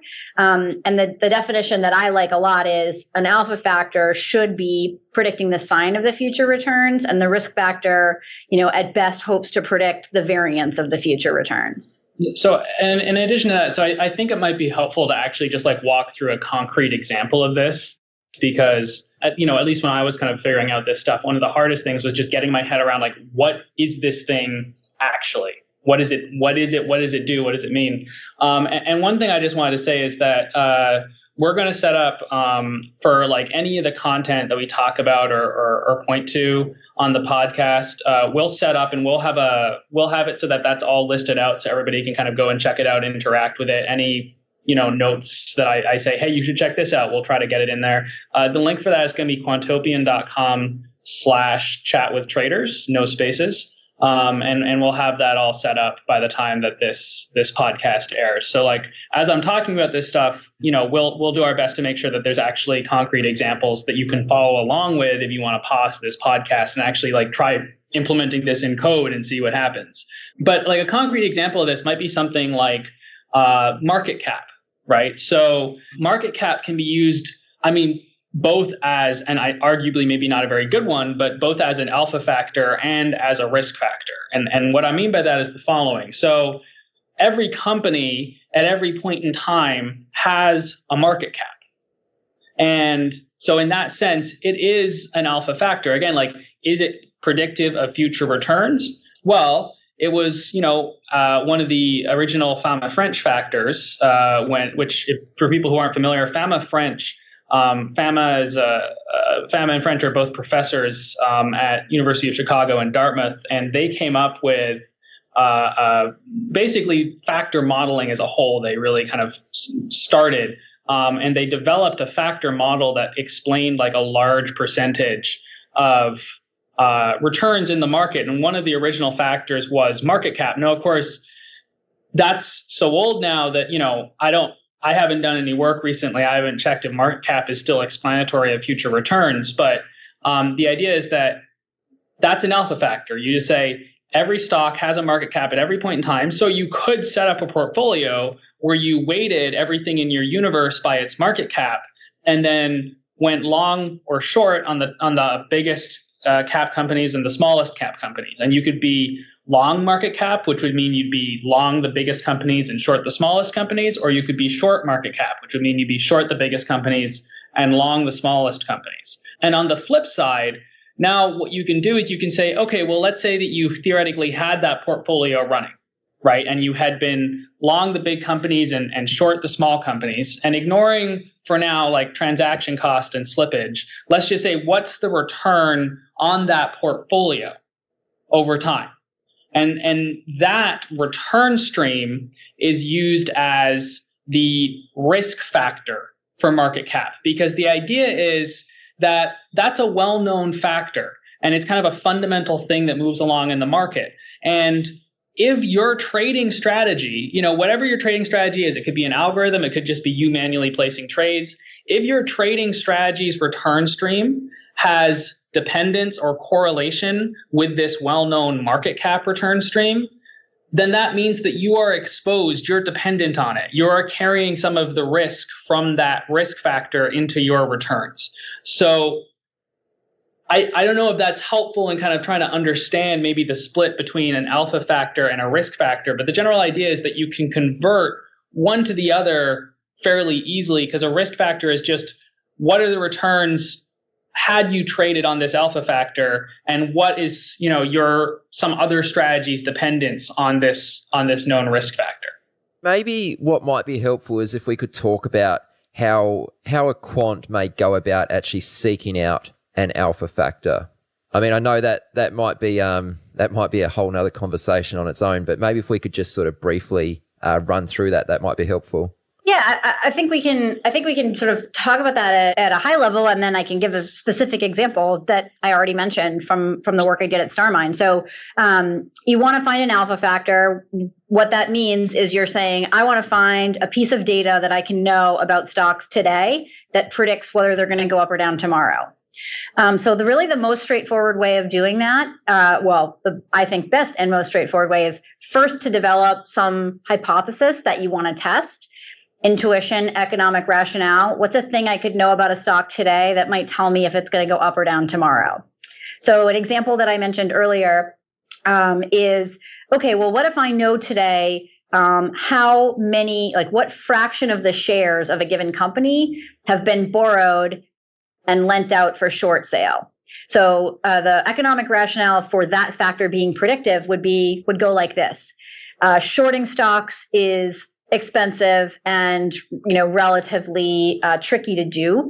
You pay interest when you short a stock, and not everybody knows how to do it. So people that are out there in the market shorting stocks are what we might call smart money. This is the hypothesis. So if I could know today for every company traded on a given exchange, what fraction of its shares have been sold out short, I might develop the hypothesis that would say, companies where, there's a lot of their shares that are sold short, those companies are in trouble. And I think they're going to go down, if not tomorrow, soon. Companies with almost no shares sold out short, those companies are probably fine. So I might want to hold those. So that's sort of your first step, is you develop a hypothesis about a piece of data that you could have today. Then you basically need to test that. So one of the things that my research team at Quantopian has built is a couple of open source Python libraries for looking at this type of stuff. The one we built for analyzing alpha factors is called AlphaLens. One of the ways that people would test this type of thing would be to say, okay, great. So let me take my factor. That's what I know today. So that's how many, what fraction of shares are sold short, for example, today. Now let me run just maybe basically like a correlation, right? Like a rank correlation or some sort of regression against tomorrow's price. So let's pretend I can take tomorrow's price and roll it in today, or take the price 5 days from now. And I basically just say, is there a correlation? If I sorted my universe and ranked stocks and I shorted the ones with the most short interest, it's called, and longed the ones with the least, then how well does that predict or rank stocks based on their returns 1 day ahead, 5 days ahead, 10 days ahead, what have you? And so actually can get like a single number or a distribution estimate that says how predictive, like what amount of tomorrow's returns can I explain today with this single number? That's the basic idea. And like, I guess another way the very last step is you say, okay, like I had a hypothesis, I tried it, there's no predictive power, which is usually what happens. I have to discard that and start over again. Or, you either get lucky or you've been working on something for a long time. You finally find something where, yes, there is predictive power. So a lot of it is like, what I would consider any kind of research scientific process where you develop a hypothesis and then you set about really trying to disprove it until you find something that, you really kind of can't discard or disprove. It actually seems to hold up. Okay. Now, at the risk of sounding like a total amateur myself, is an alpha factor just a fancy term for a trade signal?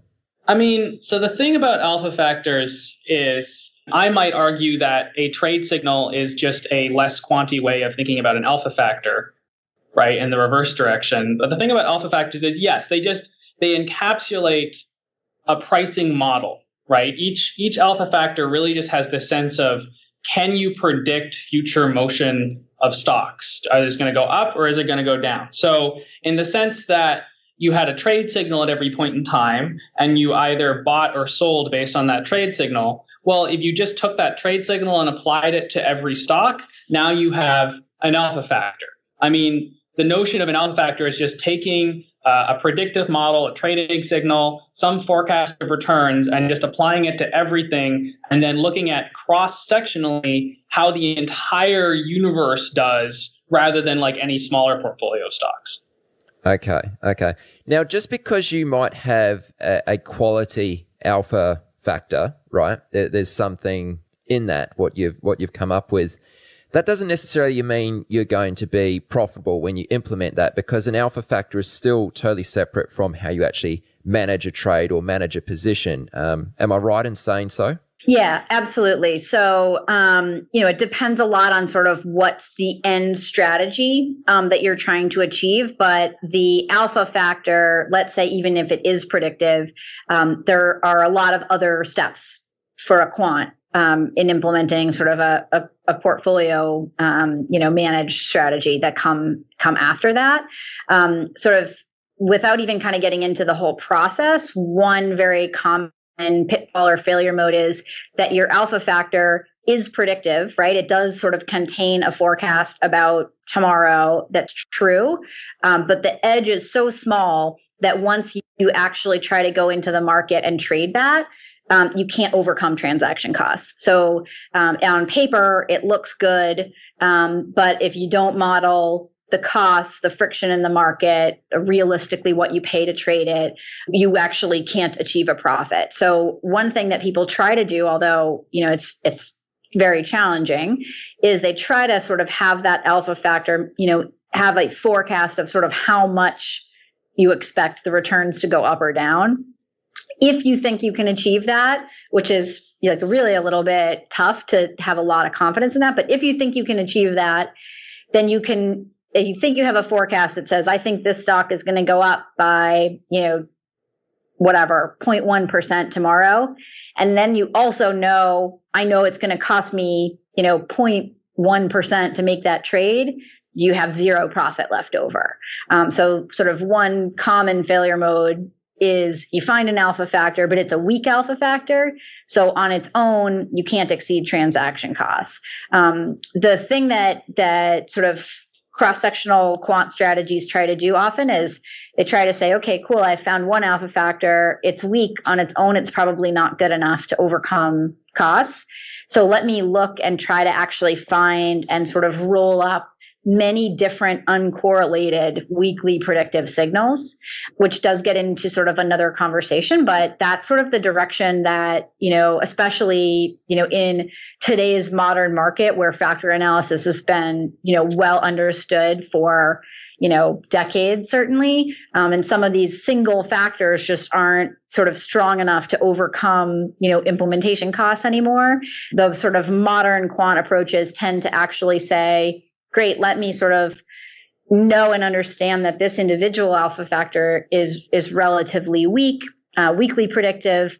But if I can find lots of independent and very different sources of weak predictions, and I can wrap them up together in an intelligent way, now I'm much more likely to have something that's A, going to overcome transaction costs, and B, going to work sort of all the time. So the other risk with alpha factors is that they're predictive, but not very consistently. So maybe you have an alpha factor that works really well, and I think traders tend to think this way too. Like maybe I have a trading signal that I think works really well in bull markets or bear markets or very volatile markets, or not so volatile markets. And if you think you have found signals that actually are sort of more intermittent in their value, then it's an even stronger case for aggregating them up together with other signals that might work well at different times. So I would think of it that, finding one good alpha factor is great, but is just one step of the process. You're probably going to need to find several. And then, I don't think it's necessarily in scope what we're talking about today, but there are a lot of challenges to then putting that into a portfolio that you can trade profitably in the market. I think of it as the most interesting, fun step of the process, but it's certainly not the end of the process. Yeah, and I think that actually that's kind of a summary of what we're going to be talking about in the next podcast, which is all the considerations that you might actually go through and reasons for combining many weekly predictive alphas into one big, monster alpha. And there's actually kind of sophisticated things you can do. You don't just have to average them together. But the general intuition is just like Jess said, if you've got 10 things and each of them has some signal and some noise, well, as you average more and more things together, the noise, because it could be up or down, is going to start canceling itself out. And then you're going to be left with a stronger and stronger signal. And this is just something that's, ubiquitous to any kind of statistics or predictive modeling or, data science. It's just you're constantly trying to average together weekly predictive things to get at a stronger signal.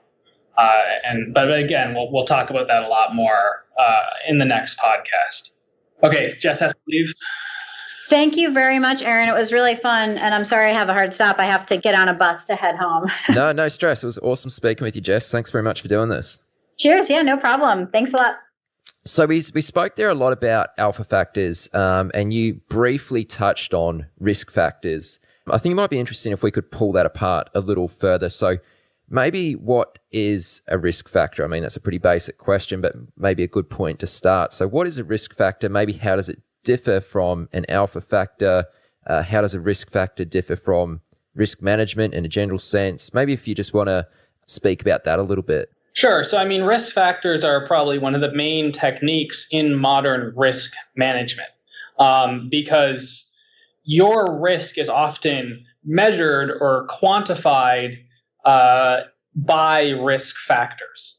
And so what I mean by that is, again, like any alpha factor will produce portfolio weights, and from portfolio weights over time, you can say, what would my returns have been, were I able to trade this portfolio? Again, like Jess said, in the real world, there's tons of considerations like transaction cost and slippage and liquidity, and you have to figure out all this stuff when you're saying, does my alpha factor actually translate into returns? And in fact, honestly, that's really what backtests are for. And so I think I might have mentioned in the last podcast that professional quants really don't spend any time back testing, or not any, but don't spend that much time back testing. And the reason for that is a lot of what they do is hypothesis work, where they're, like Jess said, they're testing a hypothesis. They're trying to see if this alpha factor spreads out returns, if it can predict future returns historically. And then once they've gotten something that they're pretty sure it does based on a lot of rigorous statistical analysis, then the last step usually is, okay, now let's see how it survives real market conditions. And that's usually what a back test is for. Back tests are usually done to simulate a variety of trading conditions, because everybody's going to have different prices they pay for trading and everything. But that's, I think, what at least, and I know what for a lot of what we do, and we're like simulating whether a strategy will do well in this brokerage versus this brokerage. That's what we look at back tests for. But so the general idea is, like, ignoring all of those constraints, let's just say you were kind of theoretically able to enter into this portfolio based on this alpha factor. Well, now you have a return stream, right? And the idea is that return stream represents the returns that are coming from that alpha factor. And so the alpha factor could be a momentum factor. So you could look at returns coming from momentum. It could be market cap. It could be some fundamental value factor where you're trying to estimate the value of a company based on a few of its, metrics like cash flow and revenue and everything. But the idea is, once you have that return on the portfolio, when the portfolio, depending on the alpha factor, well, then you kind of know, like, had I been trading that alpha factor, I would have gotten these returns. So if your strategy, and there's a variety of ways to do this. Some people use covariance techniques. Some people use multiple regression models. I think multiple regression models are the most common. And in the Quantopian lecture series, we actually cover all this. We actually have lectures that touch on multiple regression. We have lectures that touch on Spearman rank correlation, which is what Jess was talking about earlier. We have lectures that touch on like risk factors. So it's all there if you want to go check it out. Basically, the idea is that let's say that there is the Aaron factor, and I knew what your portfolio looked like every day, and I knew what returns were coming out of it, right? And I was trying to sell you a strategy, and I was saying, Aaron, you should invest in my strategy. And you looked at the correlation between my strategy and your strategy, your returns, and you found that there's actually a 100% correlation. Would that be something that you would be interested in investing in? Probably not, because there's nothing new. It's just exactly the same as what you're doing, and you could just pour more money into your strategy and not pay any management fees. So the same thing applies for risk factors. So let's say that now we have the Aaron factor and the Aaron risk factor, which is the returns on your portfolio. Well, when I'm evaluating my strategy, let's say that your portfolio is a very well-known portfolio. I'm going to look for whether or not my new algorithm or my new strategy has correlation in its return stream with your return stream. Because if it does, really what that's saying is it seems like some of what's going on in my strategy is really just this already known thing. And so, for example, one of the most common risk factors is the market, the broad market in the US, the S&P 500, traded as the SPY. And it would be, you would also probably look at, the Australian broad market in Australia. And so if you're looking at the broad market and you're looking at the correlation between your returns and the broad market returns, if there's a high dependency, then it means that your strategy can basically be expressed by put most of the money into the broad market and then do something else with the rest of the money. Does that make sense? Mm-hmm. So the general idea is, if you have a high dependency with the broad market, not only is it really not that different from investing in the broad market and then doing something else with the rest of the capital, but also it means if the broad market goes off a cliff, there's a strong risk that you're also going to go off a cliff. So in general, quants want to make their new strategies as independent of well-known factors as possible, both for the reason that it's more attractive to investors because they're not just redoing something that's already known, but also the fewer things you're dependent on, the fewer sources of risk you have in your returns. If I'm dependent on a lot of different things, only one of those things has to go off a cliff for me to go off a cliff. So just the lower my dependence is on these risk factors, the better generally a return stream is considered to be. Okay, so let's start to put this all together now. Let's walk through an example. So I know you guys there at Quantopian put together an example about female CEOs as a potential strategy. Would you like to maybe walk us through that, and then we can kind of pull it apart and speak about what part of that is the alpha factor, where's the risk factor, and that sort of thing. But maybe just walk us through that example to begin with, and we'll take it from there. Yeah, sure. So the Female CEOs Project was a really good piece of work by Karen Rubin, who's our VP of product here. And, she is an exceptional product manager in that, she's actually really willing to get her hands very dirty with the stuff that she's building. And, as part of that, she actually put together a full piece of quant research, which is I thought was pretty impressive. Given that a lot of product managers do not take nearly as many steps into their own product. What she did is she came up with a hypothesis, and her hypothesis, and this is actually backed by a decent amount of finance and economic research in the last, I'd say, 5 to 10 years, maybe more. But her hypothesis was that investing in companies in the broad market. So investing in companies, and I think she used as her universe, I think the Fortune 1000, maybe. I'd have to go back and check it again. We'll have links to this. You can go check it on your own at quantopian.com/chatwithtraders, and you can see all the work. But the idea is she started with a universe, and then she said, within that universe, at any given time, I want to be invested in companies with female CEOs. And so her hypothesis is that being invested only in companies with female CEOs will yield better returns than being invested in the entire universe equally. That's the hypothesis. And so that's where a quant would start, right? They'd say, here's my new hypothesis. Here's what I think is going on. And it usually comes from some interesting insight or broad economic understanding. And again, what we talked about in the previous episode was really like ways to avoid overfitting your models and trying to avoid bias. And, this is an example of, I think, a good way to do things rather than trying a ton of different things and saying, oh, this thing happens to work. I'm not sure really why. But so here you start from like a really solid hypothesis, which is that companies that are currently being run by women will outperform the broad market in general.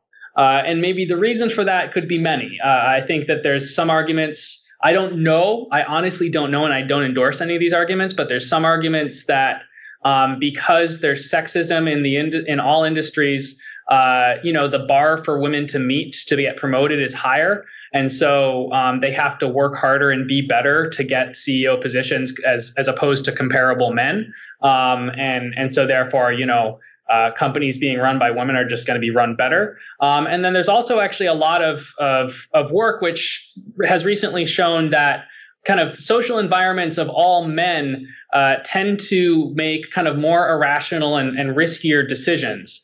And so, obviously you want companies to make, kind of low risk, rational decisions. And so if your board is has some women in it, that might be a really good sign that the company is going to make less risky decisions. And then finally, maybe the theory is that just the fact that a company is going to elect a female CEO is a good sign that that company is just, it's free of more bias. It's a more progressive company. They're smarter in how they work. So there's lots of different reasons that you could maybe hypothesize that this effect would be true. But the general idea is that at the end of the day, you've got a hypothesis. So really what that is an alpha factor, right? Because your alpha factor is now a score of 1 for companies that currently are being run by a female, and 0 for companies that are currently being run by a male. And that's your alpha factor. You're saying weight might sort companies based on female versus non-female. And so in this case, all the female ones go to the top and all the male ones go to the bottom. And, see, does that spread out returns at all? Do the returns on the female companies at a given point in time exceed the returns on the male companies at any given point in time? And so the way that Karen tested that is she actually ran a simulation of saying at every point in time, just be invested in the companies that are being run by women. And she found that she did actually significantly beat the broad market as a benchmark. And since then, she's actually gone back. And again, we'll link to all this. She's gone back and, done this kind of redone this study and made many improvements and picked better benchmarks.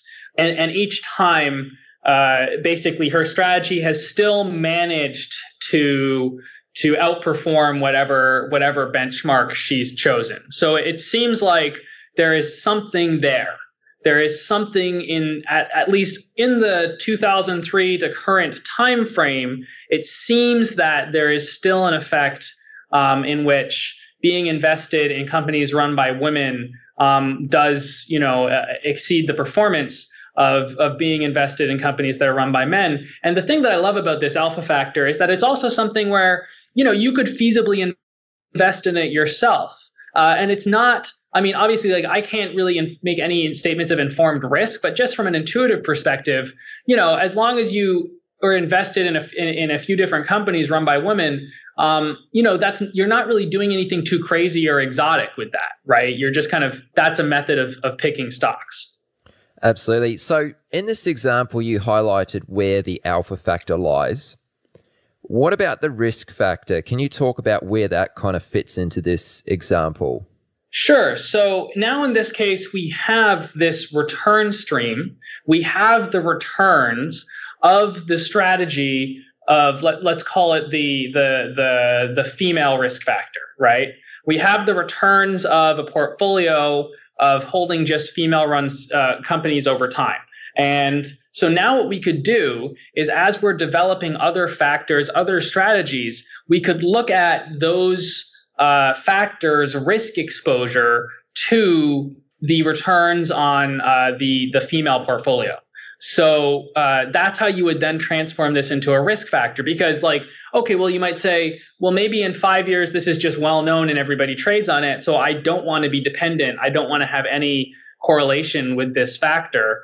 Then you can start using it in the other direction as a risk factor rather than trying to trade on it yourself. And then we can also go the other direction and we can say, okay, we have this return stream of female CEOs, and what are its risk exposures? So we could take a set of, any number of known risk factors, and then we could look for dependencies between, our female portfolio and those known risk factors. And we could say, oh, interesting. It seems like companies that are run by women have exposure to these other known risk factors. Or maybe it doesn't have exposure to these other known risk factors, and this is just a completely new thing that we've discovered. So that's kind of the approach that you would take to either turn it into a risk factor or use risk factors to try to evaluate what is this new thing that you've just constructed. Excellent. Okay. Well, yeah, this is definitely a really good example, and I've actually watched that video. Was it Karen who gave the talk about this particular strategy? I think so, and I think there's a few different videos as well, because she's given the different times. She's also actually talked to a few different reporters about it, because as you can imagine, this is a pretty hot topic issue. Yeah, so definitely I'd encourage anyone who's listening to this right now to check out those links, which we'll put at quantopian.com/chat with traders. Delaney, we're pushing on over an hour now. Is there anything else you'd like to add on this subject? I think at the end of the day, we talked about a lot of really conceptual stuff today. And I have found that a lot of this stuff is hard to get unless you actually kind of either muck with it a bit or get your hands slightly dirty or, actually try to see it in practice. So all I'm going to say is, again, just like, I strongly recommend that if people have kind of listened to it and maybe they're like, I don't quite get that part, or that part made sense, but I don't get how you'd use it. I recommend going to, again, that link you mentioned, quantopian.com/chat-with-traders, and we'll try to link the relevant lectures, examples. And I think just seeing this stuff visually, it can be a lot more helpful. So like, for instance, the way I would probably listen to this podcast if I were trying to learn this stuff is maybe, listen to it and then go back and actually try to look at some of these examples that we posted, but maybe also listening through it again, like pausing it whenever you don't understand something and actually trying to read through and look at the plots and just see physically like, oh, okay, I get it. You're sorting stocks this way, and then that mean your portfolio weights are this, etc. Absolutely, yeah. I mean, if you don't get it, just look it up and dig deeper for sure. So next episode 3, what are some of the subjects we're going to be covering then? Sure. So, I mean, like I said, I think Jess kind of previewed it in one of the answers she gave. And the general theme is, okay, well, now you have some alpha factors. What do you do with them? Because like Jess said, individual alpha factors, I think, will tend not to be very good. So one of the things that quants just accept is that individual pricing models or individual trading signals tend not to work very well. They don't tend to have much edge over random. And that edge can also go in and out depending on market conditions. Or factors could be predictive in one sector, but not another sector, for example. So the idea is you want generally to combine many different individual alpha factors into one prediction, which is actually quite good. And so what we're going to discuss is all sorts of ways that you could look at, basically kind of combining them together. I'll try to go back into the original kind of stats theory behind this and describe how this is not just a thing that you've done in finance. It's really just done in every single predictive modeling field there is. And we'll actually try to talk about, some interesting techniques you can use, because this is actually a pretty interesting application of, and I think I've mentioned that I'm kind of dubious of machine learning in finance because a lot of people use it in ways that won't necessarily work in the long run, but are some really powerful ways to apply it. And this is an interesting application of machine learning, which is maybe using machine learning to try to, at any given point in time, select the best factors to be trading on then, as an example. So those are some of the things we'll try to discuss in the next podcast. Awesome, man. Sounds like a good episode. Let's leave it at that for now. Delaney, thank you very much for doing this, man. I appreciate you taking the time, and we'll speak again very soon. All right. Thank you. Appreciate it.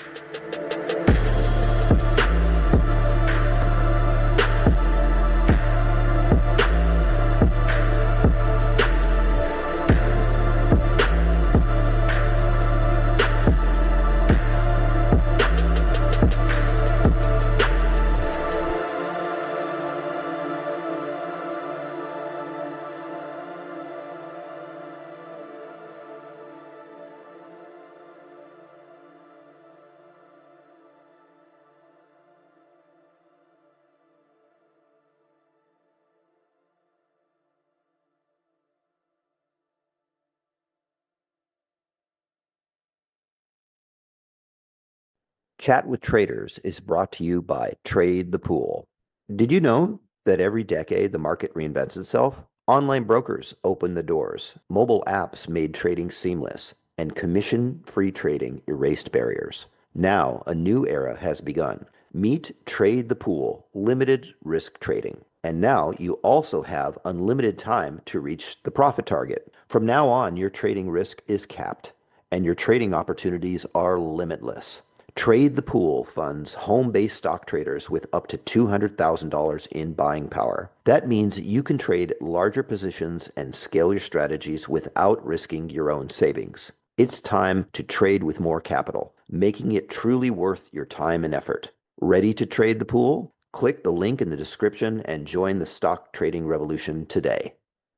Are you ready to get serious about trading? Then join Tasty Trade, Investorpedia's best platform for options trading in 2026. Stocks, options, futures, and more. Tasty Trade has everything you trade all in one platform. Get low commissions, including 0 commissions on stocks, so you can keep more of what you earn. Trade smarter with advanced charting tools, a pre-built strategy selector, risk analysis tools, and more features. Visit tastytrade.com/chat for more information. Tasty Trade Inc. is a registered broker-dealer and member of FINRA, NFA, and SIPC. Markets, speculation, and risk. This is the Chat with Traders podcast, hosted by Aaron Fifield. What's happening, traders? Aaron Fifield here. You are listening to episode 101. Thanks, Emil, for tuning in. My guest this week is Siam Kidd from Norwich in the UK. He's a former Air Force pilot turned retail trader, but he's also much more. He's a serial entrepreneur, and he's also on a quest to improve the schooling system, which I can respect. I really enjoyed the conversation I had with Siam, as you can probably tell by the length of this episode.